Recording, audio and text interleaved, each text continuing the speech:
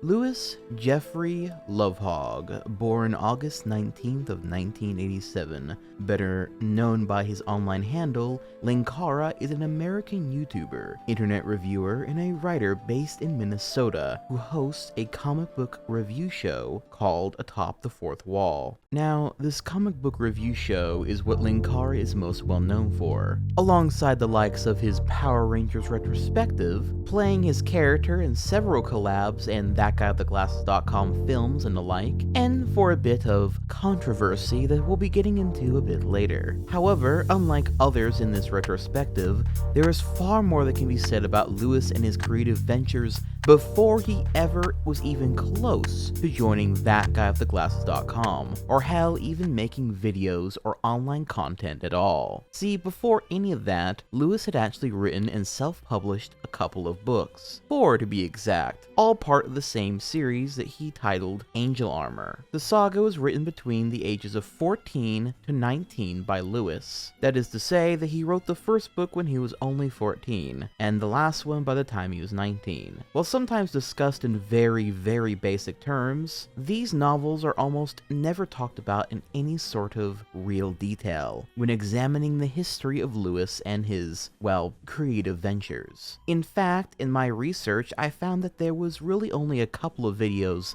in existence out there that even brought the topic of these novels up. And there's one fellow that happened to review the first book years and years ago, and that's about it. And because I'm a crazy person with way too much time on his hands, who feels the need to make my videos as comprehensive as possible, etc., etc., I decided it was time these books get the time and the light that they also deserve. And so for this retrospective, I read all 4 of Louis's books, so that you don't have to. So what sort of content did they contain? Are they good? Are they bad? Are they cringe? Are they weird? And better yet, do they reflect the mind of the online content creator that would come to be? Well, let's get into that. And by get into that, I mean, let's spend the next several hours talking about exclusively just them. Get comfy, fellas. we've got some reading to do. Starting with, of course, his first novel. Published, according to Amazon, on July 14th of 2003, the first book in Lewis's novel epic is titled Angel Armor, Just a Boy, which, yes, I do just so happen to own a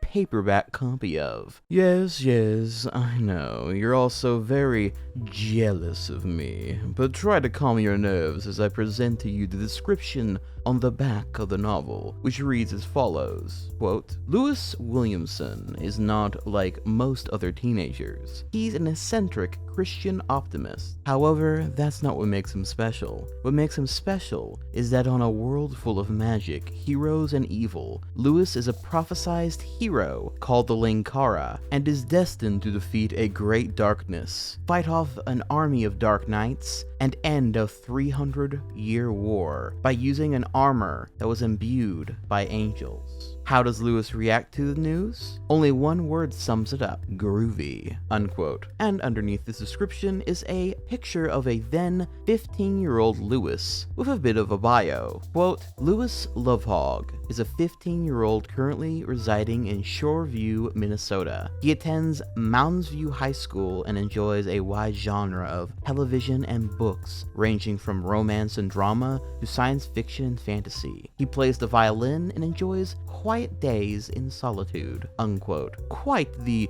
distinguished young gentleman of culture, if I do say so myself. But enough flexing. What about the novel itself? Well,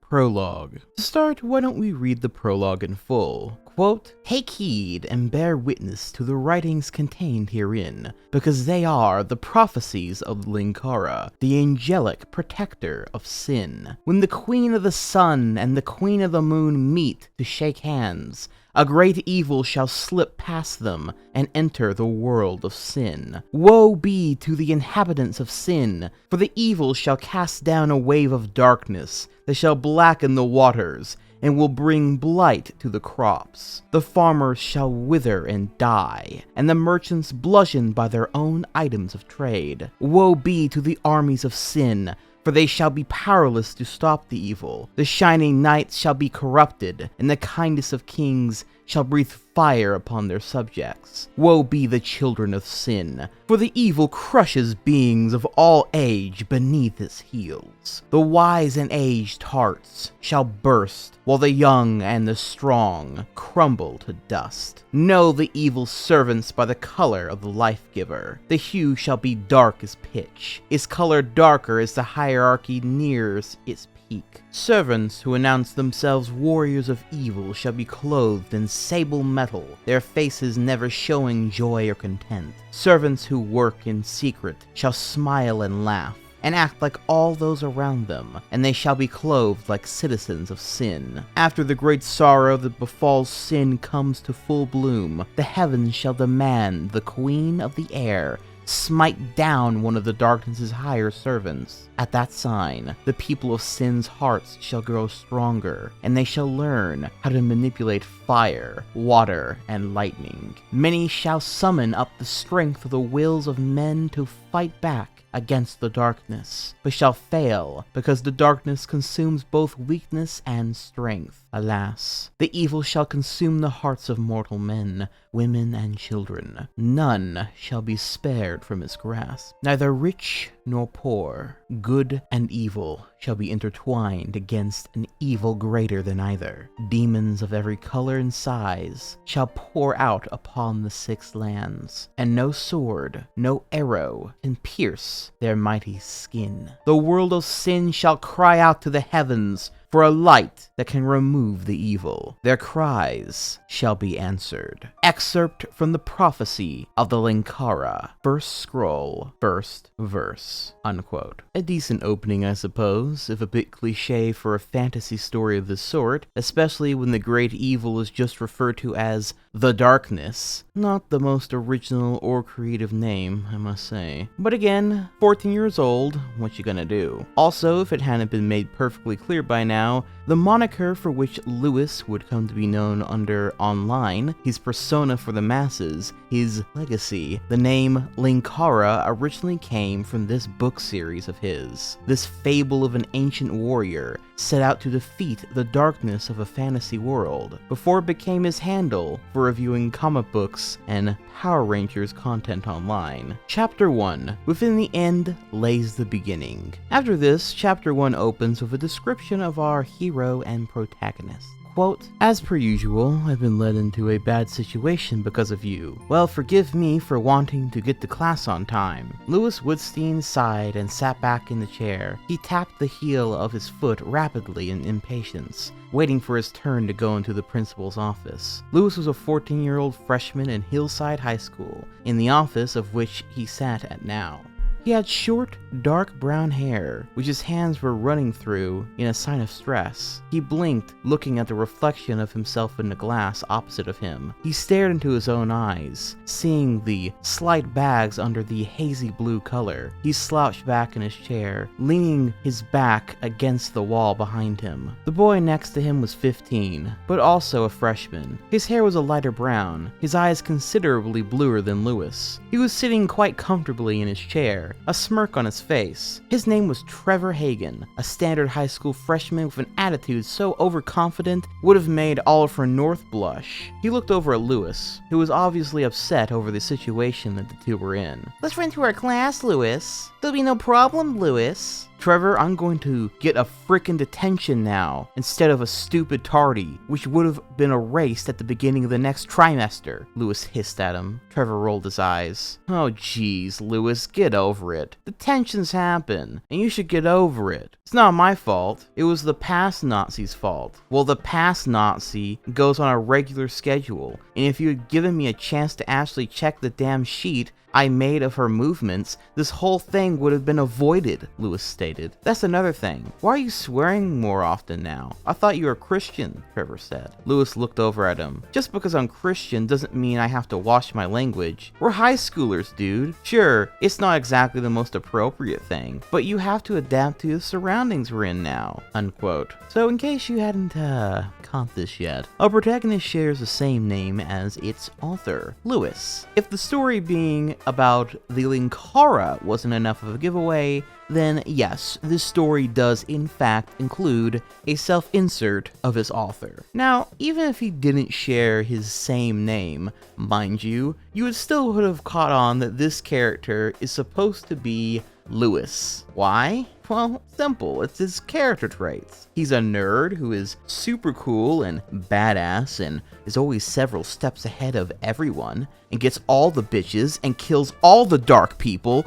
dark armored people that is, and has a bunch of sassy one-liners. Sounds like someone we know? Exactly. Other than that, the dialogue is pretty stilted here, and will be pretty much the same way throughout the entirety of this book, with information kind of clumsily being revealed through dialogue that seems a little too obvious to be coming out of the mouths of the characters that's saying it, that sort of thing. This first chapter also does a lot to establish the character of Louis to the audience, which I guess I will give it some credit for. Number one, he is a man who likes to strategize, thus why he gets angry at Trevor for not allowing him time to figure out the exact movements of the, past Nazi. Then we get this little quote later on. Louis stared out the window of the bus. He recalled all the events of the day, from the groggy and slow beginning in English, to the attempted detention by the past Nazi, to the open topic discussion of Mr. Corma's civic class. Louis looked to the back of the bus, glaring at it in anger because the kids in the back were once again attempting to harass the bus driver. After the third insult, Louis finally shouted an insult back at them, and they were silenced. He smiled, enjoying the fact that he had once again done his duty in slapping out the idiots in the society he lived in and defending his fellow human being, unquote. Yes, yet another character-defining moment for Louis. Louis is so fucking cool. He puts bitches in their place. They fear his absolute riz that emanates from his very vocal cords. Anyway, then Lewis starts hearing the sound of a voice in his head after spotting an old-looking antique store on the way to his house. But blinks, shakes his head, and ignores it, and just goes home. But he keeps hearing a voice beckoning to him to go to that store afterward. Quote, Lewis. Lewis shivered and looked around himself, a cold chill running up his spine. He looked around himself, thinking there was someone else in the house with him. He glanced at all directions quickly, trying to discern where the voice was coming. Okay, we get it! He looked all around his room! You said it like 3 times. Okay, sorry. Hello? He called out weakly. You must go, Lewis. Lewis blinked and then raised an eyebrow. He continued looking around, still not certain as to the identity of the voice. It sounded somewhat like an adult male, but there seems to be an underlying voice within it, that of a female child. And yet the vice versa also laid with it, with a male child and a female adult. Okay. To whom am I speaking to? Lewis inquired. You must leave this place now. Why? Leave. Fine. I've watched enough anime and science fiction to know that when a strange voice starts talking to you, you do what it is said. Where should I go? To the first market that your eyes took notice of after the end of an era. Lewis was already putting on his coat and heading out the back to the garage. He stopped when he heard the last thing spoken by the voice. What the hell is that supposed to mean? He shouted. Go to the first market that your eyes took notice of after the end of an era. I heard you the first time.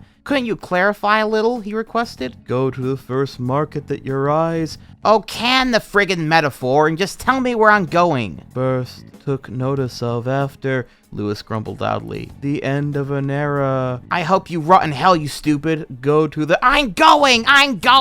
Unquote. So yes, yet another character-defining moment for Lewis. He's a hip, cool guy. He watches anime and science fiction. He's all aware of the tropes as they're happening. And so Lewis does end up going to the antique store this ethereal voice is leading him to. After exploring the place for a bit and commenting how cliche all this is and how this is just like something from a game or an anime, he then comes across a mysterious gauntlet. Quote, there were gauntlets of varying color and size at eye level. He smiled. The image of himself punching Osama bin Laden in the face with one of the gauntlets unappearing in his head.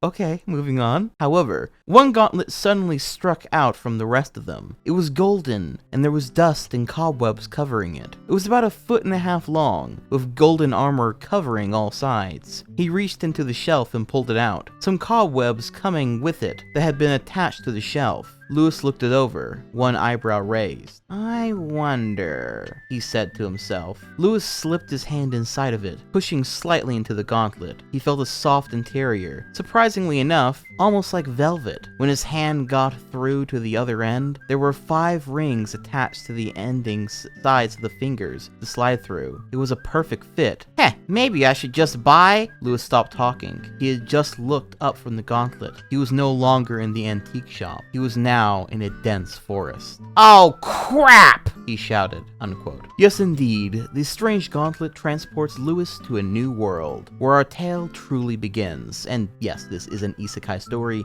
if you didn't already know. Not that there's anything wrong with it, mind you, but yeah, let's see where this journey takes us next. Chapter 2, Where the Questions Spur. So, Lewis reacts to being transported to a new world by scrimming, pissing, and shitting himself, and then thinking this whole scenario through logically. Then finally decides to start exploring this strange new world that he's found himself within, still wearing that gauntlet as it could serve as some sort of protection from, as he puts it, whatever beasties might lurk here. We then cut to a completely different scene of this character named Rain Vendre trying to buy something from a dwarf. Quote, 2 Kirkins? That's robbery, sir, Rain Vendre shouted. Take it or leave it, madam. You shall find no finer Elysian dust than mine. Took it from the mines of the 6 Sodok Mountain, where I was a minor there. There's barely any sorcery or magic in Irisel, or any town in Turlo, for that matter, which is one of the contributing factors to my departure from my beloved homelands. A profit was better made through sales here, in the ANM, than Turlo, unquote. That's a lot of,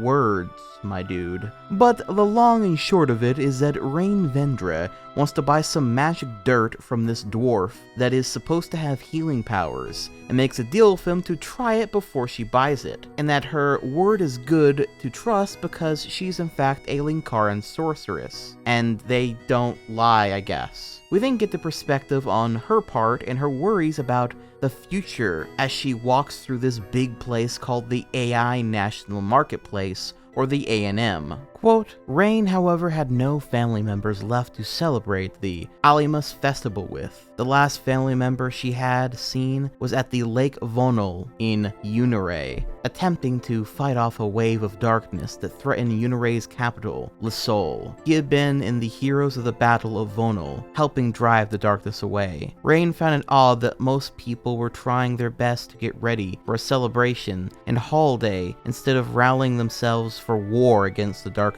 It was fairly obvious that the darkness was heading for AI. After plowing through the Zlad Delta of Gilad and heading northwest through the Unire city of Saren and Lake Vonal, one could tell that it was no doubt headed for AI to dispose of the birthplace of the largest concentration of the Linkaran faith. Perhaps I should appeal to the king, she said to herself. Ask him to begin rallying the armed forces to defend against the darkness when it finally comes. She sighed and hung her head down in sadness. What would be the point? The king doesn't even believe in the Linkaran prophecies, even though Gritsnack was killed by that tornado just as the prophecy said would happen. If only I could show some kind of proof about them. But for all we know, the Linkara might not come for another 100 or even 1,000 years, she shouted, now outside the borders of the ANM and walking into the forest. Rain kept her staff at the ready, just in case there was some demons or orcs that were wandering through the forest, unquote. Rather stiff exposition aside, we then get back to the scene of Lewis as he travels through the same forest, ends up eating a berry that he wasn't sure was going to kill him or not, and then meets a green person. Well, more accurately, he meets an orc. Well, hello then! How you doing? What? Not a big conversationalist, are ya? You don't know what I am, do you, boy? Well, you're green, really tall, evil looking. If I didn't know any better, I'd say you're Fidel Castro.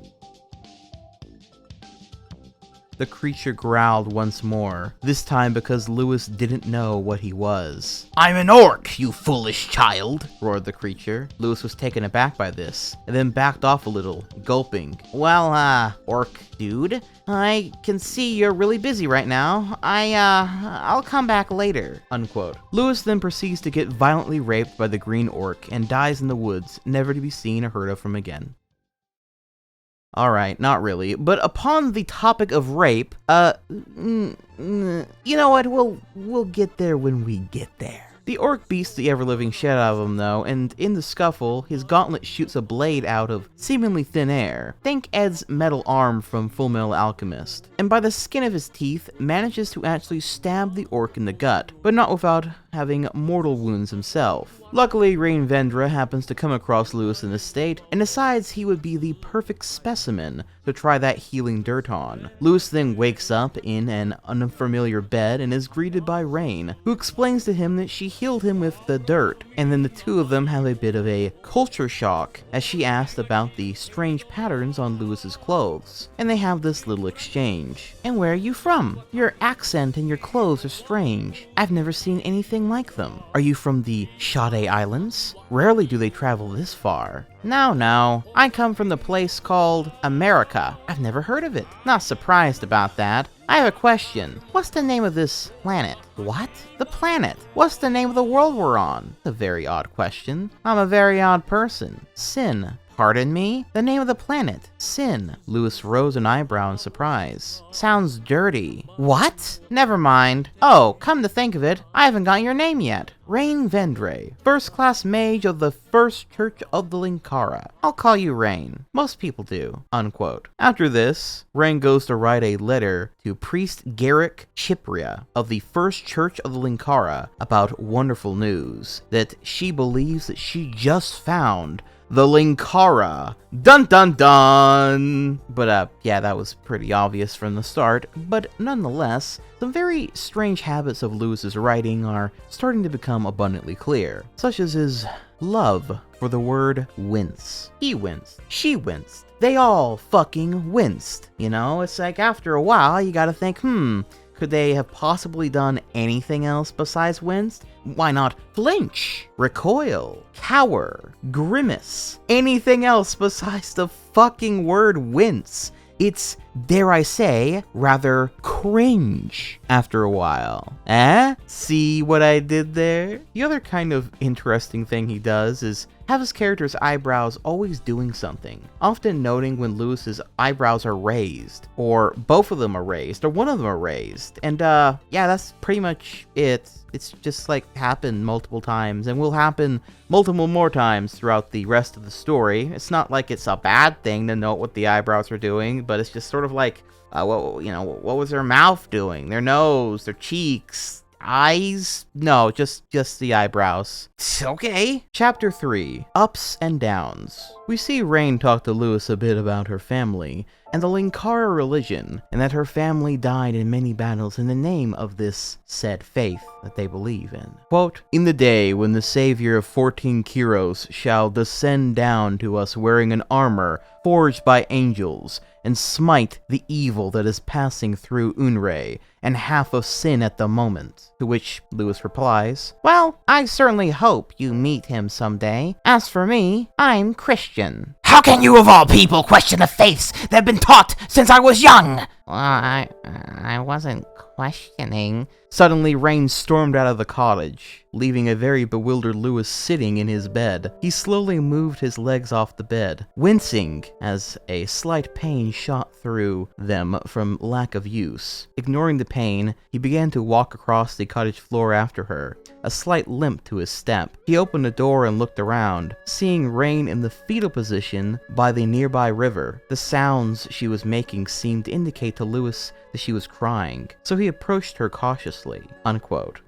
What the fuck? Well, that was sudden. Rain went from a curious and happy host to fucking psycho in a second. But Lewis pries and finds out that she's having a sudden meltdown because she believes that he is the fabled Linkara, the chosen one, the Jesus figure in their religion, meant to save the land, defeat the darkness, so on and so forth. Lewis, being a logical kid that he is, and knowing just how cool and awesome that he actually is, realizes that she might have a point, that she may indeed be correct. Why yes, I am the fantasy Jesus. How did you know? Skipping ahead some, they then end up in a tavern of sorts, and Lewis asks Rain if she could explain some of the history of sin in this land in general, which is just an excuse for a huge exposition dump, but it's not the worst excuse for one, since Lewis is clearly a huge fucking nerd.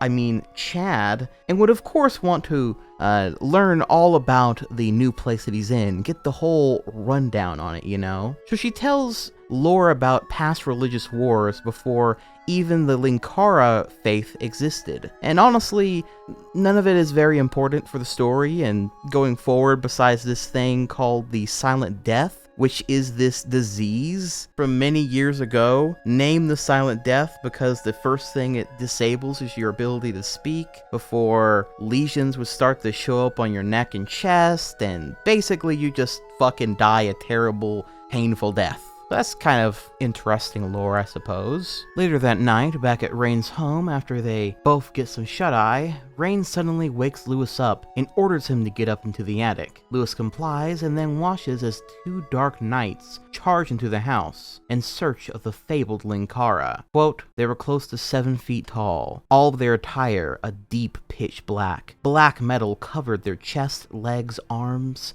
and head, with each single piece of armor having sharp points at certain areas, like the bladed shoulders or the curved blades on the lower parts of the legs. Even the swords they carried were black, with a dark aura emanating from them. "Where is the Linkara, woman?" one asked. Lewis shivered instantly. The voice was low and ominous, with a commanding tone behind it that sent shivers up his spine. Okay, I hate to interrupt this, but this is like another little thing I just have to like point out. But oftentimes when Lewis reacts to something, or really any character reacts to something, he'll say they shivered or winced or whatever, right? And then in the very next sentence, he just writes what he just wrote, but longer. Like he'll add more details, but then he'll repeat himself by saying it sent shivers up his spine, even though he just said that he shivered instantly a second ago. It's really annoying to read, but moving on. "Long gone, ancient of darkness. You'll have no hope of finding him now," Rain replied, her tone firm and powerful. "You lie. You but informed your colleagues of your pathetic church of your discovery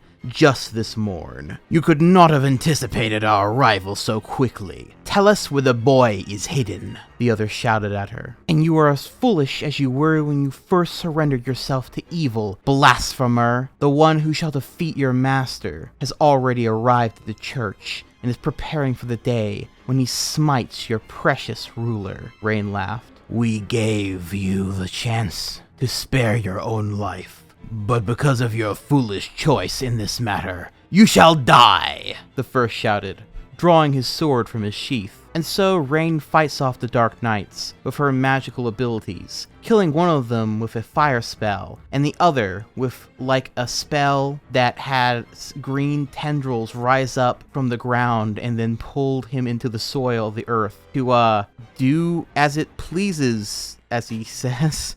However, when all seems to be secure, suddenly a third knight comes from behind Rain and stabs her. Lewis, by the way, has been watching this whole battle unfold from a crack in the ceiling floor. And so seeing this, he decides it's time to help her, and he crashes down from the ceiling. And even though Rain is literally fucking bleeding on the floor, the Chad Lewis, or should I say Linkara, still makes some time for some one-liners. Quote, "Well, hello, Vigoda," Lewis smirked. The knight raised an eyebrow in confusion, not understanding Lewis's joke. Of course, even if he had gotten it, he wouldn't have smiled. "No sense of humor? Well, I'm not surprised. Nothing funny about what I'm about to do to you," Lewis said, narrowing his eyes. "In the name of my master and the king of AI, I shall slay you, boy," the knight said, raising his sword up in preparation for the battle. "Just keep talking, asshole. While you do,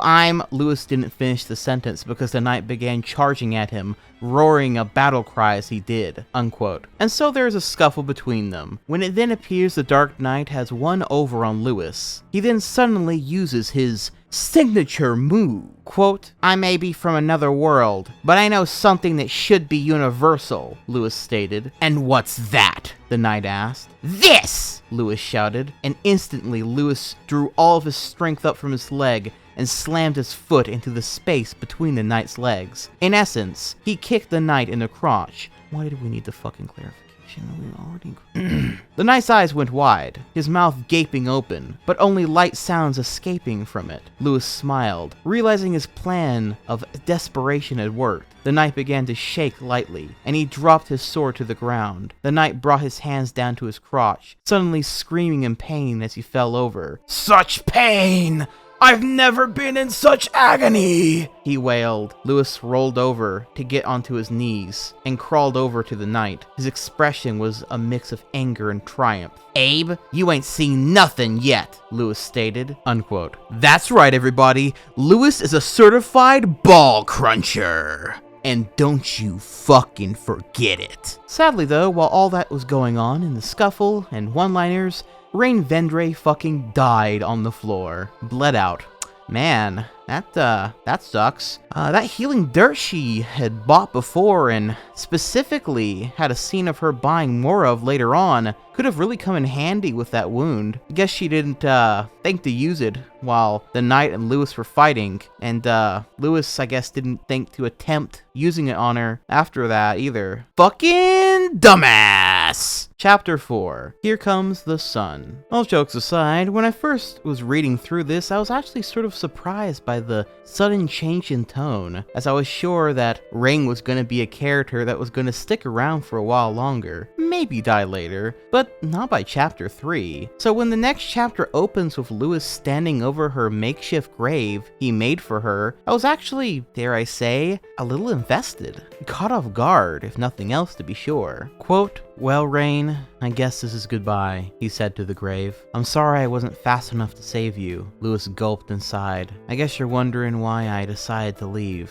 I need to go search for more answers, and unfortunately you can't give them in your current state. There are so many questions, especially with this whole Linkara bit. I'm sorry that I have to take your staff, but the kind of magic you seem to have could be useful in protecting me." By the way, do note that reading this now, I realize he went out of his way to mention taking her staff with him, but he actually never uses it ever in the story after this. So, Lewis turned his face from the grave and bit his lip. This wasn't supposed to happen. It never happens like this. The hero is supposed to meet someone who will guide them throughout the rest of their journey, and that someone isn't supposed to die before the quest even starts. What sort of hero am I supposed to be if I don't even know whom I'm here to save? Unquote. And just like that, my investment is fucking dead. It's over! The whole meta commentary thing really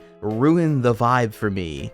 You could have just had a nice scene where he mourns this girl who he just met and who he was developing a friendship with in this world he doesn't know, and then chooses to find out what his destiny is beyond this based on the little bit that she gave him. And because she gave her life for his, and gave him some investment in all of this, which I suppose that is still there, mind you, all these elements are still there in the story, but it kind of gets lost and up its own ass when you need to constantly be reminded how this is cliche, or how this goes against the norms of this sort of fantasy type of story. Especially when you have the actual character yelling it out. It's really fucking cringy, man. But nonetheless, I guess this is the way of the Chad after all. Linkara has no real investment in this woman. He's just here to talk about how this really didn't go as per according to plan of the fantasy tropes. But nonetheless, he does vow to never forget Rain, and then travels through the woods until he reaches the church that Rain sent the letter to after 5 days of traveling through said forest and nearly dying of dehydration. He actually just straight up collapses outside of the church and wakes up to the sight of a cat girl. Lewis opened his eyes and was instantly thankful that he did. Sitting near the bed was a girl roughly 14 or 15 years old in a chair. Lewis couldn't tell the girl's eye color, but he did note a few things about her. First and foremost was her golden hair that flowed down over her shoulders and down half her back. The next thing that Lewis examined was a large tattoo on the girl's face. It laid right beneath her left eye, arranged in a pattern Lewis was totally unfamiliar with. However, the two things that Lewis paid special attention to were the ears and tail. Yes, a tail. The tail was limp at the moment, hanging down the side of a chair. It was about 1.5 feet long, slender and covered in brown fur. The ears were also something different. Instead of rounded and close to the head like normal ears, her ears extended out a little to the side and were triangular, with 2 earrings in each. A blanket made of fur from a large animal covered her sides to keep her warm. Lewis wondered how long she had been asleep. Lewis looked up to the ceiling. Please God, let me have wound up in a monastery for stripping cat girls. Unquote. Yes, indeed, there are cat girls in the world of sin.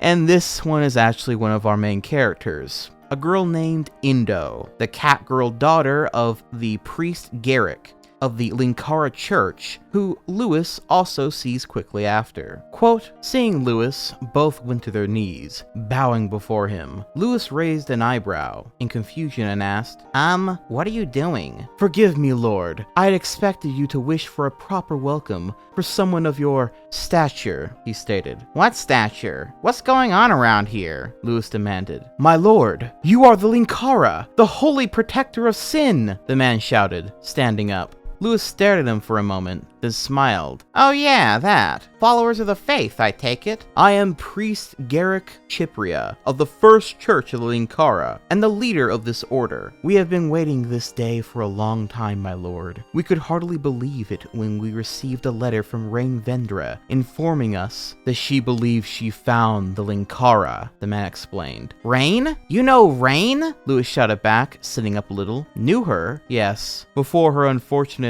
Garrick replied, wincing a little and not finishing his sentence, unquote. After this exchange about Rain and whatnot, Lewis then demands that Garrick tell him the whole story and history of the Linkara religion, since he's tired of being in the dark about it all, and really needs to know what the hell they think he's supposed to be doing. He also learns the lore about the cat girls as well. I would go through the trouble of reading it all to you, but I'm just gonna skip through this and just tell you the lore on the cat girls is that they are a combination of cats and girls. Yeah, it's pretty cool, right? As for the lore on the Linkara, it was a guy who prophesized that there would be a fucking guy that came in to defeat the darkness, and people are like, that sounds good, and then they stood around waiting for him. And there's kind of a bit of a recontextualization of the prologue where he just kind of describes the prologue again. But yeah, in essence, the Linkara is the chosen one to defeat the evil guys or the darkness. We as the readers already pretty much know all this information. This is all just being repeated, I guess, for the sake of, well, Lewis knowing about it and for kind of setting it firmly down, yes, this is indeed a chosen one story. But while this is all going on, Lewis in the meantime is thinking this, quote, dear God, he thought, she's pretty. Damn hormones. I don't know if I'm feeling love or lust. Why the hell am I even thinking about this? I have other things to worry about, like destroying the darkness thing. Yeah, at the end of the day, Lewis just really wants to fuck a cat girl. He doesn't really give a shit about this darkness stuff or anything. But then, out of nowhere, a bunch of dark knights attack the church. Chapter 5. Answers and questions alike. So even though Lewis is still recovering from his 5 days of, well, fucking dying, he gets up to help with the Dark Knights downstairs, where they have just freshly slain a girl. Anyo! Endo cried, horrified by the sight. Lewis presumed that that was the name of the dead girl. What an astute observation! The Dark Knights looked over the three who had just entered and narrowed their eyes. One stood up ahead of the other two. The next presumption Lewis decided to make was this Dark Knight was the leader of the pack because of the black horns that came out from his helmet. He never remembered the 3 knights he had fought back in Rain's cottage to have the horns. The girl refused to tell us where the Linkara was. I certainly hope you can provide us with better answers,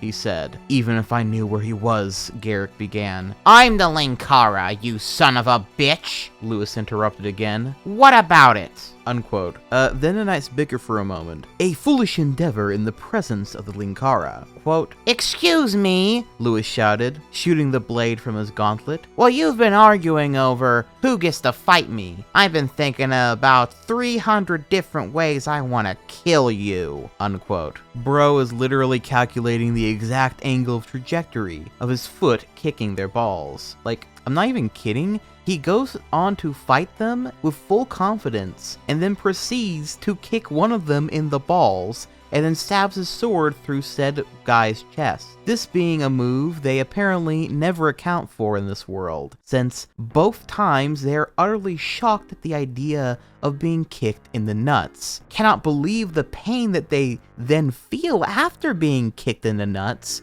and seem to be awestruck at the fighting tactic at all. Like, do the Dark Knights just not understand that they have testicles? Have they really never considered this to be a painful weak spot? Since they clearly have no armor there. I mean, they're described wearing all this armor, but they don't have any armor or crotch pieces, chainmail for their balls? Well, I would say no at first, and then would proceed to say that this is literally one of the dumbest fantasy universes and evil factions ever to have not accounted for this. But then there actually are Dark Knights later on that have protective armor pieces for their crotches later in the book, but like higher ranking guys, I think. But like, why don't they all just have crotch pieces then? Why even have armor if your natural weak spot has literally none? I mean, at that point, you might as well just not wear any armor at all. What's the point of all this evil, sharp, dark armor if you got no armor for your ball? Oh, okay. You know what? I've been talking about balls entirely too much, so I'm now going to shut the fuck up. But, it's pretty silly regardless. But anyway, through that action, and the help of Indo using some protective magic, they do end up killing 2 of the knights, and then capture the 3rd one for the Linkara to torture and get information from. Which he does, and ends up finding out that the Dark Knights were sent here under direct orders from the King of AI. Quote, Garrick and Indo gasped, unbelieving of Lewis of what he just said. And there's further evidence, Lewis continued. When the knights first attacked Rain's cottage, they said that they'd kill me in the name of their master and the King of AI. The knight talking about the king reminded me of it. Lewis turned to face the two. Garrick was still in shock, but Indo glared at Lewis, frustrated at what he was suggesting. That's preposterous! The king is a kind, gentle man. Although he is not of the faith, he would never join forces with the darkness. Lewis winced. Well, that's what I heard, and that's what he told me. That being in there deliberately joined the darkness. It is a product of darkness, evil and despair. We should kill it now and stop listening to the lies it spews from its mouth, Indo shouted. Well, it's my call, and I say he lives, Lewis ordered. Indo winced and stepped back, hanging her head down. Silently, she replied, You are right, of course, my lord, unquote. So, the King of AI might be an evil puppet of the darkness. But then Lewis decides he wants to read the actual prophecy of the Linkara they keep quoting from. So they all take this test where they step into a pool of water to make sure it comes out clear, because people under the influence of the darkness will make water turn black if they touch the water. Then they open up the scroll. But it's only part of the scroll, since they didn't want the prophecy to fall into the hands of the darkness, or something like that. So they split it up into pieces and put it in different churches across the land. Luckily, they just so happen to have the first one. And it basically says the world will fall to darkness under the influence of the darkness, kings turn to evil, knights corrupted, blah blah blah, all the shit that we already read in the prologue. In fact, I would actually argue at this point that the story has made this particular element of its story, the darkness taking over and the Linkara coming to save the world, about as redundant as possible by now. Darkness is coming. Linkara is good and will defeat it. Okay, cool. Let's get to that part now. However, Lewis wishes to read the other parts of the prophecy for some reason, and the second part of said prophecy just so happens to be in the church down in Waltz, the same place the King of AI is in. So they decide it's best to kill 2 birds with 1 stone, read another piece of the prophecy, and find out what the fuck is up with the king. Thus Lewis sets out on a journey to Waltz, along with Indo as his companion to help protect him. Quote, after a half-hour's ride or so, he figured he'd stop and the two could have a nice peaceful lunch in the beautiful landscape. Hey, maybe she'll fall in love with you too, he thought to himself. Lewis chuckled to his thoughts. He had thought similar things back in high school concerning other girls. He had made slight flirtations with them, but he had never had a truly serious relationship before, unquote. Yes indeed, Lewis really wants some of that catgirl ass. However, sadly for him, he suddenly falls extremely ill out of nowhere, falls off his horse, and Indo goes to see what is wrong with him, thus ending the chapter. Chapter 6. another fine mess. Now, up until this point, this book has been okay, not good mind you, but honestly it's about what I would expect a 14-year-old nerdy boy to write. Maybe even just a little bit better than some in a few places. I mean, after all, I can't say that I was writing much better or hell, an entire novel at all at the age of 14. I was a bit too busy writing terrible fanfiction at that point. But it's at this chapter where things start to get really weird. What kind of weird, you may ask? Well, how about a whole chapter that amounts to Lewis getting the silent death mentioned earlier, but like an expedited version of it since his body has no immunity to the disease. So Endo runs to a local inn to get people to help him back there to try to treat his condition, in exchange for her having sex with the innkeeper. Yeah, this isn't even the only sexual thing in this chapter either, as one of the guys who comes to help carry Lewis back to the inn is described as, quote, his hair was long and blonde. He smiled with courage and dignity as he rode atop the white horse. Endo wondered for a moment if this man was a member of the Linkara, for his mannerism and his general appearance seemed to make him look that way. She blushed slightly at some of the thoughts that ran through her head, thoughts not appropriate for a Linkaran priestess, unquote. Endo is 14, by the way. Just figured I'd, remind everyone of that. You know what's really fucked up about all this is that she ends up selling her body as a means of saving Lewis's life, and then it turns out that there's no fucking way for anyone to save him at the end, meaning she did that for absolutely nothing. Chapter 7. Secrets, Bargains, and Lies 1. Actually, no, I lied. The really fucked up part is right after, in this extremely strange chapter, about Endo selling her body to save the Linkara, and her dirty thoughts about random men. She then finds out the cure she needs is on the belt of a bunch of dark knights that waltz into the inn, and are welcome here for some reason. I mean, I guess a customer is a customer. Also, the dark knight that just so happens to be holding the cure is a woman. So Endo goes on to try to steal the potion or whatever, but is then immediately caught by the knight in question. This long-haired, dark knight woman, who, interestingly enough, decides to just give the cure to Endo, not knowing it will, ironically enough, help to save the life of the Linkara, the very person they are trying to kill. However, there is an exchange for this potion. She has to have sex with her. Quote, and secondly, you and I must have sex. Endo's eyes widened. She looked up into Mira's face, gaping at her. Pardon me? Despite propaganda to the contrary, the Dark Knights do take some pride in their work. Although we never smile, we do enjoy the rigors of physical expressions of love. We have sex, but mainly to ease tension or to produce more soldiers for the Darkness's great army. Also, my young priestess, for you and I to engage in such an activity, you would have the eternal shame of being forced to have sex with your most hated enemy. You never again being a pure priestess. Now, do you accept the terms of the agreement, priestess? Mira said. Endo turned to look at Lewis. Even though he wasn't conscious, she could see the pain he was going through by the single tear that escaped his eye and moved down his lesion-covered face. I accept, unquote. Might I all remind you once again that Endo is 14 years old, about to have sex with a adult woman character. Yeah. Mind you that this was written by a 14-year-old, as I keep noting, so maybe he didn't really think it through, or understand just how weird this whole scenario is, or how fucked up it is at the very least. Or maybe he just wanted to be edgy and fucked up and did know what he was doing, because that's just how teenagers are, to be honest. Or maybe he found all this very stimulating, if you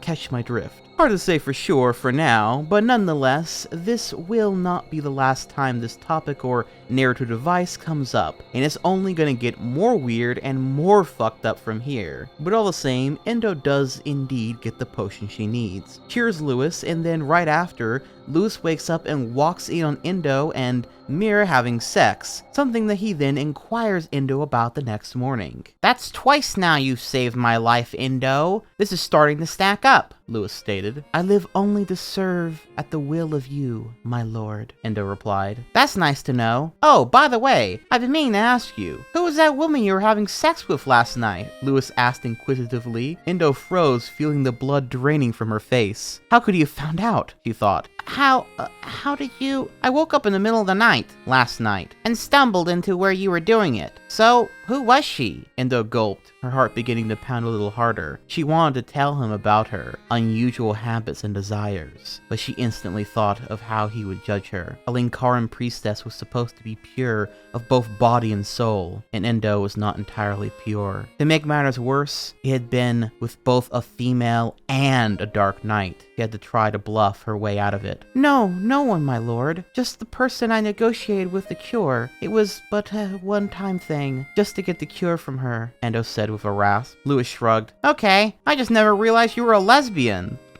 Endo was quick to note that she's actually bi, though, making it known she's still very much up for some Linkara Chapter 8, King's Test 1. Now, I forgot to mention them earlier because there was a much more pressing issue to discuss earlier in that chapter. But while Louis was unconscious and dying, this guy named Lithmanar tried to steal his golden gauntlet. And well, after Louis and Endo set back out on their journey, they then begin to be followed by him, and he is described as, quote, a boy not 17 years old, with sandy blonde hair, expensive boots, hard leather armor, and a metallic waistband. Louis didn't recognize him, but Endo did. You're the man who tried to steal my lord's gauntlet, she exclaimed. Hey, I was only examining it to give him an advertisement for prices. But before Lithmanar could finish what he was saying, Louis leapt off his horse and held the blade to his throat. Lithmanar froze, gulping as he looked down into the eyes of his captor. You, Louis said, tried to steal my gauntlet? Lithmanar gulped once more, rasping out, yes, sir. Louis smiled, releasing Lithmanar's throat. Okay, just wanted to know that. Now why are you following us? Unquote. To which Lithmanar admits that he is a thief and a merchant, and sees an excellent business opportunity, and he figures if he sticks close to Linkara, the chosen one, he's sure to make some profit, somehow. Endo is hesitant to have him accompany them, but Louis figures his thieving skills may come in handy in the future, so he decides to let them join their party. So anyway, they make their way to Waltz and meet up with the priest of the second church of the Linkara, this guy named Dandler, who is expecting their arrival, as he says. So he prepared a meal for them all and explains to them the odd goings-on of the city and the king's strange choices in regards to the defense against the darkness and its knights. Quote, well, the king has been acting strange lately. In what way? Louis inquired. Most of the people in the city are kept abridged of activities of the military along AI's southern border, most because of the amount of men from the city are sent there when they enlist into the army. Well, more recently, there have been reports of increased activity of Dark Knights coming across the border. The tales say that they've been ordered to avoid confrontation with them at all costs, and others say that their position are usually moving further and further away from the center of the defensive perimeter, Dandler explained. Almost as if they were openly inviting the Dark Knights to invade, Lithmanar conjectured. Exactly, and I hear that any time someone speaks up against the troop movements, they are imprisoned in the king's dungeons. It is why I am reluctant to speak of the matter, Dandler stated, wincing. It's alright, Dandler. It seems we'll have to confront the king ourselves. Not now, however. First of all, I hear that another piece of the Linkaran scroll is located here. I'd like to examine it, Louis said, unquote. And so they go and read the second part of the scroll, which says that only the Chatnagil can fight the darkness, influence, and pure blinding evil. There shall be one uniquely gifted to wield Chatnagil, a word Louis nor anyone else seems to understand. It also says a bunch of stuff about him wearing clothes with mysterious patterns and being a 14-year-old, yada yada yada, basically just confirming that Louis is in fact a Linkara.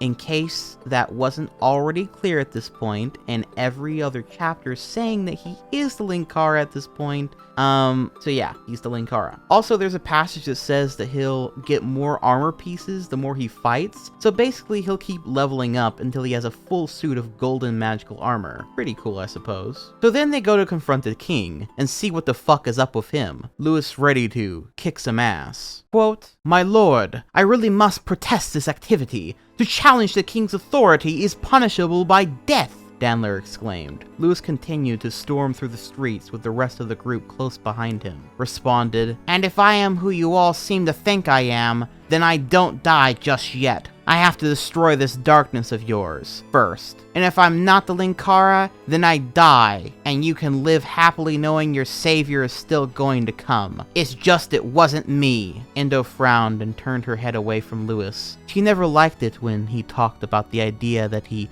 might not be the Linkara. She remembered the horrible things she had to do in which to save his life, and if it had been in vain, well, needless to say, she didn't want to live with the idea that she had to have sex with the enemy for no good reason. She sighed, wondering why she felt such impure feelings. She was constantly attracted to males, and yes, sometimes even females. She never understood why she was like this. Yes, most girls did start marrying men at 11 Kiros, but she was supposed to be a Linkaran priestess, one of pure thought and body. Endo realized that if her father ever found out about her activities outside the church, he could do more than just ban her from entering another Linkaran church. She could be thrown out of the entire Linkaran faith itself. And so she just had to request to Lewis that he not tell her father of her activities at the inn, unquote. Oh, well that's pretty cool, you know? It's kind of nice getting this little moment of reflection from Endo, and how old is the age of consent here? Fucking 11? What the fuck?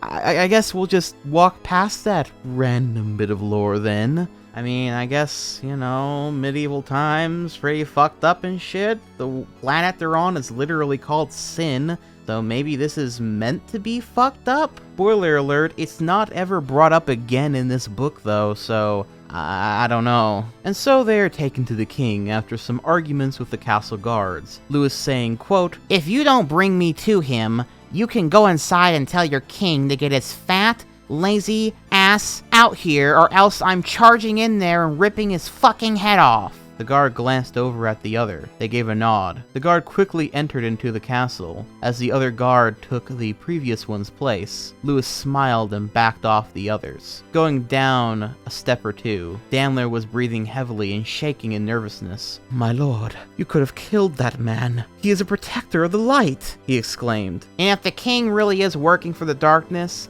then he's a servant of evil. Even then, I knew I wouldn't kill him. It's just I really like to see the looks on their faces when they see a 14-year-old do a move like that. Wait until I show them how I run up a wall, and I never needed any Linkaran shit for that," Lewis said with a large smile, unquote. "God, he's so fucking cool and fucking badass and sick. Lewis is so fucking cool, guys." Bro was fucking running up walls before he ever became the Linkara. But yeah, so they meet the king, but the king doesn't believe in the Linkaran religion, and so he doesn't believe that Lewis really is the Linkara or whatever. And so he decides the best way to prove that he is indeed this all-powerful Jesus figure is to have him fight his most powerful champion, which Lewis happily accepts the challenge. Chapter 9, King's Test 2. Okay, so this chapter is like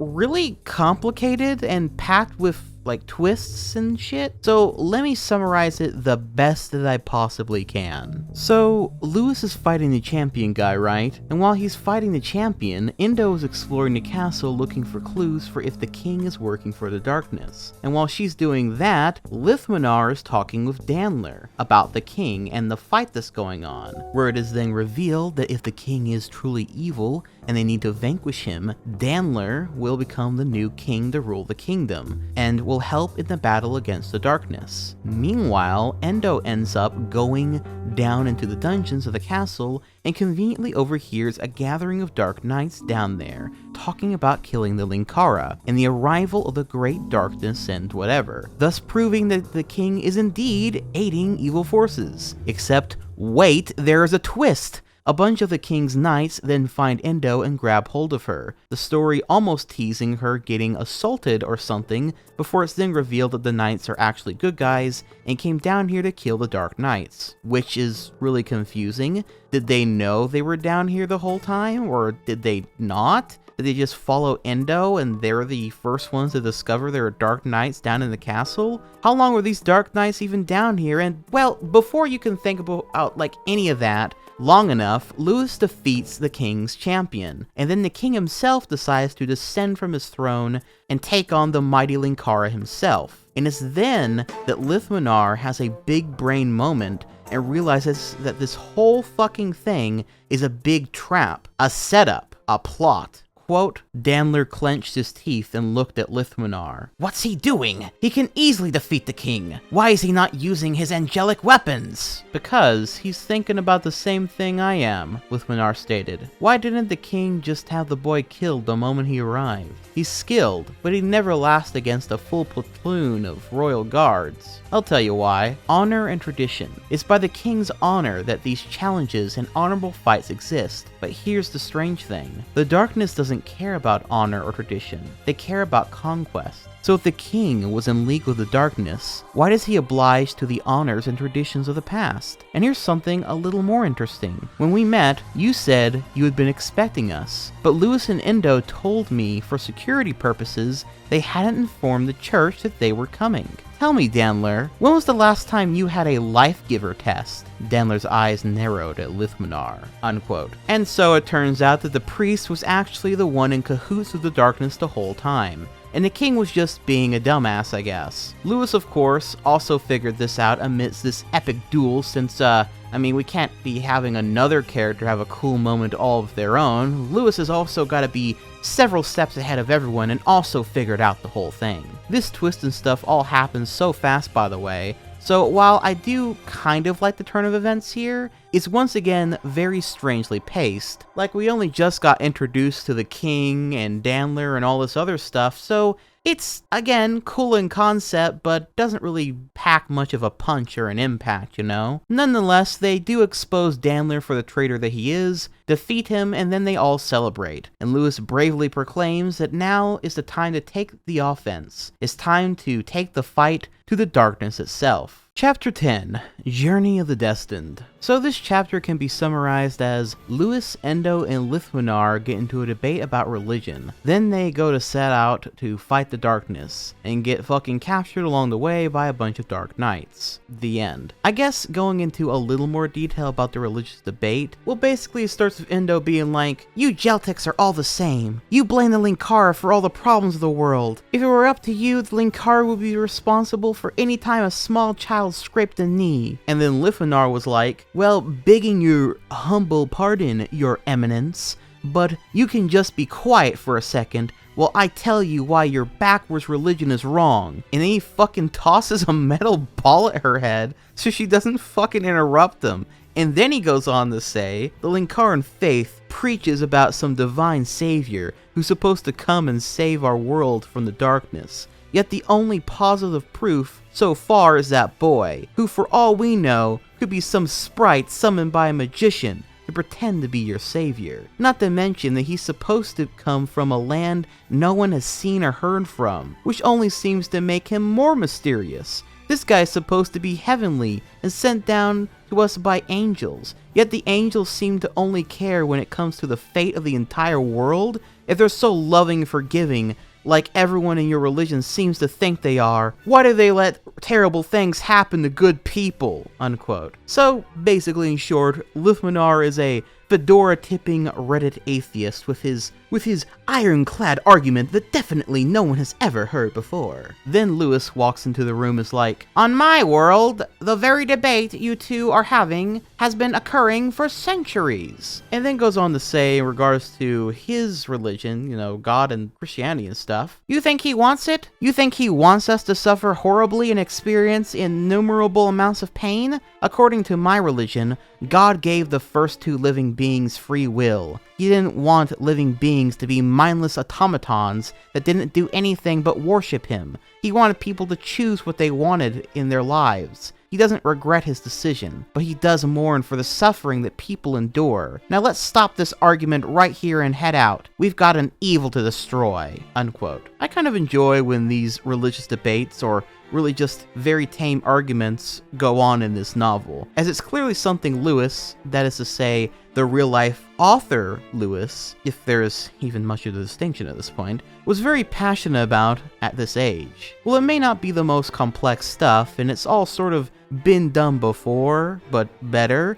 I don't know, I find these parts somewhat charming. Maybe it's because I just love things that deeply reflect the mind of their creator, like that of Chris-chan or Mike and Melissa, that sort of effect. Not that I'm comparing this to Chris-chan and Sonichu and things like that, mind you, it's just the most popular example of such a story. It's a little bit soapboxy in a way, but that too is a part of the charm. But anyway, after this big argument and they set out, like I said, they then get captured. Chapter 11, Dark Raven. So this chapter opens with our trio bound up and ready to be killed. And as they wake up, they overhear an argument going on. Quote, "We should kill them now and be done with it. The Great Darkness believes that killing him will accomplish nothing. He would be better suited joining our side." And how exactly do you propose we convince our enemy to join our side? "We do not intend to convince him. The darkness shall force him itself. Now we must bring them to the Zlad Delta immediately. Well, actually only the boy. The priestess and the thief shall die here." Unquote. Now I know this is one of those cliche things that villains do from time to time, but why does the darkness want or need Lewis? Why not just kill him right now? Usually this is the sort of offer a villain might make after a hero has managed to achieve many victories and have the villain possibly cornered or close to it. Or if the Linkara is integral to his plan to taking over the world, which, spoiler alert, does not seem to be the case at all. Or at the very least, if it is the case, it is never revealed to us, ever. Here it just seems like a convenient way for them to not all immediately die here, since there are plenty of other times that the Dark Knights still try to kill the Linkara, like before and after this moment. But whatever. Anyway, there is a scuffle, and amongst the scuffle, Linkara gets a sudden upgrade in the form of new golden boots. Oh yeah, I forgot to mention this in the other chapter, but when Linkara was fighting the King's Champion, he also magically gained a second gauntlet there too, so he's gotten a couple upgrades now. But then, amongst the fight, a new character jumps onto the scene. Quote, "All of a sudden, a woman leapt down from the heights of the trees, landing before the sorcerer in a crouching position. The woman came up holding a metallic bow and arrow, both of which were aiming at the sorcerer. Lewis examined this new woman with great care. She didn't appear to be much older than Lithmanar, probably around 17 or 18. She wore white armor that gleamed in the sunlight with a bright intensity. Her hair was short and white." Unquote. This, as it is then revealed after she helps him out, is White Raven, the final member of our little ragtag group. Except she almost doesn't become one of the members of the party because Endo really wants to kill her. Quote, "Endo, what the hell are you doing?" Lewis shouted. "It is she, my lord. It is White Raven," Endo shouted back. "Okay, please try to remember that the guy from the other world here doesn't know what you're talking about," Lewis stated. The woman, now identified as White Raven, merely looked over at Endo with eyes filled not with anger or mistrust, but self-pity and sorrow. "My lord, please! 100 years ago, a woman joined the darkness. No one is certain why she did, but all we know is that when she did, she became one of the most feared servants of the darkness. She became known as Blood Raven for her habit of drinking the blood of her victims. She's the Butcher of Vaughn, the title given to her after she massacred a village called Vaughn, killing 500 innocent people and drinking their blood," Endo shouted. "And if that's the case, then why did she just save me?" Lewis asked. "Because I smiled," White Raven said. Lewis was particularly captivated by the voice. She had been told by that woman standing before him was a living vampire who had murdered hundreds of people, yet her voice was soft and innocent, with a touch of regret to it. "Excuse me?" Lewis asked. She smiled. No Dark Knight except for her in the 300 years that the darkness has been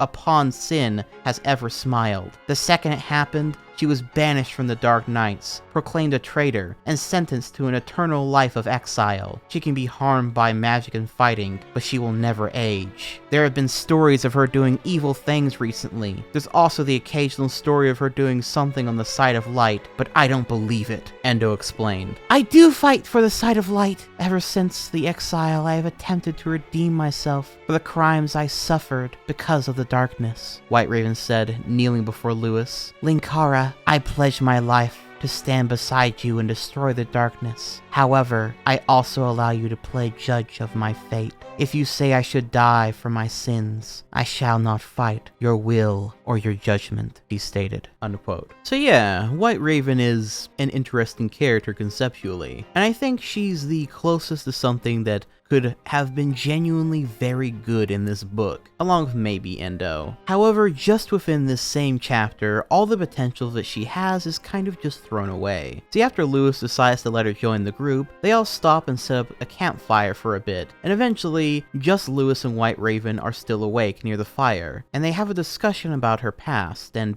well, perhaps I should just read it out. Quote, "You going to hit the hay too?" he asked. "I require less sleep than most humans. I shall remain here a while longer," he responded. Lewis sat down beside her, smiling. "You know, for someone who is exiled from the darkness for smirking, you certainly don't do much of it. Hell, I haven't seen you so much as curl your lips since you've been with us." "I don't take pride in my current existence," White Raven stated. "Oh? You prefer to be back with the oh-so-happy dark blob?" Lewis inquired happily. "Of course not, but I'm wondering why you didn't kill me." "I killed people. I murdered my own family," White Raven exclaimed. "I get pissed off at my family sometimes. I never went as far as killing them, but it's not like it's the end of the world or anything. I slaughtered innocents. I hit people in the back of the head when they're stupid. I drank their blood. I sometimes think my own blood taste is actually pretty sweet. I desecrated their corpses and tortured them for hours and days. I play Bocheri's My Net in orchestra every day as a warm-up. Since I always play it, it annoys the hell out of my classmates." "How can you even look at me?" White Raven stood up, almost ranting at Lewis.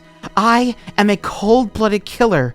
I massacred and butchered hundreds, if not thousands. I drank their blood and I enjoyed every second of their screams. How could you even look at me after what I've done?" At that moment, Lewis stood up and slapped his hand across White Raven's face. She pulled off to the side briefly before going back up and seeing Lewis glaring at her. "Get a hold of yourself, woman! For fucking crying out loud! You were a different person! Just because you slaughtered thousands of people doesn't mean you're going to do it now. Jeez, you angsty characters are all alike. Oh, my life is so horrible. And oh, why can't I just die? You wanna die? Fine. Go kill yourself then. Slit your damn wrists. Hang yourself. Fall off a cliff. I don't care. But if you do, you better be ready to surrender. To face the fact that you're not strong enough to overcome the mistakes of your past. To accept that you're just a murderer without any feelings. Which is bullshit, and therefore,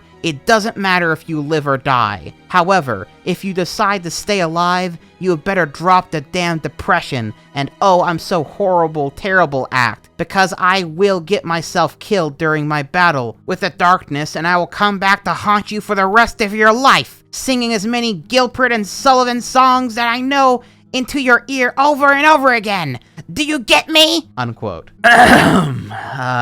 So, there's a lot to unpack here. Now, I see what Lewis, that is, the author Lewis, is trying to do here. He's showcasing a very interesting character trait for his character, Lewis, in that he's willing to forgive people who do terrible things and be an optimist to the very end. Trust them so long as they have a good heart now and are trying to do better. I actually really like this character trait, and usually these are the types of characters that I find very interesting, especially whenever their optimism is challenged by equally terrible people who force them to have to either rethink their philosophy or get stronger from it. The problem here is I feel like the character is being almost too dismissive and making a joke out of these things White Raven has done. I mean, I guess from the lol funny perspective, that is actually really funny. He's just basically like, "Shut the fuck up, bitch, I don't want to hear it."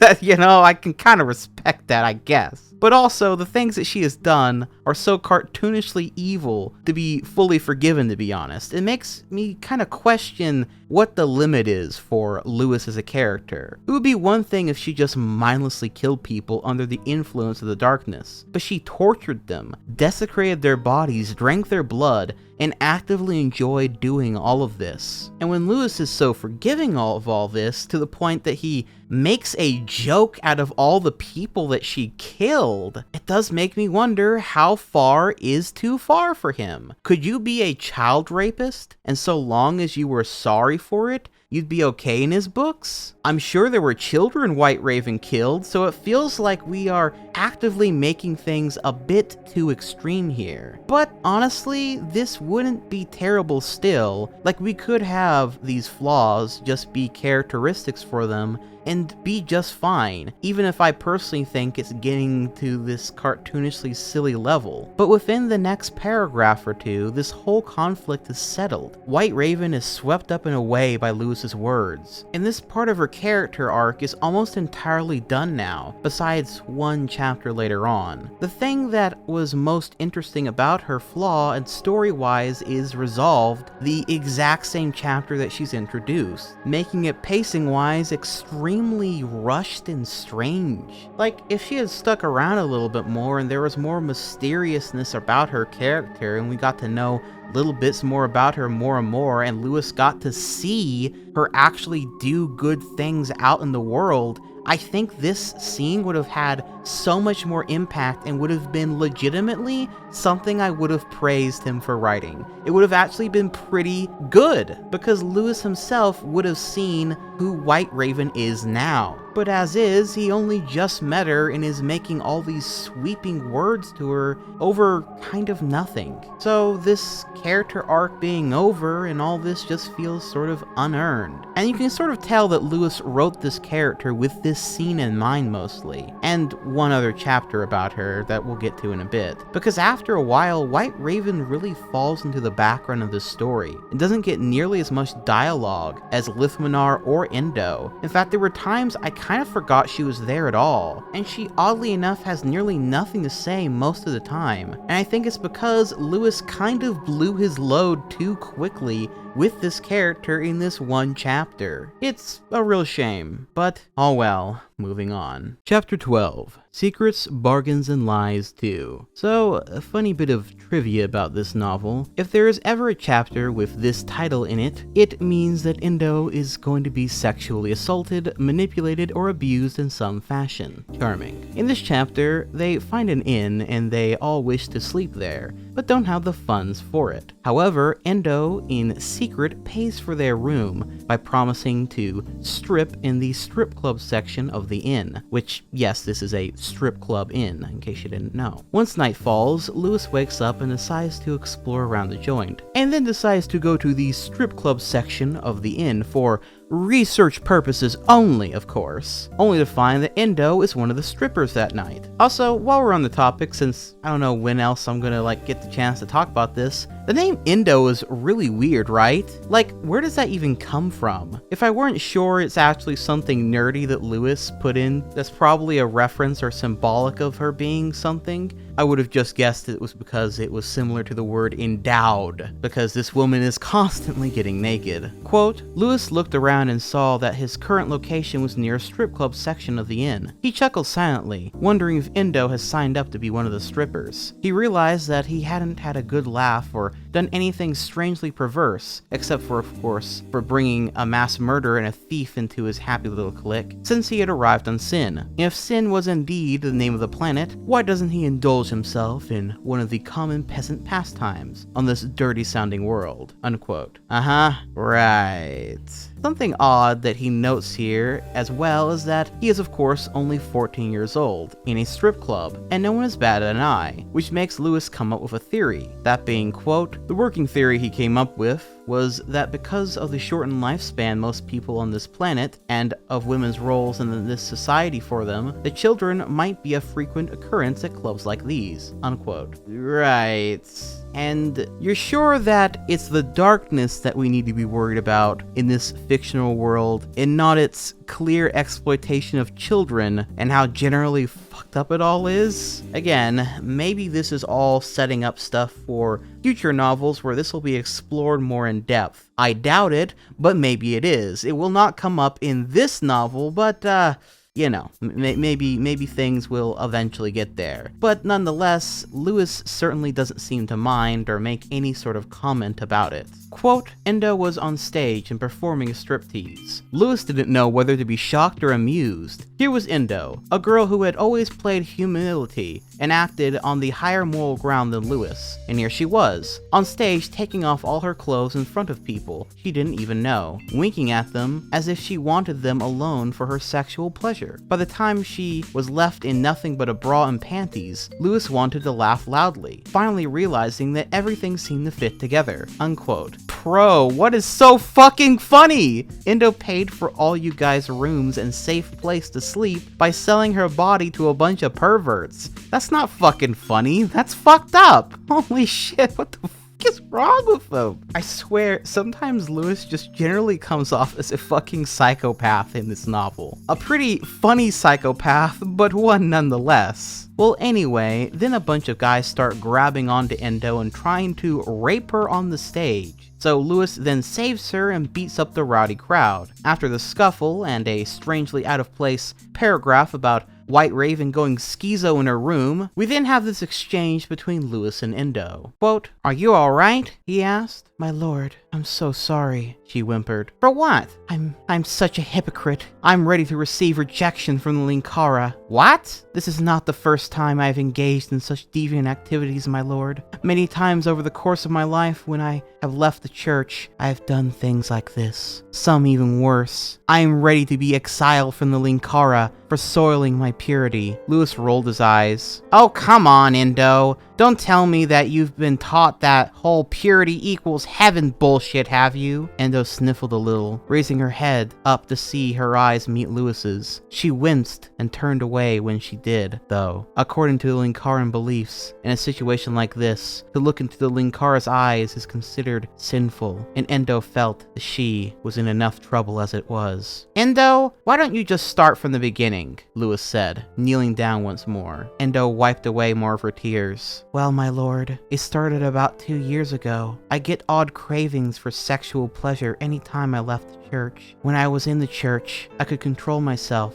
but outside the church, among so many people, I made deals, had sex, even did what I did here, dance for warriors." Lewis sighed. "And let me guess, your parents don't know?"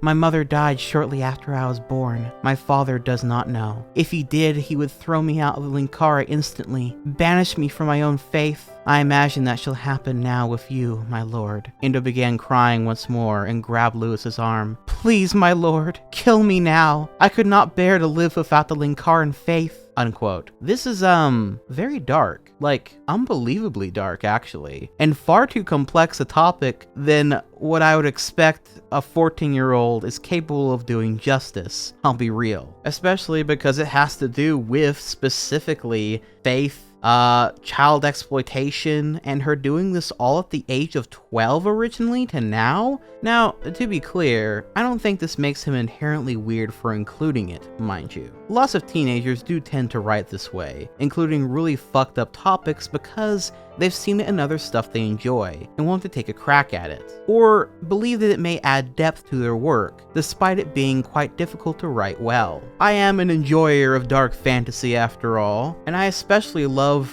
extremely dark, fucked up shit going on with characters that they have to deal with. And I guess to Lewis's credit, this is done a little bit better than White Raven's, since there was clearly some build up to all of this. That being said, however, how this plot thread is continued from here feels very bizarre to me. Quote, Lewis pulled his arm away. "I'm not going to kill you, Endo, and you're not getting exiled." "What, my lord?" "Endo, people believing themselves to be pure caused several wars on my planet and resulted in the deaths of millions. There is no such thing as pure on this planet or on mine. I don't want the church that's modeled me as their savior to think that they're any holier than anyone else. Also, do you realize how attractive you look right now?" "Excuse me?" Endo, right now, most males of my age are having hormone production up the wazoo. That means they're going to be horny little bastards around girls, and most girls find that disgusting. To meet a girl like you, who is both bi and a stripper, well,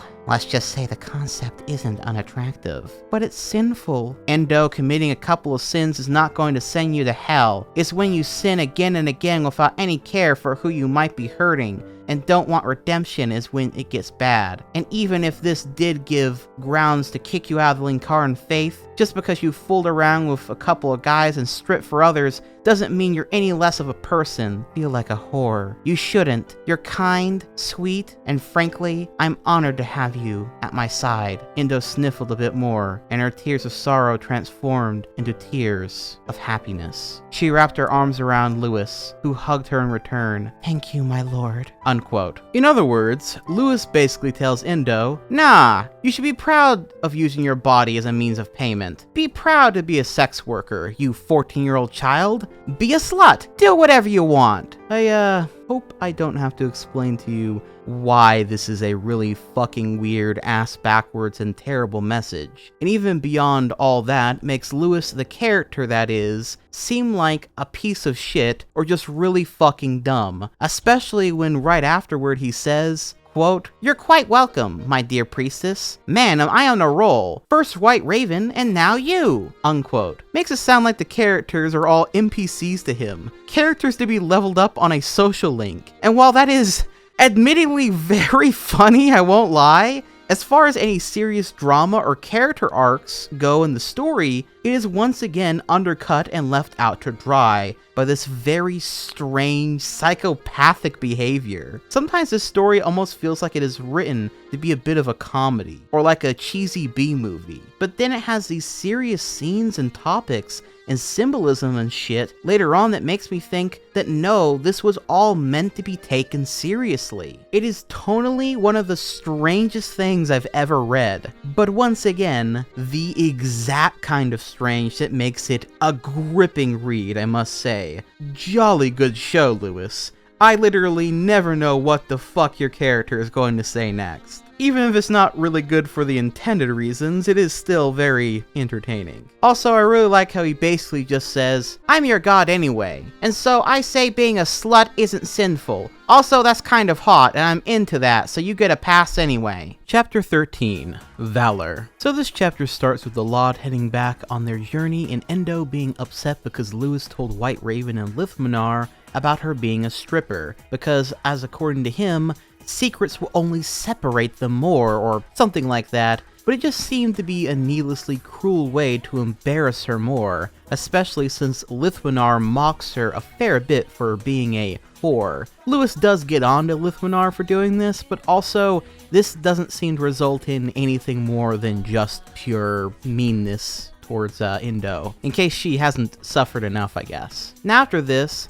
is the second chapter where White Raven kind of gets something important happen with her, because she starts going schizo, and is like psychologically fucked up because the darkness, or the darkness's influence over her mind, or mind control from the darkness, I don't know, whatever it is, it's making her want to kill Lewis right now, even though she doesn't actually want to. So, they decide the best course of action is for Endo to cast a spell that transfers both Lewis and Lithmanar's consciousnesses inside of White Raven's mind, so that they can defeat the evil influence inside of her mind. Yeah, very high concept stuff to be introduced so quickly. It is actually a very cool idea though, and in a way kind of reminds me of Persona, specifically Persona 4, because they basically go inside White Raven's consciousness or subconsciousness world and defeat her shadow, or the darkness from her mind. Also, even if a bit stilted, still, I do actually kind of like this exchange between the boys. Quote, "Kid? Yes? Why are we in a corridor?" I don't know. It's just, I don't remember entering a corridor. I know. It's almost as if we really aren't in a corridor. We aren't. How do you know? Because Indo just initiated the spell thing. Obviously, we are receiving a crude interpretation of White Raven's mind. How do you figure? This just looks like a corridor made of yellow stones. Ah, but there is more than meets the eye. No one truly knows what the unconscious mind can perceive. Although with dreams and imaginations, it might as well be anything they can comprehend. However, for someone else, who's in a more conscious state of mind,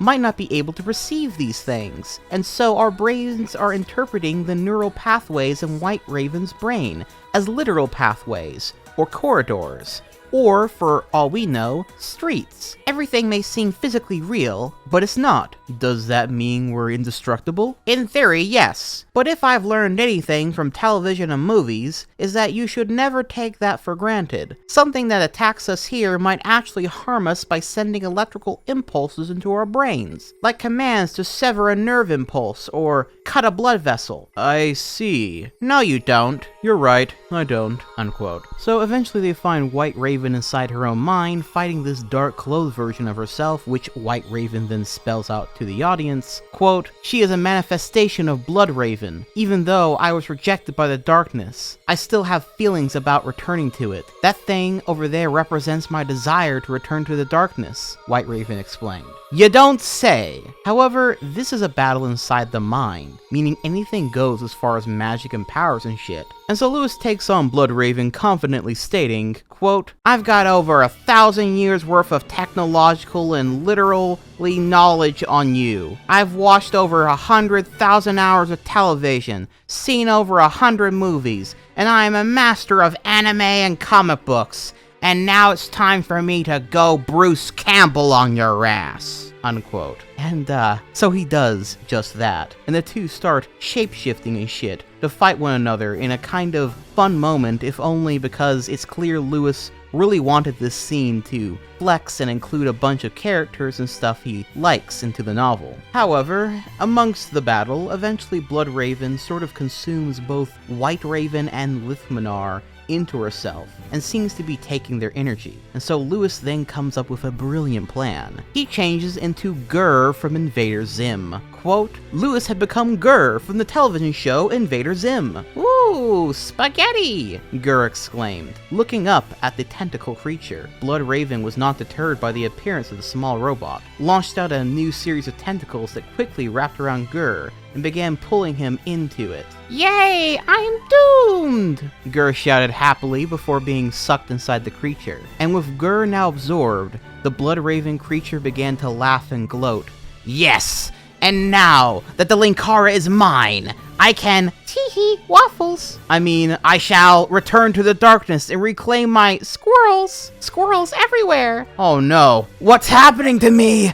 I need tacos!" Then Blood Raven exploded, unquote. Yes, Blood Raven did indeed blow up, because according to Lewis, quote, "I realized that if Blood Raven were to assimilate something totally stupid, she'd become stupid in return. She'd never be able to keep her sanity in check as long as she was singing the Doom song and screaming about tacos, so I figured she'd self-destruct." This is, it's an interesting way of solving the conflict, I suppose. It's also pretty funny because it means that White Raven's shadow imploded because she couldn't stand the idea of becoming Chapter 14 plus 15, Army of Light 1 and 2. Alright, so I put these two chapters together because honestly there's no reason for them to be two separate chapters anyway. Now what's funny is that as I read these books, I made sure to take notes along the way, as anything interesting, noteworthy, weird, or just funny came up along the way. But honestly, nothing really showed itself during these two chapters. As far as content goes, basically after they save White Raven from herself, I guess they get ambushed by a bunch of Dark Knights, but then they are saved by a bunch of White Knights,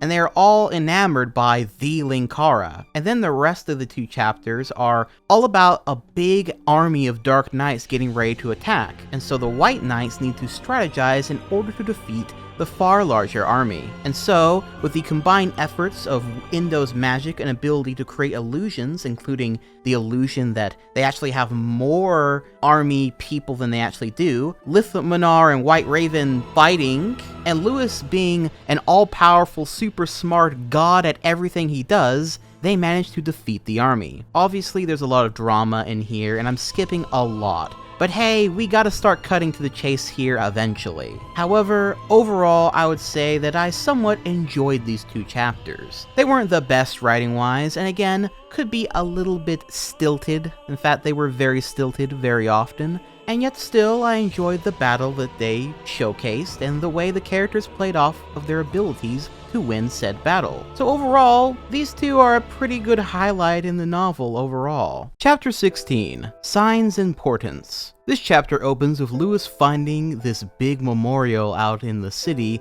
they were trying to head to, and it has the name of Rain Vendra's brother on it, to which he speaks to him and tells him about his sister, and how she died for the cause just as he did, a brave woman. It's actually a completely decent scene with no real issues and serves, I think, as a strong moment of character definition for Lewis, and a reminder that yes, people are dying for this cause all around him, and he plays an important role in making sure none of them died in vain. Even if he's a Christian and doesn't really believe in all this stuff, he's willing to play the role they want, if only to avenge those who have fallen for a better world. Good stuff. Actually, while we're on the topic, I suppose I ought to address the elephant in the room, and that is that Lewis, or the Linkara, is literally Jesus. I mean, it's pretty obvious narratively, but when you look at who he surrounds himself with, that being sinners, a thief con man, a once evil warrior with the literal embodiment of darkness who's killed thousands, a cat-girl whore. All these people are sinners in their own right, and yet Lewis happily accepts them as his equals, and tries his best to make them feel better. Even if some of the messages he gives them are a bit sketch from time to time, his heart is in the right place, I think. Either that or he's a really horny psychopath, one of the 2. Still, because this is a self-insert, this is a bit funny to think about, and is almost a what-if story if Lewis was Jesus. What would he do? It's pretty conceited, one must admit, but also, yet again, very funny, so I can roll with it. But anyway, the next scene opens like this. My own daughter! A whore! 'Tis bad enough you traveled alongside a thief and a mass murderer, but you are also a whore? Garrick shouted and kicked Endo in the stomach. Lewis growled as Garrick was about to kick Endo again, and he got between her and him. Garrick tried to push Lewis aside in his rage, not recognizing him as he continued to shout at Endo. You are banished! Not only from the Linkara religion, but as my daughter. You are no longer my daughter, you whore! Unquote. So yeah, Endo's father isn't too happy about his daughter having sex with a bunch of people. But Lewis is Jesus, and this is his religion, so he basically comes in and fucking backhands Endo's father and tells him to accept his daughter or he'll fucking kill him. And then Endo and her father have a moment of understanding by force of gun. Then Linkara reads the 3rd part of the prophecy about horses with 5 heads and this big apocalypse scenario coming to pass for the final battle of the darkness. Yada yada yada, that sort of thing. It's just more, Linkara's gonna fight the darkness, it's gonna be a big cool battle, you get it. Then, Linkara and Endo have a moment of romance together that's okay, I suppose. Quote, Endo blushed and returned the hug, closing her eyes a little as Lewis held her a little tighter. Endo, I'm going to make a promise to you. I'm not going to let the darkness or anyone else hurt you. This promise goes to the others as well. That damn thing has hurt too many people, and I'm not going to let anyone else get harmed or die by its hands. I care too much for you to let it, Lewis stated.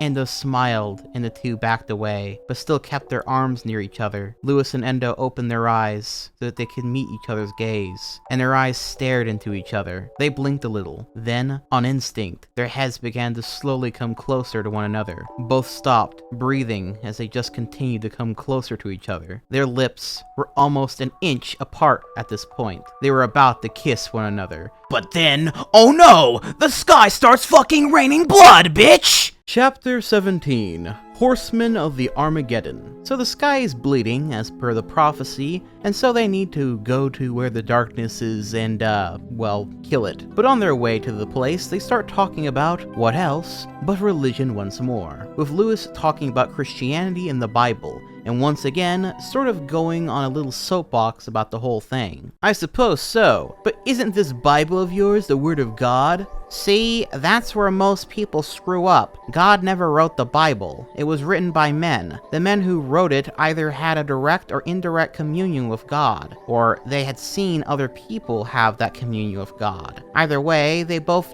tried to interpret all they saw and put it down on paper. And the next problem is that a lot of stuff in the Bible reflected the ethics and beliefs of that time period. In that time period, slavery was okay, homosexuality was an abomination, and working on the Sabbath day was punishable by death. Some people in my time take the Bible as the absolute word of God, and because of that, they become arrogant tight-asses. To them, it's become more about judging other people for their religions and or personal beliefs, instead of about Jesus' love. What should it matter who or what a person is screwing as long as both God and Jesus love them? Hell, God loves even terrorists. Of course, with them, he takes more of a tough love approach, in which he sends them to hell, but that's a different issue altogether. The point is, anyway, that so many people in my time are focused on the book and the words in it instead of the message. And what is the message, Linkara? That Jesus died on the cross for our sins,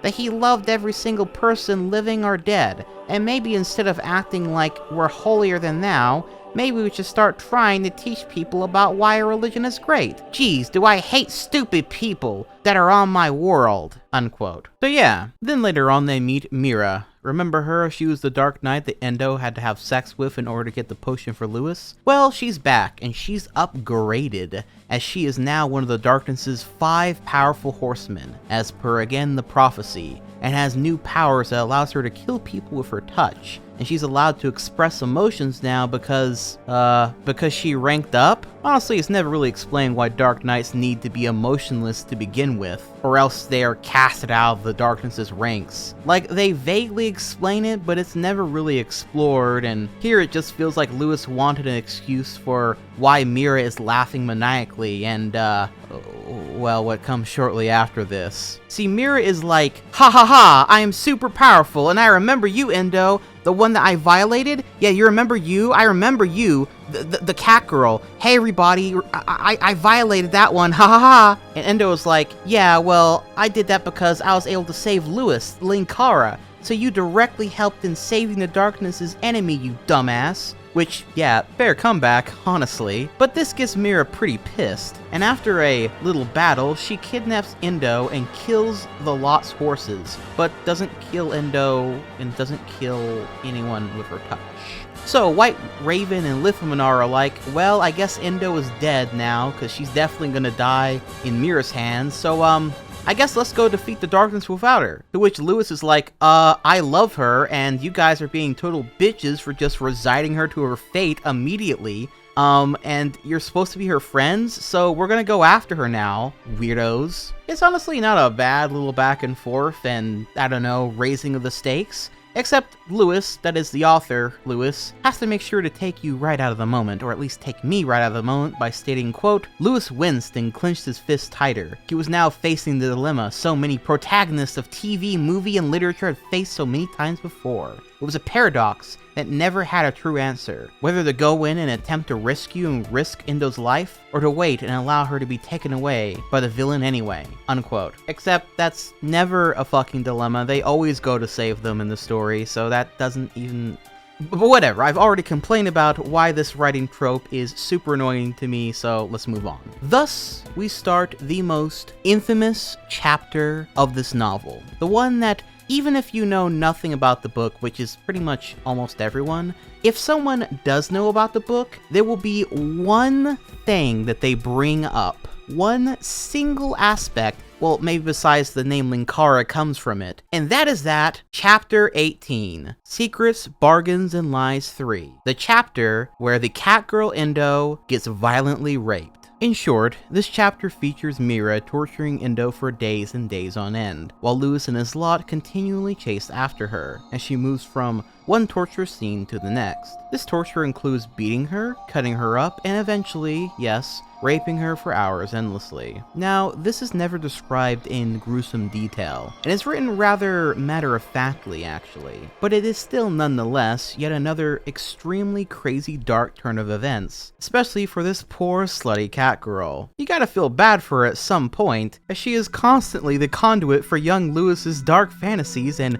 strangest bits of edgy writing. Quote, however, not only were her wounds untreated and uncovered, but also her whole body was uncovered. She also could feel very little from her arms, which were suspended above her head thanks to the rope tied to the ceiling of the cave. By now, all the blood had drained from her arms, making her feel all the more powerless to stop Mira. So far, prior to being tied to the cave ceiling, Indo had been stripped naked and now cut in addition to the blows and whippings delivered by Mira. Mira also insisted that Indo call herself Mira's whore, which only added to her humiliation. Lack of food and water had begun to take its toll on the priestess, who was having a hard time forming coherent thought and focusing on any particular thing. Her body was littered in cuts and bruises, some where the bleeding was only now coming close to stopping. Both her vagina and anus were sore from being raped by Mira, unquote. Well, that's charming. Again, not that this stuff can't be in stories, mind you. Hell, I'm a huge fan of stuff like Berserk as an example, where there is, well, rape aplenty. It's just in combination with everything that this character has been used for as far as a, message of sexual freedom and whatnot, it just all comes across as really weird here. And look, there's something I've been hesitating to talk about because I want to talk about it in more detail later, since I believe a man's art should be separate from himself as much as I can, unless it's like a direct connection between the two, which you could argue, since Lewis shares the same name as Lewis in the book, maybe there is that connection. But nonetheless, let's just say that knowing some things about Lewis outside of this novel, particularly stuff regarding a certain green M&M, makes me ponder upon how much of this was written purely for the fact that he was getting off to it.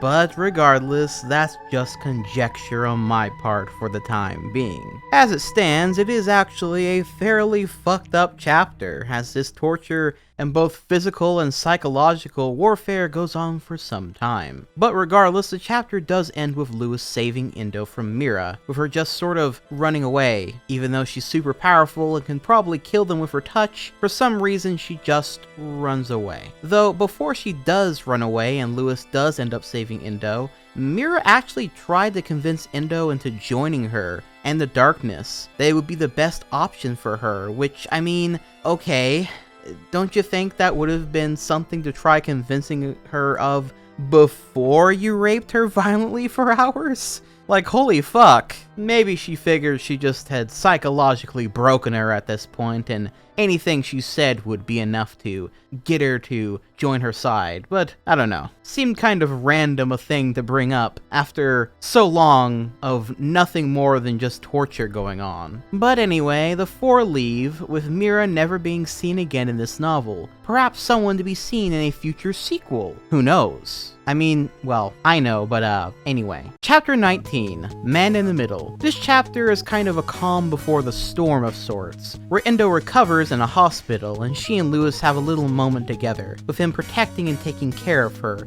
at her side in this time of pain. And it's actually handled somewhat okay, at least. Then Lithminar has this Han Solo moment, since he's clearly Han Solo of the group, with him doubting if this is all worth doing. And he has to sort of admit to himself that he's not just doing this for the money anymore, but because he actually does care about this group and for the cause and, you know, that sort of thing.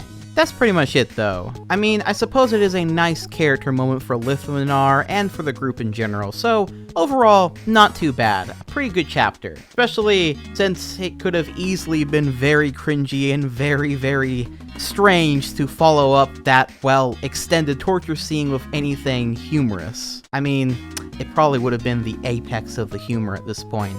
That not even that is off limits for the Linkara Lewis to shimmy aside, but in the end, no. I guess he decides that it's too much and he should probably make things a little more serious and somber for this time. And so they all head off to face the darkness itself, in the city where it's been held up, Soya. No, really, it's actually called Soya. Chapter 20, The Dead City. So this chapter opens with the group arriving at Soyland, and it's not at all what they were expecting. It looks like a bright and happy city full of life and nice people, all of whom seem to be happily under the reign of the darkness, and welcome the world that it is bringing about. Quote, "Pelmore joy, strangers!" Children had run up to the group and placed wreaths upon their heads. Lewis was briefly beginning to think that they had entered the equivalent of Hawaii for sin. Everyone was friendly and said hello when they passed, and the children were laughing happily and giving them gifts. What's Pelmore joy mean?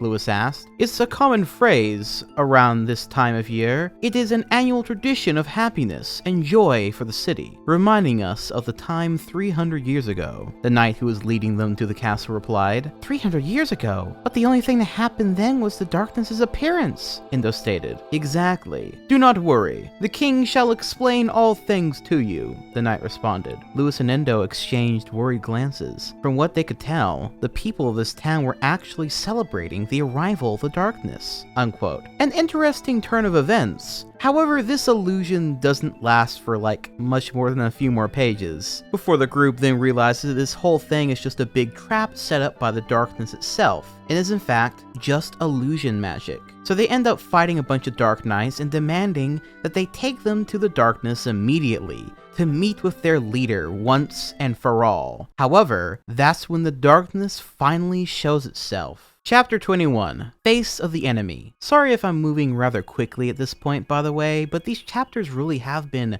far shorter and sort of been moving at a quicker pace anyway, which I'm not really opposed to since we're at the finale of the novel at this point. It's actually kind of refreshing to kind of move into the finale with some brisk pace. Doesn't feel too rushed either because there's been enough build up to this darkness thing at this point that I just kind of want to see what it's like. And you know, it's also because we've been talking about this book for 2 hours at this point, so let's cut to the chase, right? Quote, 6 feet tall, with black hair and pale skin like the dark knights made up this man. His eyes were colored a deep brown, and his physique looked rather muscular and strong, despite whatever was hidden behind his dark clothes. His eyes, unlike those of the Dark Knights, seemed warm and happy. He had no weapons with him. In fact, he did not appear to be much of a threat at all. However, what made him appear to be creepy to the group was the fact that the man was smiling and baring all his very white teeth to them. We admit,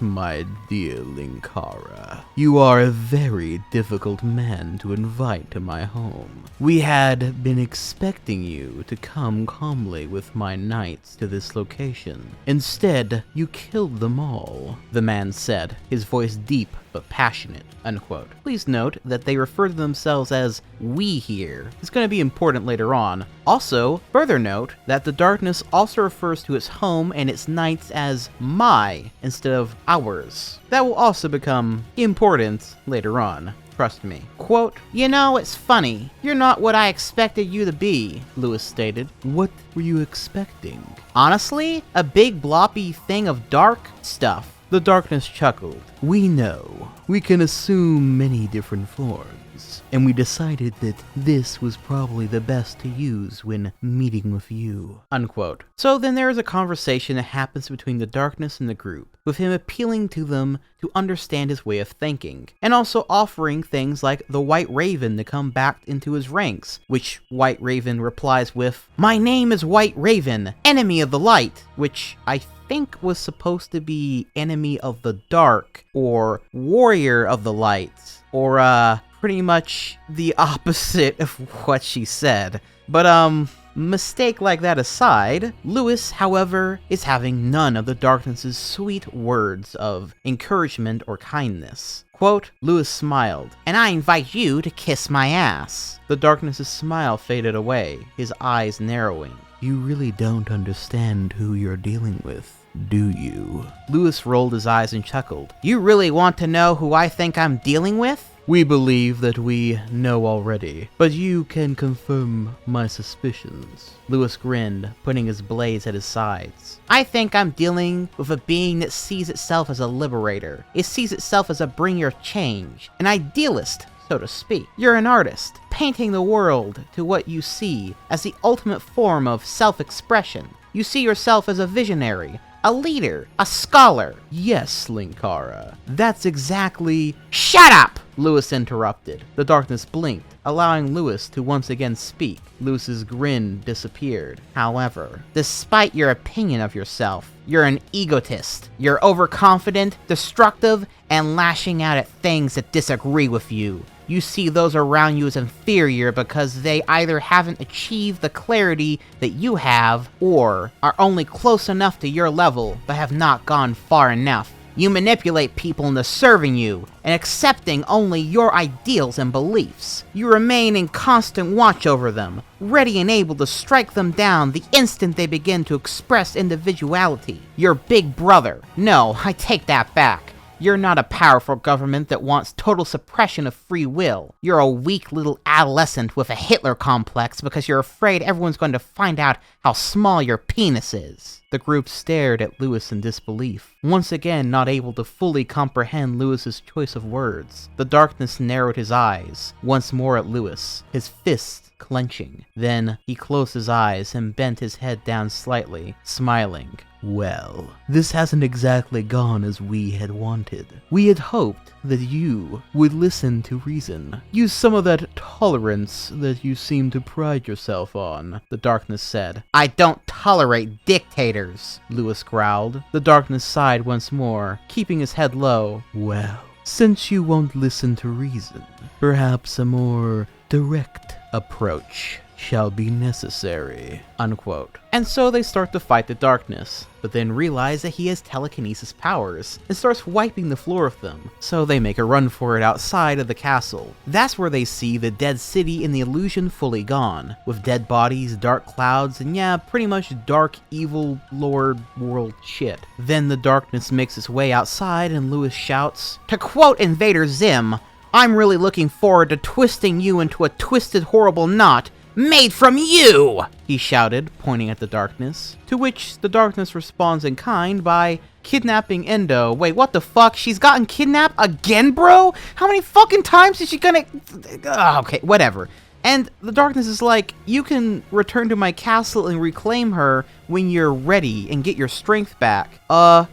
Why? Like, I get that the darkness for some reason really wants to have Linkara join his side, but he hasn't really made it clear as to why, or why he doesn't just fucking kill them all right now, since he clearly could. Like, is he just fucking stupid or what, man? Kill them now! Crush them! Kill them all! Destroy the child! Chapter 22. Et tu, my friend. So they take up a little abandoned inn in the dead city, and Garrick, again Endo's father, meets up with them there. And it's here where the final piece of the Linkara prophecy is read, and it's rather ominous. Quote, it would appear that the Linkaran man who wrote the prophecies wasn't sure what the outcome would be in your battle with the darkness. He wrote 2 different prophecies about the outcome. The first, as I quote, when the darkest time comes, the angel shall rise from his suffering 1,000 times stronger, the light that his companions shine rejuvenating him, and he shall utter a word that shall defeat the darkness once and for all. Lewis blinked. And the other? He shall forfeit his life in order to save sin and destroy the evil once and for all. Lewis stared at him for a moment, then shrugged and turned to the door once again. Okay, whatever. Lewis, don't you understand? You couldn't be... Lithwinar began. Lewis interrupted him. I could be what, Lithy? Killed? Ha! Death is such a limited concept. Maybe I will die after I defeat the darkness, but I don't care. We're all going to die someday, guys. I've been prophesized to kill this thing, and I don't like letting down the powers that be, okay? You don't want to give up your life? Well, fine. Neither do I. However, the simple fact of the matter is that win or lose, I'll go down fighting. And with that, Lewis promptly turned and walked out the door, the others sighing and exchanging glances. Unquote.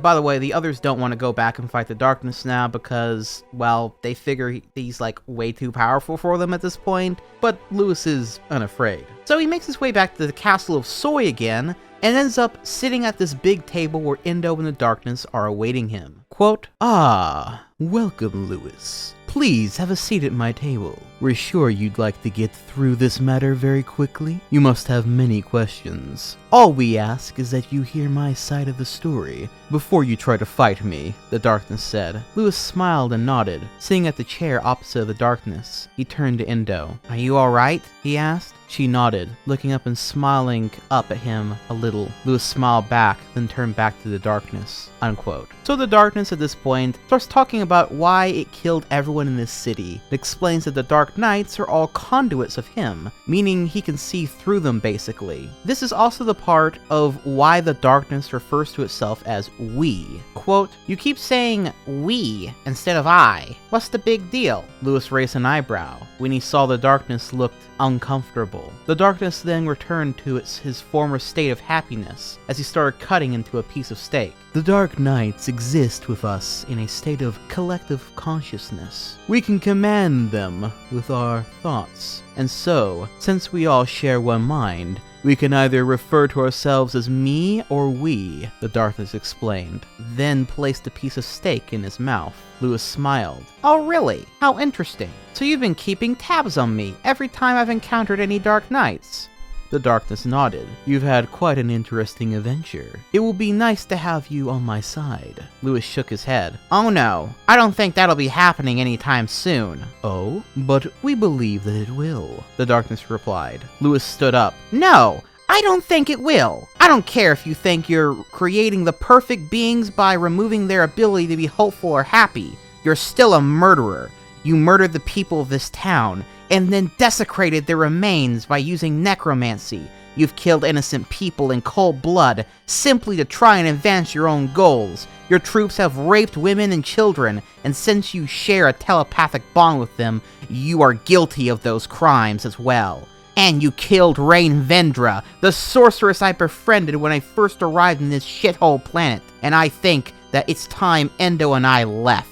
Huh. So I wonder if that means that the darkness, was always aware of what Lewis looked like? Kind of makes times when the knights saw Lewis and didn't know it was the Linkara not make much sense. Also doesn't make much sense that the ball-kicking maneuver would work more than once, since, surely he would have had to have figured that out by that point. It's a bit, this plot discovery twist is a bit, shaky to say the least. But nonetheless, with that, Lewis grabs Endo and they start to escape the castle. And that's when Endo suddenly stabs Lewis in the side of the leg.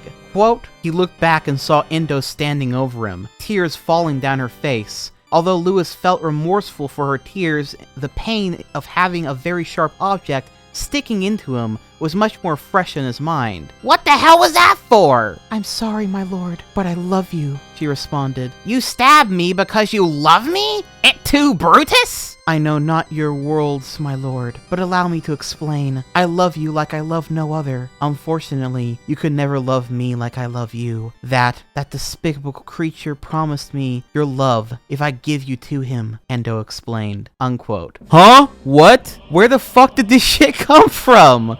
Talk about a total character assassination. What the fuck? He already said he loved her, has spent half this book saving her ass and helping her out of bad situations, and they had grown so much closer together, and now all of a sudden, she decides he would never love her, and that the best course of action is to hand him over to the darkness so his free will can be taken away and be made to love her? After her free will was taken away from her for weeks by a member of the darkness while she was being raped and tortured? What the actual fuck? This has got to be one of the dumbest moments in this book, and it comes at the finale of the story. No real build-up, and spoiler alert, is going to be brushed aside like it was nothing shortly thereafter. It makes me wonder if Lewis, the author, wanted to make some sort of Judas angle for Endo here, in that he has the fantasy Jesus get betrayed and handed over to the darkness and what have you. But if that is the case, it makes no sense for it to be Endo who does this, and there is no real further allusion to it other than that. It only really seems to serve the purpose of making Endo as a character seem really fucked up and like unbelievably idiotic, and narratively only serves to just get him back into the room that he was already in. It would be one thing if she was being mind controlled and the darkness sort of played into her worst fears and what have you. It would kind of work then, but that's not what happens. She just goes full on psychopath for no reason. But anyway, Lewis is escorted back to the darkness and he decides that the best course of action is to have their conversation continue inside of Linkara's mind. Chapter 23, Boss of Me. So this chapter is very similar to the one where they went inside White Raven's mind, except now it's all inside Linkara's mind. And it's basically this big debate between the darkness and Lewis in regards to, the world, individuality, that sort of thing. And the darkness trying to convince Linkara to join him again, but never stating why he wants him to join him, what benefits there are to joining him, and frankly, weirdly enough, Lewis never asking this question either. It is kind of interesting still, because they jump through different TV shows and stuff that Linkara, or Lewis, is a fan of, such as starting out on the bridge of the USS Defiant from Star Trek Deep Space Nine. Then they move on to a dueling arena in Yu-Gi-Oh! And then the Council of Elrond from Lord of the Rings, and then back to the Yu-Gi-Oh! Arena again, and to the lab of Washu from Techi Muyo, and to like a Borg cube from Star Trek, the apartment of Monica and Chandler from fucking Friends for some reason, and then finally the cabin from Evil Dead. All this while they have a debate that amounts to the darkness saying free will and individuality are bad, and only get in the way of progress and shit like that. And Lewis rightfully saying, that's cringe, and I'm gonna make a soy jack out of you now. And darkness is like, me? A soy jack? You turn me into a soy jack? Me? And then they fight, and the chapter ends with Lewis breaking free of the darkness' spell, and we enter the final chapter of the novel. Chapter 24, Last Words. So the darkness then starts to reveal its true form, a black blob of tentacles and abstract shapes, and grabs hold of Linkara to feast upon his blood, when then Endo saves Lewis's life by casting a protection spell on him. Lewis immediately forgives Endo after she apologizes for the crazy shit that she just did, once again rendering that entire dumb plot twist pointless, and then they run out of the castle as it starts to collapse. The others in the group decide to join up at the last second and help Lewis as well. Then as the darkness grows and they watch as its form casts a shadow over the land, quote, "My lord, look!" Endo shouted, pointing at the castle. The group had managed to get a good distance away from the castle by this point, and that was considerably good for them, considering that the castle was caving in on itself. Black tentacles whipped out into the sky as black ooze seeped out of the windows, crushed the walls. The great castle of Soya fell, and its once proud walls dropped forward and were ground into dust by the darkness. As the darkness finally stopped growing, amounting to the size of the castle that had once stood in its place, the group began to notice that things were getting considerably darker. They looked up, seeing dark clouds fill the sky and turn it darker than the gray mist that had once been there. Night had fallen sooner than it was meant to. "And when the darkest time comes," Lewis whispered. "My lord?" Endo asked. "Your father brought along the last passage from the Linkaran scroll. It would appear that everything's coming to pass," Lewis explained. "My lord, how can we ever hope to stop such a beast?" Garrick shouted. "You guys aren't gonna be able to do jack diddly. I, on the other hand, have a prophecy to fulfill," Lewis replied, unquote. And with that, Lewis began running towards the darkness. In his now full set of golden armor, he got the other pieces along the way as he leveled up. I guess I just kind of forgot to mention them. Darn. He gets the final piece here though, a golden pair of wings that lets him fly up into the air to face the darkness head on. Quote, "Could this really be the end of our journey? The final battle that was prophesied so long ago?" Endo asked. Yes, my daughter, it is. Today is the day that shall forever be remembered with joy. The day the Linkara fought the darkness and vanquished it once and for all, Garrick replied exuberantly. "'Tis exciting," Endo laughed. Yeah, but in case you two haven't noticed, we're all but spectators in this combat. I wouldn't mind some glory being handed to us for all our hardships, Lithmanar stated. "There's nothing we can do. This is the Linkara's fight now," White Raven stated. "Maybe not," Endo exclaimed, snapping her fingers, unquote. That's when Endo casts a spell that saps the energy from her and the others and gives it all to Lewis, making him light up like a star, this being the true final piece to complete the prophecy of the Linkara, the warrior of light, that light coming from his friends, the bonds he made along the way. And yes, this does mean that the power of friendship saves the day, but it's a nice moment. Quote, "Darkness, hear me!" Lewis shouted. "It would appear that the Linkara has come to see us. Tell me, boy, does your pathetic world have a better chance at stopping us than you?" "Probably," the darkness chuckled. "Still, you shouldn't be so confident with yourself just yet." "And why is that?" "Because you have a weakness that is known to me. A word that the Linkara shall utter that will defeat you, as the prophecy said." "And what sort of word would that be, little man?" "I." All of a sudden, the darkness lurched. It seemed to jiggle in fear and despair. Lewis smiled, grinning at the creature. "It took me a little time to understand, but there was a deeper meaning behind your switching of personal pronouns. You can't bear the idea of individuality. And what word and letter pretty much sums up individuality? I," Lewis explained. The darkness once more lurched and shifted uncomfortably on the ground, making the area rumble and shake with it. "It's funny in a way, oh great darkness. When referencing the country AI, you don't even quiver. But when spoken as I," the darkness wavered and twisted around its liquid-like body, groaning in pain from hearing the simple word. "it's the most painful thing you've ever experienced, isn't it? It's even more gut-wrenching than the electrical pulses I sent through your brain.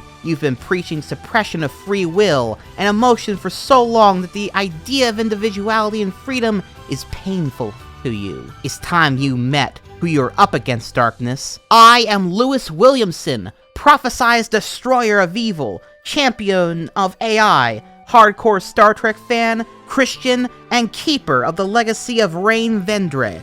I call upon you to leave sin and return to the dark hole from which you spawned," Lewis shouted. "Never!" unquote. This is also a pretty nice moment, and I like the overall message and idea here. Fuck collectivists. All my homies hate the darkness. But just one little nitpick. Remember how the darkness would say my instead of our? Wouldn't that also be a word that signifies an individual rather than a collective? Maybe it's just the word I, but it seems like adjacent words would also have a similar effect. No? What about the word me? Would that also have a similar effect? It seems as though it does not. This is sadly one of those things that I think old Lewis just didn't quite think thoroughly enough about when writing the story. But I can appreciate what he tried to do here. It's a pretty cool little twist, and I am a sucker for like big, evil, destructive gods of whatever being defeated in a very simple way.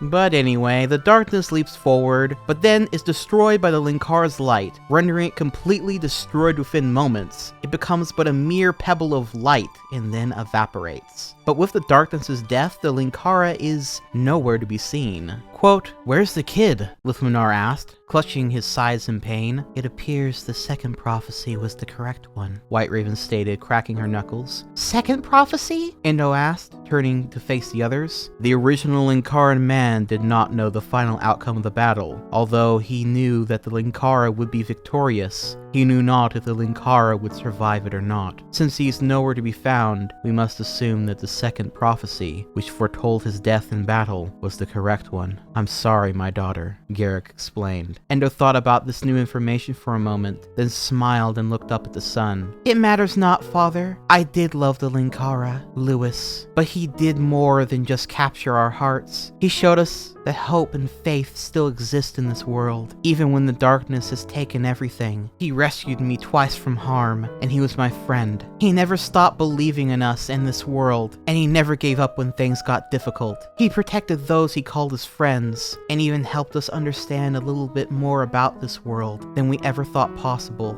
Garrick approached Indo and put his hand on her shoulder. We shall build a statue here in memory of the Linkara. It shall be 100 feet tall and made of the most indestructible stone, and we shall never forget the kid, Lithmanar said, smiling. We shall always remember the one who dressed in patterns most mysterious and wielded the Chatnajil. And the answer to what Chatnajil is simple. It was light. His light shall forever remain in us until the end of time, White Raven stated, also smiling. Indo looked up at the sun once again. It was going to be a beautiful day, unquote. Epilogue! The story ends with an epilogue of Lewis waking up in a sandy area, unsure of where he is, and then he proceeds to defeat a dragon and the guy who is controlling and riding the dragon quite swiftly, and then starts being celebrated by the people who are running away from said guy atop the dragon, which is all just a big Evil Dead ending reference and ends on a cliffhanger as to what adventures may come next for the Linkara. Quote,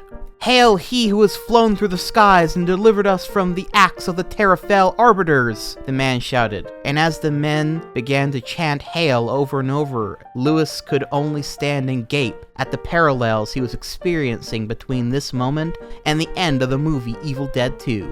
Lewis groaned, realizing he did not want to do the same line that Bruce Campbell had done at the end of the movie, a very dignified and repeated "No!" And so Lewis responded to his new situation with the enthusiasm he has shown throughout the past few weeks. Oh, god damn it! To be continued.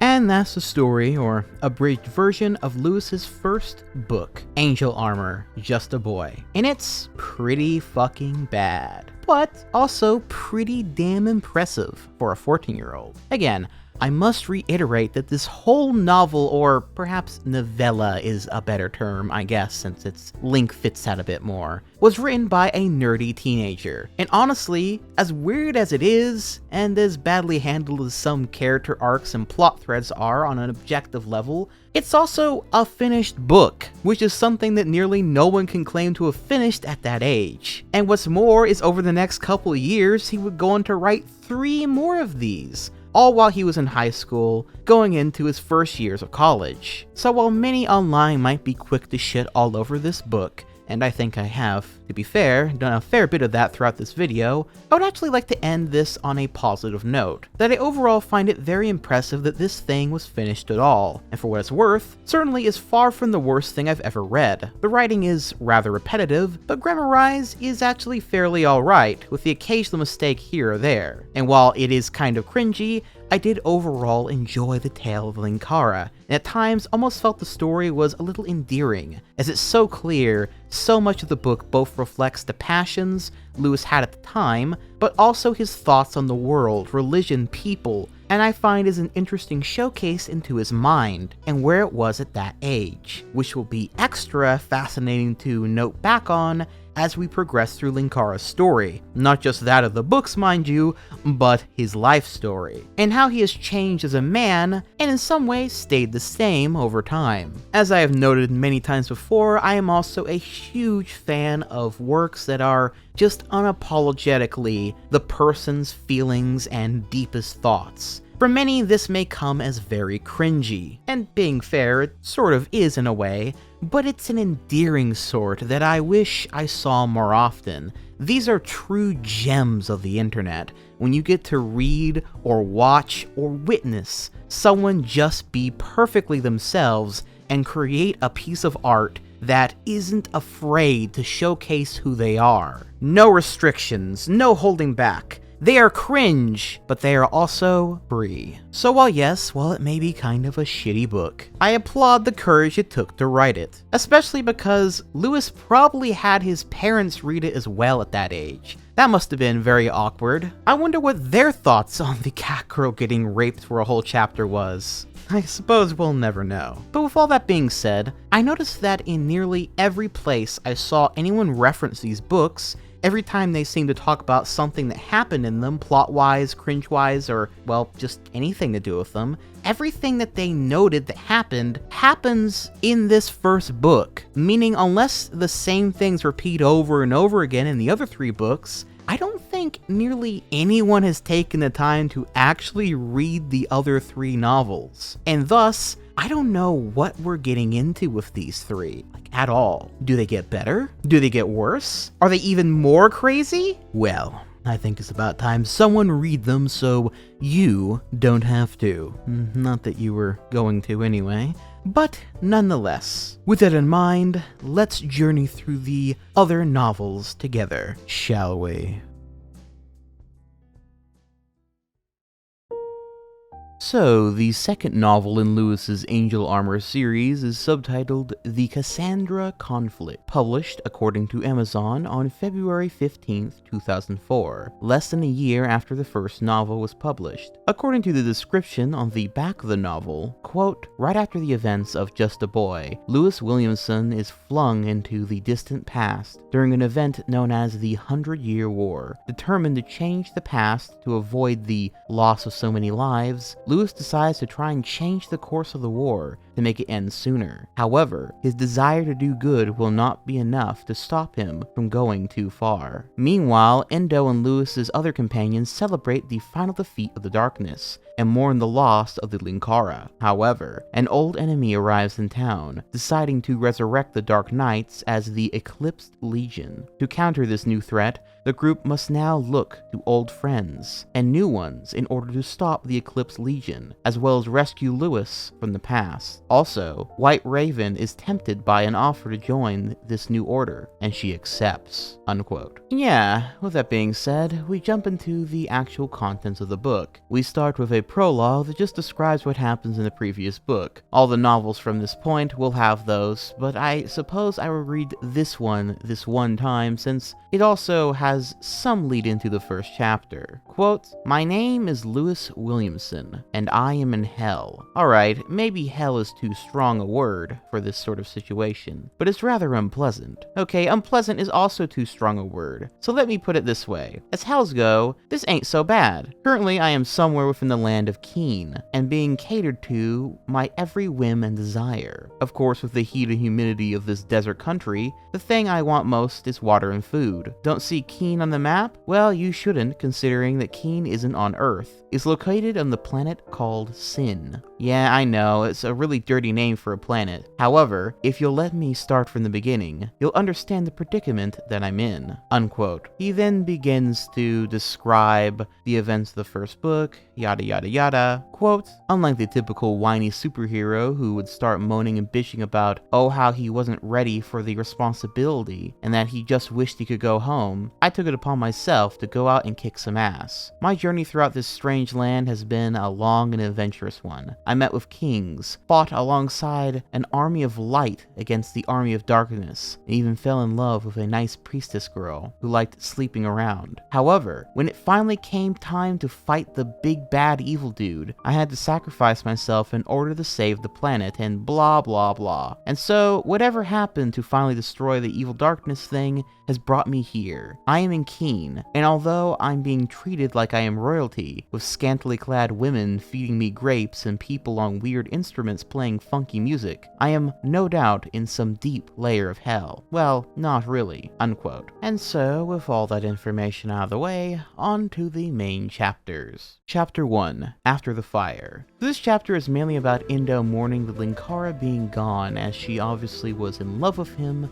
and thus his departure, or thought to be death, from their side is hitting her the most. Meanwhile, the Lewis or the Linkara, as noted in the prologue, travel back in time in the world of sin, somehow, but specifically in the sandy area in the Kingdom of Keen. Even though he single-handedly defeated a Terrafell Arbiter, aka a guy atop a dragon he beat at the end of the first book, in case you forgot, the King of Keen, Leonidas, doesn't like Lewis and doesn't believe him to be the Linkara, especially since they have a very different religion in this region, and thus he is extremely suspect of the boy. In response to this, Lewis shows off how powerful and OP he is and is basically an unstoppable Chad by now, just flexing on the whole place after the king had a bunch of his guards attack him, and then were quickly knocked out by Linkara. Quote, "If these were the guys who are fighting the Terrafell Arbiters, no wonder no one's ever slain a dragon rider," Lewis exclaimed. Leonidas glared at him, unquote. Then by chapter's end, we cut back to Endo and White Raven having a conversation. Raven tries to console Endo, but then Endo reveals that she still hates Raven because Raven killed her grandparents. And then Raven pushes Endo back and reveals that she's also in pain that Lewis is dead, because he was also important to her as well, ending the chapter with both of them being rather upset. Chapter 2, Penumbra. So after Lewis clearly showcased that he was literally a god, King Leonidas decided to appoint Lewis as the new captain of his army. But this girl named Jordan wants to be the captain and has wanted to for some time, and so some conflict arises. Quote, "A boy? They assigned a child to lead my unit,"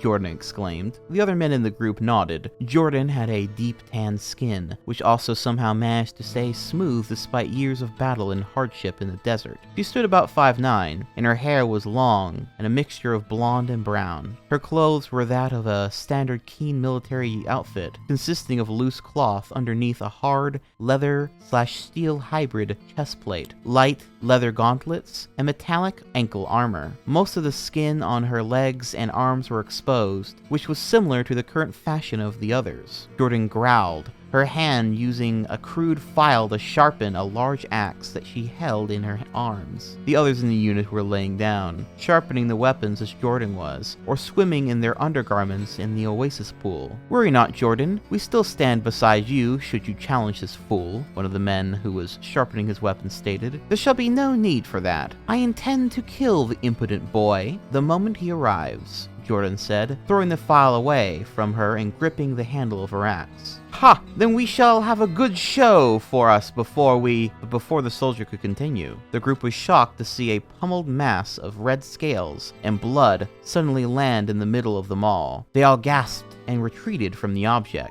Those close enough to their weapons grabbed them instantly. The black horns protruding from the bloody carcass made the unit realize what this thing was. It was the head of a dragon. "For those of you who are still so retarded that they think I'm not serious about my job, allow me to introduce you to my little friend here." Those words had come from Lewis, who was now approaching the group. They all gasped in turn, seeing him walk towards them. He walked past a shocked Jordan and stood next to the dragon's head. He looked down at it briefly, then used his gauntlet-covered arm to pick it up and show it to the unit once more. "This is a dragon. The Terrafell Arbiters don't have an unlimited supply of dragons, but frankly, one is enough to slay 100 units, and therein lies the problem. If the Arbiters were to send 100 Dragon Riders to Keen, not even the armies of Gilad and Keen combined would be able to stop them. Fortunately, we're catching a break. The Arbiters, after realizing from the last war how they moved too quickly in their attempt to seize new lands, are adopting a policy of slow conquest. They fight for yards instead of miles.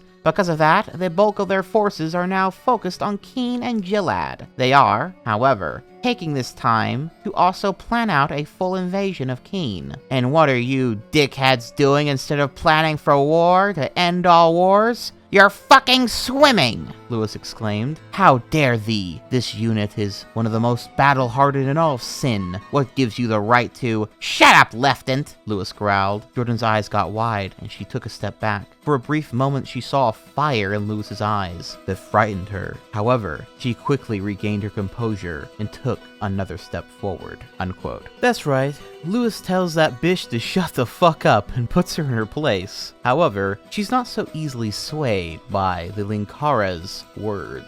And so she steps up to challenge him, to which Lewis notes, Oh, very well. It would appear that I am destined to once again face stupid people, whether it be in the past or the present, he said. A fight between them then ensues, and ends on this note. Quote, Jordan decides to wait for the attack from Lewis, which came immediately. Lewis leapt off the ground, jumping higher than Jordan had ever seen someone go. While in midair, Lewis's other gauntlet formed up, and the second blade slid out. Lewis came down at Jordan, one blade going in first and knocking the axe away from her, while he used the flat side of the other to slam against her face and send her flying to the side. She landed in a shallow pool, groaning in pain and anger. She tried to get up, but the injuries she had now sustained to her legs and back made the pain too much to fight. She sighed in frustration and lay back, clenching her teeth together. Lewis turned back towards the others, who had shocked looks upon their faces. Okay, he said. Who's next in line to be my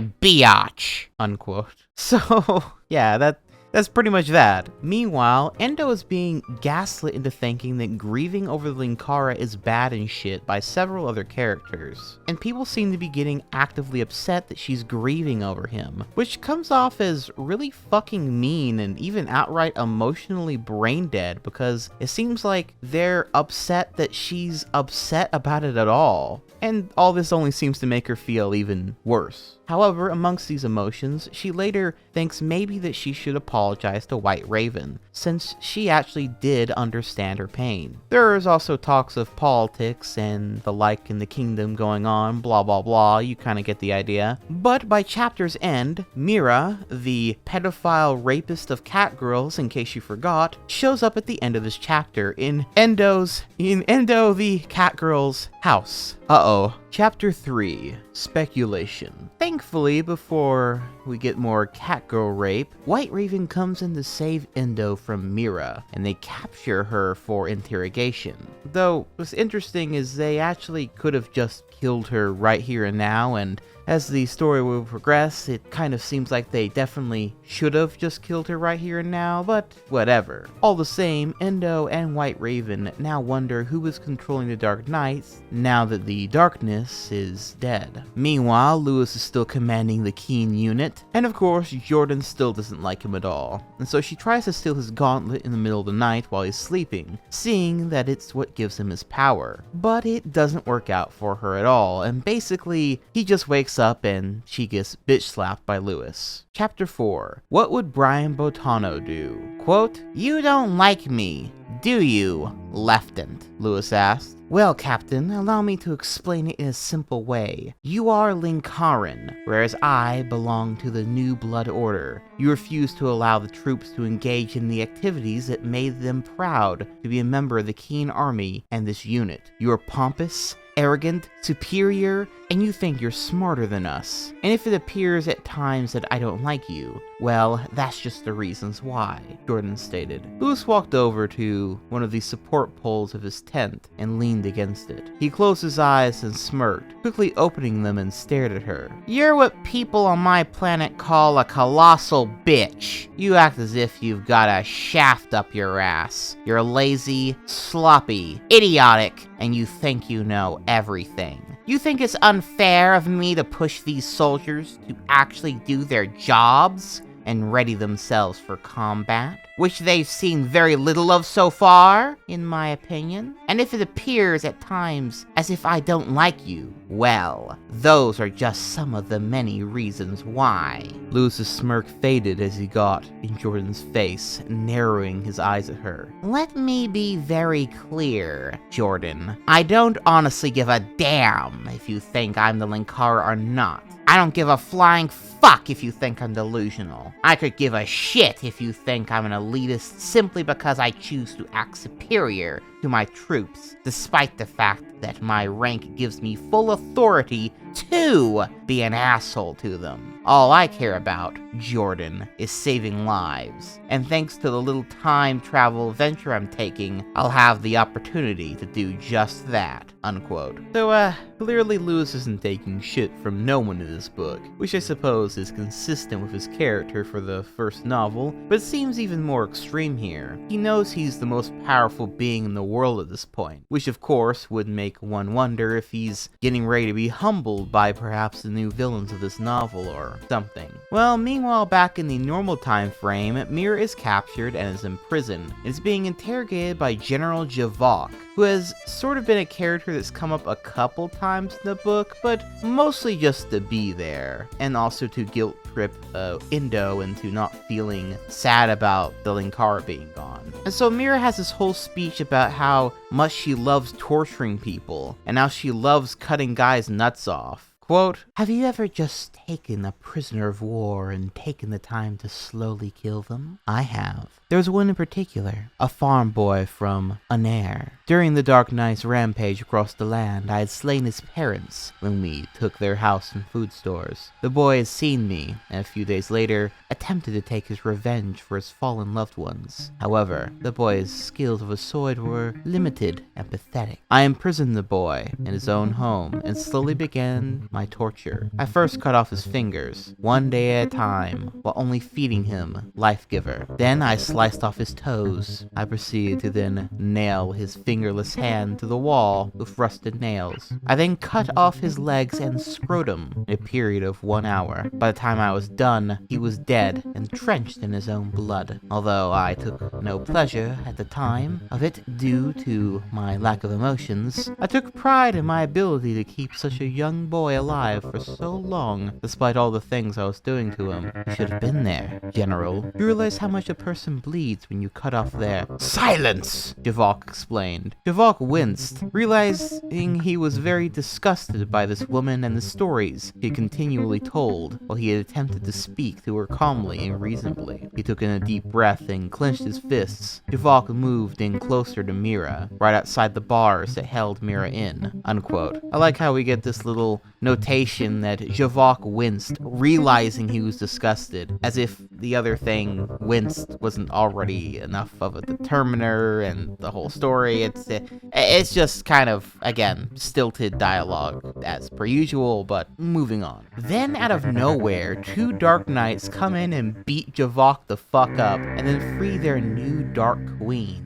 And they decide to keep Javok prisoner for now, as a bit of a bargaining chip of sorts in the future. Really begs the question again, though, why they didn't just kill Mira after all she had done. But, whatever. Anyway, we then cut back to Lewis's situation, and he decides to have a heart-to-heart somewhat with Jordan, and also gives her a history book from the future he brought with him, to show her what the future holds, and why he's trying to help her and their army end this war quickly. That originally, the war would go on for 100 years, and so basically everyone who's fighting in the war currently will have died fruitlessly because, well, they will not live to see it actually end. Which, while cool and all, does make me wonder if Lewis is aware how stupid that sounds. Like, he of all people who watches all these movies and shit should know that messing with stuff from the past can have drastic consequences in the future. It's a classic time travel trope, and yet he seems pretty confident in just throwing caution to the wind with it. But anywho, by chapter's end, Jordan has more confidence in Lewis's abilities and knowledge. And then, out of nowhere, the Arbiters attack. Chapter 5, Culture Shock.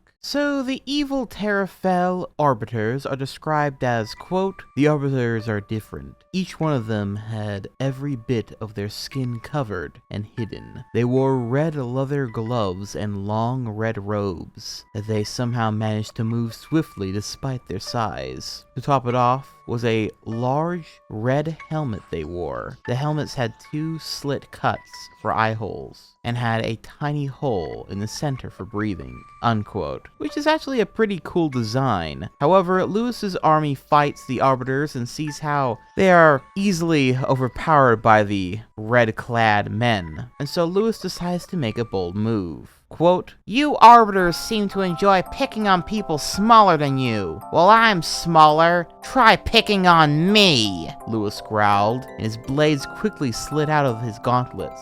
Any of the Arbiters who were fighting the unit quickly shoved their adversaries aside and began advancing on Lewis. Lewis just grinned and beckoned them over to him. "That's it, you crazy motherfuckers. Come closer," Lewis said, unquote. And then Lewis proceeds to go God mode on these suckers and fucks them up all really quite easily because he is, after all, quite powerful. And everyone sort of celebrates Lewis defeating all the Arbiters, and they all have a drink of this drink called Geese, which seems to fuck them all up really quickly after just one slug, but doesn't really seem to affect Lewis all that much. Lewis then later talks to Jordan about time travel and how he views it, as well as his own theory on it, noting, quote, "So, is time travel? You know, there's a theory on my world about time travel that I've already figured out, as opposed to the idiots who dwell on the question on countless occasions," Lewis said, sitting down to rest. "Explain it to me," Jordan said, sitting next to Lewis. "Well, the idea is, what if you went back in time and killed your own mother before you were born? If you had done that, you would never have been born. Therefore, you never went back in time and killed your mother. And so you were born and went back in time and killed your mother, etc., etc., Lewis explained. "'Tis a paradox," Jordan stated. "Precisely. The real answer is that it's entirely possible to do that because once you travel back in time and exist before you were born, you've moved outside of the normal confines of the space-time continuum, making you immune to any changes in the timeline," Lewis replied. "Did you have a lot of odd conversations in your time period?" Jordan asked, standing up again. "Yeah, but they were mostly just philosophy, politics, religion, and what's the best topping for pizza? You know, come to think of it, I wonder what's going on with Vendo and the others back in the future," Lewis spoke, unquote. I guess that explains why he's doing what he's doing, if nothing else, and why he thinks changing stuff in the past will not affect the future. Though, it does beg the question why he would even bother doing any of this to begin with then. I guess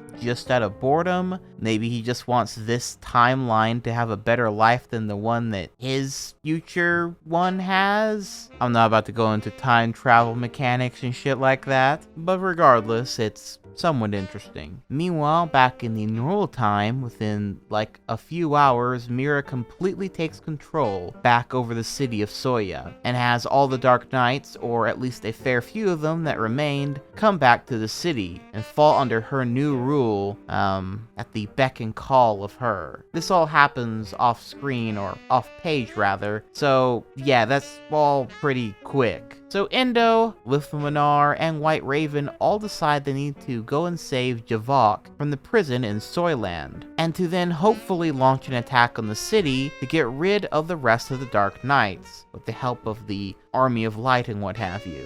But in order to do that, they need to enter the city without being undetected, and so their plan for that is, quote, "Allow us to return to Soya. I can use an invisibility spell whenever we approach a group of Dark Knights and go through all the back alleys of the city so that we can avoid detection. No doubt they will be keeping Javok in the jail cells where Mir was being kept. We can retrieve him and get him back here," Endo suggested. Jermis stroked his chin, considering what Endo proposed. He looked over at Lithminar and White Raven. "You two would be willing to return to that area?" he asked. White Raven nodded. Lithminar shrugged. "Well, I suppose I'm going to live forever anyway, so I might as well go on a suicide mission," Lithminar replied. I'm pretty sure he meant to say, "I'm not going to live forever," but Regardless, moving back on. Dermis once again considered his words and then smiled. Very well, he said, but I am coming with you, unquote. However, what is super bizarre is literally just a bit later in the chapter, after we have Lewis's whole speech about time travel mechanics, and we once again go back to Endo and crew, quote, Endo shifted uncomfortably around in the heavy armor she was wearing. The weight of the armor wasn't what was bothering her, but the fact that the armor had been that of the Dark Knights. In order to successfully infiltrate Soya without a great deal of suspicion, the small group had to dress like Dark Knights, in the hope of fooling the Dark Knights long enough for them to get General Javok and escape unharmed, unquote. Which is extremely bizarre that they went with a completely different plan than the one they suggested. And what's more is, this one is way worse because they didn't even take the time to hide Endo's cat ears and tail, and that ultimately is how they get found out and captured themselves. Of note, though, along the way, is they do see that the Dark Knights are now allowed to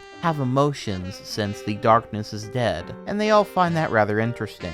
But yeah, all the same, Endo and her lot get found out pretty quickly and then are just as quickly apprehended and thrown into the same cell as General Javok. Chapter 6, Allegiances 1. So like the first book, this one has several chapters with the title of Allegiances, following a theme. The theme of the first book, in that case, was Endo getting, sexually exploited. But in this one, it seems to be about White Raven and her feelings towards the Dark Knights. With all of them captured, Mira decides to take White Raven aside and offers her a deal. Quote, and now you have an army that's ready to swarm into the world and take it just like the darkness tried, White Raven said. Mira shook her head. We are not like the weak darkness, Raven. We shall not seek conquest. All we want is the city and to be left alone, until you gain enough troops and support that shall enable you to take over the 5 lands, White Raven yelled. Mira walked over to White Raven and pointed out the window. Look out into the streets, Raven. Do you see people roaring with a thirst for battle? Do you see Terrafell arbiters trying to enforce their religion on others? Do you see the monarchs of the dark times imposing unjust and unfair laws on the civilians? No, you don't. Most of them have grown tired of war and constant battle. Many of them have expressed a desire to hang up their swords and attempt to raise a family with the few female knights that we have among us. I myself have already declared that I shall take on many mates if it means letting them have children. You cannot deny these people their rights, Raven. They want a home of their own, and this is the ideal place for it. And what do you want of me, murderer? What does the Queen of the Eclipse Legion want of me? White Raven asked. I want you, Mira replied. Join me, unquote. A somewhat interesting development. But meanwhile, Endo's dad gets thrown in the same cell as the rest of them because he wasn't informed of the takeover of Soy City, I guess, and ended up being captured when he re-entered the city almost immediately. And from here we get some important lore to relay to Endo and the rest. Quote, there is something that has been kept hidden from the entire Linkaran religion. It is a secret that has been passed down from one head priest of the first church to the other, Garrick stated. What secret? Endo inquired. The prophecies of Linkara that were split apart and sent to the other churches are not the only prophecies of the Linkara, Garrick replied. Javok blinked, staring at Garrick. You mean to tell me that there are more than the depicted battles with the darkness? Garrick nodded. There is much more. The Linkaran man was haunted by visions day and night. When he was not sleeping or preaching, he was writing down everything he saw and tried to interpret it into words. The primary scroll, the first prophecies, were the ones that were publicly declared before his assassination by the Terrafell arbiters. Because of his death, he could not tell the people of what he saw in store for the Linkara after his victory over the darkness. But how is that possible? Endo asked. Linkara was killed in the battle with the darkness. Garrick bit his lower lip. Well, actually, he wasn't. Endo's eyes went wide. What? Unquote. So basically, they all find out that Lewis is still very much alive, because there was more prophecies and stuff like that. And later on, we even get the specific details that yes, it was written in the prophecy that he was going to go back in time during the 100-Year War, yada yada yada. A bit contrived, but you know, whatever. Oh, and also White Raven does decide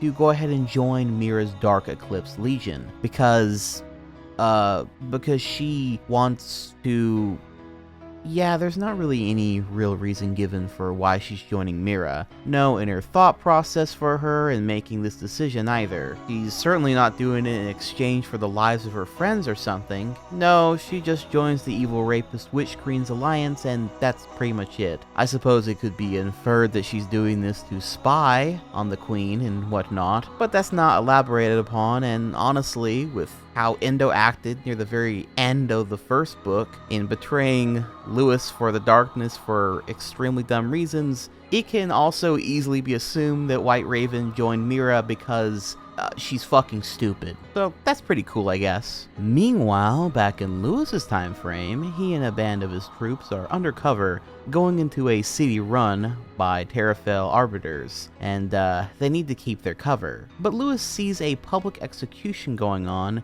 and can't stand the injustice of these innocent people dying while he watches. So he breaks their cover and saves the people, killing all the arbiters in the area while he's at it, much to the anger of Jordan, as it was a risky move and it completely blew their cover. Not that it mattered to Lewis, since, well, he is fucking invincible. This puts the two on non-speaking terms for a bit, before they eventually start to talk again as they travel. And eventually Lewis has a long conversation with her about individuality and what have you. So you have to understand that the thing that was taken away from the people in the book Brave New World is their ability to make choice. They've been conditioned and brainwashed since birth to only believe and think certain things, and forced into a class system. They aren't given the choice to actually have children, or have their children genetically engineered. As a matter of fact, love is considered taboo and illegal. It is indeed a disturbing idea, Captain. What does this conditioning entail? Jordan asked. It includes things that would normally be used on testing laboratory rats, babies at a young age. When they're taught to be in the working class, they are brought into a room. They are shown a book with shiny colors on it, and some flowers. When they try to approach the objects, they are given electrical shocks to deter them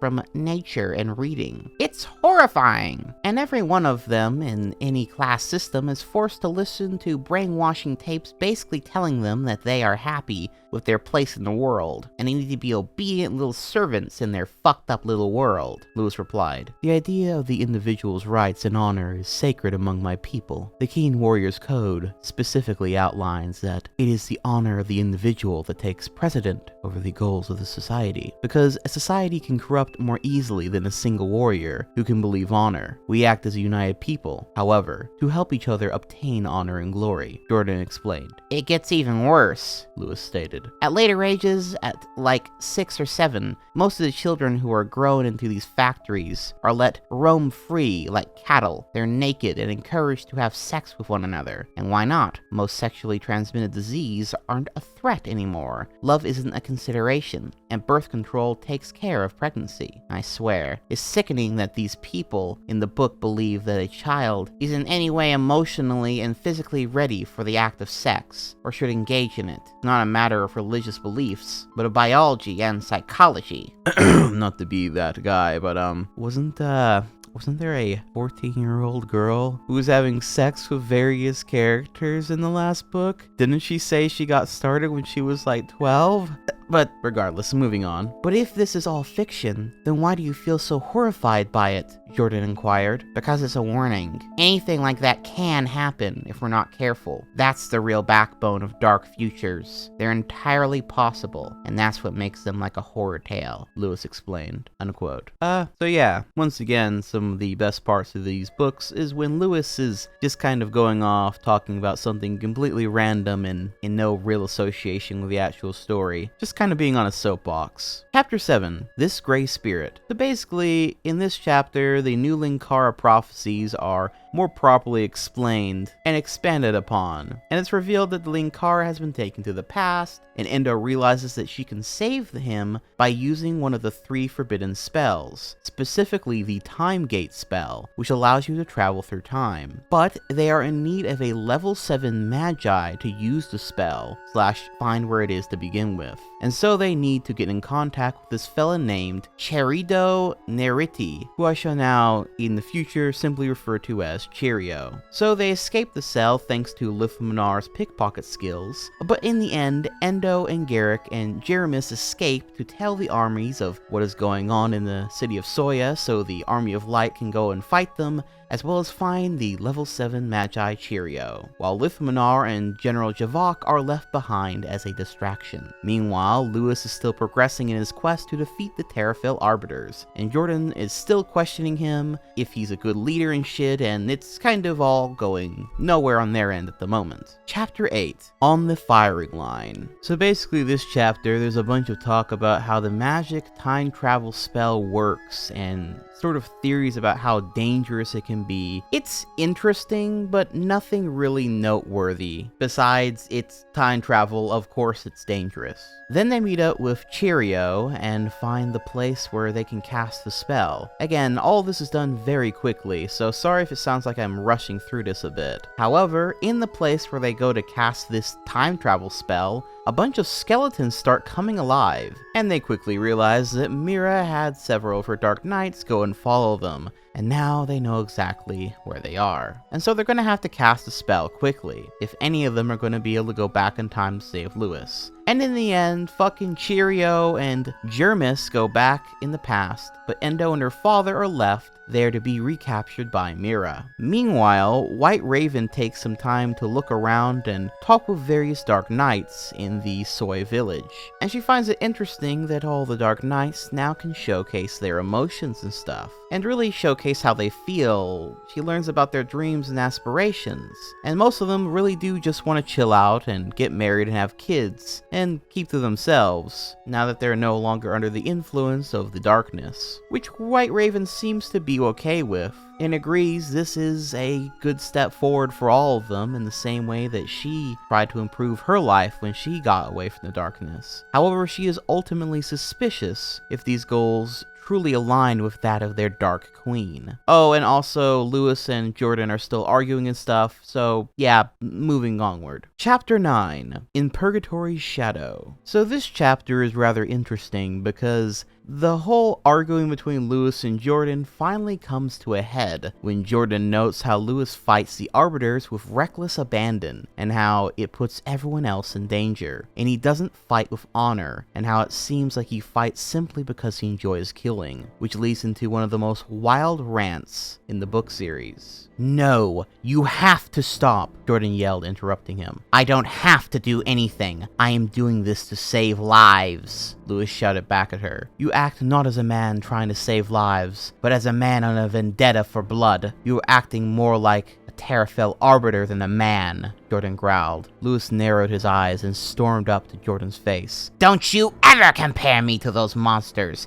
How dare you even begin to contemplate that I am anything like them? You slay them simply because they are arbiters. You do not take into account any facts or details before you. You kill simply out of hatred. That is not honorable." "Well, you'll forgive me, Leftant, if I don't think of your fucking honor, of all things, is a logical reason for the war with the Arbiters. Then what is, oh Linkara, what possible justification is there for any action to be taken against the Arbiters as you have?" "Oh, here we go," Lewis growled, rolling his eyes. "What are you talking about?" Jordan demanded to know. "You know, you're a real piece of work, you know that? You and every other goddamn tree-hugging commie hippie fucker. Oh no, we can't go to war in Iraq. It's none of our business. This isn't a war on terror, it's a war on Islam. Hitler isn't a fascist dictator hoping for world domination. He's a fairly stable leader with a Charlie Chaplin mustache. We only want Kuwait's oil. We're desecrating holy land." On and on you people constantly open your mouths, but it's only an excuse to avoid the fact that people are dying, and no one is doing anything to save them. And what does this have to do with the Arbiters' lives? You're embracing their principles of death. You reject the Linkaran religion, which is one of truth, faith, and peace. Even I, a member of the New Blood Order, know that. This war we're fighting isn't about principles, religion, or conquest, Jordan. It's about life! I am not doing the things I do because I like to kill Jordan, but because I want to save life. God forbid we actually care about a human life on this planet. No one can ever see the fucking picture. Do none of you people ever look out the goddamn window. In Saudi Arabia, 17 schoolgirls burned to death because of religious police wouldn't let the girls escape from a burning building because they weren't wearing the proper dress. In Iraq, Saddam Hussein tested chemical and biological weapons on a village just to test their effectiveness and staged a massacre on Iraqi Kurds in the name of ethnic cleansing. Iraq, Pakistan, North Korea, half the world has gone to hell in a handbasket, but we refuse to do anything about it because we're so caught up in the idea of hating anything our leaders have to say because we supposedly can't trust them anymore. 11 million people died because of the Nazis. 3,000 people died in the World Trade Center attacks of 9/11, and hundreds of people die every day on the streets of Israel because of suicide bombings. Look around you, Jordan! And what am I supposed to see? Jordan growled. You're supposed to see the horrible things that happen all around you and do something about them. How about extremist groups not only bent on religious terrorism, but domestic terrorists like neo-Nazis and the Ku Klux Klan?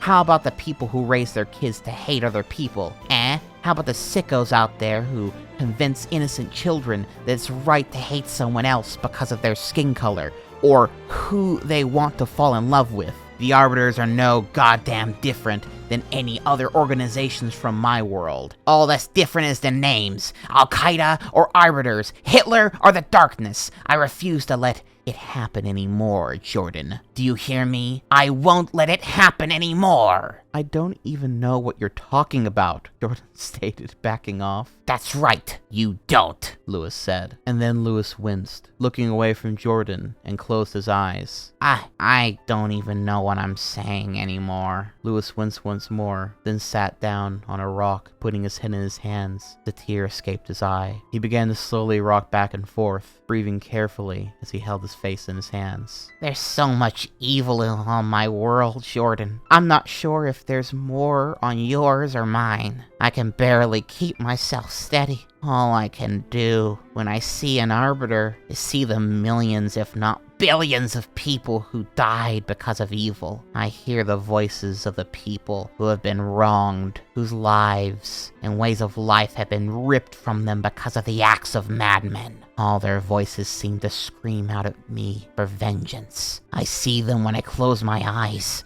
Even when I blink, they're there. Do you realize just how hard it is to be an optimist in this world? Every day I know exactly what goes on in the world and all the evil that exists there. But I have to constantly hold out hope that everything's going to be alright and that I or someone like me can make a difference out there in the world run by madmen. I tried so hard, Jordan. I'm just so very tired, he said, and he closed his eyes and cried silently. Jordan's face turned to one of regret and sadness. She walked over to Lewis and put her hand on his shoulder, trying to comfort him. She slowly sat down beside him on the rock. Lewis's weeping slowed as he began to calm himself. Jordan turned her face to him and met his gaze. Unquote. So, yeah, if you had 9/11 coming up in this book series on your bingo card, congratulations. Once again, though, these are without a doubt my favorite parts of these books, when Lewis, and by Lewis I mean both the character and the author, just fucking go off about something with religion, politics, philosophical, or really anything like that, and just kind of steps up on his soapbox and goes at it. It says a lot about the author at the time, how he viewed the world and his own personal politics and what have you, and how he definitely had a hatred for Islam, as well as Hitler, the Ku Klux Klan, and I guess really anyone that is causing damage against people. This is the writing of a teenager who is angry and frustrated and just wants to throw up all over the page. It almost reads like a strange sort of manifesto. And if you were to change the names of the arbiters to something more realistic, it would probably be pretty scary, to be honest. But once again, I can't get enough of this sort of stuff. I love this shit. It's extremely interesting to me. So go get 'em, King. You go off. Please let the next extremely off-topic and wild rant come sooner rather than later. Because I won't lie, this second book up until this point was really starting to, fucking bore me, because I sort of felt that the story was kind of going nowhere for a bit. I mean, the plot's progressing, like, don't get me wrong, but it just sort of feels like things are just in an awkward limbo. People keep being captured and then escape and then are captured again, and then Lewis and Jordan are fighting, and then Lewis wins the argument, and then they fight again, and yada yada yada. It's been that for like 60 pages of just pure tedium up to this point. But this rant right here really woke my ass up. And this talk ultimately does end up with Lewis realizing that maybe he's not fit to lead as the captain of this group. And so in an act of character development, he actually decides to appoint Jordan as the captain of the Keen soldiers, and Jordan decides to make him their new lieutenant, her now clearly gaining a lot of respect and understanding of Lewis as a person from this. Everyone celebrates, yada yada yada, you get it. Meanwhile, Endo and the others, again besides Cheerio, the 7th level Magi, and Jarvis, the other guy, are captured again in Mira's dungeon, with nothing really interesting going on there at the moment. And also, White Raven is seeing some very suspect behavior from Mira, as to be expected. Chapter 10, Questionable Intent. So something I haven't really brought up until now is, well, a rather important plot detail regarding Lewis's side of things. See, because he's fighting in the old war from the past, he plans on having it finished quicker, right? We did at least establish that. Well, in order to do that, there's this dude named Algarian, Prince Algarian, who has secrets regarding the dragons that the Terrafell Arbiters control, and he knows something about them that will render them useless to them and will allow Keen and anyone else who fights the Terrafell Arbiters to win the war quickly. But historically, Algarian died, and the information that he had died with him and was never learned until many, many years later. Thus why the war went on for so long. So Lewis wants to change history by saving Prince Algarian and getting that info early. And in the pursuit of this goal, they enter the city in which he is being held and where he is going to be executed. When they suddenly hear that, just as they arrive, Prince Algarian is about to be executed. So Lewis makes it just in the nick of time to stop the execution and has Jordan and the rest go safeguard Algarian, while Lewis then hands himself over to the Terrafell Arbiters as a distraction. We then get this long set of scenes where Lewis is being interrogated by the Arbiters. Quote, the door to the dungeon swung open, revealing that there were 2 red-robed guards protecting the room from interruption. A single person entered the room, their robes not red or black, but that of light sky blue. He was holding several pieces of paper and a feather pen with an ink well. Lewis continued smiling at the man as he sat down opposite of him at the table. Do you know who I am? The man asked in a light voice. Well, judging by your robes, I'd say you were a member of the Pussy Arbiters, Lewis said, stilling smiling. The man stared at him. I beg your pardon? Well, at least I'd assume it was the Pussy Arbiters. I mean, you've got the red-robed Arbiters with their superior strength, and the my penis is so small I have to compensate with this thing axes. And you've got the black-robed Arbiters who just emit an air of evil about them when you're in their presence. But then we've got you, the blue-robed Pansy Arbiter who's just a lame-ass interrogator, because he long ago realized he was a pussy and couldn't handle a military or administrative life, Lewis explained. The interrogator stared at Lewis, who leaned back in his chair and continued grinning. Lewis tilted his head. So what's up, dickface? Your attitude is not unexpected, considering we've heard about those from Keen. Allow me to explain what your duty is now. You are prisoner of the Terrafell Arbiters, he began. Lewis leaned forward. Oh, I'm on the edge of my seat. Now that you're a prisoner of the Terrafell Arbiters, it is now a requirement that you pray to he who watches over us, Hans Terrafell. Terrafell is a pussy, Lewis interrupted. The interrogator continued. You will pray to him twice a day in the manner we order you to. You will be fed once a day, provided you cooperate. Cooperation will be rewarded. Resistance will be punished.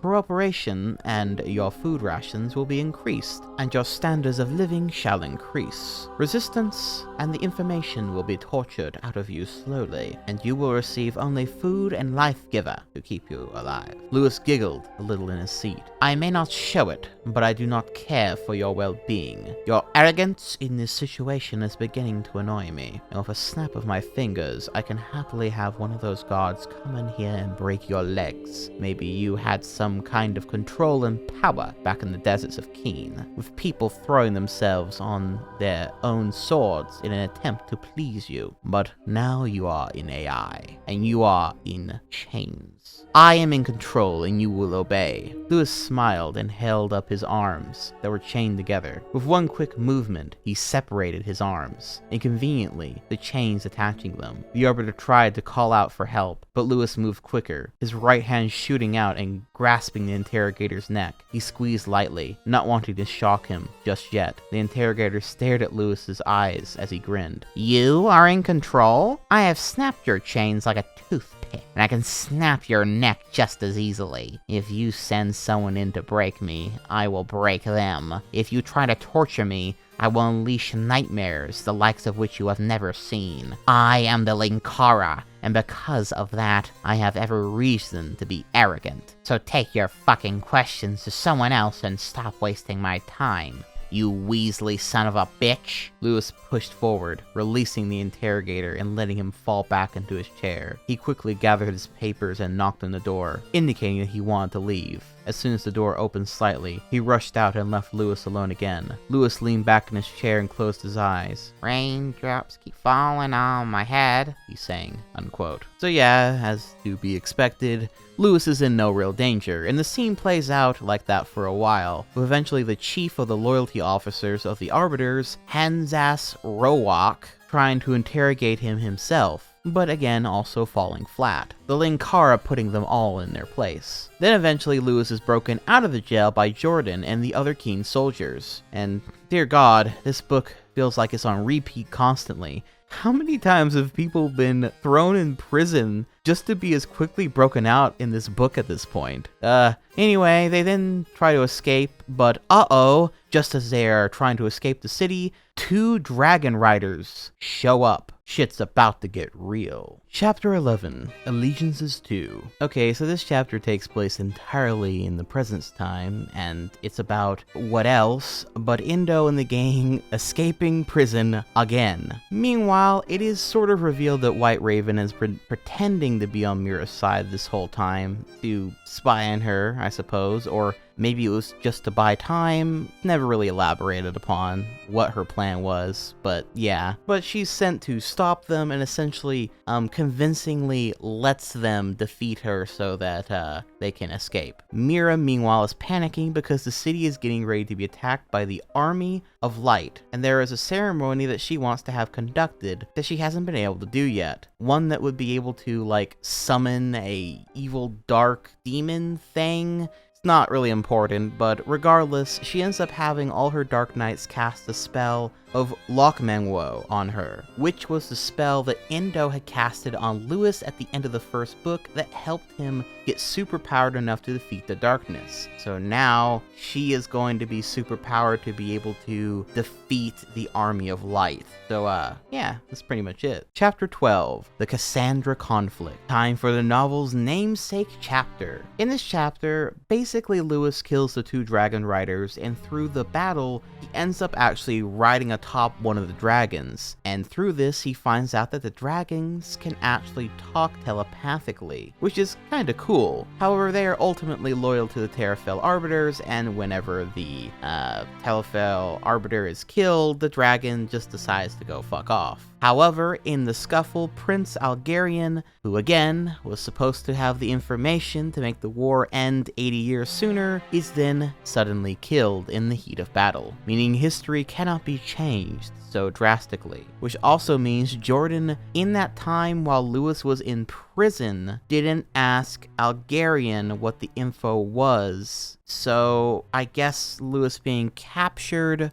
to distract them was for literally no fucking reason, especially because he could have just broken out of the prison himself.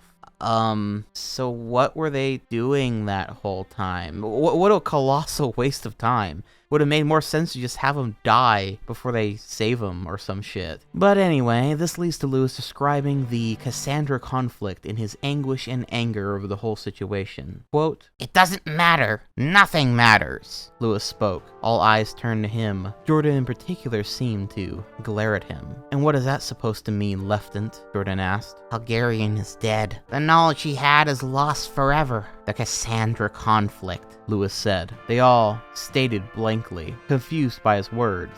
"The what?" one of them finally asked. "Cassandra was a Greek goddess, someone from my world's mythology. She had the ability to foretell the future accurately, and with no discrepancy. However, she was then cursed with the fact that although she could see the future and predict it, she had no way of changing it. And that's where we are right now, folks. I'm Cassandra, who can tell you all about the future, but either no one will believe me, like in the case of your retarded king, or the fact that I can't change the future, like in the fact that Prince Algarian, who knew a way for this war to end 80 years early than it's supposed to, sparing thousands if not millions of lives, is now lying dead in some field. What's the point of us even doing anything now? We've failed in our mission, and now this damned war will continue," Lewis said, his voice never deviating or changing to reflect his different moods of anger and sadness, unquote. However, Jordan and the other soldiers of Keen are unfazed by this,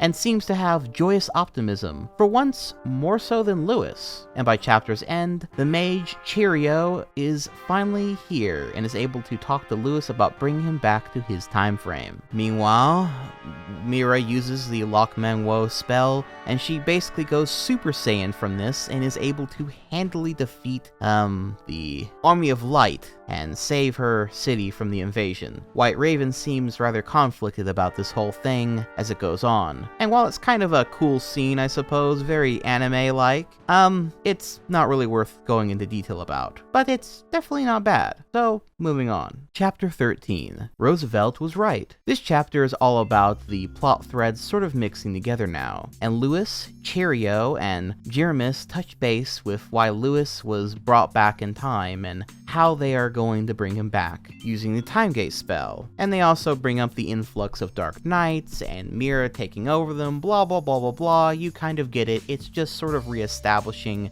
everything we the readers already know to Lewis. However, the thing is, in their escape from the city, they ended up going into this dark temple of sorts that the Arbiters refuse to go into because it's haunted with an evil spirit or some shit like that. But this allows them time to figure out how to escape, since they are now very much cornered, and as soon as they leave, they are going to be captured and most likely killed. So Lewis and Cheerio come up with a plan to make a mechanical firearm flamethrower of sorts to scare the Arbiters into thinking that they have harnessed the power of the dragons themselves, but in a portable package. And so they build just that, and then Lewis walks out from the demon castle and uses the flamethrower on a tree, scaring all of the Arbiters and allowing the Keen soldiers to be able to escape. And yeah, that's pretty much the chapter. It's definitely not a bad one, kind of interesting in that they gotta come up with a solution out of a situation, but yeah, that's pretty much it. Chapter 14, Full Circle. We then touch base with Mira having won the battle, and she's basically got an extra morale boost at this point, and White Raven is again being wishy-washy, same shit, whatever. Meanwhile, Lewis has a moment of what I'm gonna call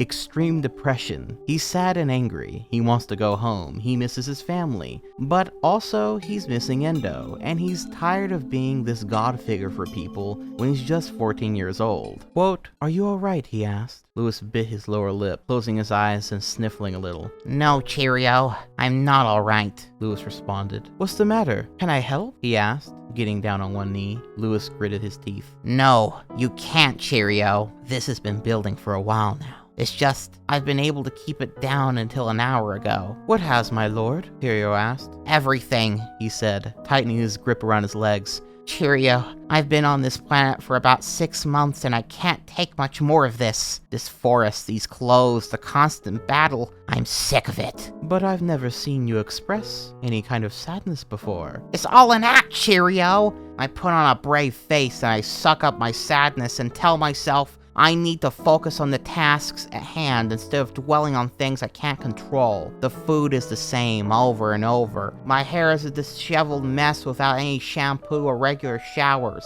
and I have to kill people to stay alive. That is not the life for a 14-year-old. Hell, I've probably missed my 15th birthday back on Earth by now. I can barely remember what my parents look like, or my freaking brother who always used to call me a dork. My friends are all back on Earth, and I know if they even know I'm gone, or if no time has passed, or if I'm even going to get home. I don't have any teachers to have discussions or debates with, no internet to communicate with people around the world and keep up the illusion that I actually exist in the outside world, and no people to tell me that they love me and they appreciate me. I appreciate and love you, my lord, Cheerio said. Oh, shut the fuck up, Lewis yelled, standing up. You're only doing so because I represent your goddamn religion. Guess what, Magi?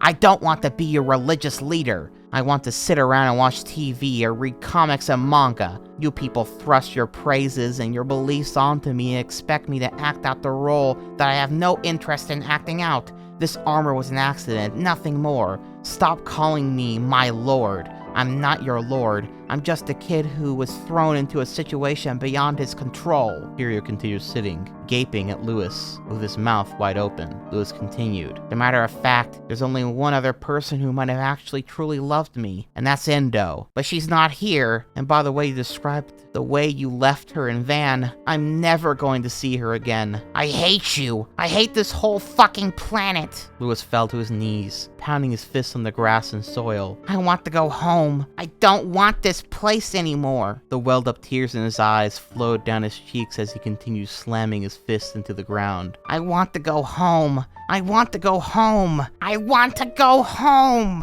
Unquote. And I'll admit, it's actually a nice moment of vulnerability for Lewis after all this bravado and shit. And what's more is this chapter actually ends with the camp that they set up in the forest being attacked, including a dragon and dragon rider being ridden by Rohak, no less, the chief guy that he kind of made a mockery of before back in the prison. And for once, Lewis actually, in his attempt to stop them, messes up this time. Quote, Rohak laughed in demonic glee as he brought the dragon around to face Lewis and kicked the dragon on one of his lung sacs. Through training, the dragon had quickly learned that this meant he should shoot its fire, and it complied. Lewis winced and tried to bring his wings around to shield him from the blast, but it was too late. A fireball propelled from the dragon's mouth, slapping directly into Lewis's chest. The explosion engulfed him instantly, and he shut his eyes to protect them from any of the fire. As if the armor consciously knew of the danger to Lewis, part of it quickly spread upward and covered his face. He screamed for a moment, but finally lacked the strength to continue as he felt all of his limbs go limp and numb. The fire itself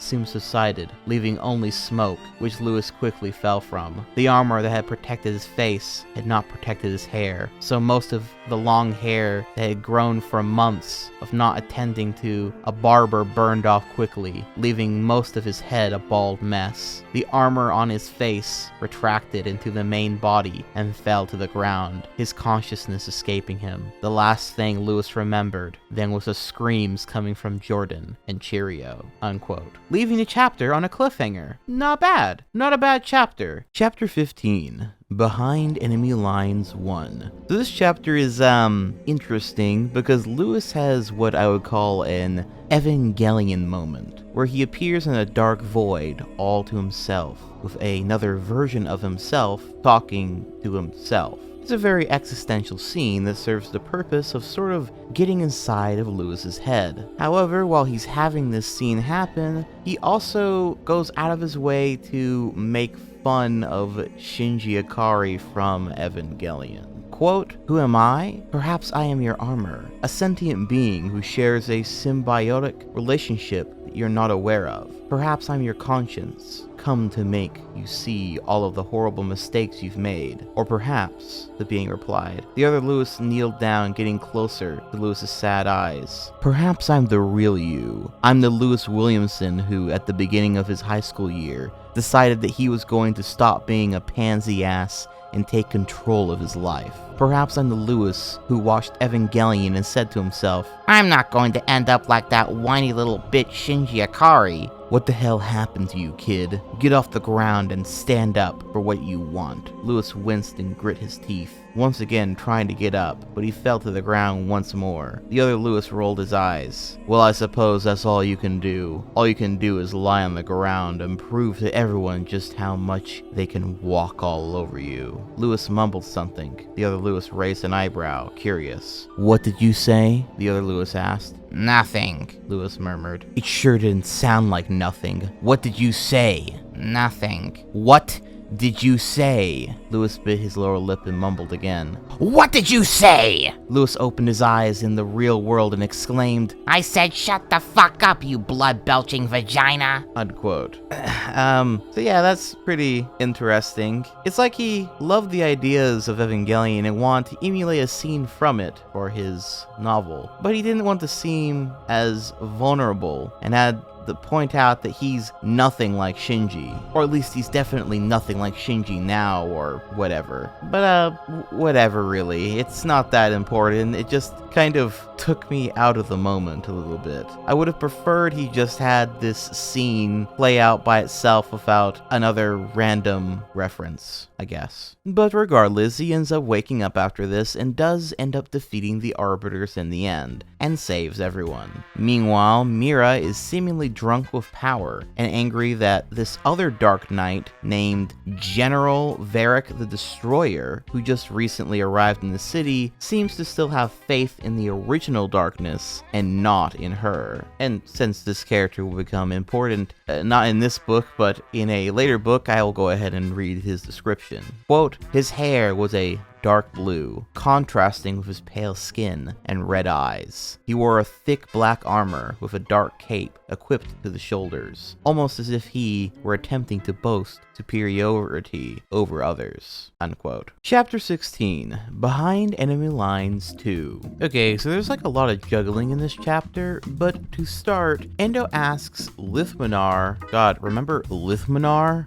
Anyway, she asks him what his deal is with being a thief, why he's a thief, and he answers with, quote, it's a matter of freedom. From what? The monarchy, the ones who impose laws on us to keep us in check so that we don't rebel and take over ourselves, unquote. So yeah, just figured I'd note that since Lithmanar really hasn't had almost any dialogue in this book, and I found it somewhat interesting. Meanwhile, Lewis and co. continue to fight more Arbiters again, but now the Arbiters have fucking lightning guns because of weird time continuum fuckery shit or something like that. Basically, there's like a bunch of stuff from the present time being transferred over to the past. There's even a scene where Lewis and co. are out in the forest and they see Rain Vendra's house. You remember her, right? She died at the very beginning of the first book, or near the beginning anyway. Well, they come across that at some point and take refuge there for a while. And now there are lightning guns because of a similar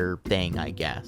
It's mostly just a means of power scaling them up since Lewis has defeated several of the dragons multiple times at this point. This is kind of like ups the ante. Meanwhile, Endo's father, Garrick, is randomly visited by a ghost of a woman who is described as, quote, a 20-year-old woman suddenly materialized in front of him. She was sitting on her knees, with red armor covering most of her body. She had long blonde hair, with a red helmet sitting atop her head, with small horns protruding from it. She didn't appear to be very tall, but her features were fair and beautiful, and Garrick was charmed by her beauty for a moment before he spoke with her again. How did you do that? He asked. I'm not entirely sure. It's a matter of focus, he responded, her voice having a natural echo to it. Garrick tilted his head to the side in confusion.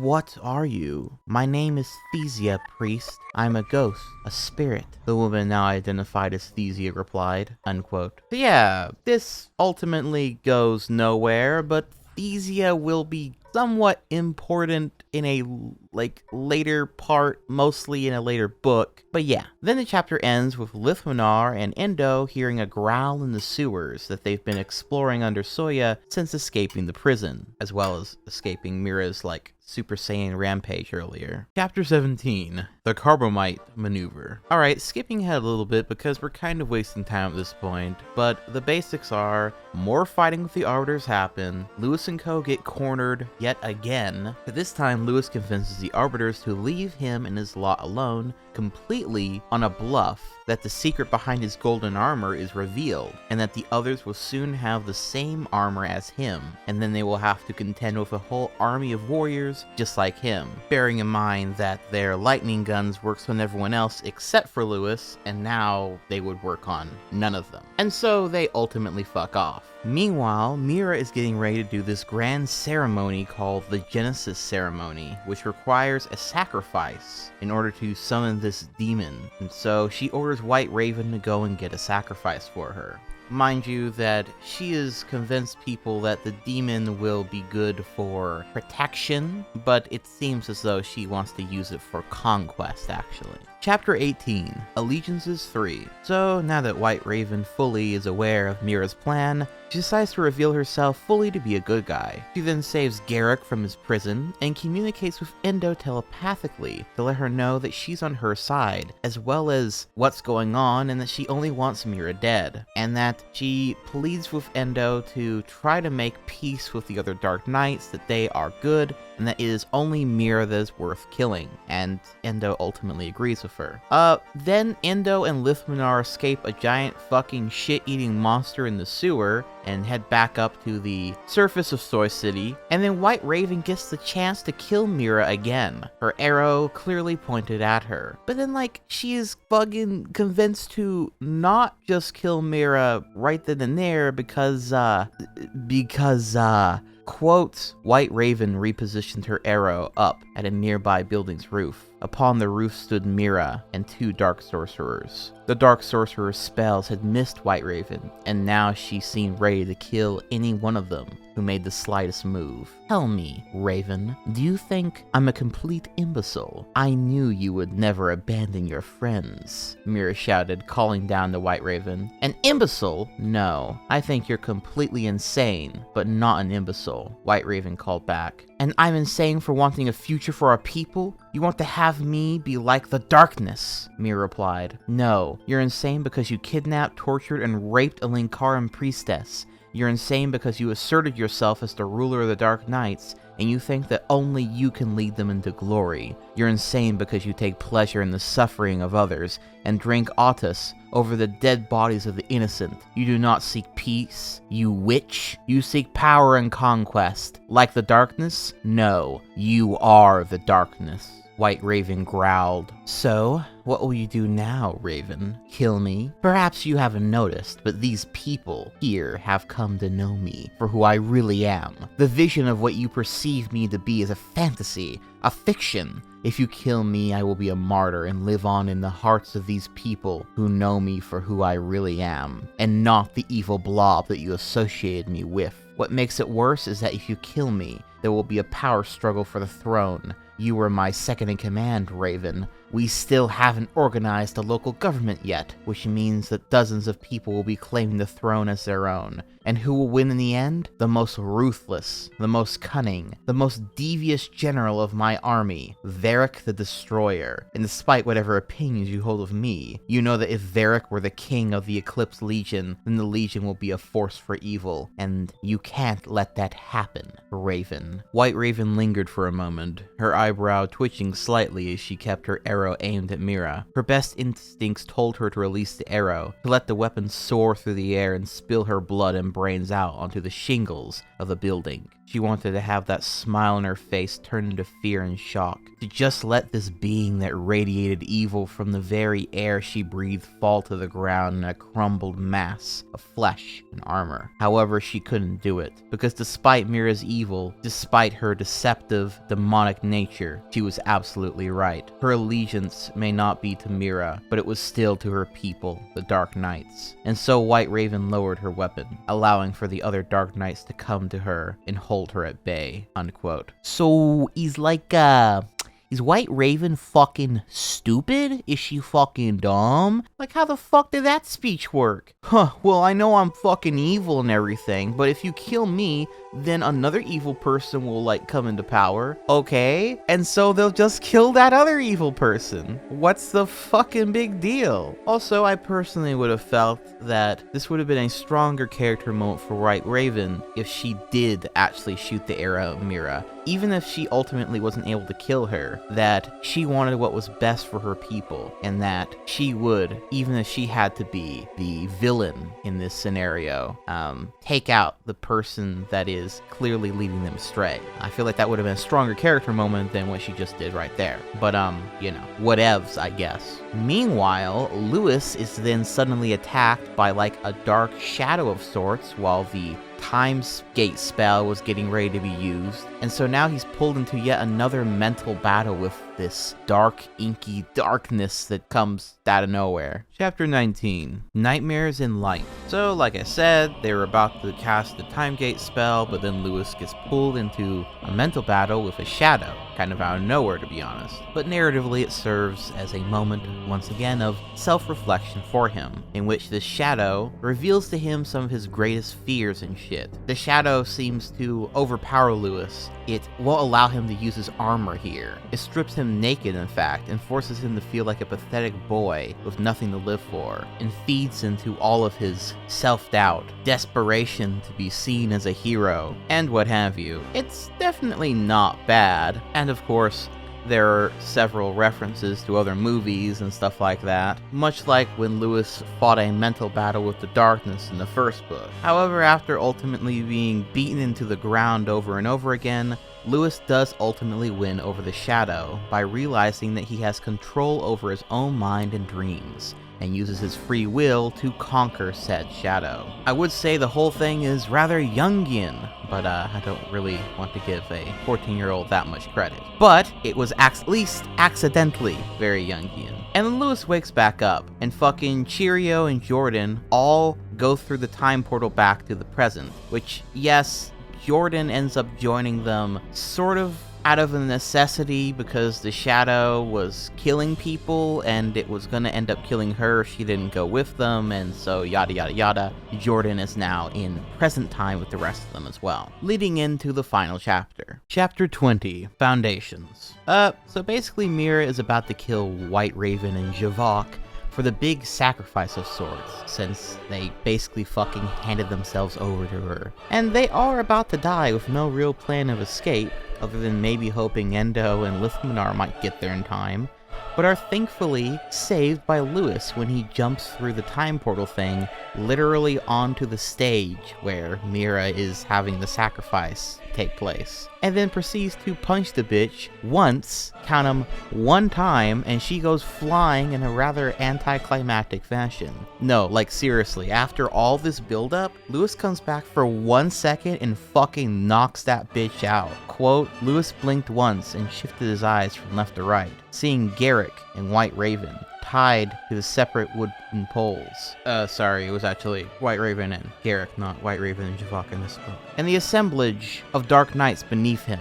Then he looked forward and saw Mira. Her eyes got wide as he saw her, and although he thought he recognized her, he needed to be sure. He walked towards her, getting right in her face. She was still in complete shock from what she had just seen, her mouth hanging open as her heartbeat increased rapidly. Lewis narrowed his eyes. I know you, Lewis stated. Mira stopped breathing. You're that bitch who tortured and raped Endo, Lewis said calmly. Mira felt the blood draining down her spine from her face. The only thing she could do in her frightened state was to nod at Lewis. Lewis in turn mentally commanded electricity to charge in his gauntlet, then delivered an uppercut with the gauntlet directly into Mira's chin. The impact from the energy sent Mira flying off the podium, going past the entire assemblage of Dark Knights and deep into the nearby swamp of Zlad Delta. The Dark Knights gasped as they followed Mira's brief flight and then quickly looked back at the Linkara. Lewis leapt into the air, his metallic golden wings suddenly shooting out of his back,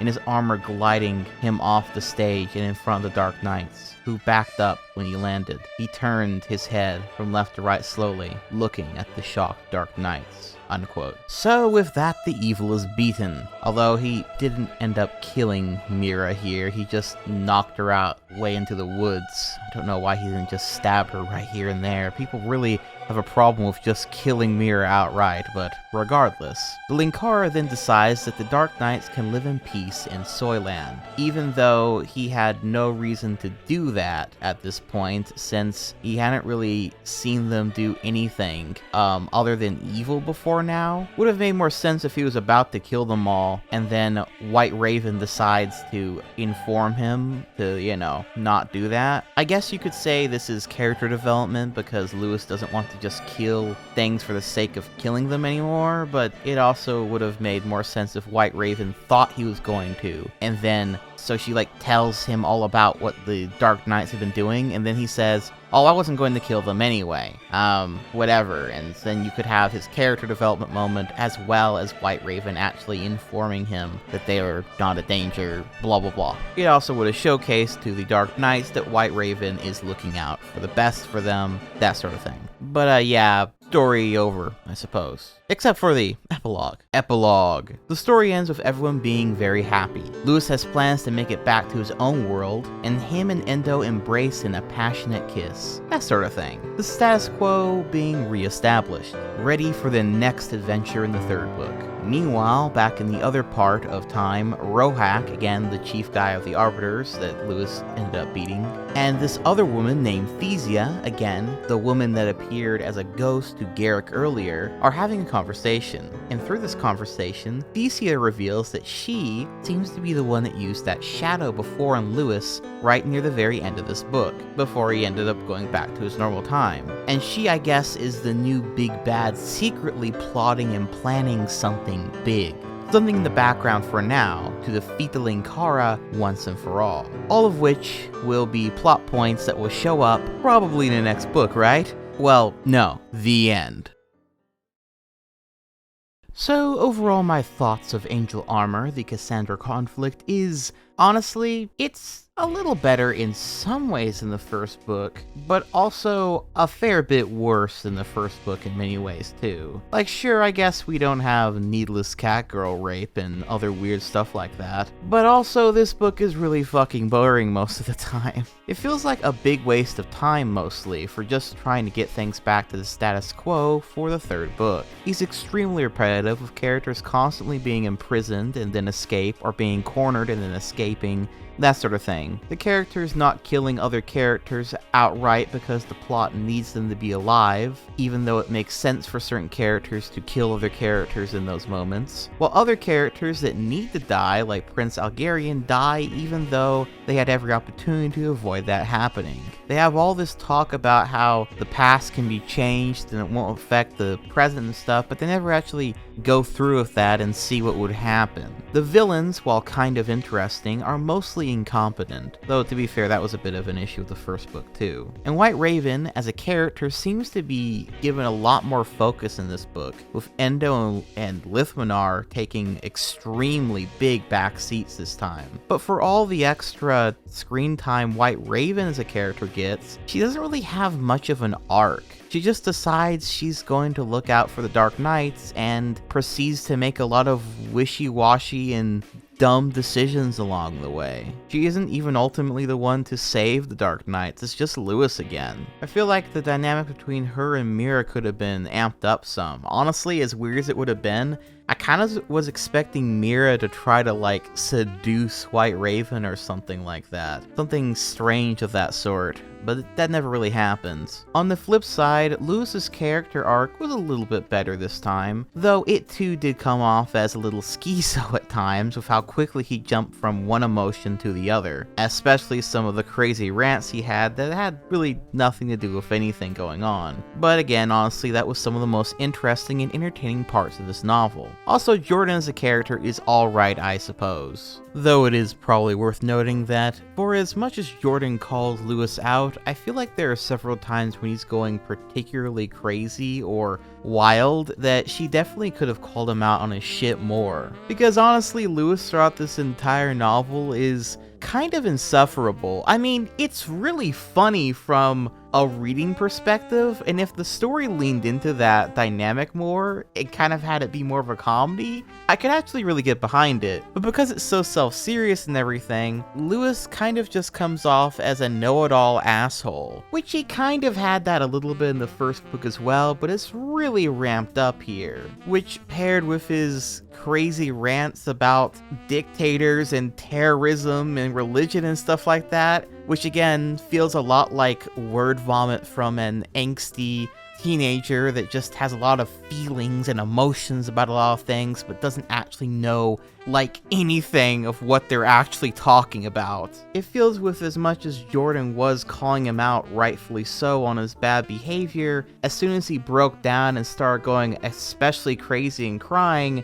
she just kind of buckled and seemed to completely understand him. And while I can understand that on some level, I also think realistically her character probably would have been more like, why are you crying? I don't know what any of this shit you're talking about is. And her suspicions about him being a child that doesn't know anything about anything and is just sort of thrust into this seat of power is pretty justifiably showcased here. Still, all the same, even with all that being said, this entire part of the story is still my favorite aspect of this particular novel, because I think it perfectly encompasses that exact essence of a teenager that has a lot of opinions about a lot of things and is really wants to express it, but doesn't have any actual real knowledge about any of the opinions that they are sharing. They just have a lot of opinions and emotions and they want to say something. Narratively and logically, it's completely stupid, but emotionally and entertainment-wise, it's quite good.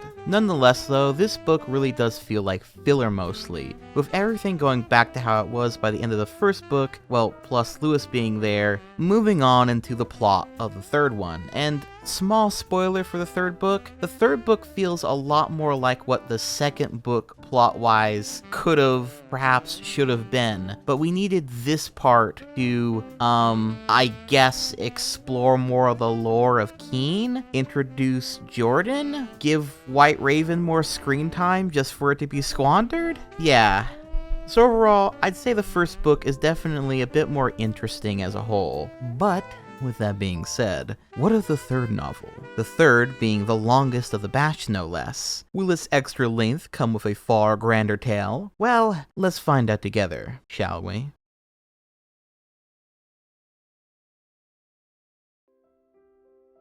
The third novel in Lewis's Angel Armor series is subtitled Yesterday, after the Beatles song of the same name. Now, the reason I've been saying according to Amazon with the publication dates up until now is because with this third book, there appears to be a large discrepancy. According to Amazon, this book was published September 30th of 2008, 4 years after the Cassandra conflict was published. However, when looking into the book itself, it clearly says all rights reserved 2006. This makes more sense as it lines up with the last novel, titled Where the Heart Is, which was released in 2007. And what's more, as I decided to do a little bit of extra research into this, to see why there was this big difference, in case there was some kind of mistake on my part, in that maybe he finished the book in 2006 but somehow only got it published by 2008, but this is in fact incorrect. It was originally published in 2006, but not on Amazon. You see, this book was originally published under the self-publishing company Lulu on July 11th of 2006 as showcased here. This is a rather funny discrepancy though, mainly because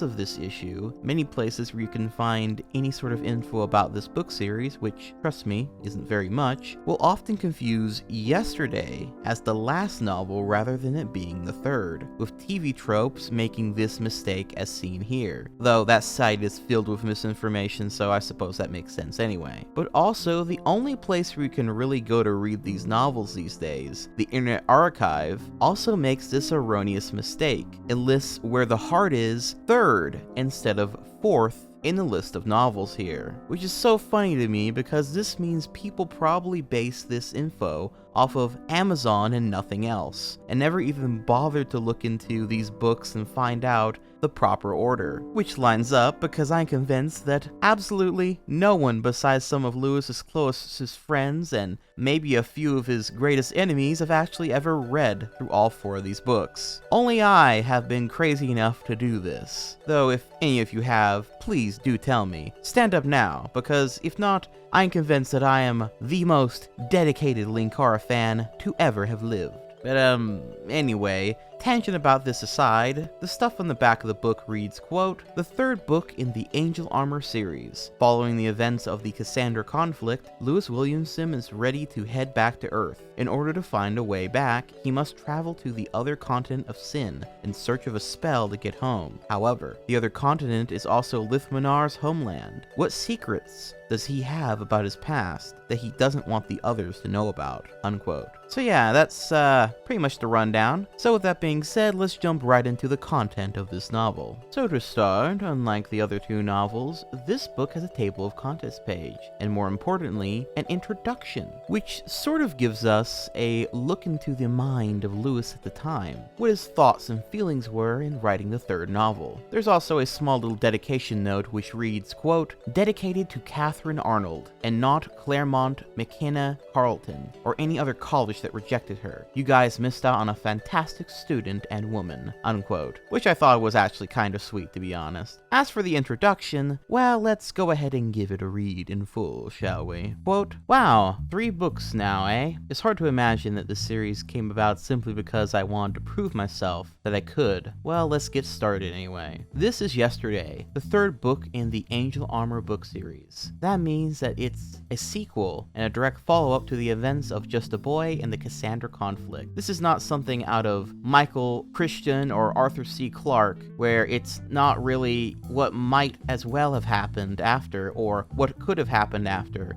No, this is what really happened after. Not to say that the events depicted in the book really happened, of course. That'd just be stupid and crazy. Well, actually, when you think about it, it could have happened, couldn't it? Imagine, if you will, that all imagination, all creative thought, are actually constructs that the brain sees from parallel realities, like in the flows of hypertime described in the pages of DC Comics. The events described in those universe flow from their own like a river into the minds of those of us here on our Earth, allowing great writers and artists to craft the storyline in whatever fashion we can think of. Neat little thought that all writers are actually historians, isn't it? Anyway, to get back on track, this is the 3rd book in the Angel Armor series. Now, as I have worked to promote the series and encourage people to buy them, many have thought that I have attempted to hint at a relationship, possibilities, religious symbolism, or even a fight against communism in my writings. As much as I grin at these interpretations of my work, I should note a few things. One, although the thoughts portrayed by Lewis in this story do reflect many of my political and/or religious beliefs, I am never attempting to hint at internal themes or messages in the stories. I despise pretentious themes, one way or another, on the subject, opting instead to either a balanced viewpoint on a matter, or better yet, simply attempting to entertain people. That's what my books are about, entertaining you. As John Arbuckle said in the first comic printing of Garfield, our only thought is to entertain you. Not as much that doesn't mean that the political beliefs from the main character in the series don't get muddled into and therefore my biased opinion comes into play. However, it never means that I'm trying to tell you that this is how one should lead their life. I simply want to have someone email me or send me some fan mail that says, "When I read so-and-so, I leapt into the air and pumped my fist into the air, cheering for so-and-so." I want people to get excited about these characters and really root for them through the bad times and the good. Of course, please don't go to the extreme levels of obsession and feel depressed and or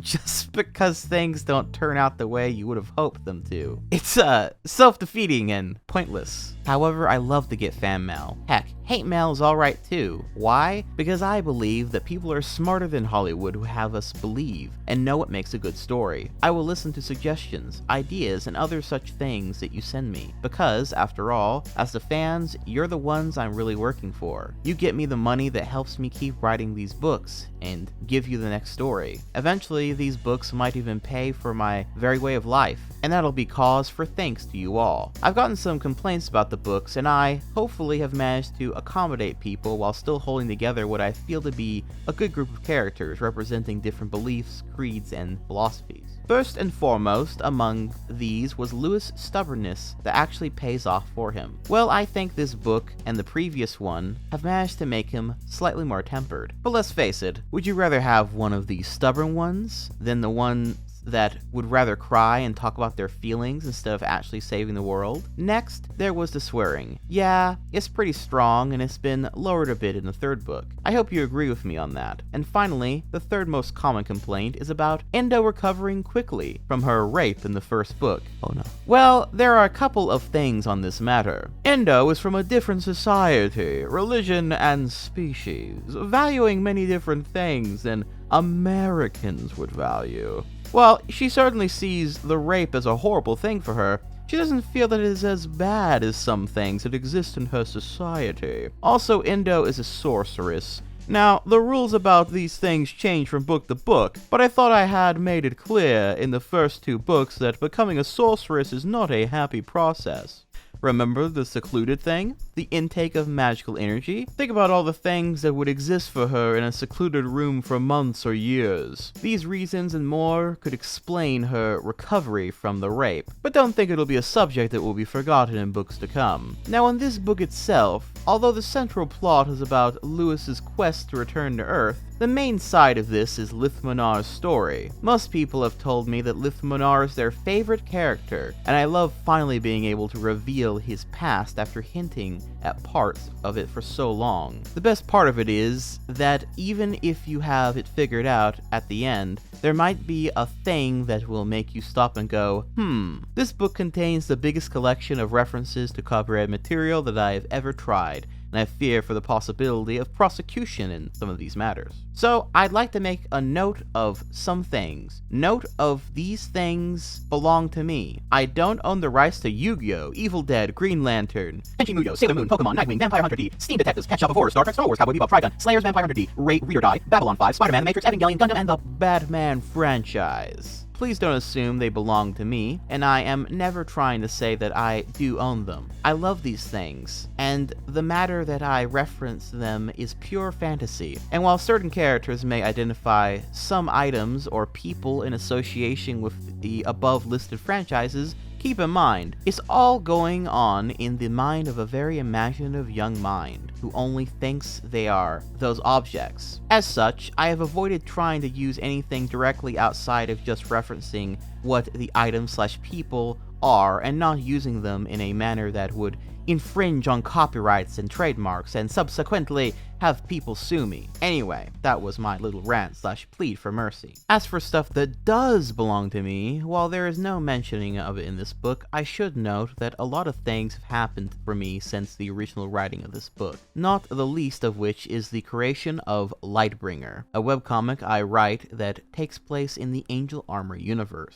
While there hasn't been a crossover between the current characters of either universe at the time of this publishing, except for one, but I say current characters, odds are you'll be seeing the two stories have a little interaction by the time I get finished with the fourth book. If you don't know about Lightbringer, you can visit lightbringercomicgenesis.com for more info on it and for upcoming updates of Angel Armor. To sum up the conclusion here, I wish to acknowledge several individuals have had a helping hand in making this book as well as I hope it is. First of all is Christine Wu, a lovely and kind individual who has helped edit this book in stages along the way, and pointed out things that I never would have spotted on my own. Next is Nicholas Spinelli, this nice friend of mine who originally inspired me to write the series to begin with. Then there is Kat Lesh, who has been a great source of inspiration for events that transpire in several parts of the book. book, and is the creator of the High Road character. Read the book and you'll know who I'm talking about. Following on, we have Cameron Moreno, who now does the cover for the books for a small fee that I am happy to contribute since he does such excellent work. And finally, I'd like to give acknowledgement to all the fans of this series, since you're the ones who keep the books alive, and for that, I'm grateful. Anyway, I'll stop yapping so you can sit back and enjoy Yesterday. Oh, and by the way, the title went through several reworks as I tried to find the perfect one, starting with New Frontier to Kings, Thieves, and Assassins before finally setting on the current title, thanks to a Beatles song of the same name. Cool, no? Unquote. So yeah, that's the info regarding this book and a little preview into the Lightbringer, which, trust me, we're going to get to that very soon. I wonder how many of you were aware that the Lightbringer comic that Lewis is so infamous for writing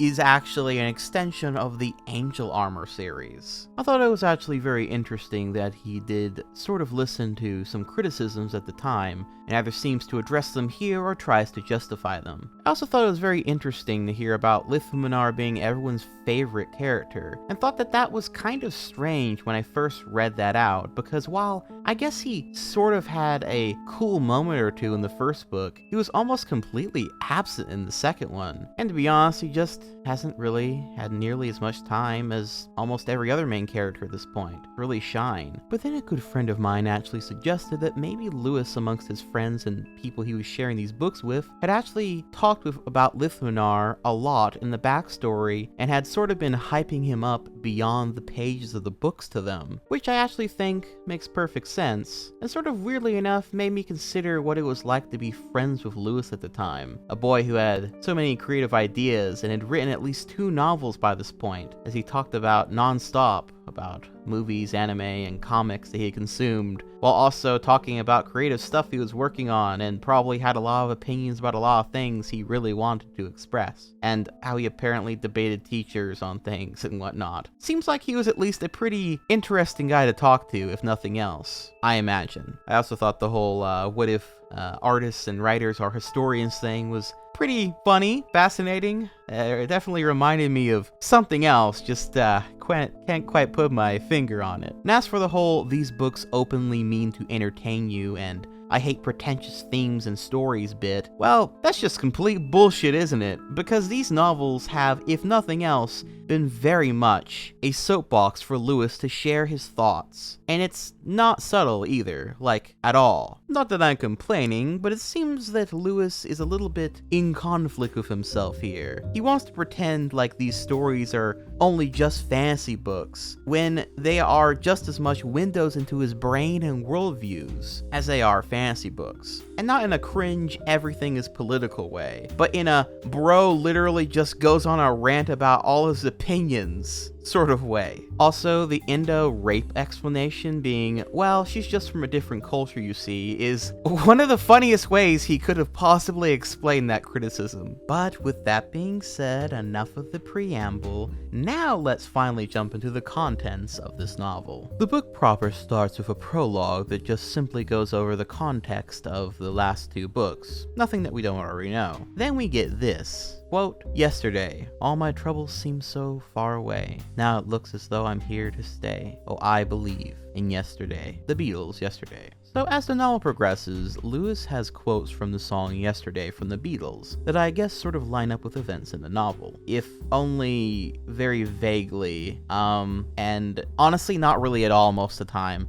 It does sort of feel a bit pretentious. Not that I'm one to talk though, since in my book series I'm working on almost all the chapters, they have song titles or lyrics from songs as chapter titles that line up with either the feeling of the chapter or with a theme of the chapter or something like that. So, you know, I can't really shit on Lewis too much for doing this, but still, it would have been a lot more interesting if the song actually lined up with more stuff actually going on in the novel. But oh well. Chapter 1, Lethargic. So this chapter can pretty easily be summed up as, after Lewis gets back to the normal time frame and celebrates with everyone, the man really wants to get some sleep, but no one will leave him alone long enough for him to get some rest. Liftminar wants to propose a business deal with him about basically touring around AI, akin to a rock star. Endo and White Raven wish to discuss what Mira, who they never found the body of after Lewis knocked her ass out at the end of the last novel,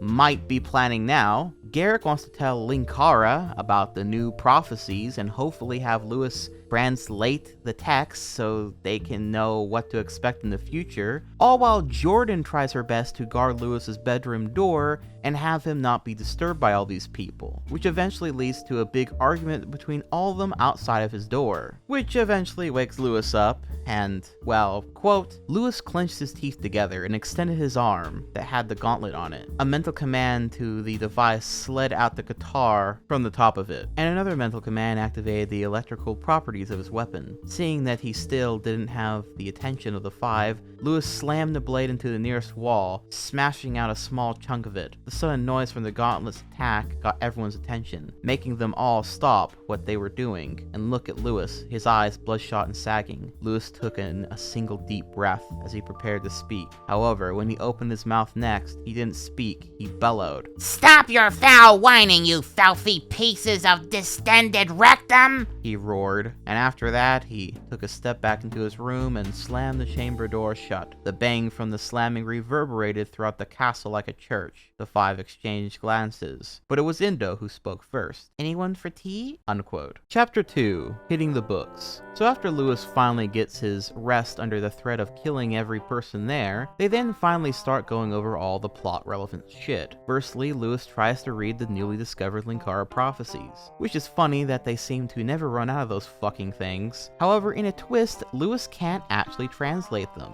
meaning that their fate is unwritten for now, for once in the story. Meanwhile, Mira is out on the loose somewhere with a book of strategy from the darkness, I guess, and they act as if this is something to be threatened about, but honestly, with how easily her ass was handled in the last book, it's kind of whatever. Bitch is a joke. Meanwhile, Lewis wants to find a way to go back home to Earth now, and wants to take Endo with him. So they need to find a spell capable of doing just that, and so they go on a quest to find a supposed artifact based on a small rumor to follow for magics beyond this realm or whatever. Something else interesting is the place they need to go to possibly find this means of magic is in the nation of Igel, which Liftminar seems perturbed by, hinting that he may have had some bad past there. And so that's the setup. They need to go follow this rumor, get an item that will help them go to Lewis's Earth, and so on and so forth. Let's go, bitches! Chapter 3, Objects in Motion. In this chapter, they all get on a boat and talk about what they will do on their journey to Igel. Liftminar is acting strange and continuing to discuss why he hates royalty, and goes into some specifics as to why he despises them. Quote, after their discussion of business at hand, the talk amongst the group devolved into the thing that any normal people would talk about in the face of their imminent boredom. Food. I suppose it's going to be rations throughout most of the journey then, White Raven asked. "Unfortunately, yes. Don't worry, we'll eat at restaurants when we're in cities," Lewis replied. How? Endo sighed, sitting upright and proper in her chair. "We spent so much money just on the supplies to get to Igel that we don't have enough for one night at an inn." What about churches? Surely they won't turn away their perky little savior, will they?" Lewis inquired. "For the first 3 or 4 stops, that'll be fine, but many of the northern lands don't have any churches in them. We'll have to sleep somewhere, and frankly, I am disinclined to sleep on rocks for 8 months if it takes that much time to find the spell," Endo stated. "Frankly, it'll be a welcome change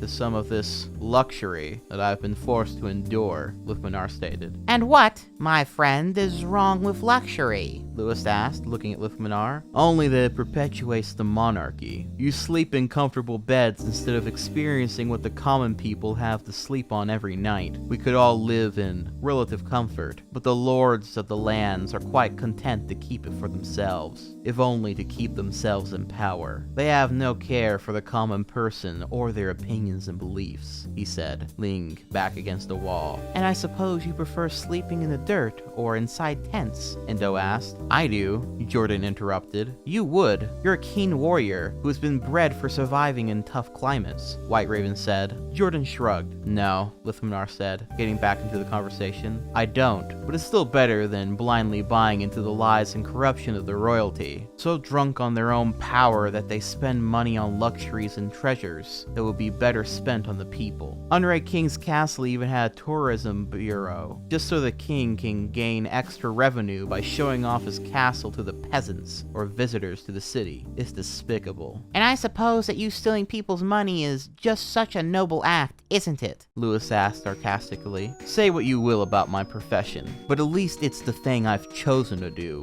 Although I despise the monarchy, in many ways, I pity them. They are born into luxury and know little or nothing of pain and suffering. They aren't even given the choice of whether or not they wish to be royalty. They are simply bred for the role and can never choose. No choice, Lithmanar said, drifting off. And with that, Lithmanar walked out of the room and onto the deck of the ship. Deciding to allow Lithmanar to leave and not press the issue, Lewis shrugged and returned to the conversation to its original focus, unquote. Then later in the chapter, the captain of their ship is mysteriously murdered by Thesia in her ghostly form, leaving people wondering what happened and Lithmanar needing to take over as the new captain of the ship. Chapter 4. The Wars of the Last Wolves. So this chapter opens with that character who was briefly introduced in the last book who disagreed with Mira about her rule over the Dark Knights, and who everyone seems to fear. A character by the name of Varric the Destroyer, who is fighting a couple of other characters set out to, well, destroy him. Quote, Varric the Destroyer fell onto the ground hard. He winced and clenched his teeth together, feeling a bitter taste in the back of his throat. He pushed himself up, digging his black gauntlets into the ground as his weakened body betrayed him and made him tremble. A swift kick to his stomach sent him back onto the ground. He fell into his face and coughed up blood onto the grass. He turned to face his attacker, a 16-year-old boy with lightly tanned skin, brown hair, and a confident smile on his face. His attire consisted of a blue sleeveless shirt and light leather armoring, with tan trousers, black boots, and a blue sweatband around his head. I should have known you would have come looking for me, Atrex, he growled. The boy, now identified as Atrex, grinned and chuckled a little. How could I not, Varric? We chased you down for months, from one edge of the Five Lands to the next, from the dank caves of Mount Viel to the frigid dwarf cities at the marshes of Gilead. We followed you. When we finally captured you and killed your little helper, we thought we were done with you. But apparently we were wrong. Varric did not grin from the memory of his escape from the Gilead prison and joining Mira and the other Dark Knights at Soya. It was a simple task, he said. I'm rather surprised that you didn't kill me when you had the chance. There was enough killing already during those months. I didn't need to confound it by adding one more body to the count. It would not be honorable, Atrex stated.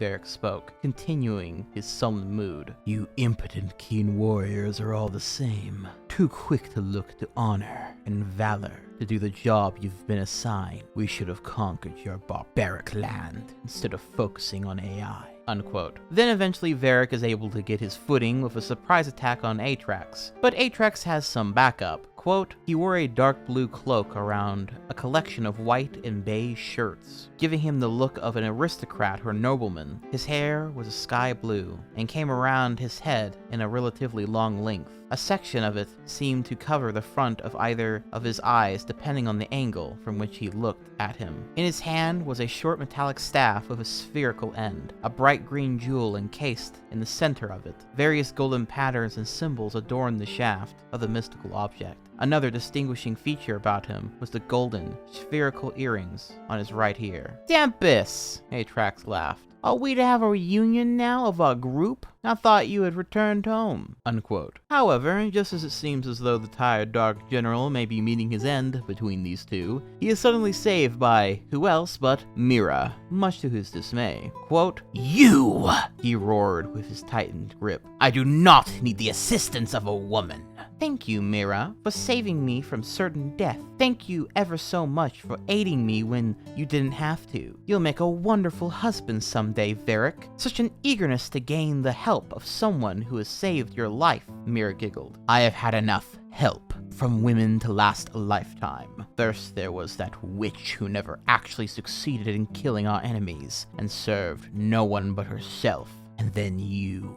You who desecrated the darkness and futilely tried to start a rebellion against the other lands of sin. I'm not sure which of you was worse," Varric hissed. Mira rolled her eyes and struck the whip out at Atrax, knocking him over and away from them as he tried to approach. "Perhaps, my grumpy friend, we can continue this conversation somewhere a little more peaceful," she suggested. Realizing that he wasn't in any condition to fight her, Varric decided to agree with Mira and go with her. Unquote. So yeah, and after all that, the two have a conversation about the book Mira has, which outlines plans from the darkness itself, as well as just generally speaking spells and strange powers that the darkness had access to, which they now have access to, that they could use to get revenge for the darkness and kill the Linkara, blah blah blah, but fucking blah, you get it. Ending the chapter on this note. Quote, "We are the last wolves, Mira, the last members of the darkness faith. The Great One has fallen. His war is over.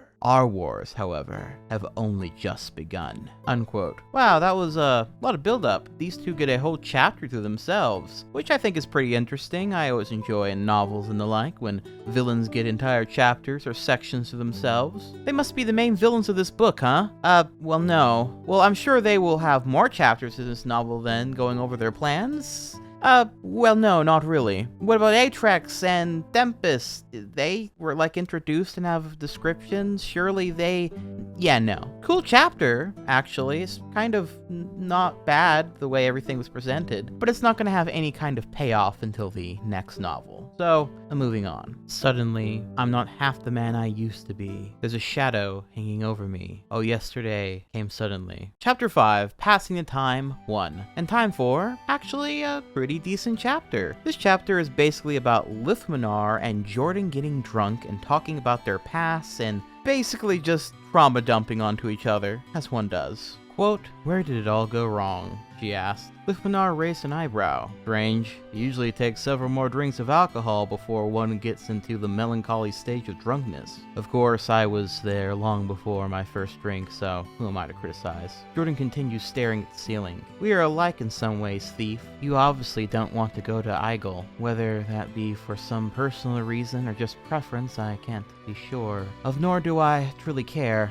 but it is giving you distress regardless." "It's ironic," Lithmanar said, sitting up. "You want to return to your past, but are unable to because there is nothing left for you there. I want to stay as far away from my past as possible, but I am being forced to return to it." Jordan laid her head down in her arms and stared up at Lithmanar. "Perhaps we're not meant to be happy." "I can certainly agree with that. I haven't been truly, honestly happy in a very long time," Lithmanar replied, staring into his bottle. Jordan sat up and nodded. "You certainly try to be happy. You travel from place to place, embracing a free lifestyle with wealth, whiskey, and women, but in the end, it's all just superficial. Laughing and crying and friendship all seem like fantastic ideas until you actually try it out without any soul. You reject traditional ideals, try to make yourself out as an individual that stands out in a society that assumes that they're in a place they're in out of divine will. You're an outlaw and a rebel." Lithmanar rested his head back, staring at the ceiling as Jordan had been a moment ago. "But the truth is that it's a miserable existence. You love the cash flow and the glory of the job, knowing, or at least thinking, you're the best at it. But then your morals get in the way. The reason you do it in the first place becomes clouded and artificial. You say the reason you do it over and over is just an excuse, and you're not fooling anyone. And so you think of everything that brought you to where you are now, hoping to find the dreams and goals you discarded that you could embrace once more. And when you reach that instant, the moment the reason becomes clear, you sink ever deeper into the shadows, trying to hide how shameful you feel and how much you wish it had been you instead of her. Jordan's ears perked up. Her? Lithmanar's eyes got wide and he winced. Nothing. Never mind. Unquote. It's a bit exposition dumpy and doesn't really feel like supernatural dialogue, to be perfectly honest. But I can forgive it a little bit because I do find it interesting that these two characters are discussing this and opening up rather than the whole thing needing to be overseen and overruled by Lewis, which I think has been a major issue up until now. All conflict, be they physical or emotional or philosophical, always seems to be solved by Lewis kicking someone in the nuts or going on a rant and kind of shuts everyone up. So it's nice to have a genuine moment between characters without that brat constantly being in the center of the conversation. And what's more is Jordan then goes on to open up about her experience as being a member of the New Blood Order, how she worked for everything that she got to the position that she's in, and how the existence of the Linkara almost seems to take away from her faith and her beliefs, as well as her being in a completely different frame of time than she was before. Everything about her life, including where she even goes after death, afterlife, her religion, her way of living, has all been stripped away from her, and she's left kind of not knowing what to do with herself, which Lithmanar ultimately relates to, and so they decide to drink a little bit more and toast to trying to figure things out. Meanwhile, Lewis is desperately trying to teach Endo how to play chess, but she just can't seem to wrap her head around it, which is a kind of cute interaction between the two. Then later on, Lithmanar and Jordan eventually get so drunk and emotional that they end up kissing each other, and then they go on to have extremely loud sex. So, yeah. Chapter 6. Passing the Time 2. So this chapter is kind of long, but honestly, what it amounts to mostly is, first off, Lewis in a rather creepy fashion asked how the sex was to Lithmanar and Jordan since he overheard them, I guess, from his room last night, and this seems to frazzle them. So, how was your night, you two? The two looked up at Lewis, who stood with a tray of food in his hands and a wide smile on his face. Well, He asked, still waiting for a response from the two. Neither Lithmanar nor Jordan gave a response. the only reason I ask Lewis said, pulling his tray back over and stabbing his fork into a piece of meat. is because I find it very difficult to sleep when there are loud screams and moans coming from 2 rooms over. You two could have been a little more discreet and courteous about your sex, instead of going at it like a bunch of horny lemurs. What's a lemur? White Raven asked. And what does it being horned have to do with sex? Endo also asked, turning to Lewis. Lewis rolled his eyes and shook his head, cutting his round cakes with a fork. I hate this shithole planet. Well, it's not like anything we did was wrong, Lewis. It's nothing that you and Endo aren't doing. Lewis coughed, almost spitting out the food in his mouth. Endo blushed and bit her lower lip, causing Lithmanar to start giggling. Realizing the tables had turned, Lewis finished chewing and swallowing his food before he spoke again. Excuse me? Aren't you and your beloved having sex? One would think that you would be after so much time spent apart, Jordan stated. Jordan, Endo and I are 15 years old, Lewis replied. What does that have to do with sex? Sex is rarely more than an exercise between troops in the Keen Army. Since troops joined the army at an early age, I was having fun with many members of my unit when I was a pertit, Jordan explained. Well, maybe that's how it works in Keen, but that's not how it works in AI, Lewis replied. I seem to recall the priestess girl prostituting herself out to further achieve our initial journey and stripping in warriors' rests in order to get rooms at inns, Lithmanar laughed. Endo clenched her teeth and blushed more prominently, her face turning a pink hue. Those were, Lithmanar, shut your hole. Those times are over now. And the 2 15-year-olds are not going to sleep with each other, no matter how much they're in love, Lewis stated. My love, I'm not really 15. I'm 148 years old, Endo said, wincing. Unquote. Bro. Really? We're really doing the she's 15 but like 100 years old actually and fucking whatever years thing?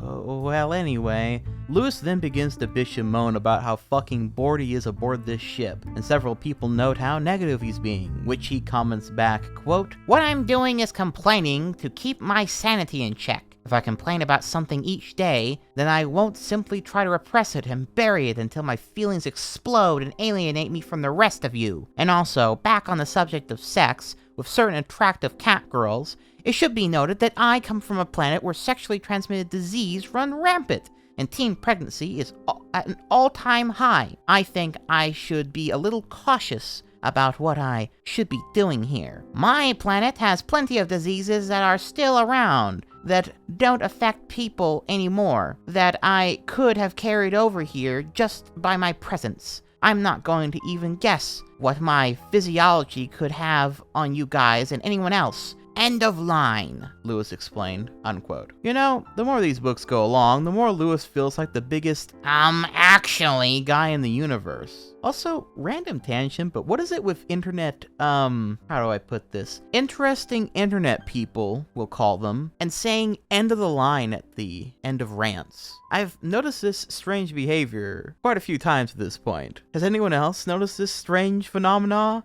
Well, anyway, then things get interesting with a giant octopus monster called a Kilotrat attacking their ship. Lewis ends up having to fight it with his golden armor, and the fight scene is again actually alright. It's definitely not bad. Ending with Endo casting a big-ass magic spell called Angel's Vengeance to defeat the beast for good. It's basically a giant energy blast. Think Dragon Slave from Slayers as an example.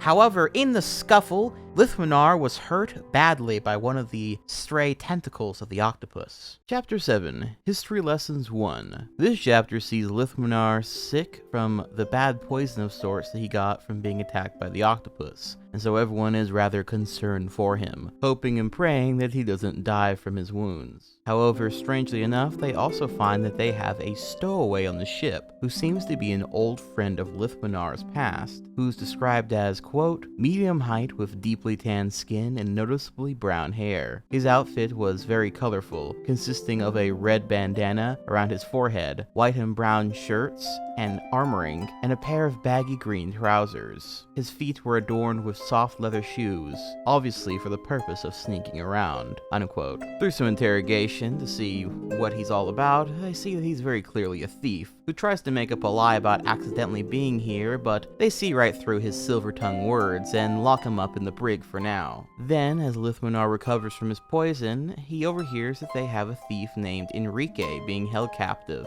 and so he goes to talk to him. Quote, hello there. Who might you be? Enrique asked quizzically. Lithmanar rolled his eyes. Drop your attitude, Enrique. I'm not in the mood for it. Whatever you talking about? Enrique asked, tilting his head to the side in mock confusion. Lithmanar waited a moment and then turned to the others. Leave me alone with him, he said. Are you sure? Endo asked. Lithmanar nodded in response. If you need us, we'll be right outside, Jordan stated. Lewis looked at Lithmanar and nodded, complying with his request. The group walked out of the room and closed the door behind them. Lithmanar followed them briefly, stopping when the door was shut. He kneeled down and examined the lock on the door. After a few more seconds of examination, he looked in the area immediately around him and saw a splinter of wood on the ground. He picked it up and stuck it into the lock, twisting it around for several seconds before he heard a snap, indicating that the door was now locked. He pulled out the piece of wood and slipped it into his pocket before turning to Enrique. Enrique had stopped smiling. He let out a great sigh and sat back down on the bench, bringing his hands to his eyes and rubbing them furiously. Lithmanar walked closer and sat in front of the cell. Tired? He asked. Exhausted, Enrique replied, the pleasantness and joy gone from his voice. I've got this paranoia in the back of my mind that says if they examine the storage area I was hiding in, they'll find my valuables. It's been keeping me up when I don't want to be. It was a particularly frustrating fear when I went on those midnight raids for food supplies and my little hiding spot was left unguarded. Very interesting company you're keeping, Lithmanar. Lithmanar looked up at him and raised an eyebrow. What's that supposed to mean? Well, Enrique said, looking down at Lithmanar. For one thing, you're traveling with a Linkaran priestess, a Dark Knight war criminal, and a keen warrior. And then there's that boy. Who is he? The kid? He thinks he's the Linkara, Lithmanar replied. Really? Enrique asked, suddenly intrigued and bright-eyed again. Yes, so does every other member of that religion that we run into. I admit, his skills are impressive and he fulfills the prophecies. That doesn't mean that the religion is correct, Lithmanar said. I've heard about your own little escapades while I was gone. In any case, what are you doing here? If you wanted passage on a boat, you could have booked passage on any of the vessels heading out to Igel, Lithmanar suggested. True, but this was the only ship that has you aboard, Enrique stated. Lithmanar glared at Enrique. You've been looking for me this whole time? Enrique nodded. Why? Enrique looked past Lithmanar's shoulder, making sure the door was locked and that no one was listening in on their conversation. I was sent here to request your assistance. The royal family has been slowly instituting reforms that have the intention of arresting and executing every thief within the land. Royal authority has been tightening the noose around agriculture and the merchants, making it nearly impossible for anything to get done. By our estimates, the land's economy will collapse in only 3 years. There have been talks of revolution, but most of the peasant and working classes are afraid of retribution if they should fail. We need help. Lithmanar looked at Enrique, waiting until he was finished. Finally, he shrugged. So? He asked. Enrique groaned and rolled his eyes, standing up. Don't you care about your homeland? People are suffering and dying over there, and they need your help. Lithmanar glared back at Enrique and stood up. I vowed never to return to that place, and you'll know exactly why. If you wish to go home and help, be my guest. However, I will not enter that place ever again. When the royal family is gone, then maybe I will return and live out the rest of my years there. But until then, it will take all of the angels in heaven to make me re-enter that accursed land. Unquote. So yeah, clearly Lithmanar's past with this kingdom is being properly built up by now, and it's, dare I say, not too bad so far. By this point, I was definitely very interested in what the story was going to be with his past by now. I have a little bit of a guess, and without spoiling it, it did turn out that my guess was indeed correct. But regardless, this is one of the few times in this whole series where a character's story isn't immediately spilled out, and instead is held back with pieces being given to us a bit by bit. Not bad at all. Chapter 8, The Exercise of Vital Powers. Long chapter this one, but basically they arrive in Igel and quickly get a pretty different culture than what they're used to, with Jordan, White Raven, and Endo all being shop monkeys and wanting to look at and buy all the cool stuff they see, much to Lewis's annoyance. Meanwhile, Lithmanar is rather reluctant to leave the ship for now, and eventually a man in a cloak comes up to the group and says, quote, I'm not looking to peddle anything to you. I was wondering if you've ever seen this individual, the man asked, pulling out a small piece of paper from his cloak. The group looked down at the piece of paper. It was faded, cracked, and worn down painting of a single individual at the age of 13 or 14, dirty blonde hair and a smile on his face, and an age around 13 or 14. I already said that, but... Although the image portrayed someone a bit younger, it was quite evident to the group that it was Lithmanar. Lewis immediately said, Yeah, we have him on our boat. Why? The man quickly put the picture back in his cloak and shouted, Never mind! And with that, the man quickly ran in the opposite way, heading straight for the docks. After he disappeared in the crowds, Lewis hit himself on the forehead in realization of what had just happened. Shit! He exclaimed. What's the matter? Endo asked. Considering Lithmanar's reluctance coming here, it's probably because there are some people who are after him. We have to get back to help him. Lewis shouted quickly and began weeding through the crowds to get back to the ship. Unquote. Pretty dumbass move on Lewis's part, I must say, not just lying and saying they don't know who that is. But regardless, the hooded man goes to try and kill Lithmanar, but Lithmanar is able to quickly dispatch the man, and then pulls the cloak up over him to reveal who his would-be assassin is. And it just so happens to be someone from his past. A man by the name of Chancellor Lemoneth.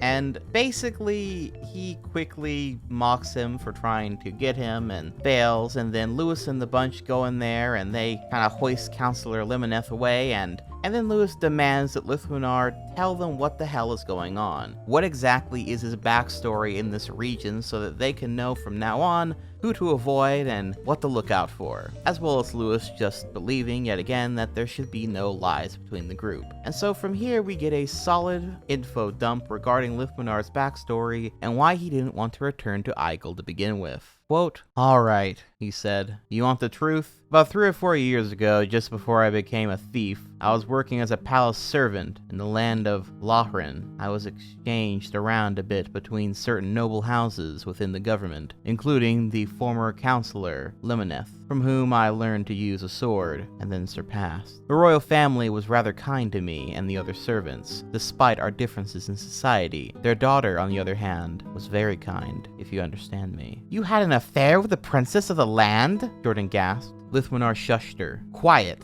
The affair was brief. It only happened twice. I'm not sure how it happened, but her parents found out. Rather than risk a scandal where their pure daughter was soiled by a commoner, they threw me out of the palace. However, they didn't stop there. Although what had happened to Princess Anna Lee wasn't official knowledge, the royal family quickly made sure that my life was in ruins because of the things their daughter had done with me, which, by the way, they blamed me for. I was taxed heavily. People rejected me because they knew that I had been marked for punishment. I had to scrounge for food like a dog, barely surviving on the meager, decaying scraps of food and life-giver that I dug out of the alleys. I left the land, but their agents followed me. Everywhere I went, I was harassed by the agents of the royal family, attacked and robbed at every opportunity. Finally, a thief helped me. He taught me how to steal and defend myself, particularly with throwing knives. The royal family eventually captured him and executed him. He had helped me for a year, and I felt obliged to finally fight back. I raised an army of thieves and other citizens who were sick of the high taxes and the royal family and tried an uprising. I commanded such great loyalty from them that individual who bowed before me back in the 3rd Division was one of those who fought for me." Why were you so disinclined to tell us this? White Raven asked. Lithmanar sighed and turned away, wincing. He closed his eyes and shook his head. "Because I made a great,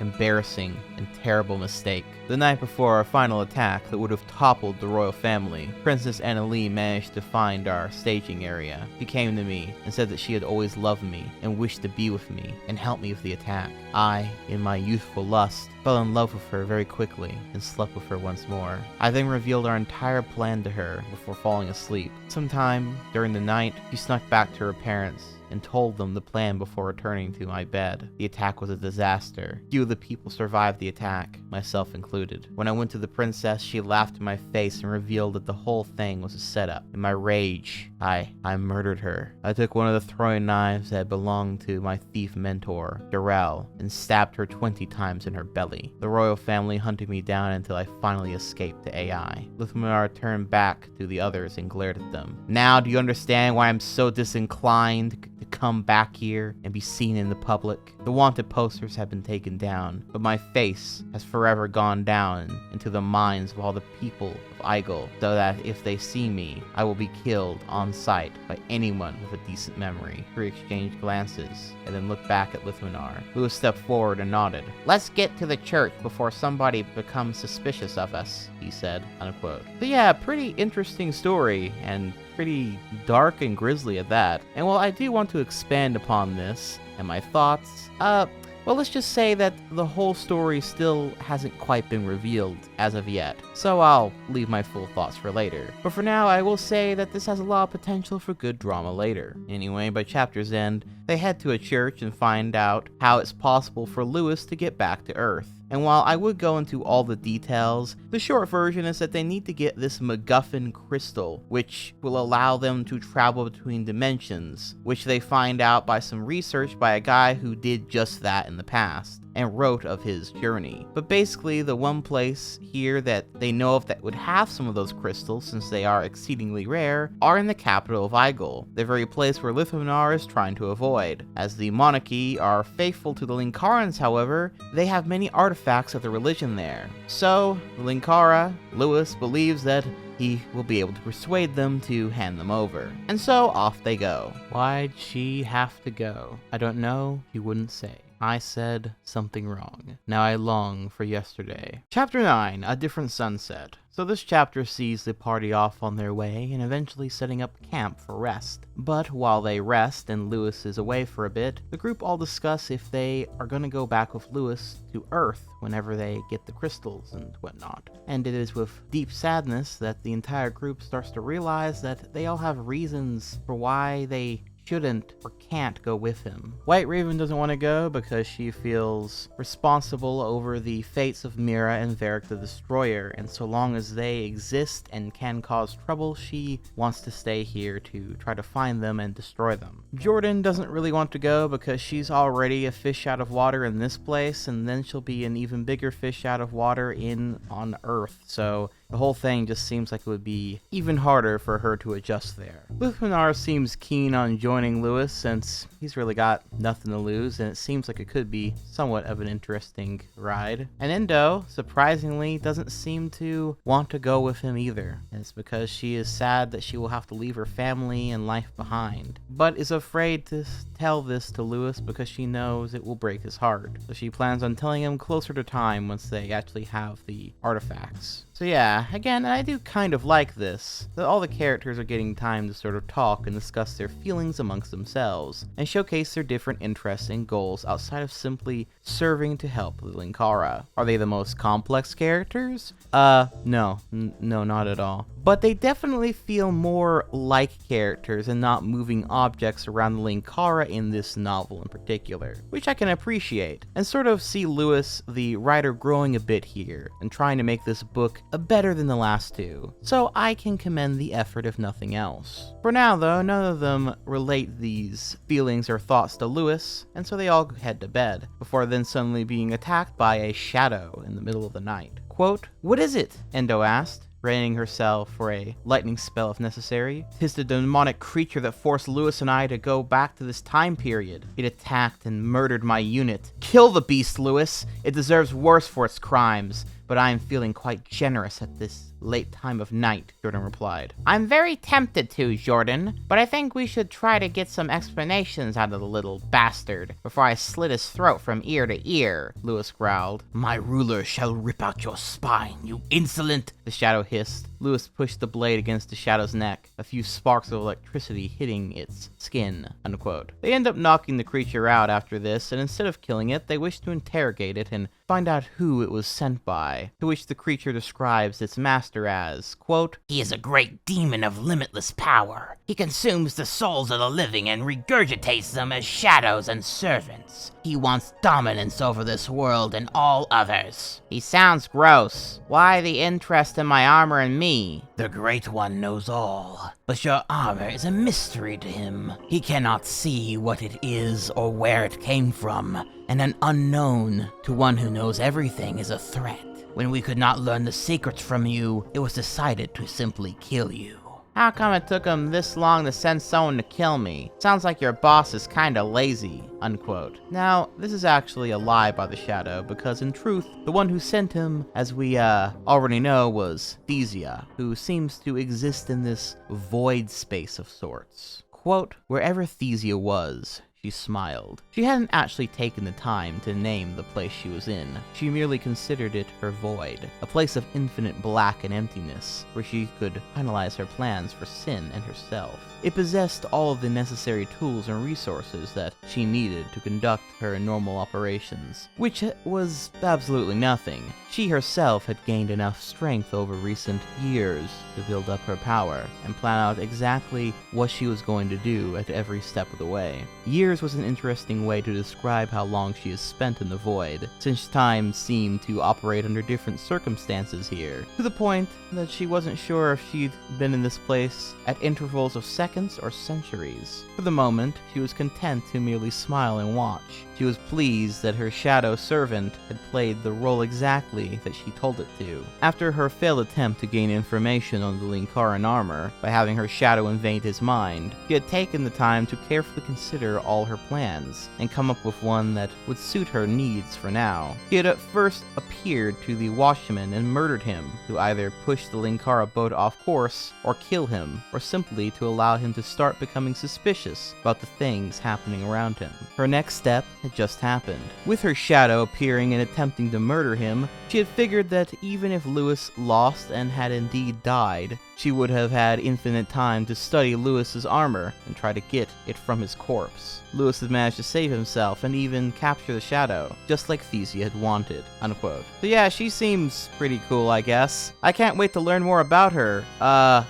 Not in this book, though. Yeah, similar to Mira and Varric the Destroyer situation, we are given a small peek behind the curtain at a cool villain who seems to be plotting things that goes nowhere in this novel for now. Chapter 10, A Chance Meeting. So this chapter sees Lewis and co. make it to the capital and talk to the king and queen to get those crystals that they need. However, there's a little bit of an issue with that. See, they no longer have the crystals they need. Even though they would love to give them to their lord the Linkara, the crystals were unfortunately stolen by the Assassin Society of Dunham. Think sort of an assassin guild of sorts. And so Lewis decides they are going to need to break into that place and get the crystals from there, and ends up kind of planning things out in the middle of the throne room. But while planning, he accidentally mentions the name Lithmanar in the king and queen's presence. And they just so happen to know that name, since according to Lithmanar, he killed their daughter. Quite the stupid thing for Lewis to have done, I must say,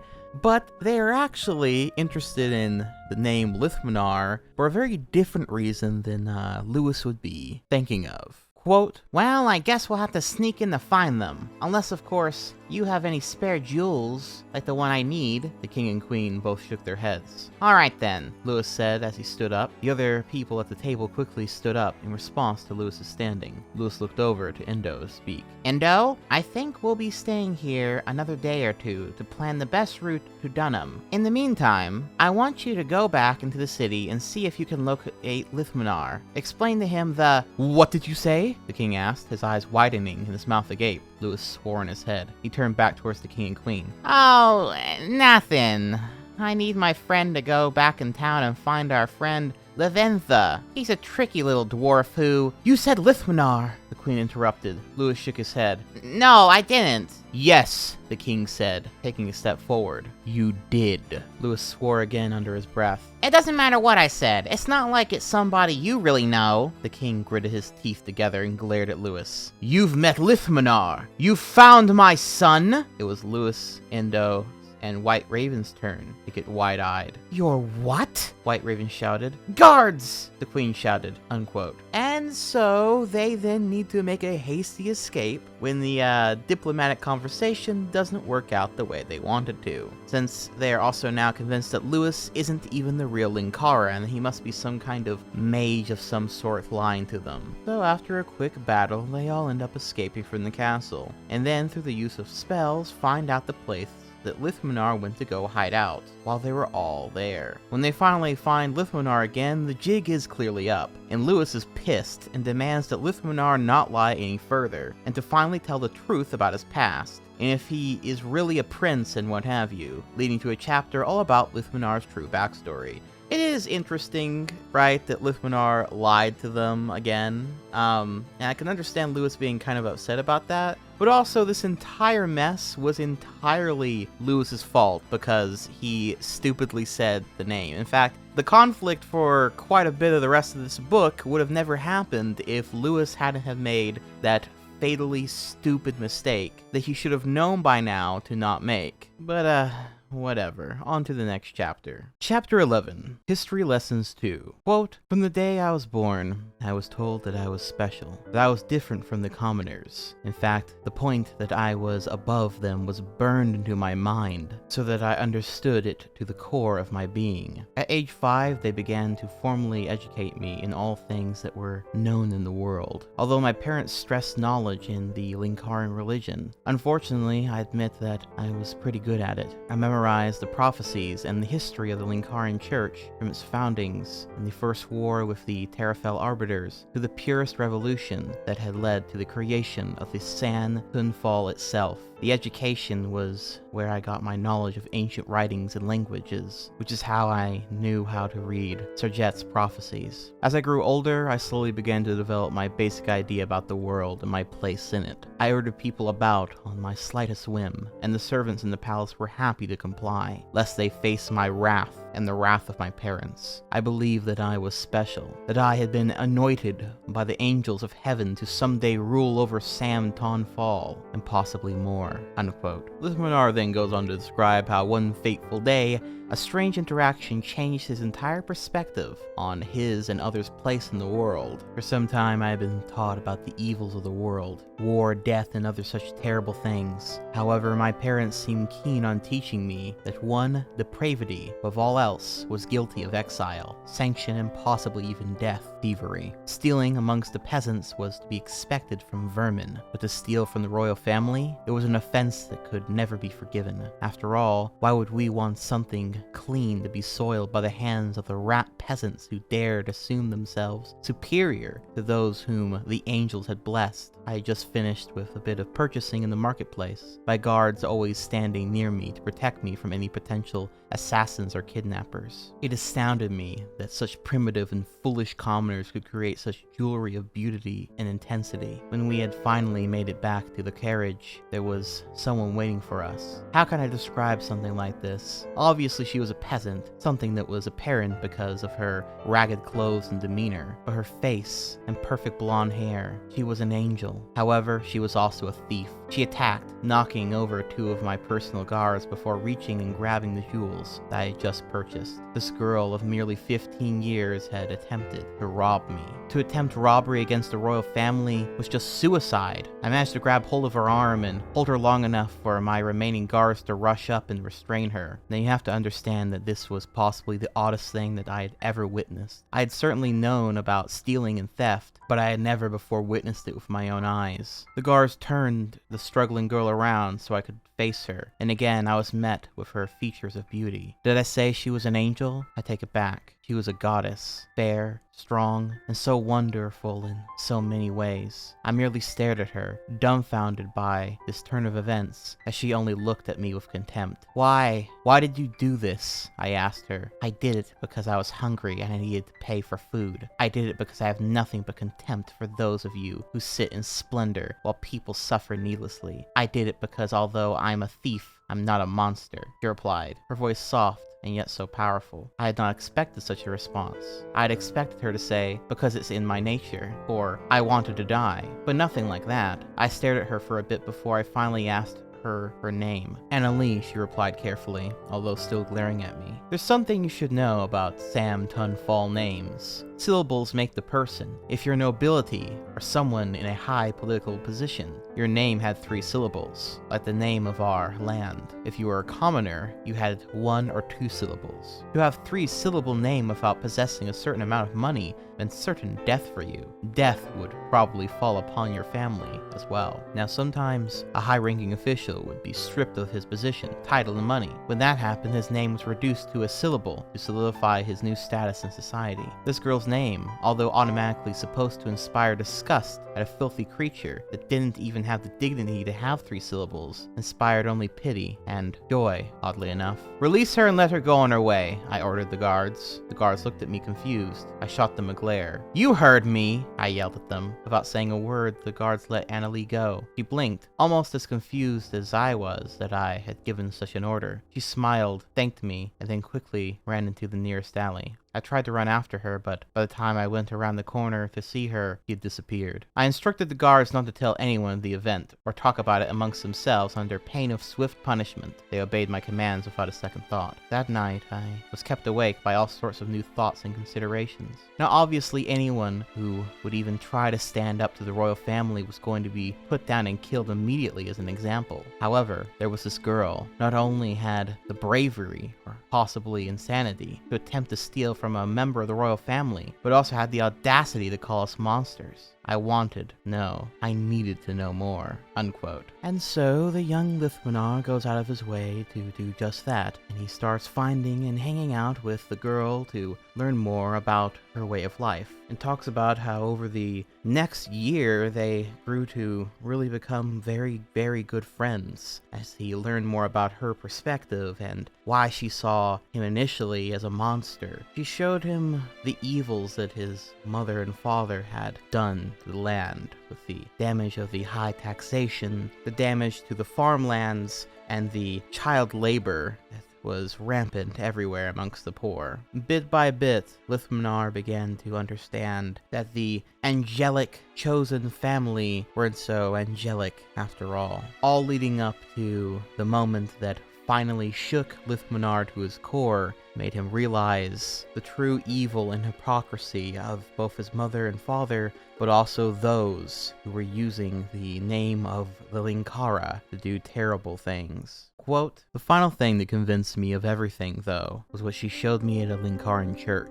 Harlot! She is a temptress and a whore!" A young girl, probably no older than 16, had been accused of sleeping with an older member of the church. They did a limited investigation, not even bothering to ask the girl whether or not the allegations were true or not. At the time, I had only a small knowledge of sex, and even then it was only that it was used for reproduction. As I watched from an opened glass window on the top of the large church, I heard the poor girl crying and pleading for mercy as she was dragged and pulled towards the priest of the church. The crowd of people, all members of the church, began calling out for the priest to kill the young girl by whatever means he saw fit. The priest continued his insults of the girl as he drowned her for a minute in a pool of holy life-giver and then quickly pulled her out. She was stripped naked so they could see the body of the temptress. I could see an older woman being held back by knights of the Linkara, and I figured that this woman was the girl's mother. The priest stood behind the girl and quickly laid her on her stomach on a pedestal. All the priests and priestesses ignored her cries of innocence. They took a bunch of ceremonial daggers and began stabbing the girl to death.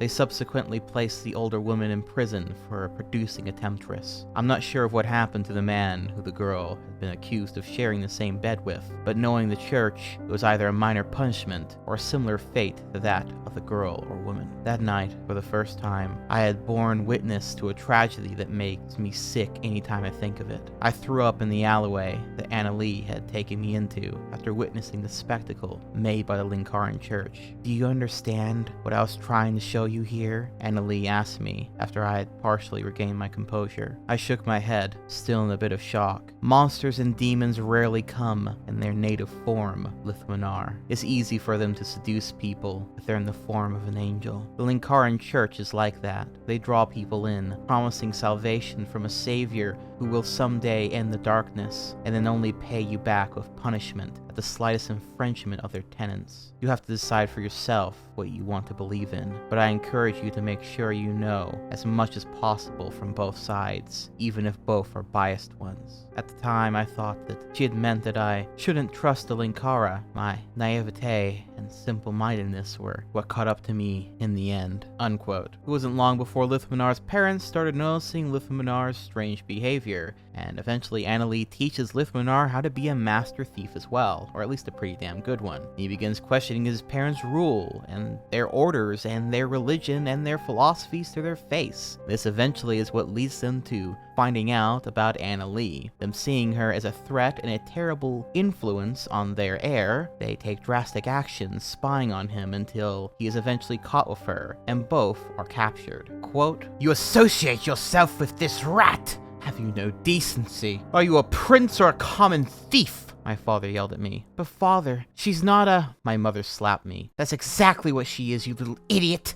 No, she's less than a rat. She's a thief, a plague to be removed from this earth. I'm sure this one has been spreading her filth to other men. Tell me, thief, are you a whore too? Do you break the sacred tenets of the Linkara?" My mother shouted at Anna Lee. Anna Lee merely glared back at her. "Did you sleep with this vermin, Lithmanar?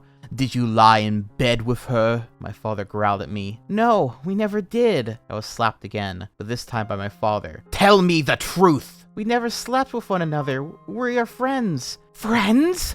my mother shouted. They were hysterical at this point, not truly listening to anything that anyone else was saying. They had made the decision that she was the cause of my recent resistance to their teachings, and that I had been a fool to believe anything that she had said. "You cannot be a friend with a thief, Lithmanar. You are a prince, and she is the lowest of the low. She has corrupted you with her foul, demonic teachings, and your cleansing shall begin now, my mother growled. And with that, she grabbed one of Annalee's throwing knives and plunged it into her stomach. I screamed, and my father hit me again to keep me quiet. As Annalee collapsed to the ground, she looked over at me with such sadness and pity that I can still remember to this day. My parents tried to drag me away, back to the castle, but I resisted. I slammed myself against the nearest knight and escaped their grasp. I then grabbed his sword and aimed them at my parents. "Put down the sword, Lithmanar," my father ordered. "No!" I shouted back at him. "We are your parents and your king and queen. You will obey us," my mother stated. "No, I won't," I said, glaring at them, tightening my grip on the weapon. She was right. I never wanted to believe her, but Annalee was right.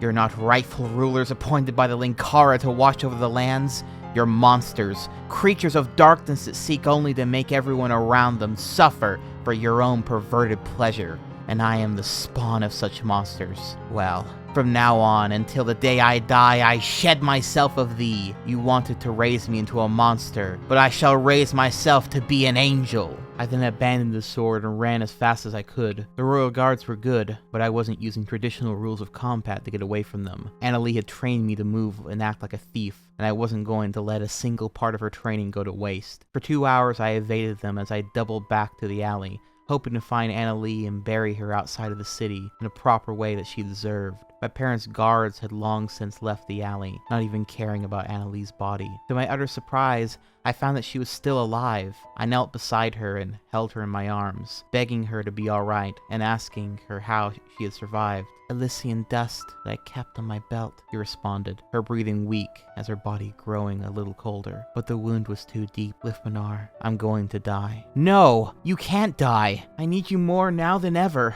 I'm so confused and angry. Please don't leave me," I sobbed. He smiled after coughing up some blood. He looked up at me with tired eyes and stroked the side of my face, wiping away my tears. "You can survive, Lithmanar. That's what thieves do, you know. We survive," she said, closing her eyes. "No, I can't. I love you," I cried out. She nodded her head, her eyes still closed. "I know, Lithmanar. I'm sorry that I won't be the one to help you with that." She then gave out her last breath as she went limp in my arms. You'd think that by now I'd become accustomed to some of the horrors that I had beheld while in Annalee's company, but this was by far worse than anything I had ever seen. I sat there for a time, simply letting my tears fall down my face as I stared at her body. Even in death, she looked purely divine in all things. I'm not sure how long we were there, but it must have been for quite a while, since it started to rain, and the afternoon turned to night, unquote. He then goes on to describe how Enrique was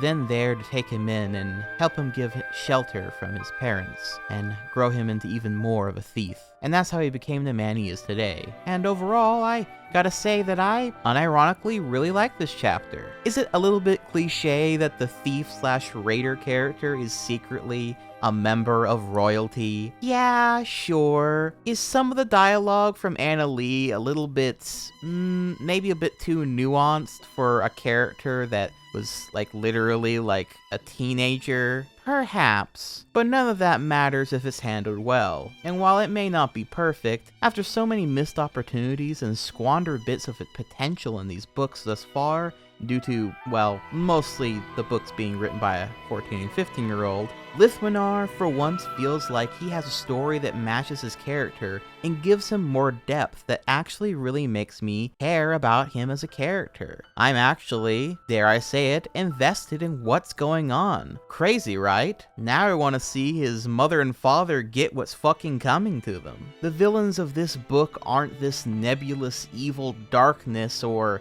I don't know, cackerel rapist that is sort of just there. These are characters that actually have a history of doing evil in the name of doing something good. They are literal child killers. And while I guess Mira is also that, I suppose with Mira it was so over the top that it kind of was too much for me to take seriously. With this, it actually feels a lot more nuanced, I suppose. And it also gives a really good example to characters like Indo and Lewis for that matter, the evils have come from their religion specifically, rather than the nebulous darkness or dark knights or the Terrafell arbiters who are just evil clans that are evil because they're evil. So yeah, overall, pretty good stuff. One can only hope that this is not then squandered from here. Chapter 12, the Shinji Ikari Complex.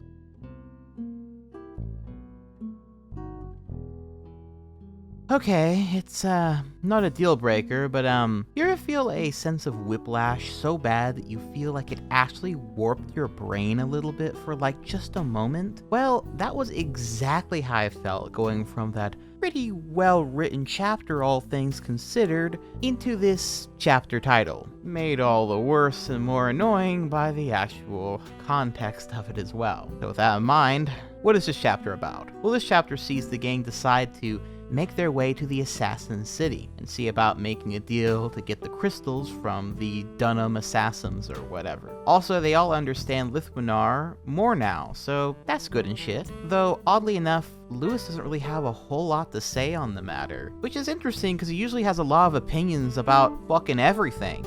But he seems to have no strong feelings or thoughts in regards to the people that are using his name for such evils. But along the way, what Lewis does get philosophical about is his own optimism, and we get into what he likes to call the Shinji Ikari complex, and it's, how I put it, very cringe, extremely so. Quote, Lewis was laying at the edge of camp, his eyes transfixed upon the stars above him. Lithwinar approached him, a bowl of soup in his hands. Frankly, I don't see what your problem is with soup. It's simplistic and nourishing, exactly what life should be, Lithwinar stated as he ate another spoonful. Yeah, for you, maybe. I prefer a wider variety of foods other than broth, meat, and vegetables, Lewis responded, closing his eyes. You're upset, aren't you? Lithwinar asked, putting down his soup. You're damn right I'm upset, he said, turning to him. I'm sick and tired of having to do this. Travel around on one journey to the next with a goal in mind, but it's always just out of reach. I'm irritated by always being on the run. Someone chasing us down with the hopes of killing us. The darkness did it, the Terrafell arbiters did it, those shadow things are doing it, and now we're being hunted by your people, Lithwinar. What kind of shithole planet is this?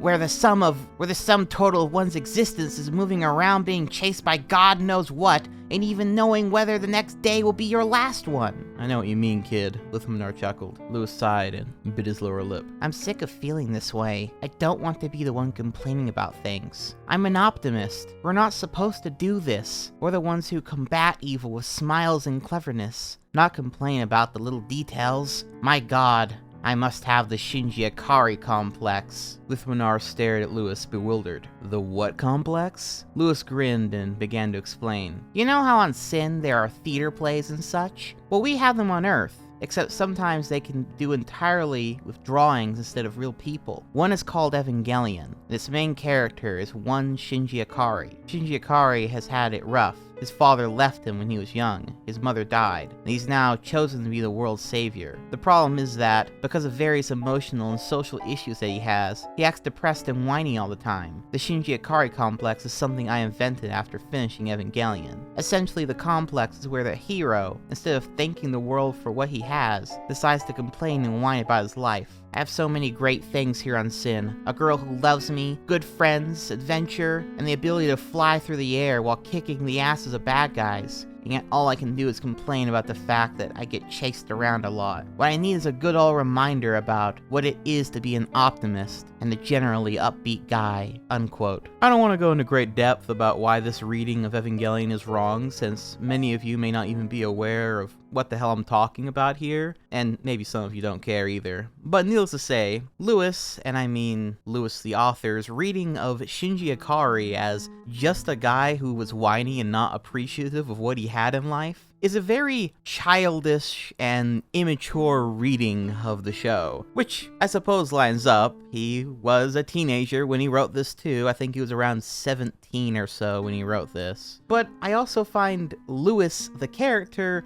very annoying. Not because he's whiny, but specifically because of this entire concept that he's built up in the book. Because I suppose there's supposed to be an obvious parallel between him him and Shinji Ikari, which, I'm sorry to tell you, Lewis, but that's a very arrogant reading of your character, especially when we compare and contrast between a character, that being Shinji Ikari, being a 14-year-old who has constantly been abandoned by everyone consistently, whose father seems to actively hate him from his perspective, who's thrust into saving the world by using a giant robot to fight Lovecraftian abominations. Oh, and the robot has the soul of his dead mom inside it, and every other person around him is also depressed, has PTSD, and doesn't know how to properly share any of their emotions. And on top of that, he as a character is constantly being manipulated or gaslit by other characters or concepts or elements in the story that makes his gradual breakdown of psyche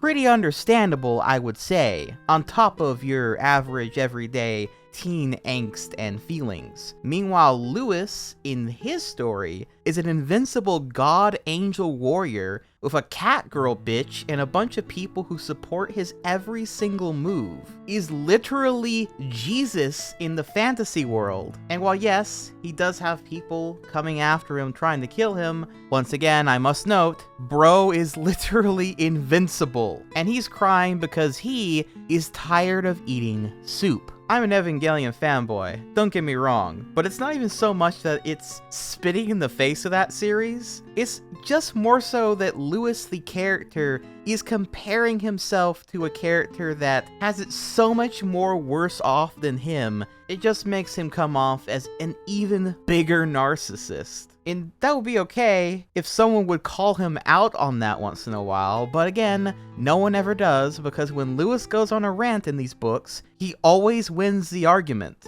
But moving on, I suppose. Eventually the group finds himself out in this big flower field of sorts that has this strange drug-like effect if you breathe in the fumes for too long that causes you to go all loopy and shit. I guess it's something like extremely strong weed or psychedelics, something of that sort for this fantasy universe. And it's here where they meet up with one of those assassins from the Dunham Assassin Guild by the name of High Road, who is also that character that Lewis mentioned in the intro to the book that one of his friends actually created. And we get a description of her as follows. Quote, she was female, but her nose and mouth were being covered by a mask of some sort held up in a chain behind her head. She was about 5'5", with gray eyes that had a gold outline. Her long hair, which had the back of it tied in a ponytail while the rest just brushed her shoulders, was a combination of gold, red, and orange, resembling tree leaves in the fall. She had a black blouse and miniskirt, but her legs were covered by some sort of combination of trousers and stockings. Her arms had belts wrapped in certain areas, while her ankles and wrists were covered in black leather armoring. Flowing behind her was a black cape, but it appeared to be easily detachable. Her feet, instead of being protected by shoes, had sandals on them, unquote. And so she reveals after a quick fight that she actually means them no harm, and that they have been expecting them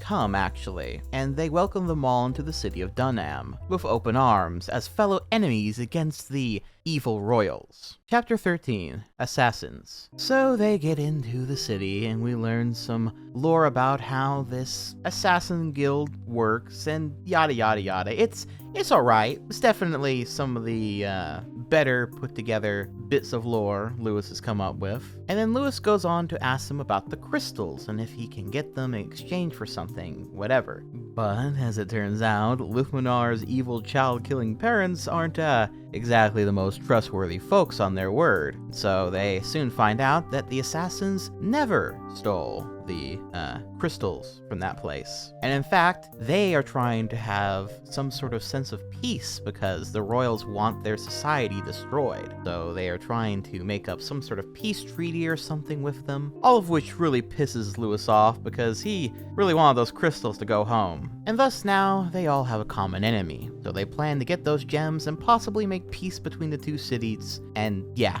characters sort of hang out for a little bit then, and we get this quick little backstory for the character of High Road. Quote, So what's her story? She doesn't seem to act like the other assassins here. Lewis asked, pointing at High Road. Indo looked over at High Road and She spun a series of knives around in her hands. Well, I was curious too, so I asked some of the other assassins about her. Apparently, she wasn't born into the Assassin's Guild, but was adopted by it later. She was born into the service of a nobleman, along with the rest of her family. However, her mother was suffering from a disease of the mind, and as time went on, she eventually grew more and more mad. At the age of 12, Hyrode was raped by one of the nobleman's sons and became pregnant. However, the rape cut the final string of sanity for the mother. She eventually became a recluse in her room. 7 months into her pregnancy, Hyrode went to her mother in the hopes of comforting her and rekindling her mind. However, it was too late. The mother killed Hyrode's unborn child through a vicious attack with a knife, and then killed herself with the same knife. The nobleman, fearing scandal, had Hyrode healed, but expelled her from the city. She wandered into Dunab, and they took pity on her. They adopted her into the guild and trained her to be an assassin. Lewis blinked and slowly looked at Indo. Is it just me, or does everyone on this planet have some sort of dark, depressing past or secret that forces them into deep emotional trauma at some point in their life? Unquote. Interesting. It's a shame we don't really see much of this character again after this, but still a very cool detail to randomly give her some backstory to make her a little bit more memorable, I suppose. And I also think it is very much in character for Lewis to hear this tragic backstory about this character, and then for him to point out how, Wow, that seems kinda cliche at this point. but anyway, they all then hang out there for a while longer, and then Jordan and Hyrode decide to spar a bit, and we get an actually really fucking cool scene of these two characters with very different outlooks on life and upbringings debating each other while they also fight. Quote, Hyrode took a few steps back from her and then bowed in respect of Jordan. Jordan did a similar gesture to Hyrode and brought one of her lighter axes to bear. Hyrode pulled out 2 throwing knives from behind her cape and tossed them at Jordan. The spinning blades headed right for her shoulders. However, Jordan brought her axe up and deflected the first knife with the blade of the axe, while the metal hilt of the weapon blocked the other one. Jordan stepped forward and swung her axe across Hyrode's chest, but she had already leapt backwards and out of reach of the blade. I admire your people, Hyrode. You possess a drive that I wish had been more prevalent among the sand warriors of Keen during my time, Jordan pointed out. Hyrode then forward slashed with one of her knives at Jordan's legs. However, she jumped up and out of the way and brought her axe down on Hyrode's skull. Hyrode blocked it with one knife and then tried to slash at Jordan's legs again, but Jordan bounced back and out of reach, twirling her axe around, once in her arm. As I told you before, our methods of conducting matters are entirely different. Keen believes in victory and honor, while Dunab trains to kill and only kill, Hyrode stated. Jordan charged forward once more, but Hyrode leapt up and grabbed onto the branch above her. While Jordan was spinning to attack, Hyrode swung down and kicked Jordan in the side, pushing her onto a branch. Hyrode got down, picked up one of her discarded throwing knives, and flung it at Jordan. Jordan rolled to the side as the knife hit the part of the branch where she had been moments ago. She then got up and pulled out a throwing axe, returning the gesture at Hyrode, and tossed it at her face. Hyrode dashed out of the way as Jordan got herself back up. And yet it's done with honor. I saw the regulations that you set up for assassinations. They outline what sort of assassinations cannot be done, and what assassinations should be done. Assassins do not like assassinations based purely on greed, or if the assassination would cause a region to destabilize. Your assassinations against political leaders, though highly profitable, are done only if they feel it's in the best interest of that land, Jordan rebuked. Hyrode charged at Jordan with a sword that had been on her back. Jordan swung with her axe, but Hyrode ducked out of the way and lunged with her sword. Jordan sidestepped out of the way, but Hyrode slashed out the side towards her legs again.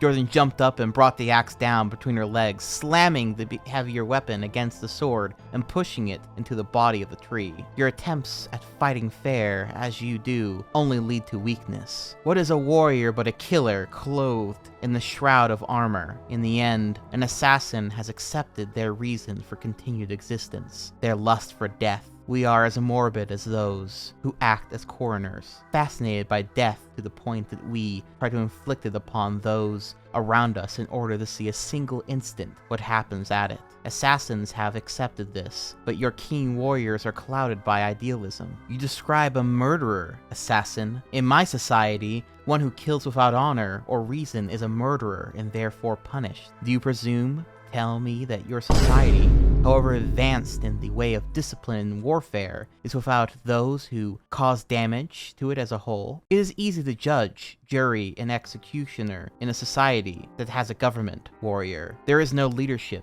no individual or governing body in Dunab. Everyone does as they feel they can. If there is a majority that wishes to decide upon something, they decide, and that is the finality of the matter. We police our own whenever we can, but it's not easy when those we are policing possess the same skills as the rest of us, and therefore are just as powerful as any of us. We are spread out across the world in the hundreds and thousands. We cannot have people watching over the activities of every single assassin. Jordan realized that the area around them was beginning to take an orange hue. Night is beginning to fall. Lewis once told me that the sunsets seemed different here, and for some reason, I tend to agree with him. The two hadn't moved for some time now, but they remained in the same poses they had been for the entirety of their spar. They were fighting differently now, looking for some place on their opponent that they were vulnerable, where they could attack and be victorious no matter what their enemy did. It was just as much a psychological battle as it was a battle of strategy. Their discussion was their attempt at attacking their opponent while simultaneously learning more about them on a level different from those of their skills as a fighter. You speak of your Linkara with such respect. He is not my Linkara. I am a member of the Order of the New Blood. If he is not your Linkara, why would you follow him? His continued existence only mocks everything you believe in. In some things, all people can be right, whether they know it or not. I believe that the souls and spirits of those whose blood has been shared with mine exist within my body until they wish to surrender to the abyss of non-existence. If you were a true warrior, you would believe in nothing but your axe. What? Assassins are taught from birth to not believe in anything except their weapons. Faith is a distraction from what one has to do. Fight, kill, and die. When people believe in a higher power, they put something ahead of everything else in their life, causing both their mission and themselves to be in jeopardy.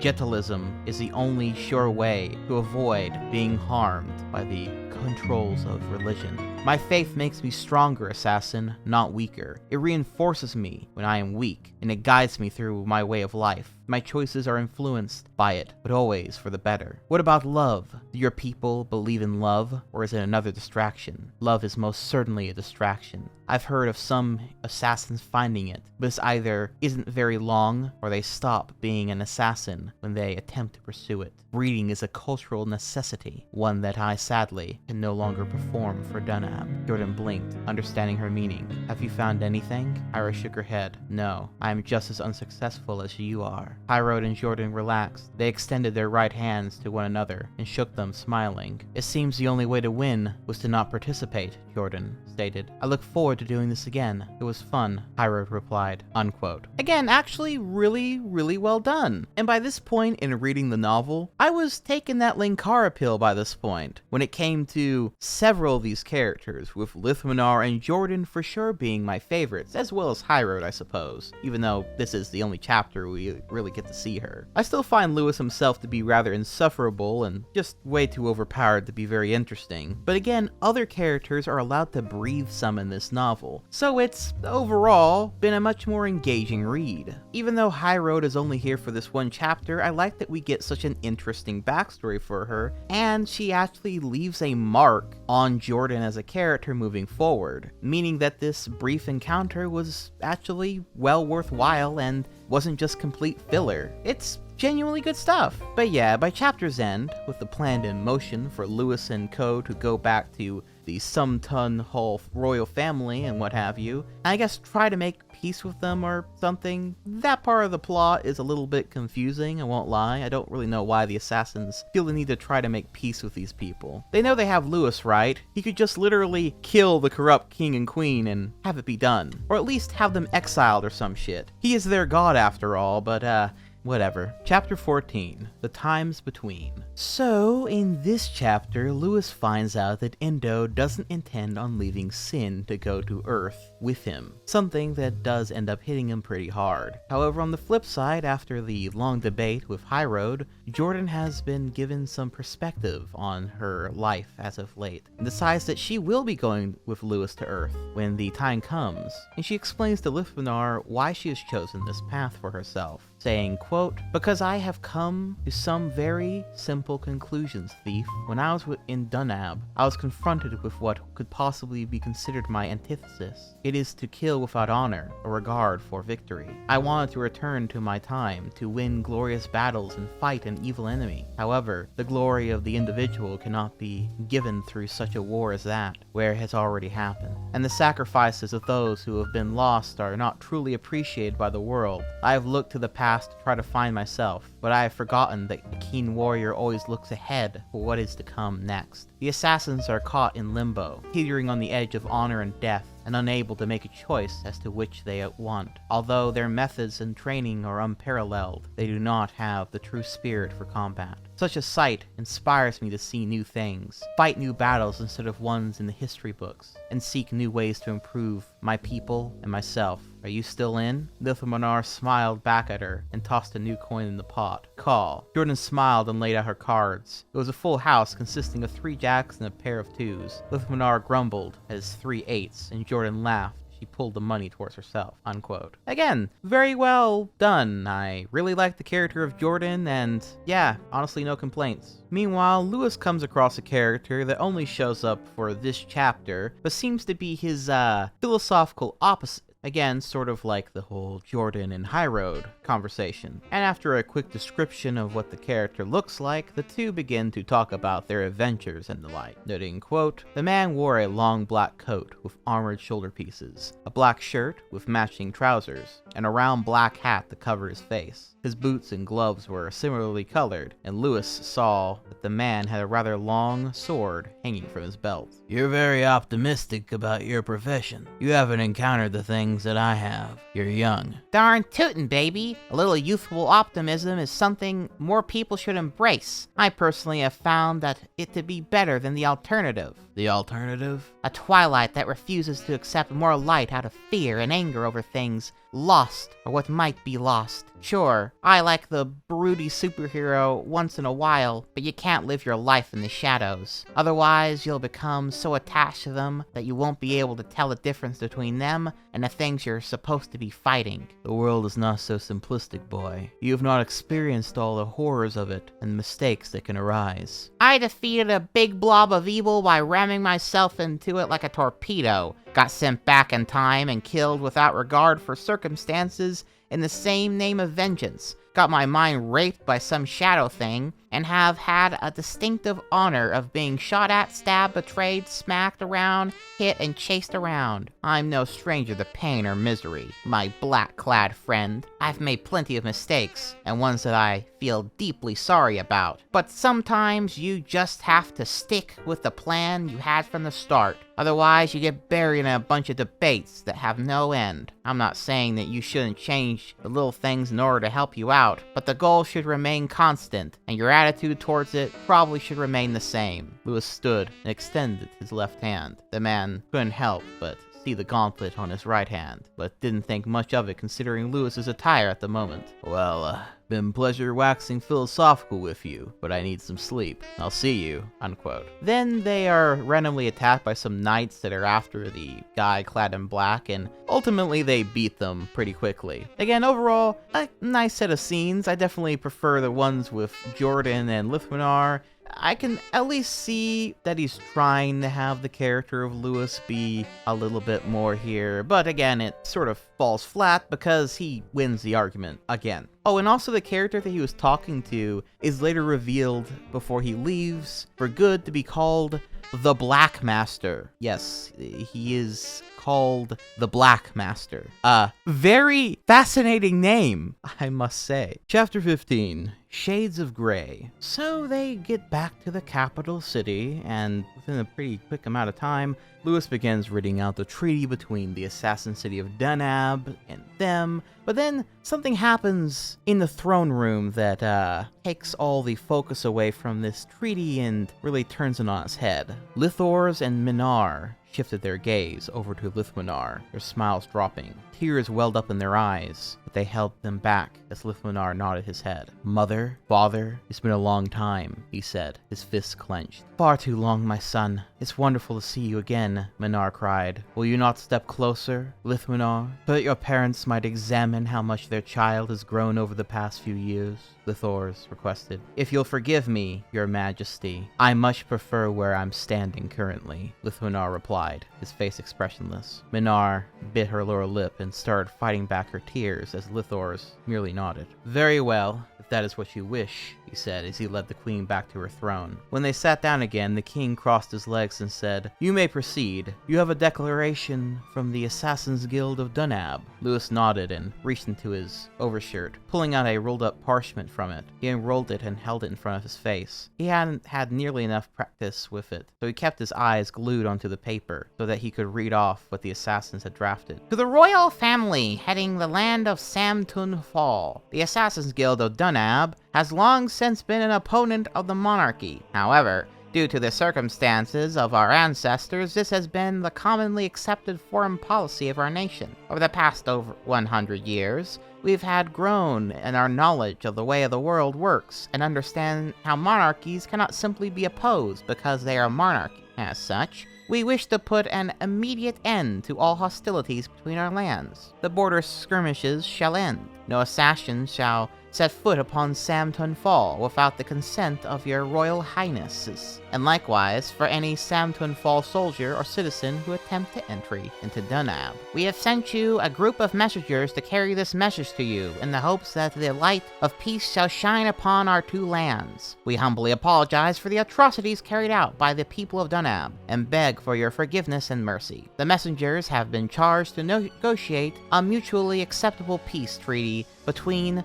our two nations, and hope to help any problems either of our lands are experiencing. If you wish for the messengers to continue with the requirements, we currently wish for a lasting peace. Please do so now or refuse them, and they shall promptly return to Dunab. Lewis looked up and smiled, thinking he had done a fantastic job articulating the words written out for him. He looked forward towards the king, and his eyes got wide as his face paled. Sitting beside the king's throne was a naked woman, around the age of 20, with a chain around her neck that latched her to the side wall. To be more specific, the woman was a naked Anako, her cat-like ears and her tail low and rarely moving. The Anako looked down to the ground, daring not to look up at anyone in the room. She did little to shield her modesty. What little spirit remained in her had obviously been crushed by the bruises and cuts occupying various parts of her exposed body. Lewis looked over at Lithminar, who was looking similarly shocked, although he definitely seemed to be more angry than surprised. He had seen the Anako being placed next to the king while Lewis had been reading off the treaty. Lewis snapped his head to the other side to see Endo's reaction. Endo had her eyes off to the side, not looking at the naked Anako woman. She was clearly not surprised by the sight before her, but saddened by it. Lewis looked ahead once more at the king and queen, who were now grinning widely. "Is there a problem, my lord?" Queen Minar asked, clearly having added the "my lord" as more as a sneer than a genuine sign of respect. Lewis looked back at the treaty and smiled. He crumpled up the paper in his hands and tossed it aside. No thank you, I think we're done. Sorry to have wasted your time, he shouted as he immediately turned around and began marching out of the Great Hall, unquote. So yeah, it seems that there truly is no stop to the cat-girl abuse in these novels. However, after this, they are all suddenly hit with a gas of sorts, and are captured, with Lithminar being put into his old room, quickly escaping it of course, but then seeing a little girl out in the hallway that he soon realizes is the king and queen's daughter, meaning that he has a sister. She immediately takes to him, much to the delight of the Queen Minar, who is overseeing the whole thing happen. Meanwhile, Lewis and Endo are put down into the castle dungeon and forced to drink water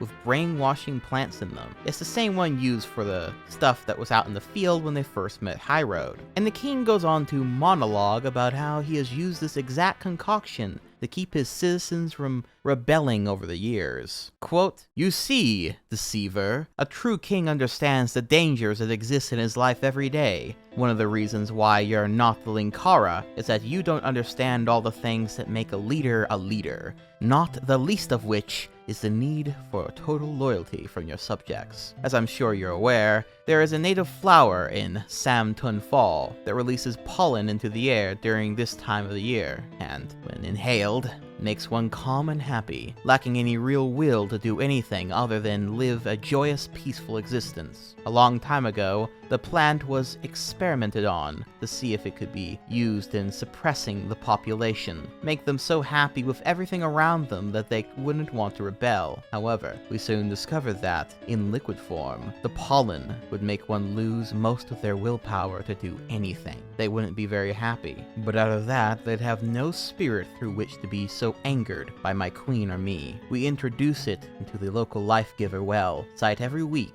and thanks to the addictive properties of the liquid, the people continue to go back to the life-giver and get the chemical, even if they don't realize it. We have now completed a batch of super concentrated liquid, and we decided to see if it would benefit us or make things worse." Unquote. In other words, the king is straight up poisoning the water supply, straight up putting gallons of fluoride in that bitch. But yeah, the chapter ends with Luphinar not really knowing how to handle having a sister, this complicating things for him, I guess, and Lewis and Indo passing out into a collective dream state brought on by Indo using her magic to try to fight it off and it having adverse effects and blah blah blah. Yesterday, love was such an easy game to play. Now I need a place to hide away. Well, I believe in yesterday. I still don't really know after pretty much the full context of this book, and because I make these videos, I kind of have to almost read these books twice, essentially. I don't really know what this song in particular is supposed to represent in the novel. It's a pretty somber song, and it doesn't really fit the tone throughout most of this novel. The only thing I can really see it representing, I guess, is Lithminar's backstory, but the lyrics don't really quite line up with that either. And if I was just reading it for the first time, I would almost assume that based on these lyrics, that we are hinting at a darker ending for this novel as we approach the final few chapters. But that's just not the case. It has a happy ending and everything, just like every other one of these novels. But it just really doesn't fit at all. So I'm left with really the only guess being that Lewis just really liked this song, I suppose. Which, fair enough, but still, would have been cool if it was a song that coincided with Lithminar as a character or something cool like that. Maybe I'm the only one that cares about that because, again, I like doing that with my stories, but oh well. Chapter 16, Why I Hate Cherry Blossoms. So, I want you to bear in mind at this point that we are officially in the finale parts of this novel. I mean, there is more after this, but all the drama and story besides the random other stuff has been focused primarily on Lithminar, his family, the evils they have brought onto the world in the name of the Linkara, and everything people want having to do with the shit going on in this castle. That should be fairly obvious to any person with a functioning brain watching this video, right? Well, bearing that in mind, you can imagine my reaction while first reading this, when suddenly we are no longer doing that. We are no longer in the realm of that anymore, and are now in a dream sequence, one shared by Lewis and Indo, that looks kind of like the real world, but it's not, through the effects of poison and her magic mixing in an unholy fashion, which is fine. A dream sequence is perfectly fine, but what if I told you that from pages 193 to page 212 that we would be in this dream sequence that holds no, and I mean no, none, zilch bearing on the plot of anything else in this book, and is specifically just here for Lewis to blow his collective load all over the page about all the random anime, video games, comic books, and other such stuff that he loves, and end up being like the longest chapter in the whole book. Well, maybe after everything that we've read up to this point, that's not all that big of a surprise to you, but it is nonetheless exactly what this chapter is. I suppose that there is some charm about that, in a funny sort of sense. And you know what? From that perspective, it's not bad. But wow, does it ever drag on and on and on? I'd go over all of it, but I think this scene where Lewis goes to suit up with various weapons to fight the alien bugs that are in this dreamscape, which, by the way, there are alien bugs in this dreamscape that they have to fight off, with Endo, will give you a good taste of what I'm talking about. Quote, Lewis stood in front of Endo's sporting, of course, a black trench coat, but now his body was littered with devices and trinkets that normally were reserved for an overly obsessed geek at an anime or science fiction convention. Starting from his feet, Lewis's Converse had been traded for tight combat boots, and his ankles were covered in specially made jewels that Lewis recalled as magic enhancers from Slayers next, although he couldn't remember if Lena ever really wore any of them on her ankles. His jeans have been transformed into black leather pants with leg holsters for guns covering each of them. On his right leg, there was a standard gun in the lowest holster, a blaster pistol from Star Wars in the middle holster,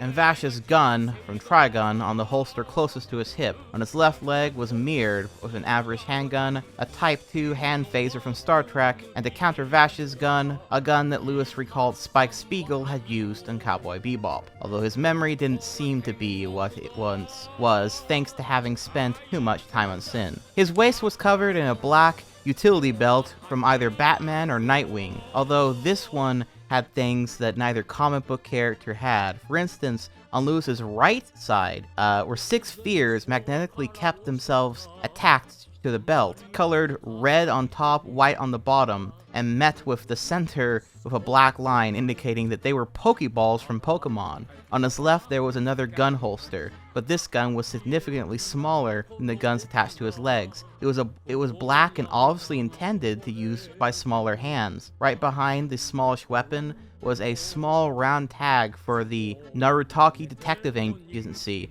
indicating that his weapon was from Steam Detectives. Farther back behind the gun was another weapon from Star Wars, a lightsaber. Behind the Pokeballs was a similar weapon in principle to a lightsaber, although it was from an anime.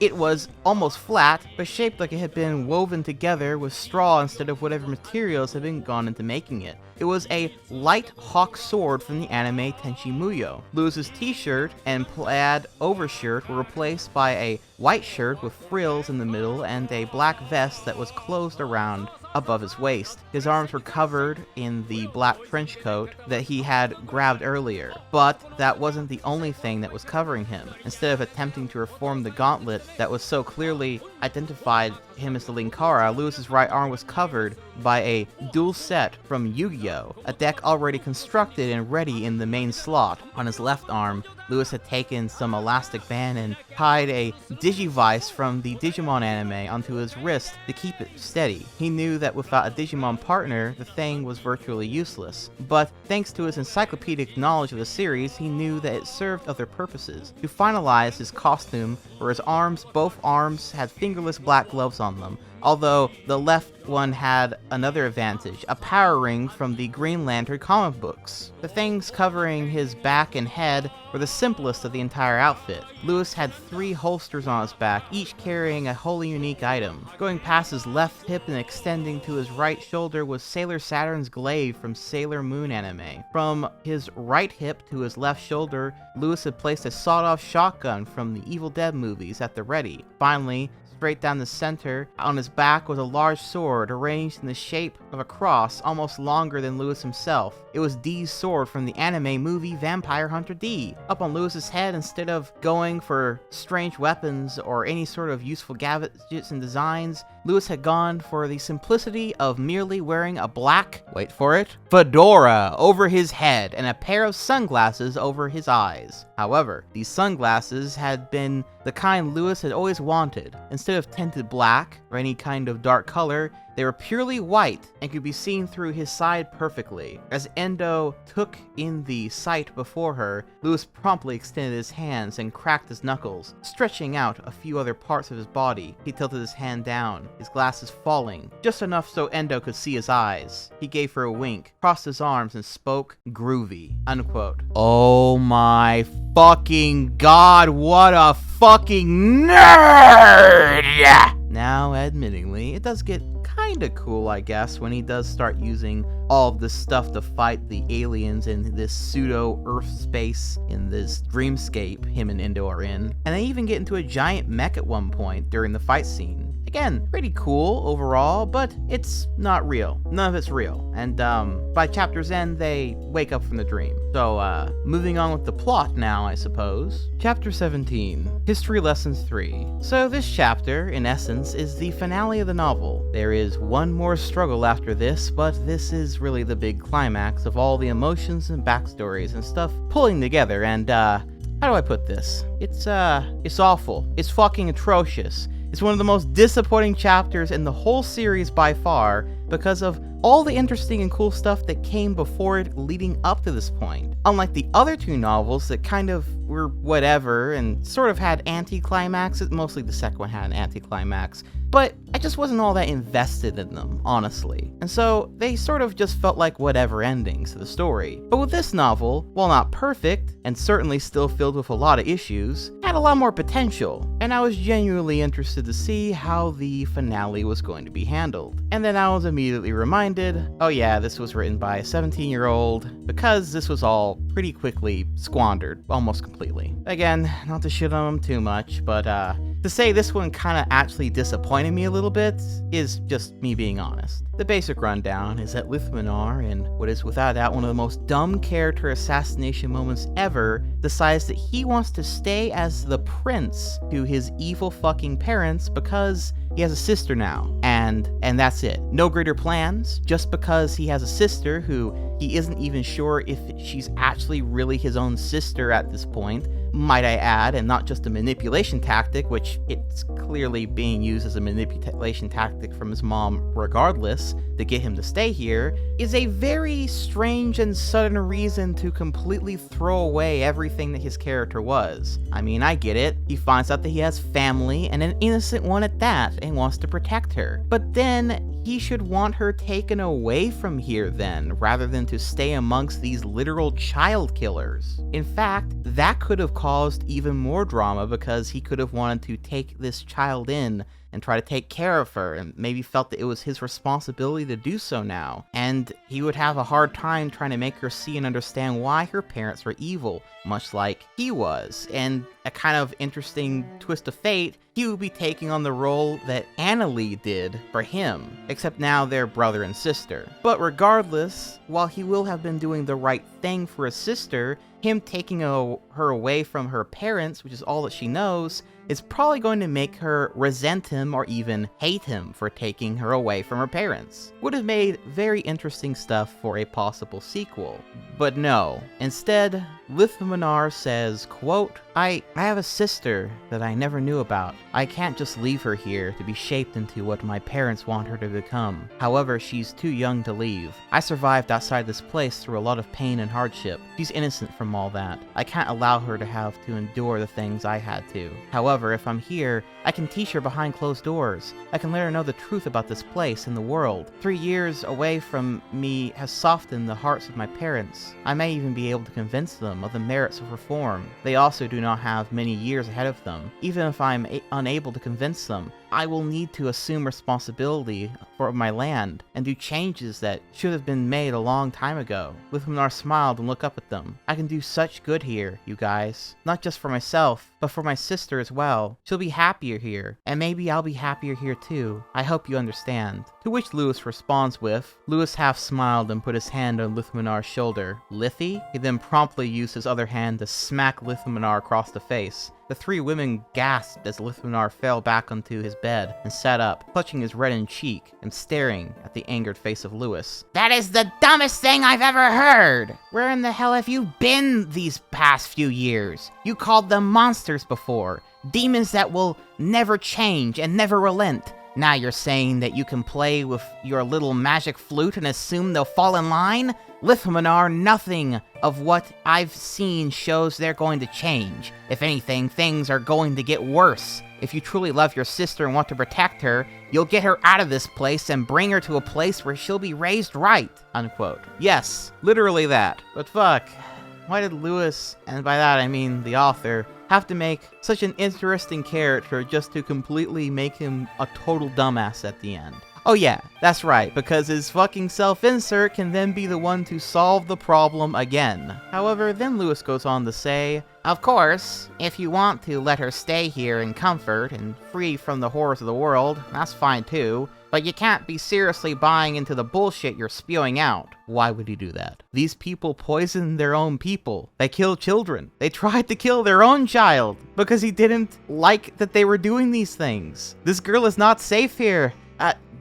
Fuck it. Well, anyway, it's then revealed, as they start to make their escape, that the assassins tricked Lewis and gang and had always intended to use this peace treaty meeting and shit as a following, distraction, as a means of being able to destroy the water plant that's been poisoning the water supply, thus finally freeing the citizens from their drug-addled rule. Which is cool, I guess. The peace treaty thing makes less and less sense the more I think about it, though. Then Lewis and co. get the crystals they need to go back to Earth, and a big fight then commences in the main hall of the castle. And for some strange reason, the king and queen are really, really good fighters, and are able to hold their own against the assassins that are now trying to kill them. Now, you would think with how passionate Lewis is as someone who believes in justice and doesn't want to see good people get hurt, that he would want to use his OP god powers to fucking nuke this king and queen right here and now, or at least imprison them or something. After all, they are not only evil, but they are doing all this evil in his name no less. However, quote, Lewis honestly didn't want to kill the man. Even in spite of all the things he knew he had done, Lewis was simply sick and tired of the constant battles and wanted to get out of here, and on his way to get to the exit to get to safety, unquote. Lewis doesn't fucking care. He just wants to go home and leave these rulers to continue to hurt people. Instead, he lectures the king for a bit, stating, quote, Lewis rolled his eyes and went down to the ground, trying a sweeping kick to the king, but the man simply jumped to avoid it. You know, for a guy who managed to gain the power of the land and rule over it for so long, you're as dumb as toast, Lewis replied. How pathetic of a worm, too. The king failed to finish his sentence as Lewis rammed his fist into Lithor's belly, pushing all the air out of him. Lewis then proceeded to slam his knee against the king's legs. As the king cried out in pain, Lewis pushed him by the shoulders so that he was lying on his back. Would you shut up for once in your life? My God. You claim to be so superior to me, insulting me at every opportunity you have. I've got news for you, pal. Things are falling apart around you. If you royalty folks are so perfect, then how come one of you could get so corrupted in the first place, like Lithmanar supposedly did? The king rolled to the side and jumped up, tossing away his robes and reclaiming his sword. He swung at Lewis, but Lewis grabbed hold of the sword with his gauntlet and smiled. Here's the truth of the matter. You guys are just too wound up and uptight, he proclaimed. Lewis crushed the metal of the blade easily thanks to the enhanced strength of the armor. Why don't you just mel? Lewis released the blade and swung his right fist across Lithor's face, punching him. Low. He punched him again, this time with his left fist. Out! Unquote. Yeah, man, why don't you just mellow out? Chill out, dude. You're being cringe. You need a Snicker bars or something? You're not like you when you're hungry, man. What the fuck is this? Why is Lewis suddenly so forgiving of these people? Why these people, who the whole book has built up as being evil, does he take mercy on? Well, what about Lithmanar? What does he have to say about all this? Well, when the assassins say that they plan on killing the whole royal family, including the daughter, Lithmanar takes their side and makes the assassins leave to protect his sister, and threatens that if they try to hurt them again, he will find them and kill them all. And so the evil king and queen get to keep being the evil king and queen, and everyone lives in the situation that they were before. So long as, quote, Lithor said, "You have saved our lives, Lithmanar. We are grateful for such a thing. We shall not halt your exile, but you and your friends may leave the land immediately, provided that we never see you." "You won't," Lewis interrupted. And with that, the five slowly made their way out of the palace and the Samtun Fall, dragging an unconscious Enrique along with them, unquote. Sick. So all that conflict and buildup amounts to fucking nothing. I mean, yeah, I guess the brainwashing water supply has stopped working now, so I suppose there is the implication that the king and queen's rule is not, long for much longer. But they could easily, get the water plant fixed again. No one in the city seems to actually know that they're being poisoned either, so it would be pretty easy to get this done without much resistance. And even if they somehow do know that they're being poisoned, and they do go to actually overthrow the king and queen, what the fuck does that mean for the little girl? This kingdom bred an entire society of people who sees killing children as good, so why not kill the daughter then too? What if the assassins call Lithmanar's bluff and come back and kill them all? None of this would be a problem if Lithmanar took his sister into his own hands and protected her away from his evil parents. If Lewis actually cared and did something about this corruption. If literally any of this shit was properly handled. This honestly makes me hate Lewis as a character so much more, because even if he was an arrogant asshole, at least he was consistent with his morals. It also kind of feels like a lot of that really long chapter where Lewis the author wrote this crazy crossover fanfiction was him kind of blowing his creative load in this book and having no fucking energy left to actually conclude the story that he wrote, which is a real shame, because again, up until this point, I would say that this was without a doubt the best written of the 3 books, and had the most interesting character moments of the series yet, but it feels like Lewis didn't really have an ending in mind for this book, and thus sort of didn't know how to finish all these plot threads he had built up till now. This needed more time in the oven, and if it had a more satisfying conclusion to its conflict, I would have happily been saying that this was actually a pretty decent book. Again, not amazing, but certainly a real improvement over the other 2. But with this lackluster finale, it sadly just doesn't stick the landing, and overall is a book of strong character moments, but not very strong plot. But all this complaining aside, there are still technically 2 more chapters left, so let's quickly go over them. Chapter 18, The Wings. Alright, so this chapter is basically a little moment of reflection for the whole group that amounts in all of them deciding that they want to go together to Earth, to not break their little collective family apart and all that stuff. I go into more detail, but that's really the gist of it. Endo loves Lewis and wants to be with him. White Raven figures that Mira and Varric aren't that much of a problem, and Lithmanar and Jordan were already gonna go, so there you go. They're all gonna go together. Chapter 19, To Earth. So the group gets together to use the teleportation vortex spell and the crystal to be able to go to Earth. However, as they go through the portal, they then end up in a long spiritual hallway of sorts, and while they try to make it to the end of said hallway, they all eventually collapse. They then see 2 figures called the Pillars and meet up with this other character called the Stranger in this ethereal realm. And while some of the stuff told to them is vague, we basically get a bunch of lore about the planet of sin, and they tell the Stranger how they want to go to Earth, and the Stranger doesn't really understand why they would want to go to Earth when there's so much more potential in sin, and then he has this vague line about the person who destroyed sin was a human from Earth, and yeah, again, I would go into more detail, but none of this shit matters at all, not even slightly. It's kind of a cool scene, I guess, and that they're seeing these gods or aliens or something like that, but none of this is going to come up in the 4th novel, and all the vague posting that these things say amounts to nothing. And so they all go to Earth finally after this long thing, and Lewis has his hair back, because he didn't actually have his hair throughout this whole 3rd book, because remember, he lost it in the 2nd one. And they're all happy, and they're ready to go on adventures on Earth. Lewis respawning right in the same antique store that he first started out this trilogy in, all of which will be the setup for the stories in the fourth and final novel, not before a quick epilogue. Epilogue. The epilogue is nothing special. It's basically just Mira and Varric the Destroyer planning and plotting and knowing that Lewis and co. are on Earth, finally. I don't know how they know that, but somehow they figure that out. And so then they use a spell in the Darkness book, which I guess allows them to go to Earth too? I don't really know how or why, but regardless, point is, Varric jumps through the Darkness teleportation portal and ends up on Earth 2, ready to finally kill Linkara, who he has never actually been able to meet face to face. Again, building up for stuff in the fourth novel. The end.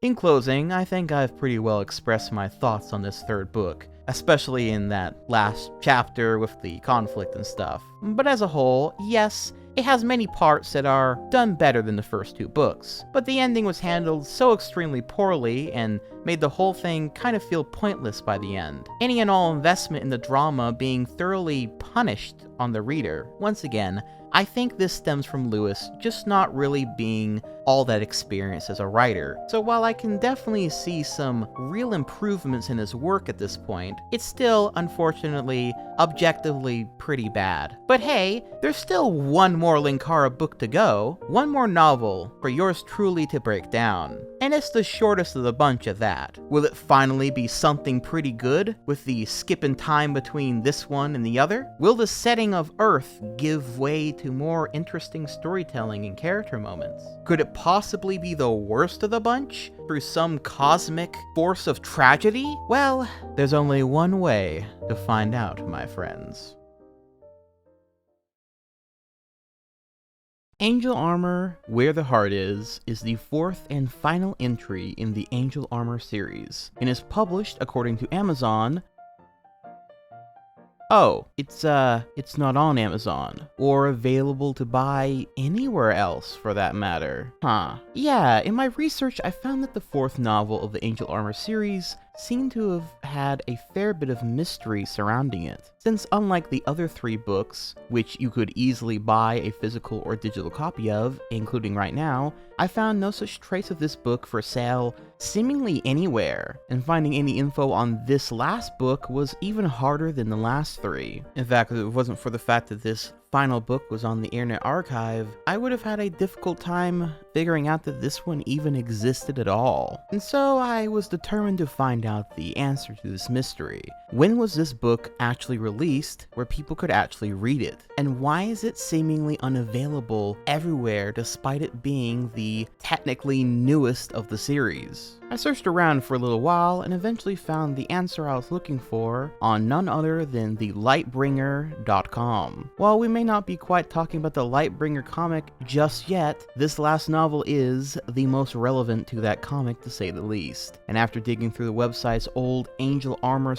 Lightbringer blog that Lewis posted to fairly often back in the day, I finally found some answers to the mystery around this last book's release. In a blog post uploaded February 13th, 2007, Lewis wrote the following, quote, "Book 4, for free! Confused? Most of you should be, but of course I only like confusion if there are answers for it, and I'm going to give you them all, for 1 week. See, I can understand that even if fans of the comic like it, they don't necessarily want to shell out $16 for a book that they're not sure if they're going to like. As such, I'm giving you a little sample of Angel Armor. For all the weekend and next week, a special preview of the 4th Angel Armor book will be available for free to be downloaded off of lulu.com. You'll need something to read PDF files, so I hope you're ready. Lightbringer's taking a 1-week hiatus until Monday, February 26th. That guys gives you 1 week to read an explanation on how Lewis got to Pharaoh City, who he is, and how the Darkbringer was created.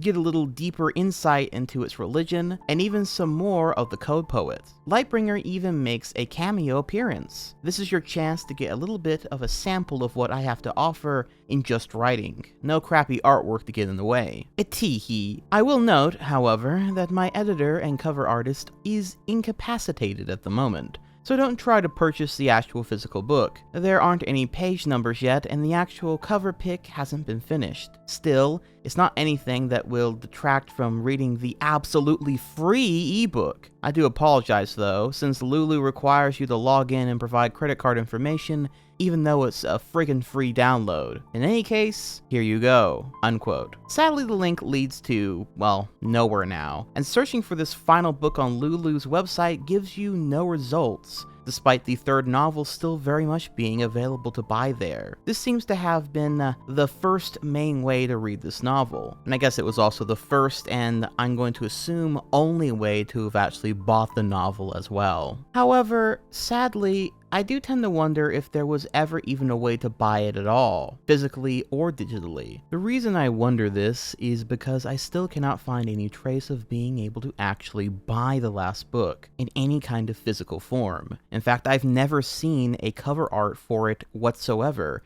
which leads me to believe that there might have never actually been a cover art for this last book, thus meaning that it never officially got a physical release either. Mind you, I could be wrong, and maybe there is a physical edition that is just exceptionally rare, and if you happen to know more information about that and have some pictures to provide regarding that, please let me know. However, back on my theory that I don't think there actually was ever a physical release, the blog post that follows this last one might say something about why that in particular is the case. Quote, atop the fourth wall. Well, while I was disappointed by the small number of people who took the time to obtain the fourth book, even just downloading it to read it at some later point would have been fine, I'm still happy about the people who did. Kudos to you. Have a cookie. Gives cookie. Still, the fourth book isn't necessary to understanding issues 6 and 7, but it sure as heck helps. In any case, I just wanted to promote a new little venture of mine that I'm trying to do. A website that reviews bad comics, going through them step by step and scene by scene and pointing out why they suck. It's called Atop the Fourth Wall, and it's located here, atopthefourthwall.blogspot.com, unquote. Indeed, this right here might as well be one of the most iconic posts Lewis has ever written, like looking destiny straight in the face. The birthplace of what would soon become his legacy, as well as the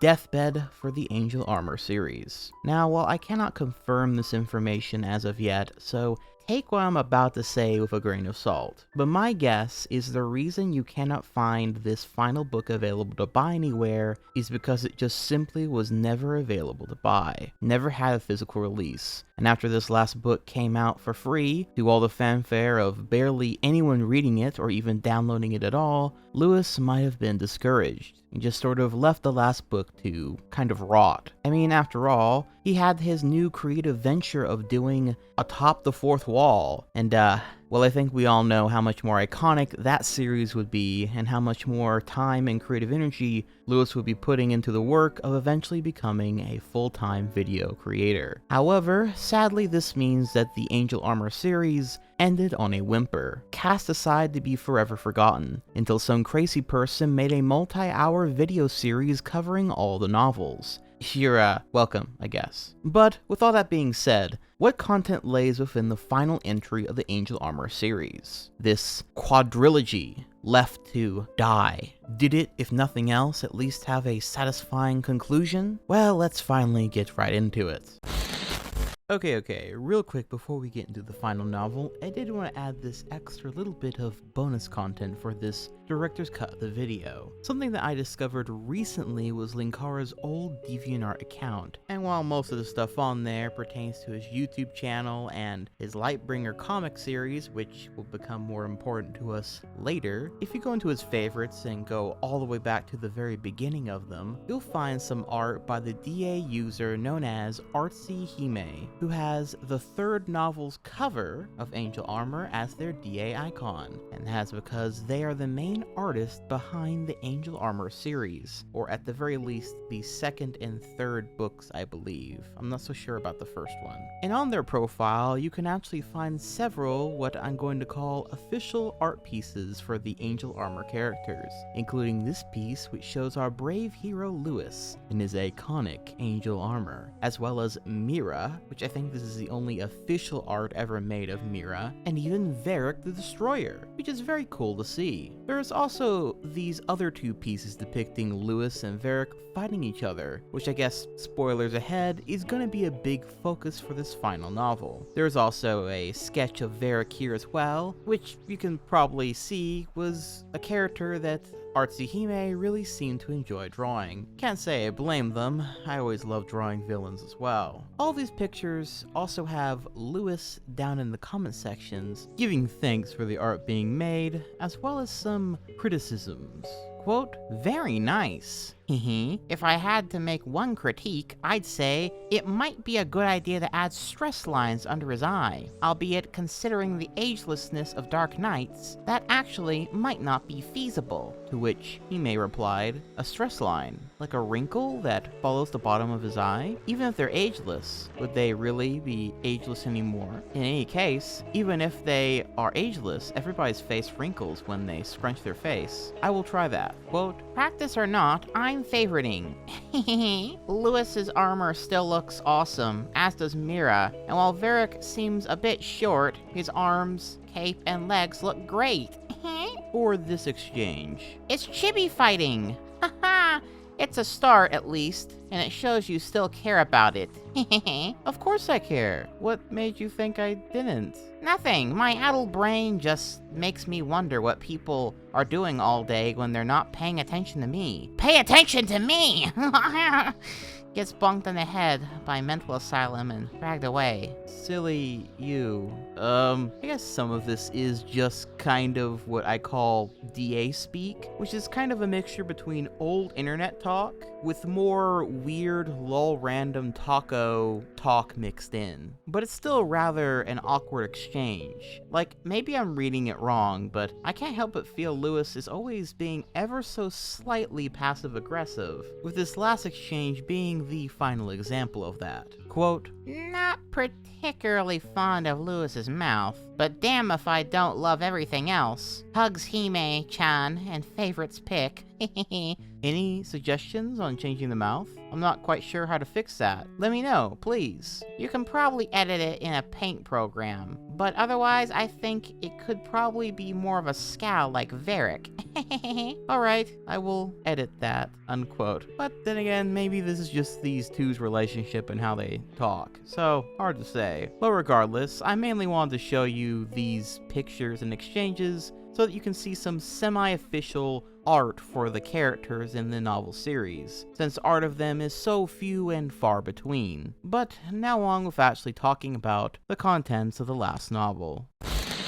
Starting once again with yet another introduction, just like the third novel, with more thoughts and insights from the author Lewis himself on the state of the series and his overall feelings. Quote, "Here we are once again, on the road to adventure. This is where the heart is, the fourth book in the Angel Armor series. Of course, if you purchase this book, odds are you probably know that already. At the time of writing this introduction, I'm in college, and subsequently, less of an idiot than I was when I first wrote the previous 3 books. I still believe they're good, of course, but a lot has changed since then, so I can recognize where I sucked and where I did good stuff. First and foremost, it was almost absolutely necessary for me to have a chapter where there consisted of a mental battle in some way or another. This was really just an excuse for me to have Lewis fight with imaginary weapons created in animes, TV shows, comic books, and etc. It's not that these scenes were necessarily bad or good, but I did devote a lot of time to them, didn't I? Next, to my shame, I must admit that when I first started writing Angel Armor, I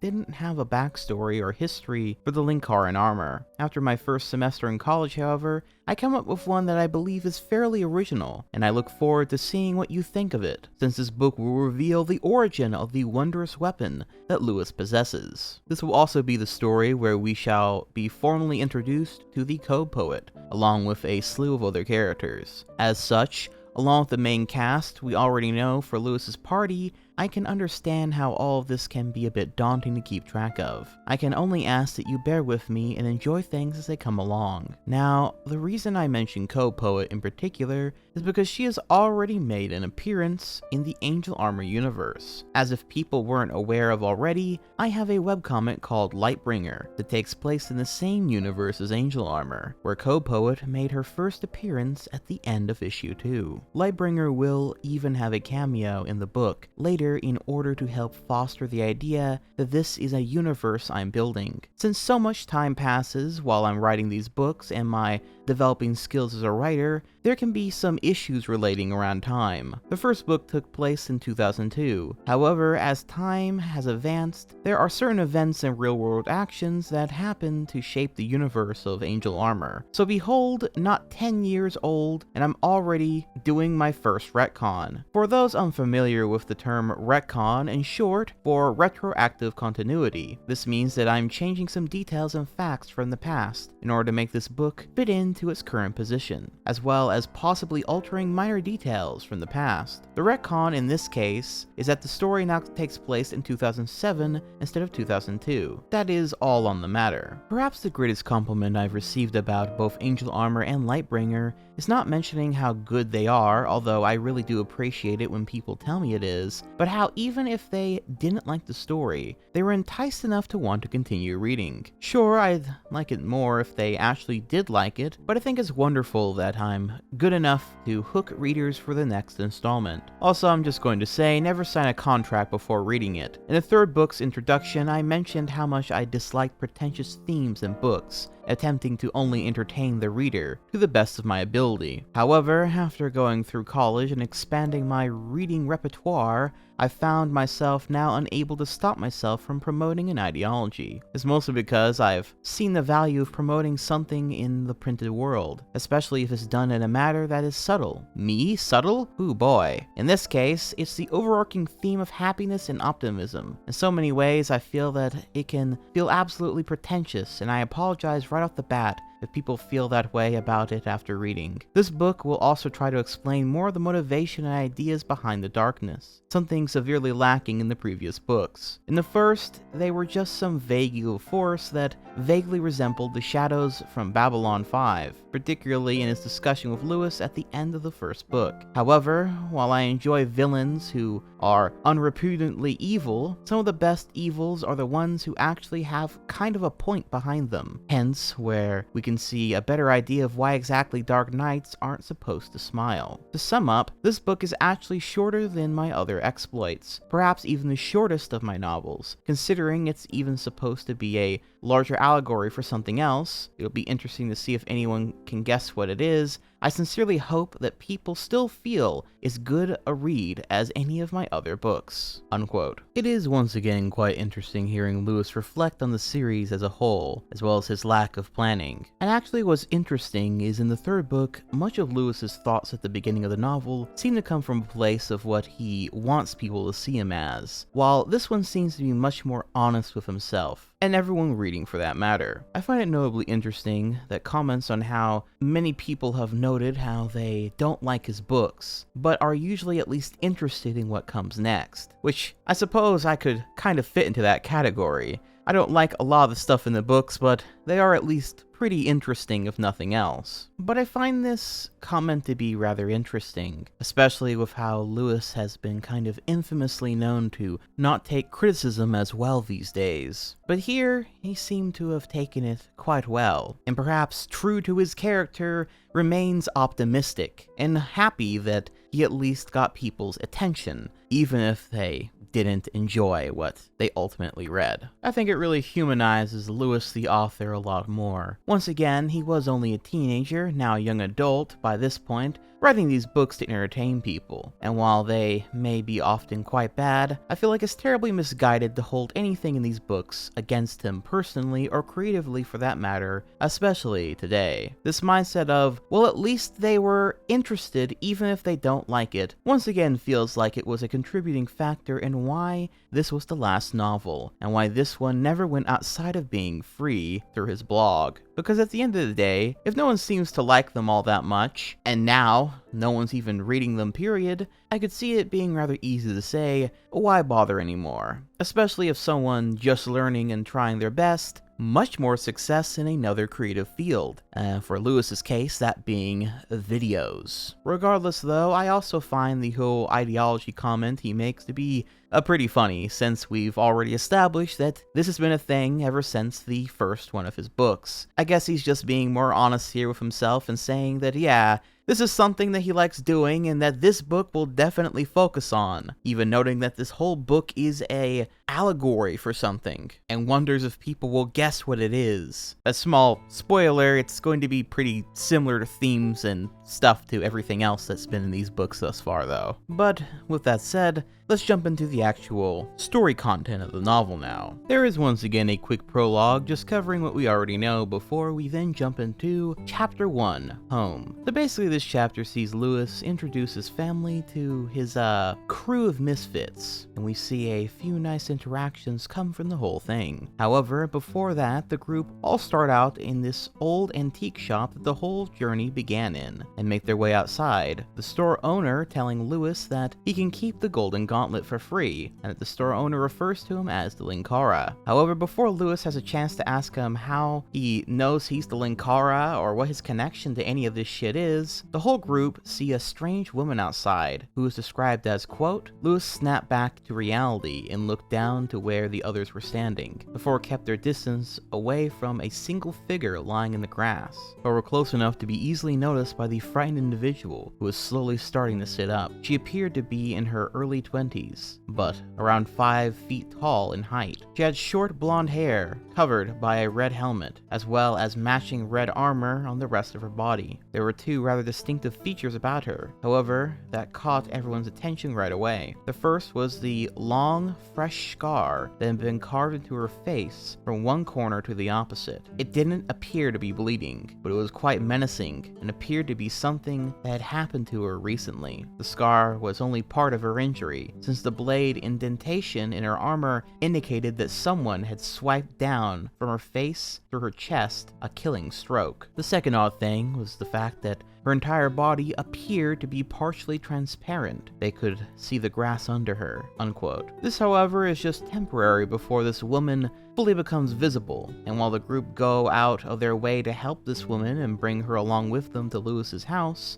we the audience already know that this strange girl that appeared here before them is none other than Thesia. What she's doing here, well, we'll find out eventually. So the group all head to Lewis's house, and at this point, Lewis has some splaining to do with his parents, John and Erica, wondering who the hell all these people are. Quote, John and Erica Williamson slowly looked from Endo to Lewis and then back to Endo again. They both sat down on the couch of their living room in front of Lewis, whose armor encompassed his body. Endo stood beside him smiling and holding a lightning spell in her hand, small orb illuminating everything in the room. So, what do you think? Lewis inquired, winking at his parents. Both sat with their mouths agape at what they had seen and what they had been told. After arriving back at his home, Lewis waited for his parents to return and promptly explained about the people who were now in their house and why there was a woman unconscious in the guest room. He had left out a significant number of details to his angered parents, who were in the middle of chastising Lewis for letting people in their house, while they weren't home when he suddenly brought out his gauntlet and allowed his armor to form around him. Needing a bit more convincing, Endo had been happy enough to show the stunned adults her ears and some of her magics. They were still in awe of the revelation that their son had been in another world for several months, hadn't aged a day from the experience, and the fact that he was the figurehead of the world's largest religion. This is a lot to take in, Lewis, Erica stated. Of course.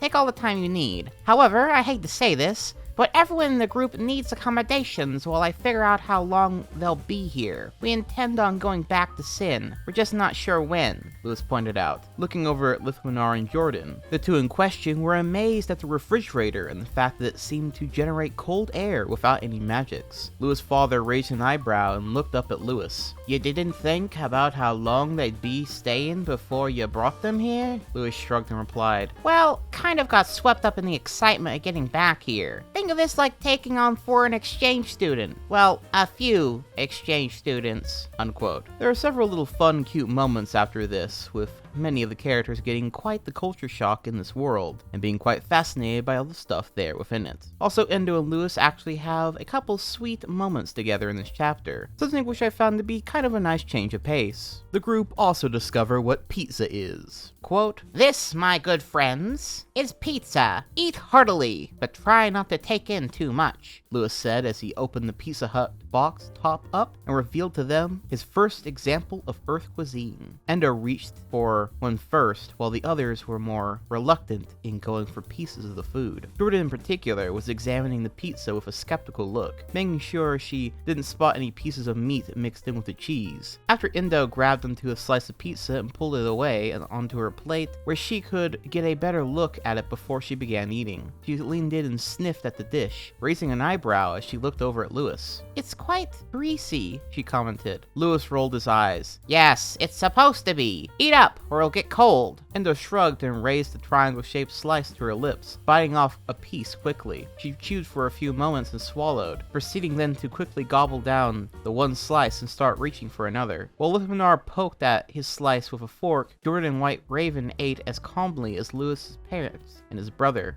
George, who was still trying to wrap his head around the revelation that Lewis had been gone for a year without anyone noticing it, or that any time had passed at all. Needless to say, he was more than a little perplexed by the whole thing. "So let me get this straight. I leave you alone for 2 hours and you manage to not only save the planet, but get a girlfriend and a whole heap of other people to stay at our house? That's just typical. You know that, dork?" George commented. "Kindly do not refer to my love as dork," Endo said, between finishing one slice of pizza and starting on another, unquote. Cute. However, It's not all sunshine and roses, as by chapter's end, we see Varric the Destroyer also make his way to Earth in a pretty cool opening scene for him in this novel. "Give me some, damn it! Fuck you, I did all the work," two muggers argue continuously in the back alley of a downtown St. Paul. With the night came the way the two had to make ends meet, thievery. Both had knives in their hands, ready to stab one another over the wallet and purse they had just stolen off of a couple that had been walking home. However, just before their argument could escalate any further, the alleyway was suddenly encased in light. The two hoodlums, in shock over the bright yellow illumination that had just filled their alley without any visible source, covered their eyes and dropped the pilfered items. They steadied their weapons as well, wondering if the police had actually managed to track them down, or if they had just been lured there by the shouting. The light faded shortly afterwards, returning to its previous ambiance.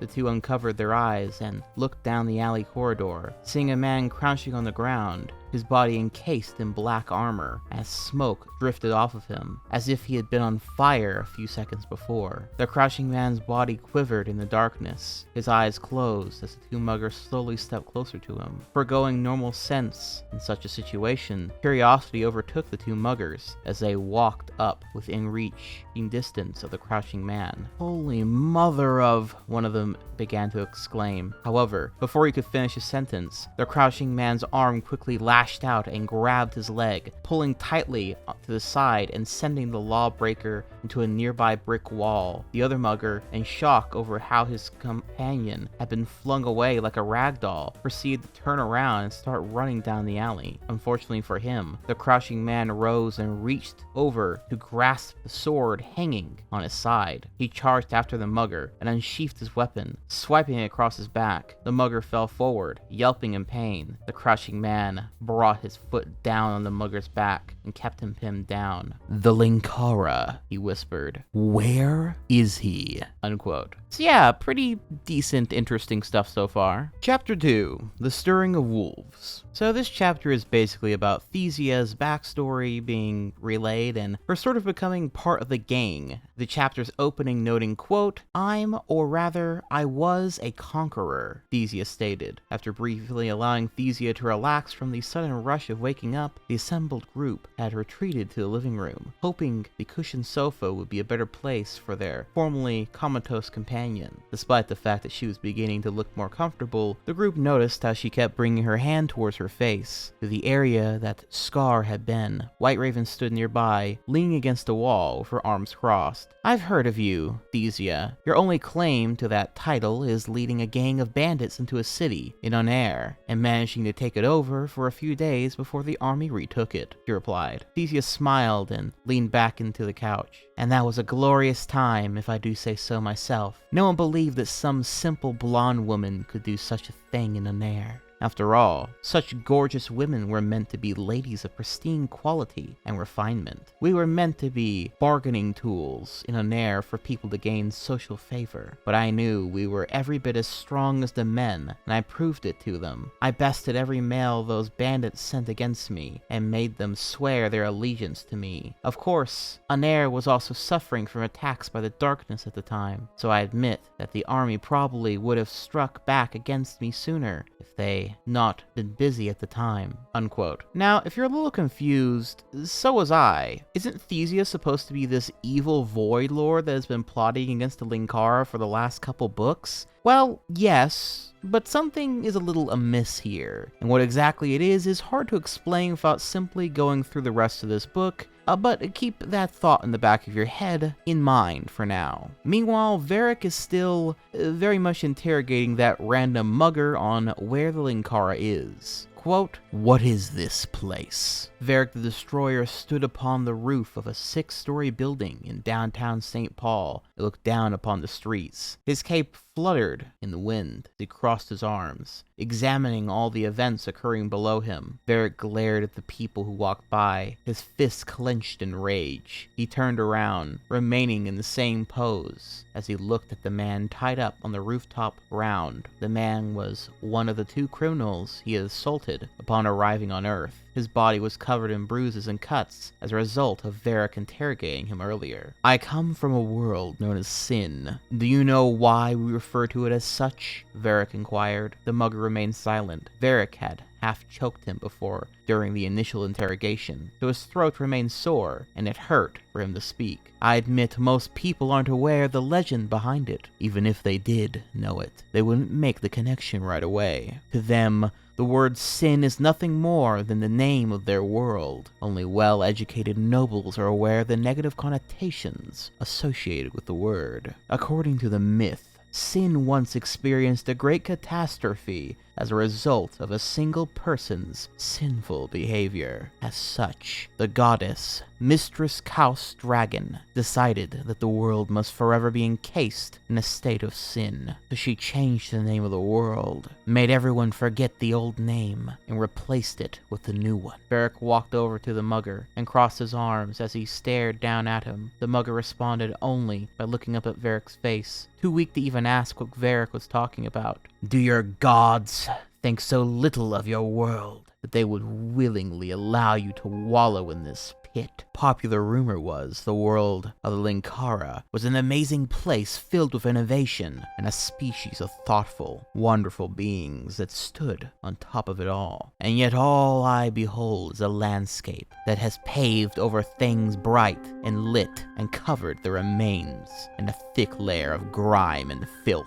This place both disgusts me and entices me." Varric sneered and walked away from the man, back to the edge of the building. "Sin leaks out from every crack and crevice, like some dark, murky life-giver that drips from the gutters of a small house. I hate to say it, but the darkness would have thrived in a place like this. I can feel every bit of I suppose, emptiness would be the appropriate word that comes from this place. The hopelessness of its people are tossed from the windows, and I breathe it all in from the air. The darkness would have built quite a following from this place. I embrace the dark willingly because it has truth and meaning to it. But the darkness here is without soul. My God would have given purpose to it." Unquote. Kind of a cool idea that the darkness would have thrived on Earth. It suggests that the darkness is a lot like the devil or Satan, and I just generally find it kind of clever that because of how Earth is, someone like Varric the Destroyer may actually be more powerful here than in the Land of Sin. Also, his dialogue in general just kind of goes pretty hard. It's edgy, yes, very much so, but it's a fun kind of edgy. I can dig it. Anyway, Varric leaves this conversation still unsure of where Linkara is, but ready to search for him to face him head on. Meanwhile, Thesia is still unsure why she is ultimately here on Earth with the rest of them, but decides that her destiny is unwritten now, and that she might as well make the best of this situation and stay here, hoping that Lewis will be a good teacher for her to teach her the ropes of this new world. Chapter 3, Friends Old and New. So here's where things get extra, interesting, as we are then introduced to Lewis's old group of friends from school, of which are presented with descriptions as follows. Quote, "Although Lewis was familiar with pretty much everyone in his grade, thanks to spending school with them for 7 years, he had a close-knit group of friends that he spent most of his time with, out of mutual interest and the fact that they had all been so quirky on their own regards. The one Lewis had known the longest was Alice Below, nicknamed the co-poet by the group. She was the most technology-minded individual of the group, always having a laptop in her hands and coding a program. Sometimes she was writing software for some simple little happy face to wink at a person, while at other times she could be finding new ways to break encryption software. In fact, there had been a rumor going around Hillside High that she had actually managed to hack into the CIA's mainframe. Whenever someone asked her about it, she merely smiled and leaned back, not answering. To accompany her nickname, she usually wore black or purple at all times, accompanied by a beret on top of her long brown hair. She only differed from the look when the sun was too bright to wear dark clothes, so she wore all white in those situations." Unquote. Note that the co-poet is actually notable because she actually appears within the Lightbringer comics later on. So, yeah. I also once heard from someone that this character is somewhat based off of Lewis's real-life mom, but I've never actually seen any actual evidence for this beyond hearsay, so I don't actually know how true this is. But I figure I'd know it all the same in case someone knows more lore about this and is willing to share within the comment section. But yeah. Nonetheless though, kind of a cool character design-wise. Nice drip. But back to the group of friends. Quote, "Theodore Ted Sage was Lewis's best male friend and was nicknamed Shades by the group. This was done for the fact that due to an eye condition, he had to wear sunglasses most of the time during the day. In the group, he was the most unusual. His knowledge of philosophy was unchallenged by any at the hillside. But what really gained him his popularity amongst students was his propensity for offering people gum at the most inopportune times. This was part of his offbeat personality, since he would constantly be sending in submissions to the school newspaper, ranting sometimes violently about any little subject and promoting Ayn Rand's objectivist philosophy, but then be the calmest, most laid-back individual, sometimes to the point of apathy or laziness when one was actually talking to him. The other male of the group was Trevor Hagen. While they had trouble coming up with a nickname for him, Trevor still had his own quirk that made him unique within the 5 friends. He rarely was without a book in his hands, and any time he did have one in his possession, he read faster than any thought was humanly possible. He read Gone with the Wind in 17 hours, and comprehended every word of it with ease. The only time he ever had a problem with his speed reading was when he hit a typo or a spelling error. When that happened, he was stuck at a single problem point, unable to move on until someone either turned the page or pointed him to the next word. The final member of the 5 was Mandy Chanette.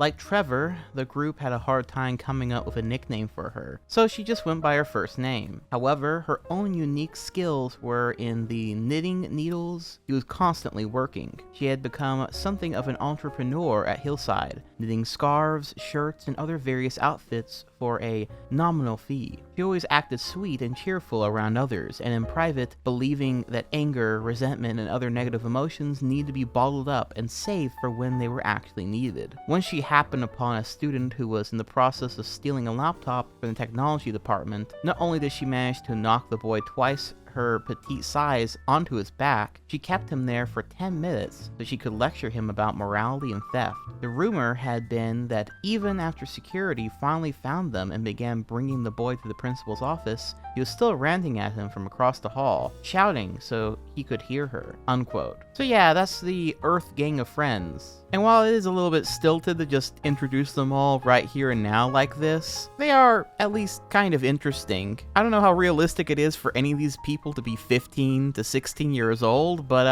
they at least seem like they have some interesting traits. And they all start having conversations about such interesting topics as, quote, "This is so typical. We both get sent down to the principal's office one day, but it's you who gets to become the superhero and save the world. All I get is another worksheet's worth of homework because I ended up late to class," River said behind his book. Lewis rolled his eyes. If I recall correctly, it was you who insisted on running a class to get on time, because you wanted to finish reading that stupid book of short stories. What was it called again? Tonto and the Lone Ranger boxing match? Fist fighter in heaven, not boxing match. And look, I feel bad enough, as it is, having to read that tripe. I just wanted it over and done with, Trevor replied as he flipped the page of Sense and Sensibility. Ugh.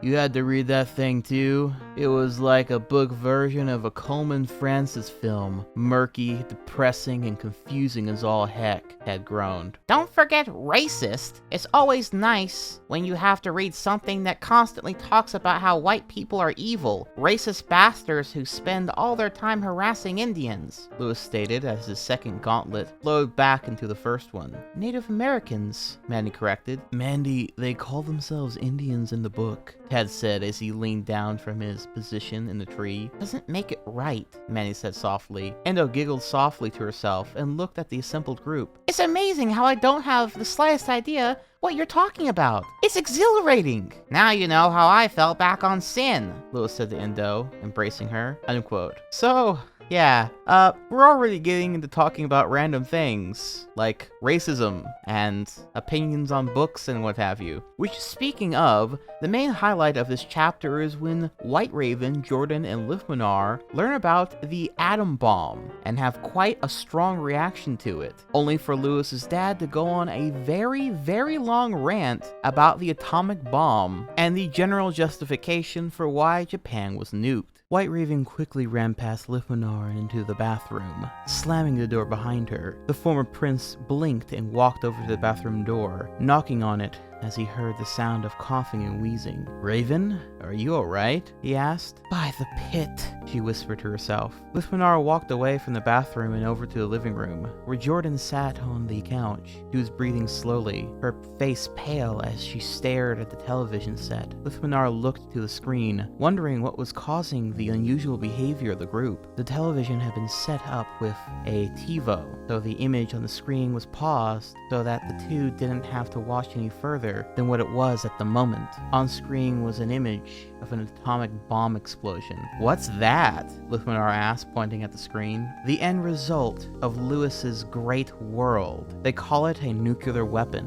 an explosive capable of death and destruction on a scale I doubted possible even for magics. Kind of weapon that my people have always been terrified of," Jordan responded. John walked in, blinking in confusion. "Hey, what's wrong, White Raven? He's throwing up in the bathroom." "We have beheld your Deathbringer," Jordan said, pointing at the mushroom cloud on the screen. "Ah, I suspect you haven't got anything like that on Sin, do you?" John asked. "I conceive that there are probably people on my world who are capable of such insanity, but to actually go through with it," Jordan spoke. "Insanity? Pardon me, miss, but nukes aren't insanity. They're a deterrent," John replied. "Oh, this looks like fun," Lithmanar laughed, sitting down on the couch. "If they're such a deterrent, how come you used them during your world war?" Jordan asked, almost yelling at him. "They're a deterrent when we used them during the war and after it. If we had invaded Japan, millions more would have died on both sides. And don't assume that they would have surrendered after an initial conflict or such crap. They were utterly devoted to winning no matter the cost of their own country. And once the war was over once humanity realized the sheer power of the weapon. The two remaining superpowers, the Soviet Union and the United States, never used them against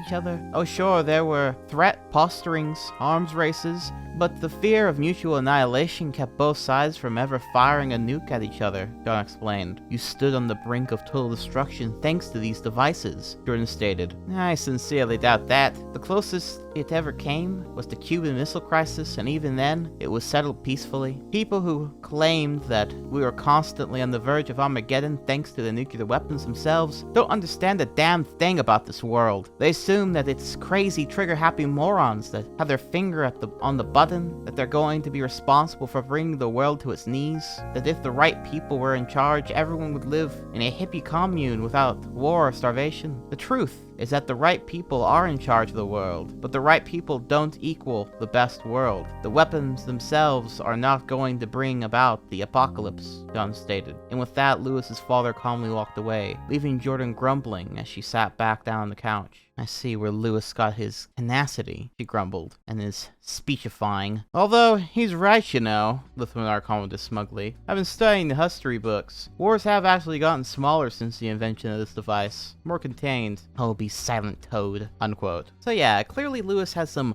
thoughts about this stuff. And I guess for the actual character of Lewis, we now see where he gets his penchant for passionate rants from, though I will admit that, for once, this rant at least does serve some purpose for the narrative, since it makes sense nukes would probably scare people from another world who had never heard of them. After all, they do tend to scare people here who do know about them. It also serves as a decent character moment for all involved. It isn't just Lewis randomly ranting about something that no other character has any context to. So I guess there is at least that as far as an improvement goes. The rest of this chapter then breaks from the established perspective to be from the first-person perspective in a journal written by Varric the Destroyer, where basically we hear about his side of things, about how important the darkness was for him, and how ever since the darkness has died, his black hair has slowly been turning lighter and lighter blue like it was when he was born. How this world is yet again very interesting to him, full of disgusting creatures,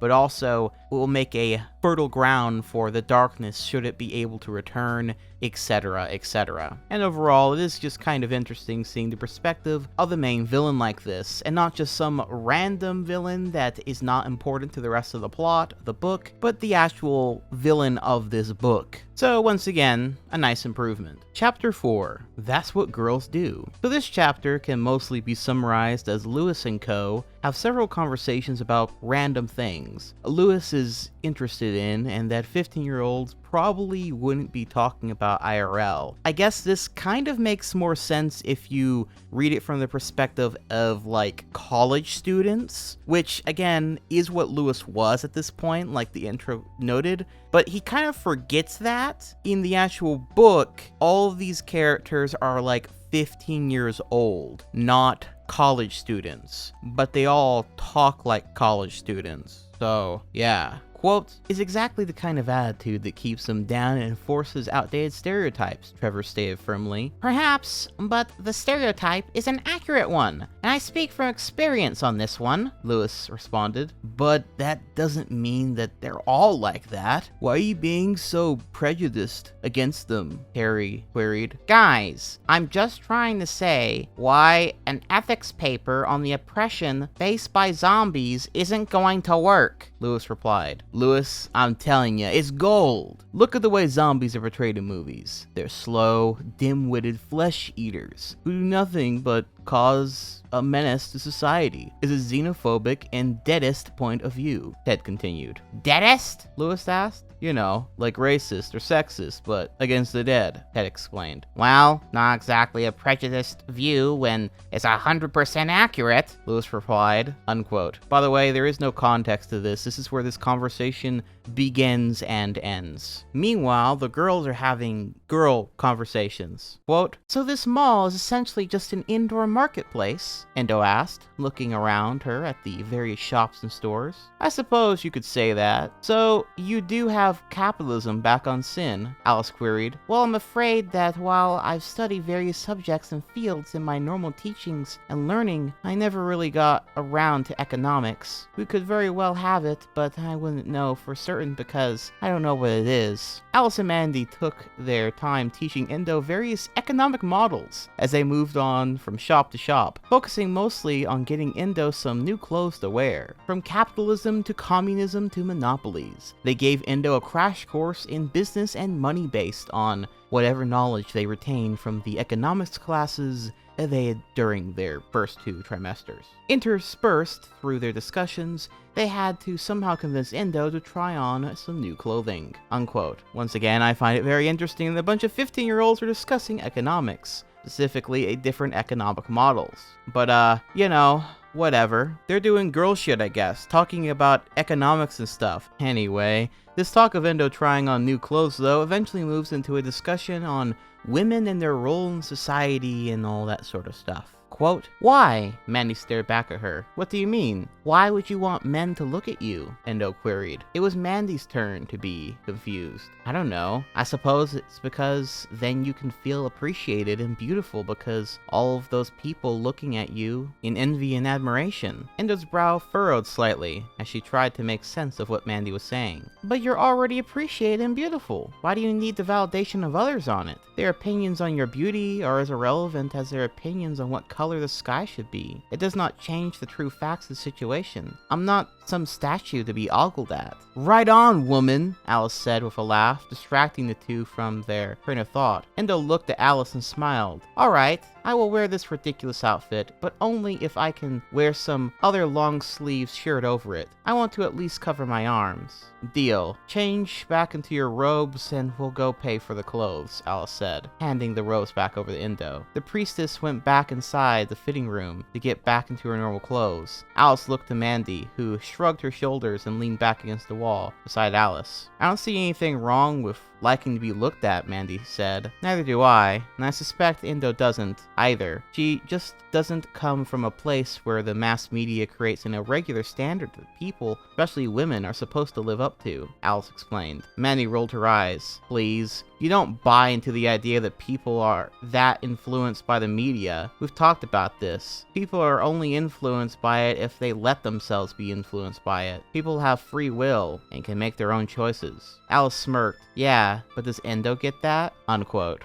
Pretty interesting stuff. I have always enjoyed the constant theme of free will in its existing trumping all other things within Lewis's work. But even more interesting is that in this novel, Lewis seems to have decided to give other characters like his dad or Earth friends his opinions to speak rather than strictly himself or his self-insert. He does kind of make the Earth people feel like strange variations of himself in many ways, but on the other hand, it does allow other characters to speak rather than strictly him having all the opinions and what have you. So I guess I'm kind of 50-50 on it. Anyway, that's when they catch something interesting on the TV while at the mall. Quote, in other news, questions still remain unanswered by the Faro City Police Chief Eddie Crane on the actual relationship the police now share with the costumed vigilante, Lightbringer. The question came about after Chief Crane announced his public support and commitment to working with the superhero in cleaning up the crime rate in the city. While public opinion of the world's first real superhero has been high,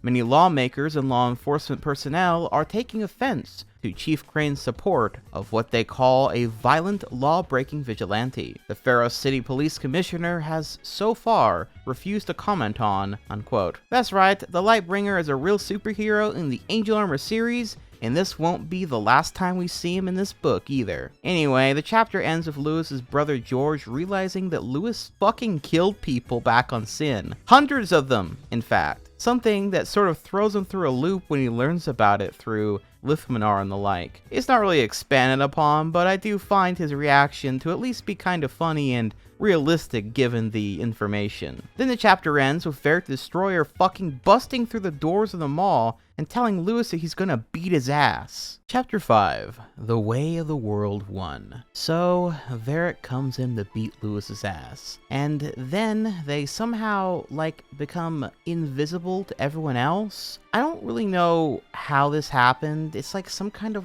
interdimensional force field that makes it so they can only see each other or something. But regardless, Lewis ends up taking the fight to Varric, who is a magic user and seems quite aggressive. Quote, "Who is this guy?" he asked himself. "How did he get to Earth? Why is he so intent on killing me? Weren't the Dark Knights of Sin happy now?" Unquote. So the others decide to head back to Lewis's house as they try to explain what happened to the both of them. Again, it's not that important, but they try to make their way to Lewis's house to inform everyone what's going on, and then we randomly cut away from this fight scene just as it's about to begin, back to Lewis's house, where we get this interesting rant about books and John Norman, and I'll just read it out in full real quick. Quote, Lithmanar called back. Lewis recommended that I use his laptop to download an ebook to read through, to get a better understanding of how Earth views so-called fantasy worlds like Sin. Well, it took me a bit of time to understand how to use this curious device.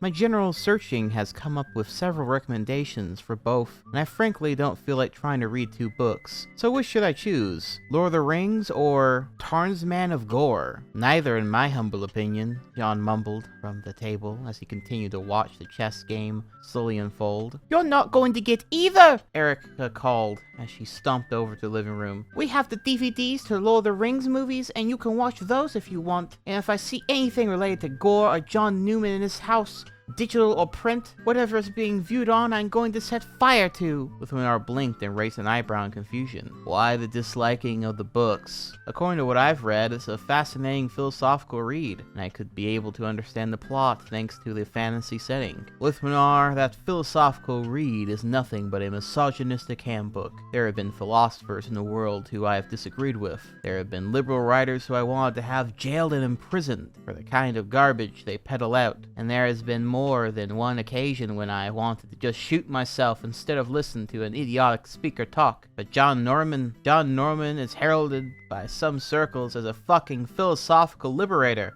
That crap he wrote. He believes that women are the submissive natural helper, and figuratively speaking, then the slaves of men. His books have women delighted and elated that suddenly they're wearing chains and collars and BDSM crap. "Lithmanar, I'm not a feminist. I believe that men and women are very different, and that more usually than not, men are better at something than women are, and women are better at something than men are. But the presumption of some science fiction writer to fucking tell me that I'm supposed to be submissive to men in order to be happy? Not on your life. On top of that, people actually live their lives according to this guy, surrendering their freedom to live 24/7 life of servitude to a master. It sickens me to think anyone would ever willingly give up their freedom. Just sickens me," Erica said, shaking her head and going back to her pot pie. Lithmanar blinked. So, Lord of the Rings then? People on this planet really like to give speeches on ethics, White Raven stated.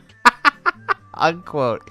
Yeah, they sure fucking do in Lewis's novels. Very interesting. The topic of women has come up a lot in this book thus far. Their role in society and feminism, and yeah, I don't really have anything else to note on this. I don't even know if Lewis has anything else to note on this, to be honest, but just an observation I made during this book. Also, this rant has nothing to do with anything, so sadly we are back to the random rants about things that don't really relate to the characters. It's loosely there, I guess, since Lithmanar was gonna read a book they don't want him to read, but the whole thing just seems kind of random and cartoonish, to be honest, as well. But, random rant aside, the group make it back to Lewis's house and are trying to find out where Varric and Lewis went. Meanwhile, Lewis and Varric fight, and it's actually not too bad? Quote, each attempt at Lewis's life was countered and avoided, but Varric wasn't showing any sign of irritation from this. Lewis hoped to taunt Varric into making a big mistake, allowing him his chance to dispense with him and have Endo send him back to Sin or get him arrested by the police. Oddly enough, despite the sudden intrusion that Varric had created, the police were nowhere to be seen. However, Lewis didn't give this a second thought at the moment, since his attention was focused on Varric and all the things he was trying to do to him. Face it, Varric, there's no point to all of this. I'm the guy who beat the darkness in the first place. What makes you think you're gonna be able to beat me? You're swinging like a madman, but all you're hitting is... Varric slammed his fist into Lewis's gut. Lewis hadn't seen it coming at all. The force of the blow completely knocked the wind out of his lungs and sent the pain spiraling through his stomach. Varric swiped with the sword again, but Lewis dodged it, narrowly. The edge of his shirt was split by the blade. However, despite dodging the weapon, Varric was suddenly moving faster than he had before, allowing him to go up and punch Lewis across the face. Lewis felt a tooth come loose in the punch as he collapsed to his side, once again barely avoiding a blade that came to his head. He rolled over to the side, but Varric used the opportunity to kick Lewis in the back, sending him rolling away and into a brick wall. You killed the darkness,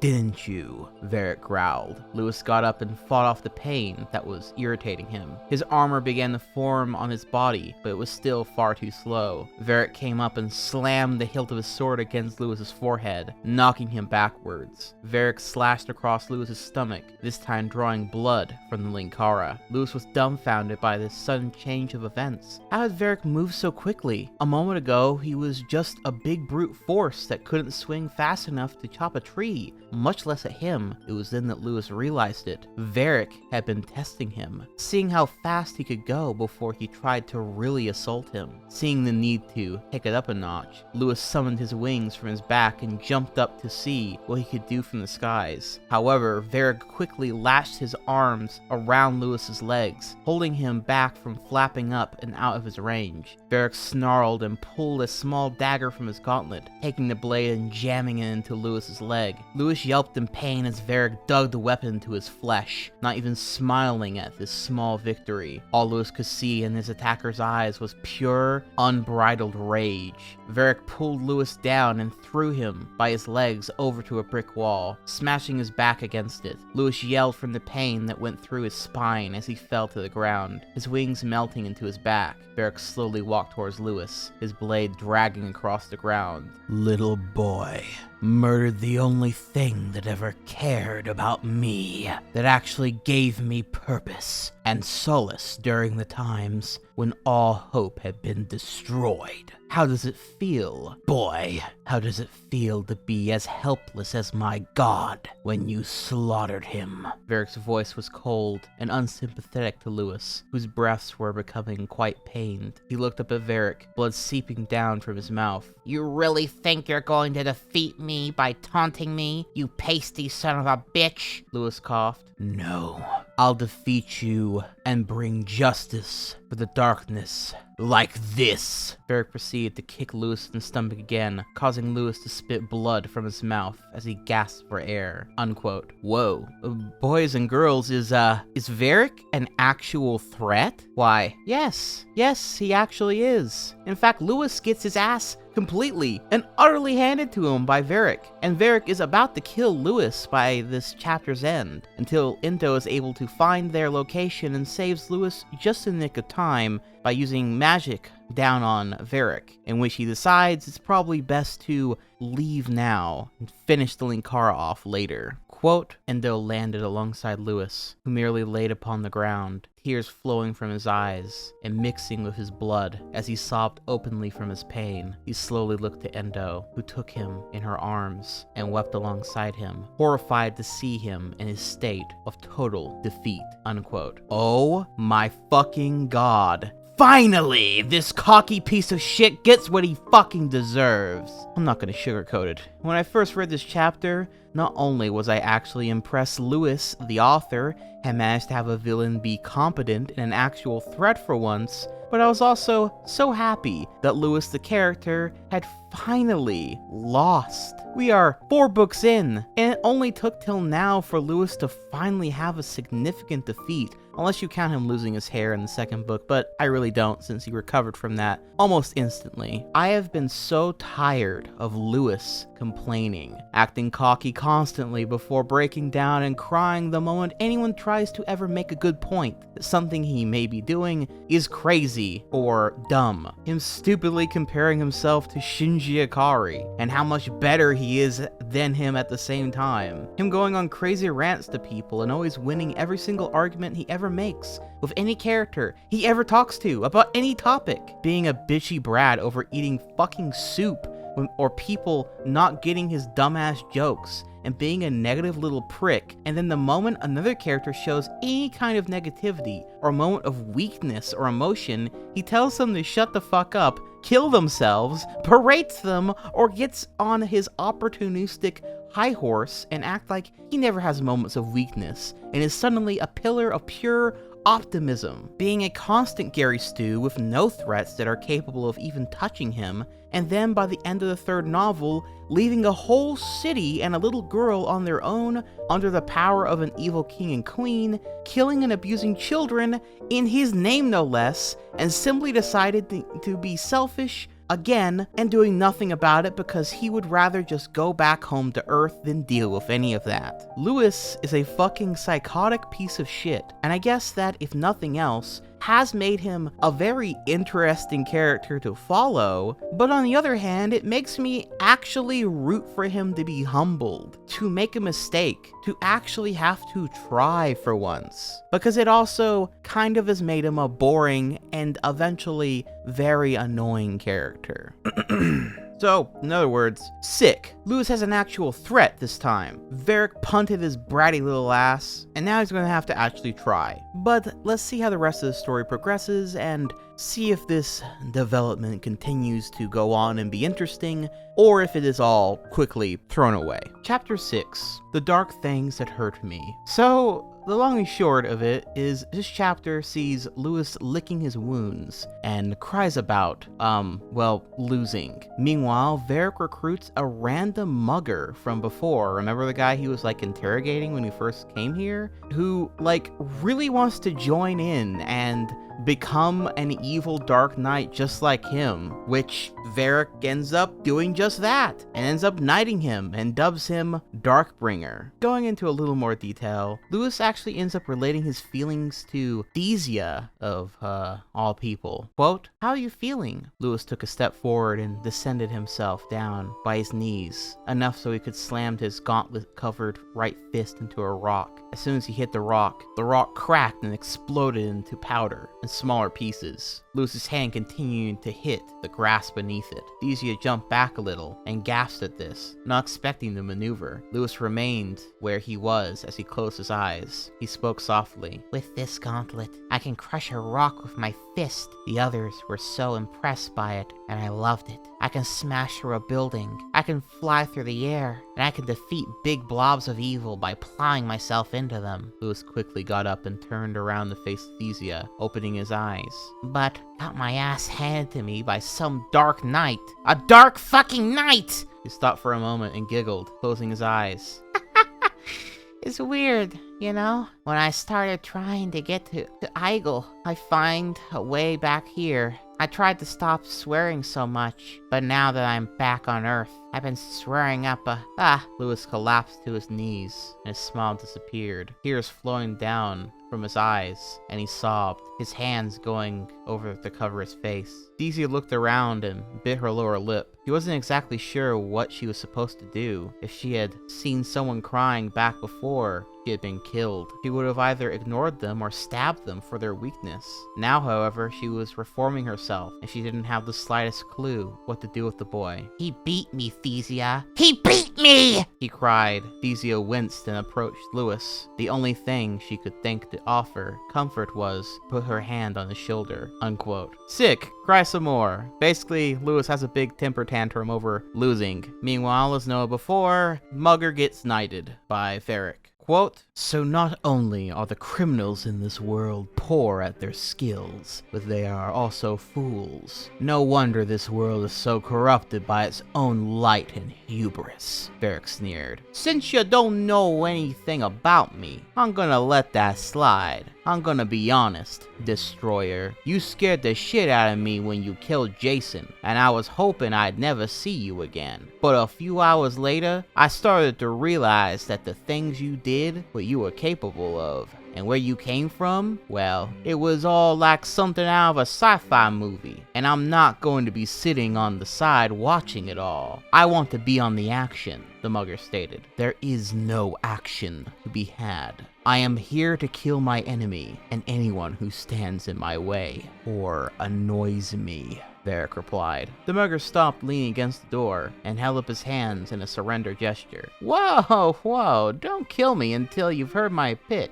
I've been following you, Destroyer, ever since you first beat the shit out of me and killed my partner while you were out and hunted for Linkara. I snuck in here and took a look at your little book. At first it was a blur to me, but I was able to read it within a few seconds. I even took a peek through your journals, which is how I know your name. My patience and my irritation are quickly rising. Make your point, Varric growled. After you kill the Linkara, what are you planning on doing? The mugger asked. Return to sin, Varric yelled his answer. And? The mugger further questioned, wanting to know more. And? Varric paused. And? I don't know. My thoughts are only for revenge against the false idol. Then allow me to offer you an alternative. You wrote in your journal that the darkness would have thrived in this place. Why couldn't it? Why bother with simple revenge against the Linkara? Why not instead humiliate him, shatter the faith he has in his own religion, and bring new life to the darkness here? The mugger suggested, unquote. I don't know who the fuck this random mugger is, but I really like him. Talk about total fucking evil maxing.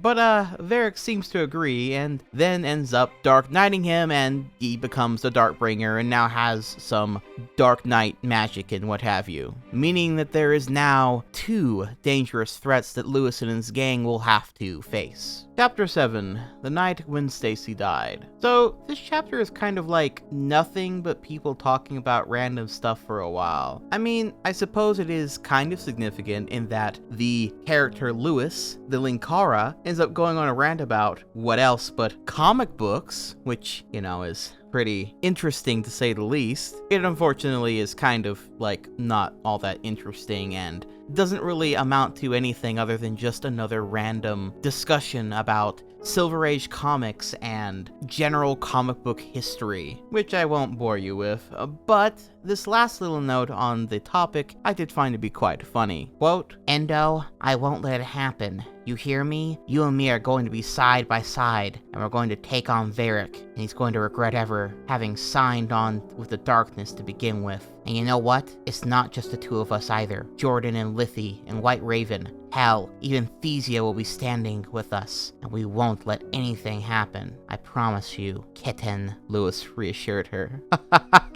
Unquote. Don't worry, my Discord kitten. All shall be okay.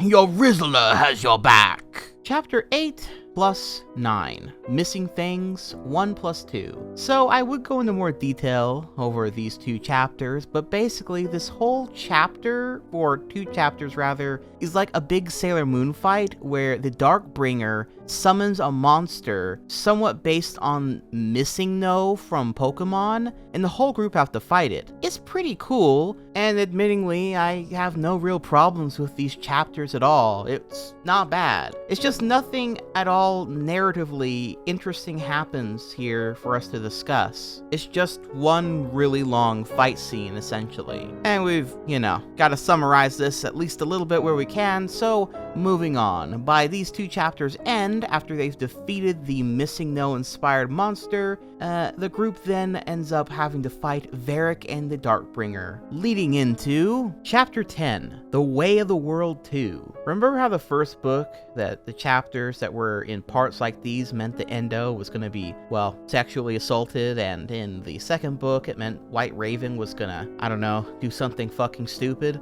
Well, in this book, chapters with this title means Lewis is gonna be, violently assaulted by Varric, which is a good way of summarizing this chapter. But going into more detail, something I do want to take the time to note is the way fight scenes are written in this book are actually a fair bit better than in the other books. They still can be rather stilted, mind you, so I'm by no means saying this shit is, like, actually super great, but it's amazing how much having an actual threat mixed with slightly better prose can make all the difference in the world. Quote, "Happiness is a crutch. When one has joy, it pacifies them into only attempting to be at ease. There's no patriotism, no sacrifice, nothing that will make someone stand up and do what needs to be done," Varric growled. Varric charged in and swung his sword towards Lewis's side. Lewis spun himself to face the oncoming sword and blocked with both of his blades, trying to force the sword back against Varric. And no pride? No pleasure out of what one does? A life of happiness is just emptiness. Even through all the terrible things I've experienced, I know that I had fun through most of it, and nothing can take that away from me. Lewis responded as his blades scraped against Varric's sword. Lewis jumped up and away from the sword, allowing Varric's swing to continue and throw him off balance. While he didn't get close enough to make a deep cut, he did slice his blade across Varric's face, cutting skin deep. Varric brought his hand up to feel the bleeding cut as Lewis landed, spinning to face Varric and grinning widely. Varric narrowed his eyes at his opponent. "Ah, there it is. The moral decay of your world seeping through. I had heard such wondrous things about your world, Linkara, but I can see it for what it really is. You speak of fun. If an event is painful or tragic for people, there's no fun in that. You've enjoyed yourself? You enjoyed stripping the Dark Knights of everything they believed in. There is the truth of it. Linkara, your world takes joy from pain and torment. You're sadistic, every single one of you." Lewis was about to respond when Varric quickly plowed his shoulder into Lewis's chest, forcing him to the ground. Varric got on top of him and slammed his fist against Lewis's face twice as he struggled to force him off. Varric finally got off on his own power, but kicked Lewis in the stomach twice hard, the electrical surge actually lessening each time he hit him. Unquote. So Lewis continues to fight Varric, while the others fight the mugger-turned-Dark Knight Lightbringer, and it seems that he is quite the fearsome foe, actually. Lewis and Varric continue to debate the philosophies, and they pound into each other.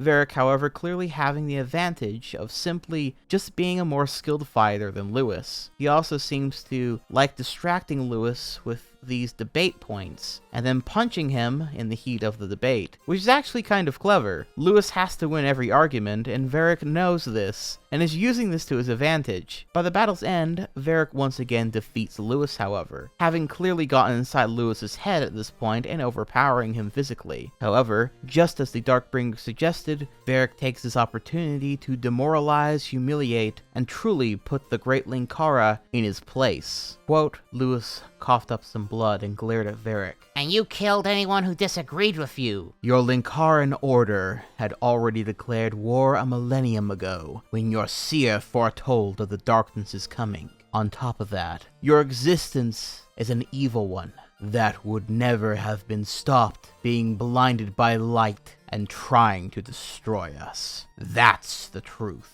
You know that. You surround yourself in light, hoping its radiance will blind you from the pit you've dug for yourselves. Darkness is the world's natural state. Anything else is a perversion.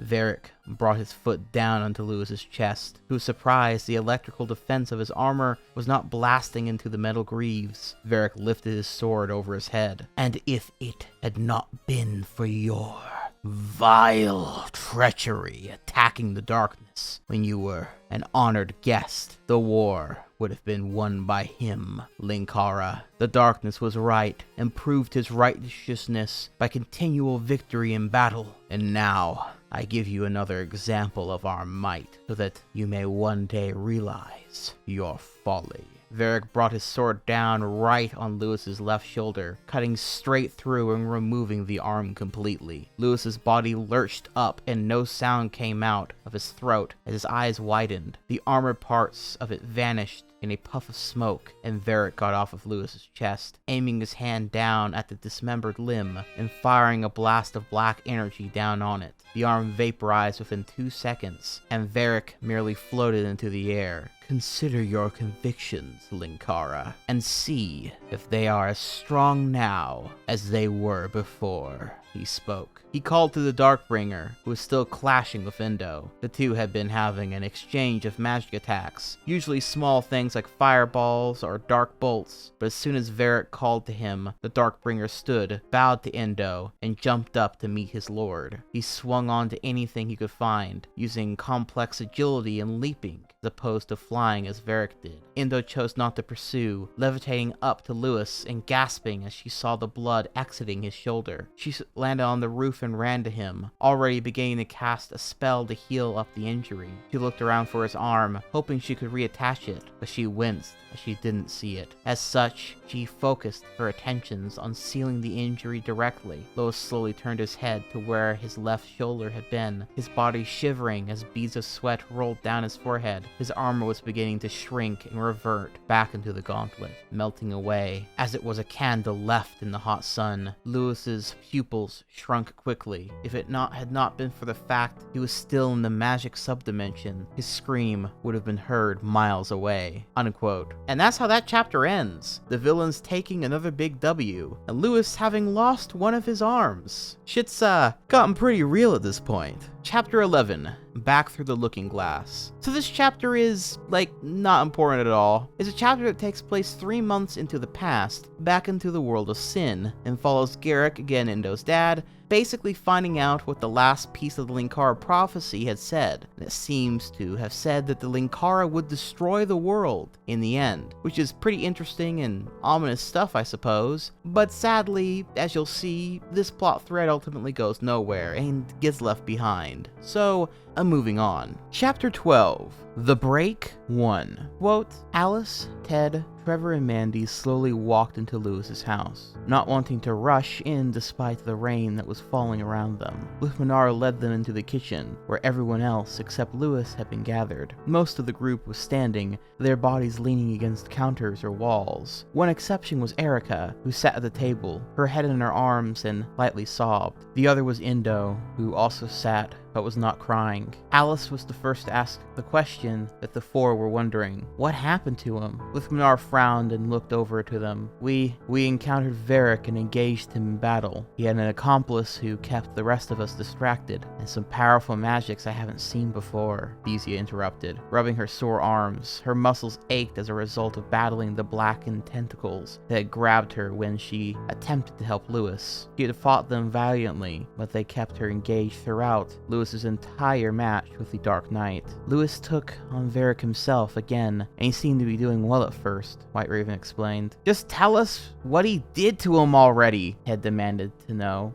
Oh god. Erica tried to speak, but could only cry loudly into her arms. George embraced his mother, trying to calm her down. Varric cut off his left arm, Jordan stated, closing her eyes. The four's eyes went wide, taking in the news. They exchanged a few glances with one another, and took in some deep breaths, their eyes shifting around a little, as their minds comprehended the simple 6 words that Jordan had said to them. Where is he now? Trevor queried. Can we see him? Alice asked. Upstairs, but he won't see you. He went straight to his room and won't see anyone, Linkara answered. Mandy looked over to Indo, her eyes shadowed by her long hair. She hadn't spoken a single word since the group had returned to Lewis's house. Unquote. So clearly everyone is quite upset and scared at this point. Lewis has been defeated, and for once there is an actual serious consequence. One that both his RPG party and family and Earth friends all can clearly see, and begin to cry and panic over, everyone reacting in their own way. And to Lewis, the author's credit, this whole scene is actually, unironically, really well done. And it's all really well done because then when everything is already bad and everyone is already feeling terrible, everything then proceeds to get actively worse, as everyone's emotions start to reach their peak, and they all begin turning on each other. The conflicting personalities, worldviews, etc., finally all coming to a head, now that their brave leader, who would solve all their conflicts and issues for them, has been so thoroughly thrashed. Thesia stepped up in front of Indo, glaring back at Mandy. Doesn't work that way. If we still had the arm, we could reattach it, but Varric knew that. He destroyed the arm after he severed it. Magic is not some omnipotent force capable of anything. It is a science and a tool to be utilized like the technology of this world. Fat load of good it did with Varric, Mandy yelled back. Who was helping Varric? Why weren't you able to just plow through him and help Lewis in his fight? Trevor asked. That's what I'd like to know, Lewis's father asked, walking up to the kitchen counter towards Thesia. The only reason we even let Lewis out of the house was because we figured he'd be safe having all of you around him. Where the hell were you when he needed you? Jordan stepped in between John and Thesia. We were fighting for our own lives as well, you know. Even despite this, Lewis shall arise stronger than before. He has the heart and spirit of a warrior, unlike no other, and I know he shall plunge his blade through the heart of the monster who did this to him. And again, there's that accusation that my son is a killer. I don't know what kind of fucked up planet you come from, lady, but here on Earth, we don't send teenagers to fight and kill in war, John yelled. White Raven tried to pacify the growing conflict. Let's try not to argue here. What we need to do is help Lewis. You didn't do a damn thing to help him when he needed you. He's not going out again to deal with the monster you brought with you when you came from that planet of yours, Dor stated, almost growling at them. That planet of ours? Excuse me, but that's the place I call home, you know, Lithmanar injected. Ted smirked and pulled out a piece of gum from his pocket. Yeah, a fantasy land of magics that aren't helpful. People who send children off to fight and die in war, and people who sit in judgment of those around them. Gum? Varric was right, Endo had spoken softly, but everyone had heard her. They all looked to the one Lewis had been closest to since he had come back to Earth, despite his desire to be with his family again. The Inako priestess stood, her fists clenched, as she slowly looked from one member of Lewis's Earthborn friends and family to the next. I could hear everything he said to Lewis as he defeated him. Maybe that's why I couldn't fight back his accomplice. I was distracted by the words. The problem is that everything he spoke was the truth. In many ways, I knew it before I even came here. Lewis mentioned the terrible things that had happened here in history, but he focused so much on telling all the glories and wonders of Earth that I ignored them, but I understand it now. The moral decay of this world is mind-numbing, and I've been seeing it firsthand since I got here. I have seen it in the way your people view themselves. She spoke, looking to Mandy. I've seen it in the way you destroy yourselves with your weapons that are more devastating than any spell I'm aware of, White Raven said, glaring at John. You said it yourself, Mrs. Williamson. There are people who surrender themselves to philosophies that destroy their value as human beings and their freedom, Lithmanar stated, looking at Erica, who had stopped crying, but looked sullen at the events unfolding before her. Endo cleared away the hair from her eyes, showing their bloodshot state so they could tell she had been crying just quietly. This is the perfect spot for the darkness. People have become so mired in their ambiguities and self-defeat that they can no longer see any way to right themselves. If the darkness began to offer freedom from that, people would line up from city to city trying to get what it offered to them. And the worst part is that no one would stand up and say, "This is wrong. I must do everything I can to bring down this evil," because you have forgotten that there is evil in the world that must be opposed. The potential is there for greatness, but it is wasted. Earth is in a dark age. Only if people like you make it into one, Ted yelled, pointing at Indo and glaring at her. I listened to you people sit there in judgment of us, and now it's time you had a little bit of it yourself. Oh, this should be good, Thesia laughed, sitting down in what had been Endo's chair. Of course, the world is imperfect. It's harsh, it's unfair, and it hurts sometimes. Do you know what you do when you realize the world doesn't make sense? You force it to make sense. You suck down those cynic thoughts that you're spewing at us, and you tell yourself, it's going to be better because I'm not going to let it get any worse, Ted spoke. Your optimism is misplaced, boy, Jordan stated, crossing her arms. Oh, is it? It's not optimism, you thug, and don't glare at me like you're doing now. It's exactly what you are. You're from a culture based around the honor of beating other people senseless. When Lewis first told me about you and Keen society, I was almost elated. At last, a people who understood individual freedom to the point where people knew the need for life and aspiration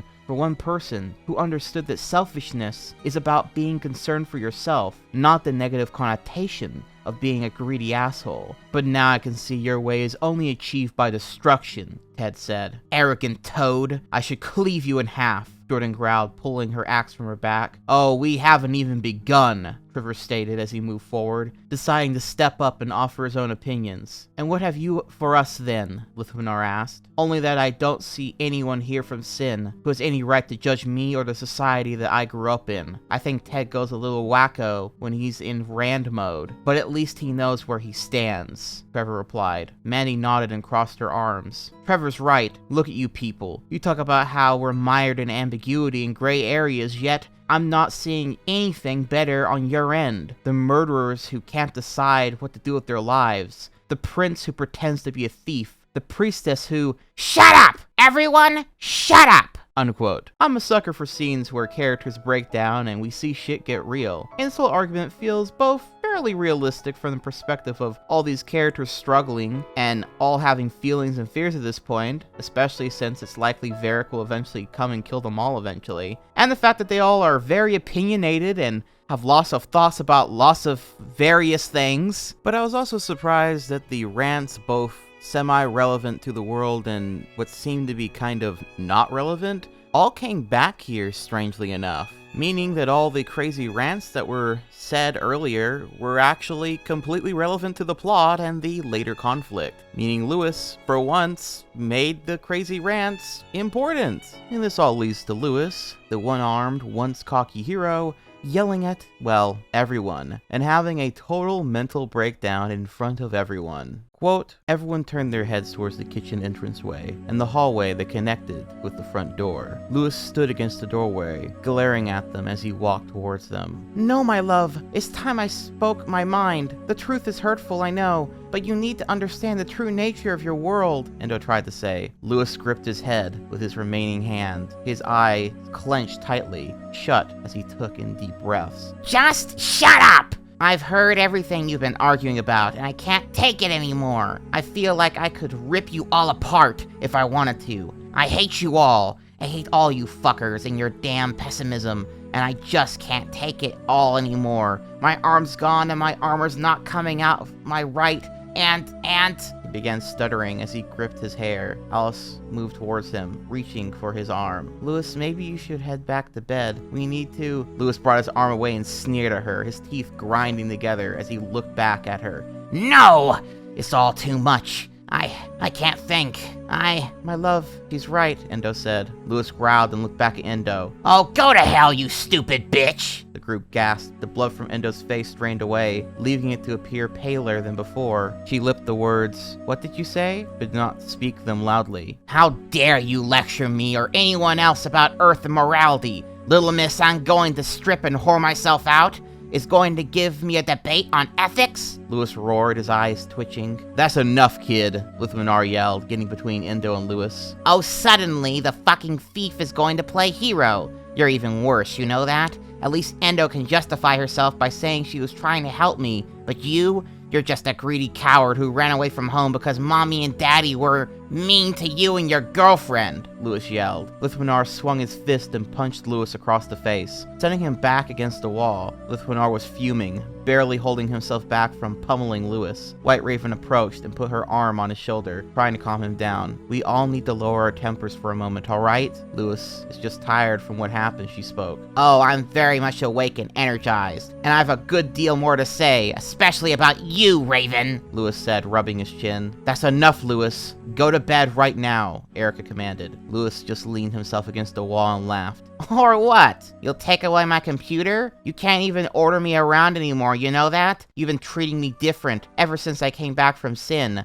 Like I'm more mature or something. And the truth is, I'm not a kid anymore. I haven't been ever since I first killed a Dark Knight. And I'm glad I'm not. I'm not some whimpering child anymore. I'm Lewis took in deep breaths and winced in pain. He looked down at his armless left side. He quickly turned away and opened up the closet door, grabbing a trench coat. He began slipping it on as he ran out of the house, and the others trying to follow after him. They called out his name, but he merely kept running as the rain soaked around him, the heavy drops obscuring him once he got far away. The group stood in the foyer of Lewis's home, slowly looking to one another. Endo stepped up to the front and walked to the front door, grabbing another coat from the closet and moving out. I need some time to think on my own, she spoke softly, no one trying to argue. White Raven and Thesia looked to one another and moved towards the door as well. We need to try to hunt down Varric on our own. He's probably stationary now because of the rain. It may be helpful, White Raven explained as she ran out, Thesia following behind. The rest looked to Jordan and Lithmanar, who merely stood and blinked, not making a move towards the door. What are you looking at us for? I'm not going out while it's raining, Lithmanar said as he turned and walked towards the living room. Neither am I, Jordan spoke, heading into the basement. Unquote. Amazing. Just simply amazing. What a total piece of shit Lewis is. Like, really, what a total motherfucker. Especially the comment about Lithmanar, his mom and dad, like, oh, you're like too mean to him. Bro, they literally abused him and killed his girlfriend. What a disgusting thing to say, especially because Lewis had the power to do something about that situation and chose to do nothing. Then throwing all that shit in Endo's face despite him being the one to encourage her back in the day about doing that horseshit. But you know what? Just because a character is kind of a piece of shit doesn't mean that they are automatically bad, even if they're the protagonist. In fact, this total breakdown honestly made me feel like Lewis, the author, was done playing around, finally allowing his flawless little Gary Stu to not only lose, but ultimately be disgustingly flawed in this moment of weakness, and not in the usual way where everyone just suddenly falls at his feet and allows him to win the argument. There was, for once, actually no winner in this argument, just hurt feelings, bruised egos, and terrible, terrible words. Though I will admit it is a bit disappointing to see that all of Lewis's friends just immediately fall apart the moment he's not around. On one hand, it's kind of realistic since he literally solves everyone's problems, but on the other hand, it also follows through that same mentality that he is the only one that can save everyone and they're all worthless without him. So, a bit of a double-edged sword with that one, I suppose. Something further reflected in the paragraph after this one. Quote, "It was all over for him, but he simply didn't care anymore. Lewis fell down in the street as the rain continued to let small drops of water descend and drench his form. The colder air would probably get to him next. He figured, but it didn't matter to him. His optimism was dead now, torn from him like the left arm that Varric had sliced off. The images of how he had become handicapped in such a manner haunted his bewildered, traumatized brain. Some small part of him continued to keep searching for that small twinkle of light, the spark of optimism that would inspire him to do great deeds and be the superhero that he had convinced himself he was, but it found nothing. It came to Lewis then that his religious and philosophical ideas of free choice were self-destructive for him. He had chosen to go back to Earth instead of trying to stay on Sin to help the people they rebuild. He had chosen to engage Varric instead of fleeing or planning out a logical strategy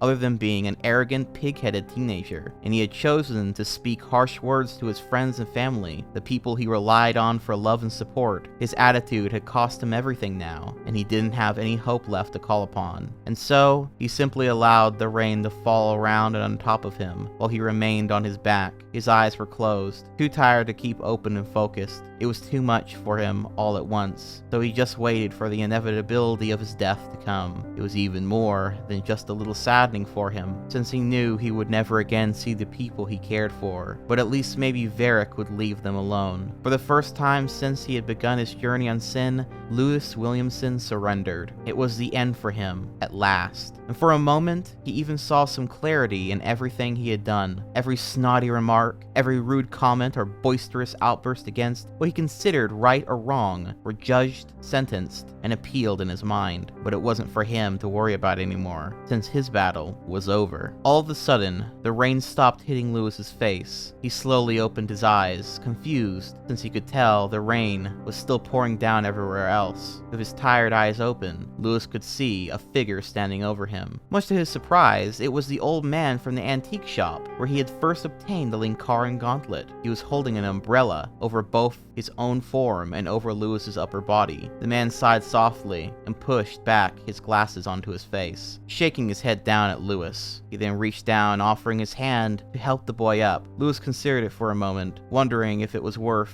it all to try to keep on fighting, especially with all that happened. Within a few seconds, his mind just shrugged and said what the hell, and promptly allowed himself to reach up with his right arm and get alongside the old man. "Come along, Linkara. You and I have a lot to talk about," unquote. Ending the chapter out, and yeah, overall, I really liked this chapter. I thought it was pretty well written and felt honestly pretty invested in the story at this point. There's an actual threat for once, everyone is at their lowest, and for once it can't all just be simply solved by Lewis being overpowered. I also like that the novel calls Lewis out on his behavior and how he is being extremely fucking pathetic, and even some of his past actions being pretty pathetic, like again, leaving for Earth instead of trying to help Sin rebuild and get rid of the king and stuff like that. I can only hope that my investment is not once again punished by book's end. Chapter 13, The Break 2. So this chapter sees a few very big developments. To start, the antique shop owner is revealed to be Thomas, and he is like an immortal disciple of a great king from many, many years ago. He's the one who wrote the Linkara prophecies back on Sin, as a matter of fact, and it is also revealed that there have been many Linkaras before Lewis too, always chosen by him to fight evil. The gauntlet then built and maintained by him and imbued with the power of angels, as angels come in the night to imbue it with their, magical power, I guess. Thus, the angel's armor. And while Lewis is being handed all this lore that I pretty much just summarized right there, Endo is in Theros City, sort of like sitting on top of a skyscraper by herself, thinking about shit, when she is suddenly visited by a certain light-bringing superhero. Quote, "There are safer places to relax than this." Endo looked up and gasped, leaning back in shock. A man was floating in front of her and smiling, his arms crossed in front of him. His hair was short and artificially blonde, his skin Caucasian and a little pale. The upper half of his face was covered in a white mask that hid his features along with lenses that protected his eyes from being seen. He wore a costume that mixed white and black, the fabric itself looking like sweat clothes. Endo slowly regained herself and moved closer. "My apologies. I never expected anyone else to be able to fly," she stated. "Likewise. It's not every day that I see a woman with fur. If I may ask about it," the man queried. "I'm in Anako. I believe the word that you people have as an equivalent is cat girl. I am visiting your world, although I'm not sure for how much longer. My name's Endo, by the way. You actually seem quite calm considering I just told you I wasn't from your world," she answered, holding out her hand to him. The man smiled and took it, shaking it gently. "Mine's Lightbringer. As for not being surprised, well, as you've noticed, I can fly, so I'm not exactly unfamiliar with the unusual." Lightbringer sat down beside Endo and hung his legs down over the edge, like her, as she looked at him, smiling as her eyes brightened up. "Oh, I've heard of you. You're the world's first and only superhero," she stated. Lightbringer nodded. "That's me. Now what's got a lovely woman like you so melancholy? You weren't exactly looking at things down there like you wanted to be there." Endo looked back down at the people, down into the streets. "This world was not what I was expecting. While I have lots of pride in where I am from, I expected this place to be somehow better than mine. It hurts inside to think about this place. Earth is technologically more advanced than mine, but the morality is the same. There's too much evil, a lot of ambiguity, and not nearly enough good." She turned her head over to the Lightbringer and frowned. "I've done a lot I'm not proud of, Lightbringer. I've done shameful things, and things that I wish I could have taken back. For some reason I expected a lot of those feelings to be gone when I came here, but it's just the same if not worse. Because those aren't feelings you can get rid of.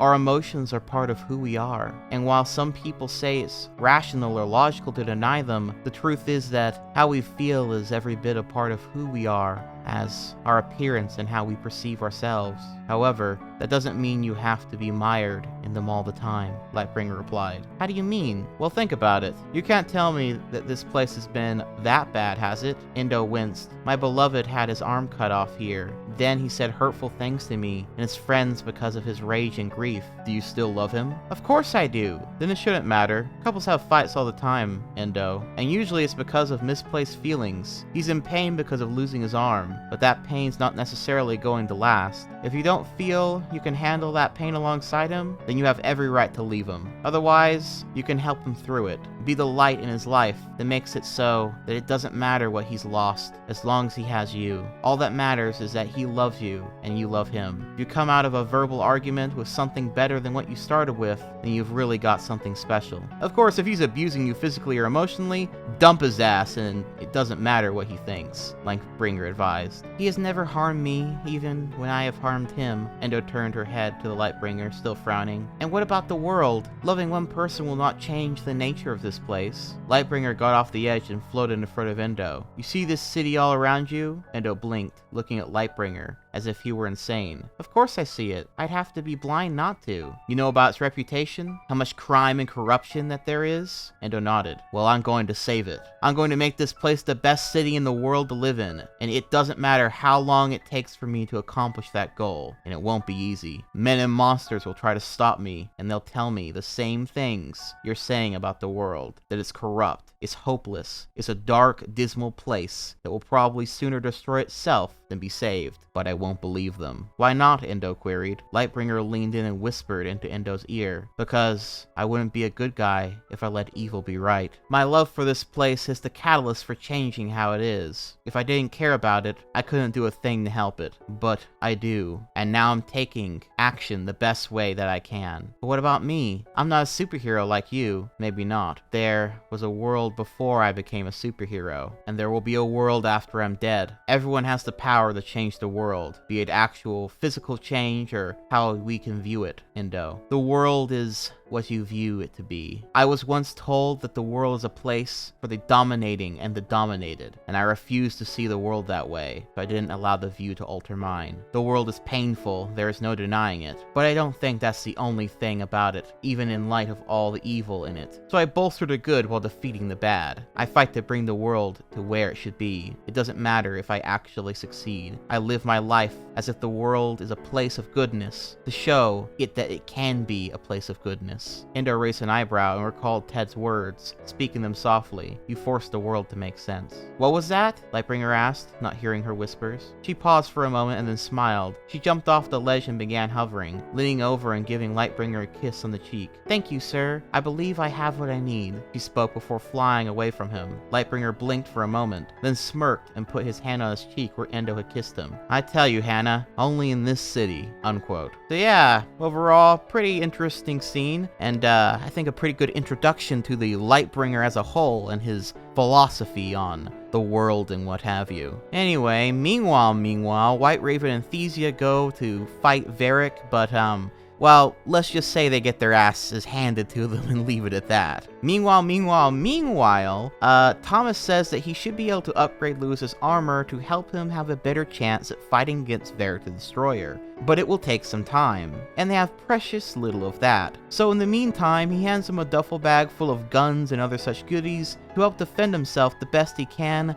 while he goes about upgrading the armor. But this also means that Lewis will not have his protective armor to save him, so he's going to have to use more than just pure brute strength to live and last a little while longer and help protect his friends, all while only having one arm. So the stakes and threats are pretty high at this point. All things set up for the big grand finale. Chapter 14, Calvary. So to summarize this chapter pretty quickly, basically Lewis gets back home after, being encouraged by Thomas and blah blah blah blah blah. The armor's going to be upgraded, that sort of thing. And he quickly apologized to everyone, and they just sort of were like, yeah, that's fine, Lewis.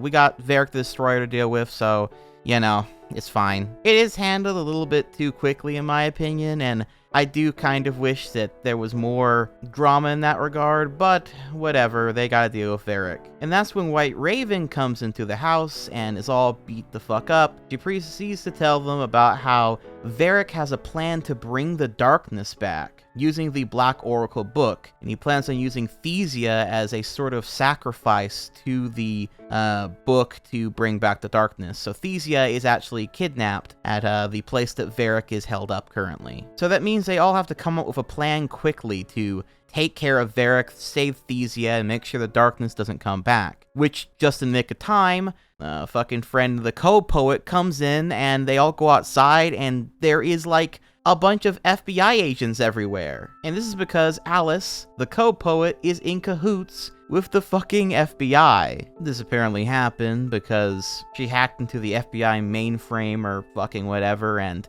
instead of like taking her to jail, they're like, oh, well, you know, you're pretty good at hacking, little miss fucking 15-year-old. You want to work for the FBI? Which I think is like child labor or some shit, but yeah, regardless though, she decides, yeah, I want to work for the FBI, and so, yeah. Kind of a little bit of a stupid plot point overall, but whatever. And so then they decide to come up with a plan that's semi-planned off the page. But it's clearly going to involve them all helping, with the help of the FBI as well, and the Lock Manwo spell, too. Meanwhile, Varric the Destroyer has Darkbringer leave him behind to go and spread evil and the influence of the darkness in Pharaoh City. So that way, even if Varric should fail tonight, the influence of the darkness will live on. And since that's the city where Lightbringer takes place, well, you can imagine the Lightbringer going against the guy called the Darkbringer is kind of an obvious thing. So now it's everyone versus Varric, the stage all set for the grand finale. Chapter 15, Dark Beginnings. So, in what is a, interesting creative choice, this chapter is entirely the backstory of Varric the Destroyer, his origin with joining the darkness, why he's so dedicated to it, and also kind of his own edgy manifesto on why he hates women. No, for real, it has kind of been hinted at that he's not the biggest fan of women throughout these novels up until this point, but now we realize through this chapter that he really fucking hates women. This is My Twisted World by Varric the Destroyer. Quote, "And I may fall into oblivion if I should fail. Nothing else matters anymore. Only resurrecting the great darkness. When I think of his glory, his absolute magnificence, it makes me want to smile and be joyous, but I restrain myself, knowing that those are the things that no servant of the darkness should ever allow himself to experience. And yes, it's himself. I never understood why the darkness would ever allow women to be part of his plans. They are vile beings to the last one. Everything about them implies weakness. They are no better than breeding horses, to be used only to produce more warriors for the darkness. Bloodraven betrayed the darkness, ideals first. I don't understand why the darkness didn't see that her weakness was because of her femininity. Of course, I was but a simple soldier in those days. I dared not question the darkness or his ways. I believed in equality for all under his rule, regardless of gender or species. I said once that in Shadow there is no gender or distinction amongst us, but Bloodraven was the first sign. She showed what happens when you let emotional creatures like women enter into perfection. They betray it. I despise Mira as much as I despise her now, but for different reasons. Back then, other than being a woman, I had only one other reason for hating her. But now, after the darkness gave her back to her emotions, as a way of ensuring that the other Dark Knights need not feel jealous of the elite horsemen of the Armageddon, she has become a power-mad dictator who embraces her restored happiness and laughter so that she might drink and whore herself out to make up for lost time, while also trying to dominate anyone and everything she can get her hands on. She became psychotic and lustful, giving in to her pleasures and desires, instead of just doing what the darkness commanded. In that respect, I suppose, I'm satisfied that I was never chosen to become a horseman of the Armageddon. Of course, at least Mira had some semblance of sanity within her during the first time I met her. The next woman I had to be partnered with had her senses knocked out of her long ago. She'd laugh, a deep, throaty laugh, and I'd cringe. It wasn't even a natural laugh of ha. For some reason, she'd do it slowly, and it sounded more like haw or ho. The darkness had given me strict orders not to harm her until Grit Snack was resurrected, but now I so wished I could have silenced her by jamming my sword down her throat. Instead, I just had to stand idly by while she smugly stood in her red armor, laughing insanely at our enemies when there was but a simple sign of defeat on their part. She couldn't succeed in even killing one of them, and yet she always stood confidently. Thesia the Conqueror, I hated you from the very moment I met you. So you're the famed General Destruction, she had said to me, smiling. She was always smiling.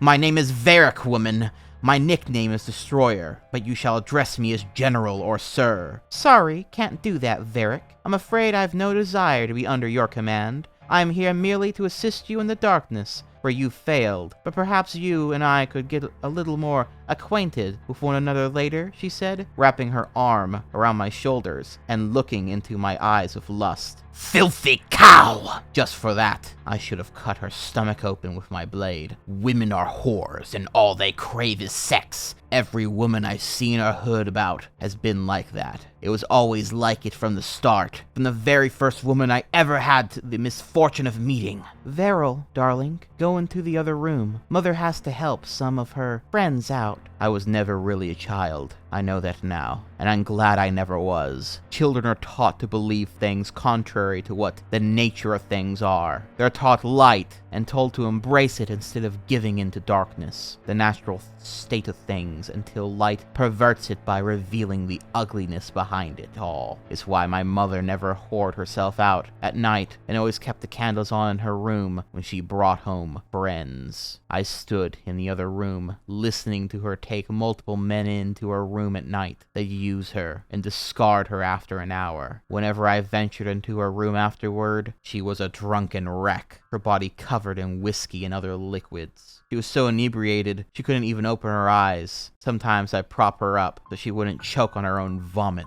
After a few years, I finally asked myself the all-important question: why bother? Let her destroy herself, or better yet, cleanse myself of her and eliminate her sickness from my life. I did it after one of her sessions. The men left. I went into her room like I normally would. She was a little more conscious this time, much to my surprise, but she was in no state to fight me off. I took one of the kitchen knives, one of the ones I had used to make my own meals since I was 5 years old, and plunged it through her heart. I'll never forget the look in her eyes after I had done the deed. She simply stared back at me as if she couldn't contemplate what I had done and why. Could she have even comprehended what she had become and what she had done to me? Unquote. So yeah, Varric really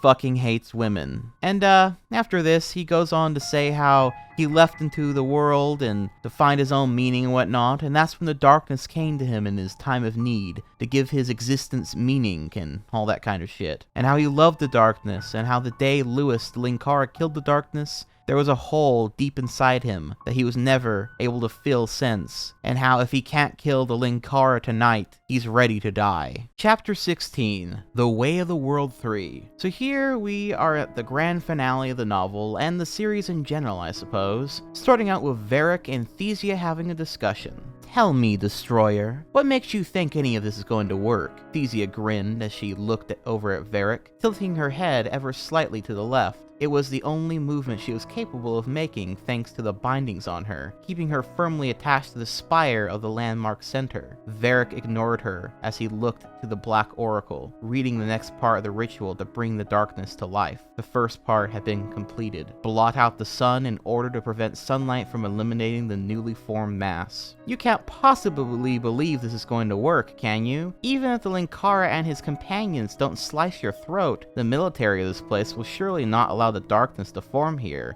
and have its way. Have you seen the weapons these people have produced? They can level an entire city with the drop of one explosive and leave it uninhabitable for years. I hope your new darkness enjoys its precious few minutes of life before it's eradicated. I would think that dying once would have already softened your tongue, woman. Yet, you still seem devoted to smacking your lips together until My ears fall off, Varric finally replied, not taking his eyes away from the Black Oracle. Thesia arched her neck back slightly and laughed wildly into the air. Varric narrowed his eyes and slowly turned them towards his captive, reaching slowly for the knife hidden in his gauntlet. Thesia stopped laughing and kept her eyes focused on Varric, seeing what he was starting to grab hold of. "So, Destroyer, still not cracking a smile, are we?" she queried. Varric winced and held the knife in his hand, gripping it tightly. It is getting rapidly difficult to keep myself from controlling the emotions of happiness and joy. For example, I gain immense pleasure from the image of carving your innards from your stomach, Thesia smirked. And your hair is now blue. Missing your god that much? Varric turned to Thesia and held the knife to her throat, pressing the edge gently into her skin. "The darkness shall purge these horrid imperfections from my being and restore me to my natural state. It's a pity you can't watch his resurrection, but your blood will be necessary for the—" "Varric the Destroyer!" Varric shifted himself away from Thesia and walked to the edge of the roof to see who had called out his name. In the streets below, the FBI cars had all stopped and taken positions around the landmark center. Dozens of agents were aiming assault rifles up at the roof, taking cover behind their vehicles as they all tried to approximate the best shot necessary to hit Varric from their places. Alice stood in front of the other FBI agents, with a megaphone in her hand, aiming it up at the roof so she could speak to Varric. "You will surrender immediately, or we will have to remove you by force," she called out through the megaphone. Varric merely glowered back at her, making no move to do anything else. Lewis got out of the car and ran over to Alice, asking for the megaphone. He carried the duffel bag on his back, not wanting to be separated from its contents. Alice gave the megaphone to him and he looked up at the Dark Knight. "Varric, it's me! Your mortal enemy is here! What's the matter? Are you finally afraid of me?" Unquote. But they all have a plan set in motion as Lewis is spellcasted up onto the rooftop where Varric is. In no armor no less, since it's currently being upgraded as I noted before. Meaning Lewis can't use brute force on this. He's gonna have to be more cunning than that. And so the two have a conversation about emotions, happiness, etc. Lewis landed softly on the rooftop and smiled at Varric, whose spell faded as soon as Lewis had arrived. Varric turned away from Lewis and back to the Black Oracle, flipping its pages as he readied the next section of the spell. Lewis put down the duffel bag and sat down, continuing to grin at his opponent as he unzipped the bag itself. "So, no threats? No exclamations about how I'm weak and the darkness is great and all that?"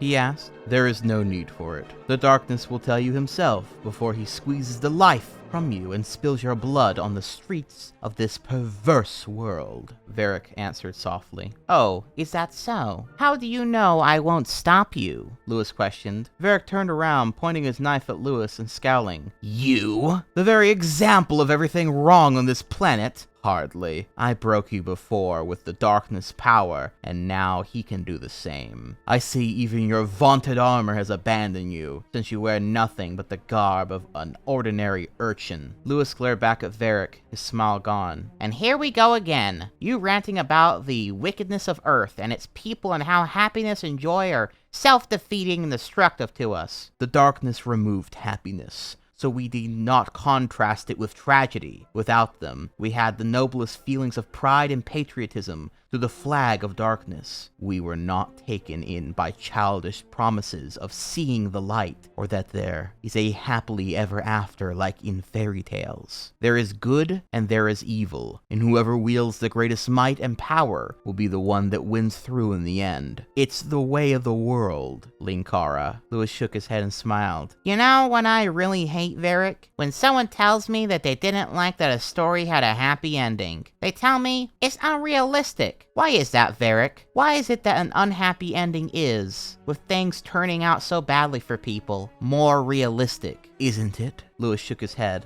"Varric, there are 6 billion people on Earth. You're telling me that more often than not, lives end in unhappiness and tragedy? I can't believe that. You see, I believe in those childish things that the darkness abandoned. I believe in happily ever after. I believe in the power of love and hope and dreams, even if everyone else is outgrown them or discarded them as childish novelties. There's nothing funny or corny about cliched concepts like believing in hope or thinking that the worst of situations will get through somehow. People die, of course. That's an unavoidable consequence of existence. But death after a lifetime of happiness, or average happiness, is not a death made in horror, pain, or tragedy. I'm an optimist, Varric, which is why even after everything that's happened, after you've beaten me twice, even cut off my arm and made me unable to wield my own armor, I still have faith in my ability to beat you. Maybe it's insanity. Maybe even it's childish foolishness, but may God have mercy on my soul if I let you have the world you want, where darkness encompasses our vision and hate is a superior emotion to happiness. And even if I'm wrong, and you kill me today, my world will beat you, because the way of the world is not tragedy, but triumph.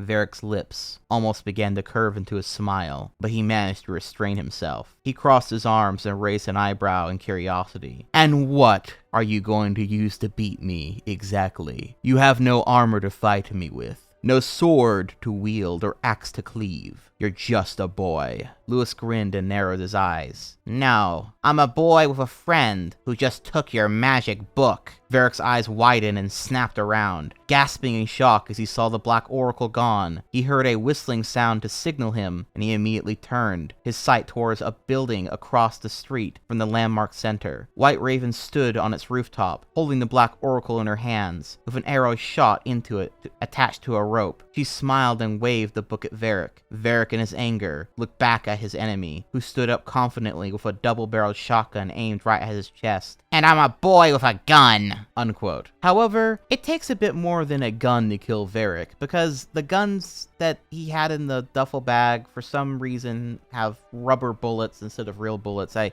don't really know why. But anyway, Lewis jumps off the building at this point to get away from Varric, who is swinging his sword madly at him, and then the FBI agents open fire while Indo begins casting a spell. Quote, the FBI agents all began to shoot at the landmark center's roof, hoping one of the bullets would hit Varric. Varric himself turned to Thesia as she formed her sword from her hand, but she moved too slowly. Varric reached out and grabbed Thesia by her neck, breaking her concentrations and disrupting her ability to summon her own weapon. As bullets flew through the air around them, Varric held Thesia up by her neck, his fist glowing with blackened energy. Thesia kicked him as she felt him squeeze, desperately trying to get out of his grasp. Die, witch, and behold sweet oblivion! Varric growled. The glow from Varric's fist encompassed Thesia's body as she screamed in pain, feeling as if her entire body was burning. White Raven's eyes widened from across the street as she saw what Varric was doing, and quickly brought her bow and arrow to bear. However, despite her trained speed and skillful precision, she was too late. Thesia's body vaporized along with her armor. 2 seconds after, White Raven's arrow bounced off of Varric's armor. White Raven stood in stark horror as she saw how coldly and easily Varric had eliminated Thesia, but it quickly turned to anger as she held the Black Oracle in her hands. Unquote. Yeah, that's right. Varric just straight up killed Thesia. But remember, she's supposed to be like an all-powerful Void Lord, right? Well, yeah. Again, keep that in the back of your mind a bit longer. At any rate, though, Varric casts a chaos shield around himself so the FBI agents can no longer have any chance of hitting him with bullets. And then all hell breaks loose when he flies down to Jordan and Lithmanar and starts to fight them head on to protect Indo as she continues casting her spell. However, Varric pretty easily dispatches Lithmanar and Jordan, not killing them but knocking their asses out. And that's whenever White Raven gets the idea to imbue magical abilities onto Ted, Trevor, and Mandy, and Alice, and give them magical abilities, which they then get all based on, like, stuff from their personalities. Notably, Alice, the co-poet, gets the ability to travel through technology, which she can't use in this battle at all, so it's kind of dumb, but she is a superhero character in the Lightbringer comics, and I guess this is the origin point of her getting those magical abilities. And so then they all comically fight Varric for a while, and he's kind of like surprised that they are suddenly with powers, and so he's taken off guard. But again, he is then quickly able to dispatch them, knocking their asses out quickly after the sudden shock of them using magical abilities. It's all a pretty funny scene, and a kind of inventive use of magic on the spot. But then, the upgraded gauntlet is finally delivered to Lewis, who is in quite a lot of pain from jumping from a building just a few minutes ago. And the upgraded armor is described as, quote, "The side panels and the underside were silver instead of the full gold as before, and it looked as though much of the metallic paneling of the armor itself had been changed in design, in addition to a blue jewel that was equipped at the end of the gauntlet, where the elbow would be located," unquote. With that, Lewis calls out to Varric, who had just got done beating his friends' asses and was getting ready to kill them, but now his attention is fully onto the newly armored Linkara. And what's more is the armor is able to actually rebuild his arm. So now he has both his arms again. Quote, "Lewis sent the mental signal for his gauntlet to cover his body, but it felt different than the previous times. As if the armor was renewing him somehow. He shuddered as he felt the nerve connections starting to form again in his left shoulder, and he looked down to see flesh growing out from the spot where his arm had been cut off. Pale skin coating the newly formed muscle and bone. After the hand itself had finished forming, the armor followed suit and created the mere copy of his right gauntlet over it. There were pockets of silver incorporated into the new armor, particularly in his abs and along the underside of his circlet and along his legs. Lewis held his rebuilt arm up and extended the blade out, his wings flowing out from his back as he looked from his blade to Varric. "Groovy," Lewis said proudly. Varric aimed a glowing hand at Lewis, a ball of dark energy rocketing through the air at the Linkara. Lewis's blade extended from his right arm, and he slashed up at the ball as it came in range, dissipating it with ease. Lewis ascended into the air as Varric came running at him, his feet soon leaving the ground to follow Lewis. With both blades extended, Lewis flew right at Varric, ready for the final confrontation, unquote. They then proceed to have a big final fight, again the prose being a fair bit tighter for this final fight, and by the fight's end, they eventually end up in this building, and in the scuffle, the entire building collapses down on top of them. And while Lewis's armor is able to protect them from the debris, Varric is not so lucky, and ends up being cut up, impaled, and lay there dying now, thwarted, and thus Lewis and Varric have their final conversation. Quote, Varric sighed and swallowed. A bit of blood was dripping from the tip of his lip. "It seems you have won. You are indeed a skilled fighter, boy."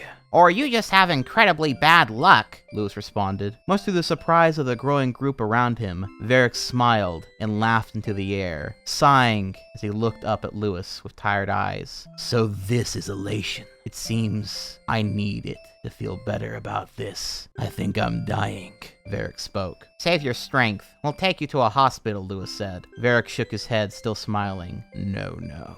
I do not intend on making myself a prisoner of this place. I am dying, and will soon be free from this horrid world." "So it's over? The last of the darkness gone?" Endo asked. Varric laughed maniacally into the air. "Over?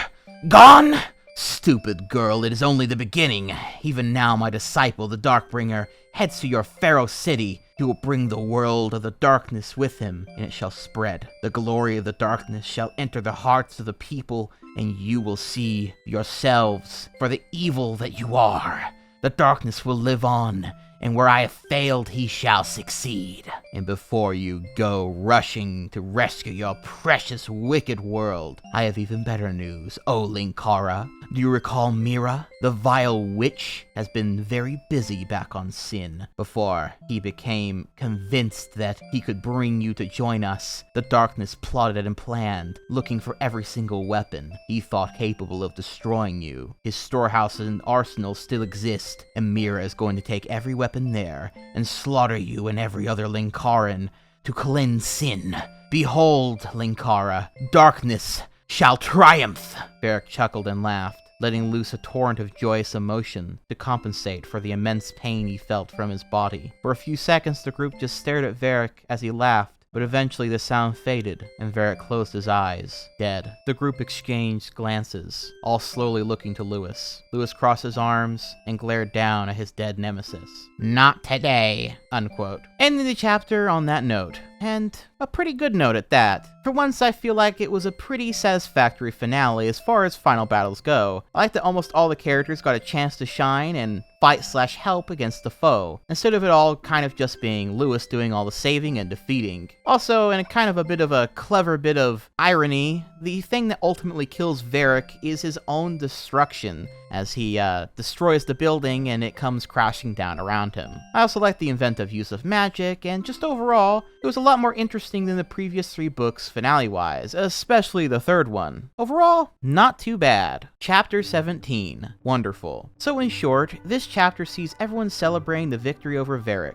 Everyone is happy, apologies are handed out, that sort of thing. But also reveals a big twist that Thomas, the man in charge of the Linkara Gauntlet and what have you, was actually once a brave knight of the legendary King Arthur, and the king that originally enlisted him with this goal in mind to build the Linkara Gauntlet that would be imbued with angel's armor and what have you, was all under the command of King Arthur. The book ends with Lewis deciding that he's going to go to Pharos City to go and take care of the Darkbringer, most likely with the help of the Lightbringer, and then go back with his friends in the Land of Sin to probably take care of Mira and rebuild Sin into Camelot. That being the note that the series overall ends on. Well, if it wasn't for the epilogue. Epilogue. So, this final epilogue sees Mira plotting shit, and basically, she casts a spell to unveil that the Darknesses has like this ultimate true weapon, which is an evil gauntlet that basically is like, instead of angel armor, it's like the demon armor, to oppose the Linkara Gauntlet, which I guess is kind of cool, but obviously this plot thread amounts to nothing since this is the last book, but yeah. Meanwhile, we finally see the big twist with Thesia, that being whenever Varric killed her, it sent her into this void space of sorts, true darkness I guess one may call it, and made her essentially not exist in any part of time, but also sort of exist in all parts of time, thus explaining the stuff that she does in the other books. But I thought she was friends with Lewis. Well, she was, but eventually she sort of sits there just by herself, hoping that Lewis and friends and all the people she met along the way would come and save her. But that never comes, meaning that, in her mind, they moved on without her, leaving her truly and utterly alone. So, left to her own devices, she begins to kind of go crazy and extremely vengeful, and through sheer force of will, she is eventually able to kind of escape this void, but not really, through transferring her existence on into other parts of time, and essentially becoming a master of this void, being able to use her magics in very specific and interesting ways here, and vows her revenge against the Linkara, and to find out the truth about the angel armor and where it gets its power, that sort of thing. Making this whole thing kind of like a big time loop of sorts, which, again, all of this sounds very interesting. It sounds like it would have amounted to a very interesting villain with a lot of like void time travel-y shit, and was clearly set up to be the next big major villain in concept, but once again is left behind entirely because, well, this is where this series ends.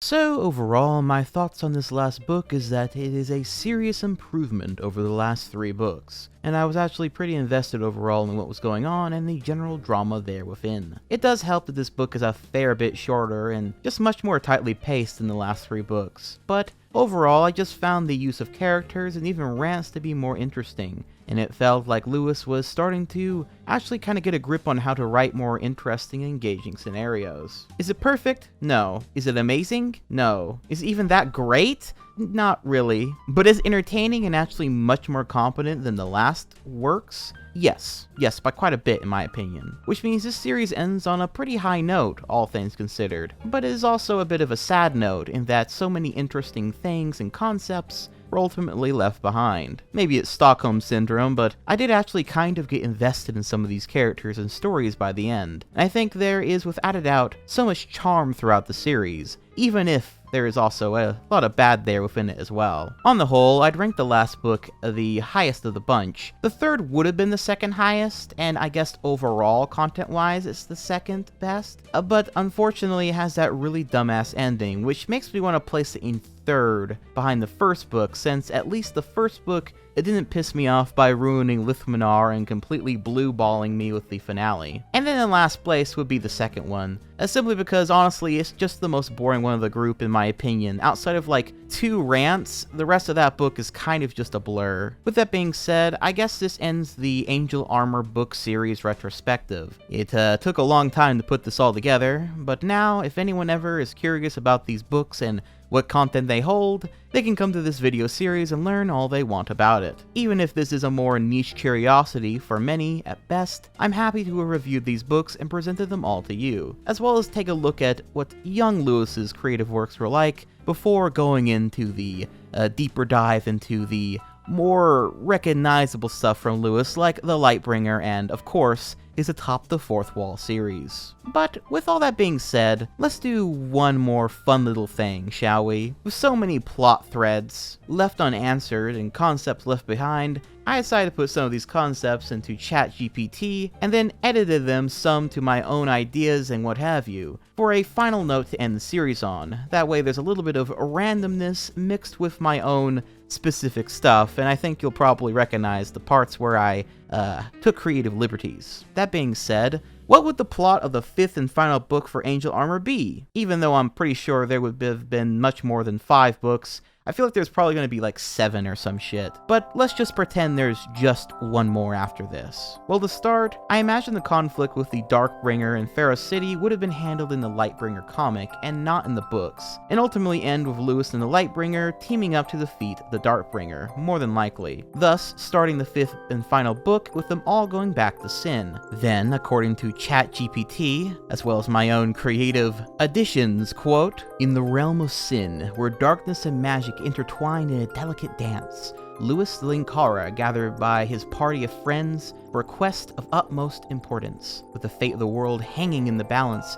they set forth on a journey to confront the malevolent dark witch Mira and her dreaded demon armor that threatened to plunge the land into eternal shadow. Leading the charge was Lewis, his angel armor pulsing with ancient power as he marshaled his companions. White Raven, whose arrows always struck true. Lithmanar, a master of thievery and a skilled fighter. Jordan, a stalwart, keen warrior with fierce skills. And Endo, a cunning and powerful priestess with magic beyond comprehension. Together they braved treacherous landscapes and faced countless perils, their bond of friendship serving as a beacon of light in the encroaching darkness. As they neared the heart of Mira's domain, the air grew thick with malice, and the ground trembled beneath their feet. At the gates of Mira's fortress, the party stood united, their resolve unwavering in the face of adversity. With the mighty battle cry, they charged into fray, clashing with Mira's minions, that of orcs and other creatures that she twisted to her will through the power of the demon armor. Within the depths of the fortress, they confronted Mira herself, her dark magic swirling around her like a shroud of despair. Clad in her demonic armor, she exuded an aura of pure malevolence. But the heroes stood undaunted, their spirits bolstered by their shared purpose. The battle that followed was fierce and unforgiving, a clash of steel and sorcery that reverberated through the halls of the fortress. In a climactic showdown, the heroes emerged victorious, their combined strength proving too much for Mira and her foul machinations. With a final desperate cry, she is vanquished, her demonic armor shattered, and her dark reign brought to an end, by none other than the very cat girl that she once beat and abused and raped, Endo, dealing the final blow, once her armor was destroyed, and smashing her face in with her boots, leaving Mira a disgusting mess of blood, bone, and broken teeth, still barely alive to slowly bleed out as they left her to rot, the orcs coming in to dine on the rest of her flesh, them no longer being under her influence. As the dust settled and the echoes of the battle faded, the heroes emerged from the fortress, triumphant, their hearts filled with pride and relief. But their journey was far from over, for now they faced the daunting task of rebuilding what had been lost. With Lewis at their helm, they set to work on restoring Camelot to its former glory,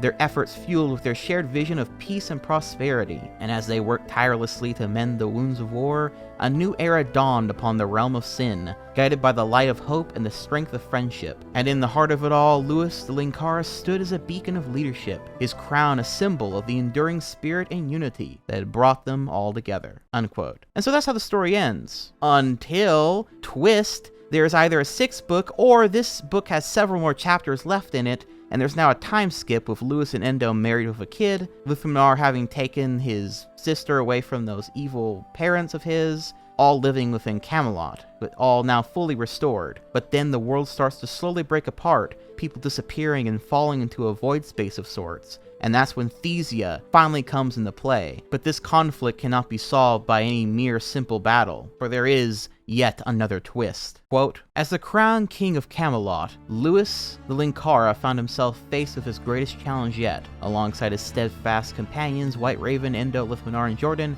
he stood ready to confront the enigmatic lord of the void space, Thesia, whose blonde hair shimmered like golden flames against her crimson armor. Thesia had long been a mysterious figure, her motives obscured by the shifting sands of time and the depths of her own realm. But now, as she threatened to pull everything into the void, Louis and his friends knew they had to act swiftly to prevent catastrophe. With a powerful incantation, Thesia whisked them all into her realm, where time and space danced on the whims of her will. Reality itself seemed to warp and twist around them, as they found themselves standing before the imposing figure of Thesia, her gaze like a stormy sky, promising destruction.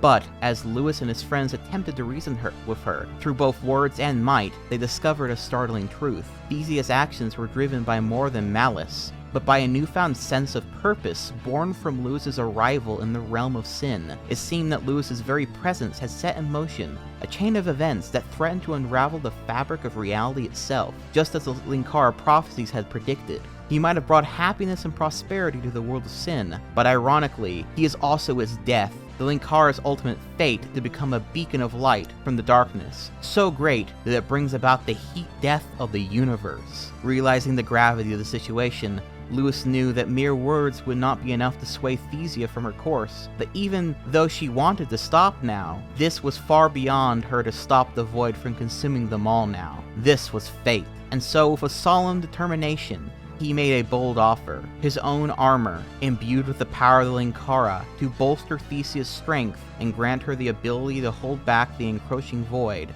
thus making her the next Linkara. With a hesitant nod, Thesia accepted Louis's gift, her form shimmering with newfound energy as she became the final Linkara, existing simultaneously in all time, yet not at all. With her newfound power, she stood as a guardian against the void, her will holding back the darkness that threatened to consume them all. However, in order for her to truly become the final Linkara, Louis would need to die. He would need to cease to exist entirely, and thus after his final goodbyes and final words to everyone he touched in this journey, who he loved from sin and earth, Louis falls into the void willingly, with both his and Thesia's sacrifices becoming like that of the sun and moon, light and dark, the gravity of the universe. Endo goes on to raise their child into a brave man, just like his father. Lithmnar protecting his sister in the new capital of Camelot, White Raven preaching the words of the Linkara and all who would listen, of both his and Thesia's sacrifices for them all, and Jordan hooks up with Lithmnar, a brave general now for Endo's kingdom as queen, and they all lived happily ever after. The end. So yeah, that was a mixture of ChatGPT and my own ideas. Is this what was going to happen in the final book/books? No, probably not, like, at all. But hey, they don't exist, so my little fanfiction is just as valid as any other, I suppose. But with all that being said, I think it's time we get out of the pages of these books and onto the web pages of the Lightbringer. And that is it, ladies and gentlemen. Thank you so very much for watching through this video. I hope that you've all enjoyed this journey through all of the Angel Armor books and are now all very excited to jump into the world of the Lightbringer webcomic and, of course, Atop the Fourth Wall, the video series. There's still much, very much, Linkara content to cover, so get ready. All that being said, I want to make sure I give a quick shout out to all of my loyal patrons and channel members. You guys help me out immensely in keeping this channel going and these big, massive projects projects, all worth doing, at least financially speaking, including all of my night eggs and my night owlets, as well as a very special thank you to my great night owls, Hexmaniac Hannah and Ho Hot, and a super duper special thank you to all of my arch owls, including the wise Nicodemus, talented Cherry and GT, the good Chi Vibe Zengard and Party, the daring Daniel Petrie, the Super Saiyan Star Punch Gaming, the mysterious Mr. Gaming Sheep, the fearless Forgotten Ace, and the Supersonic Sword. Thank you all so very much for the continued support, and to everyone watching and who happens to subscribe and like from this video. But until next time, this has been Dylan the Night Owl, flying off.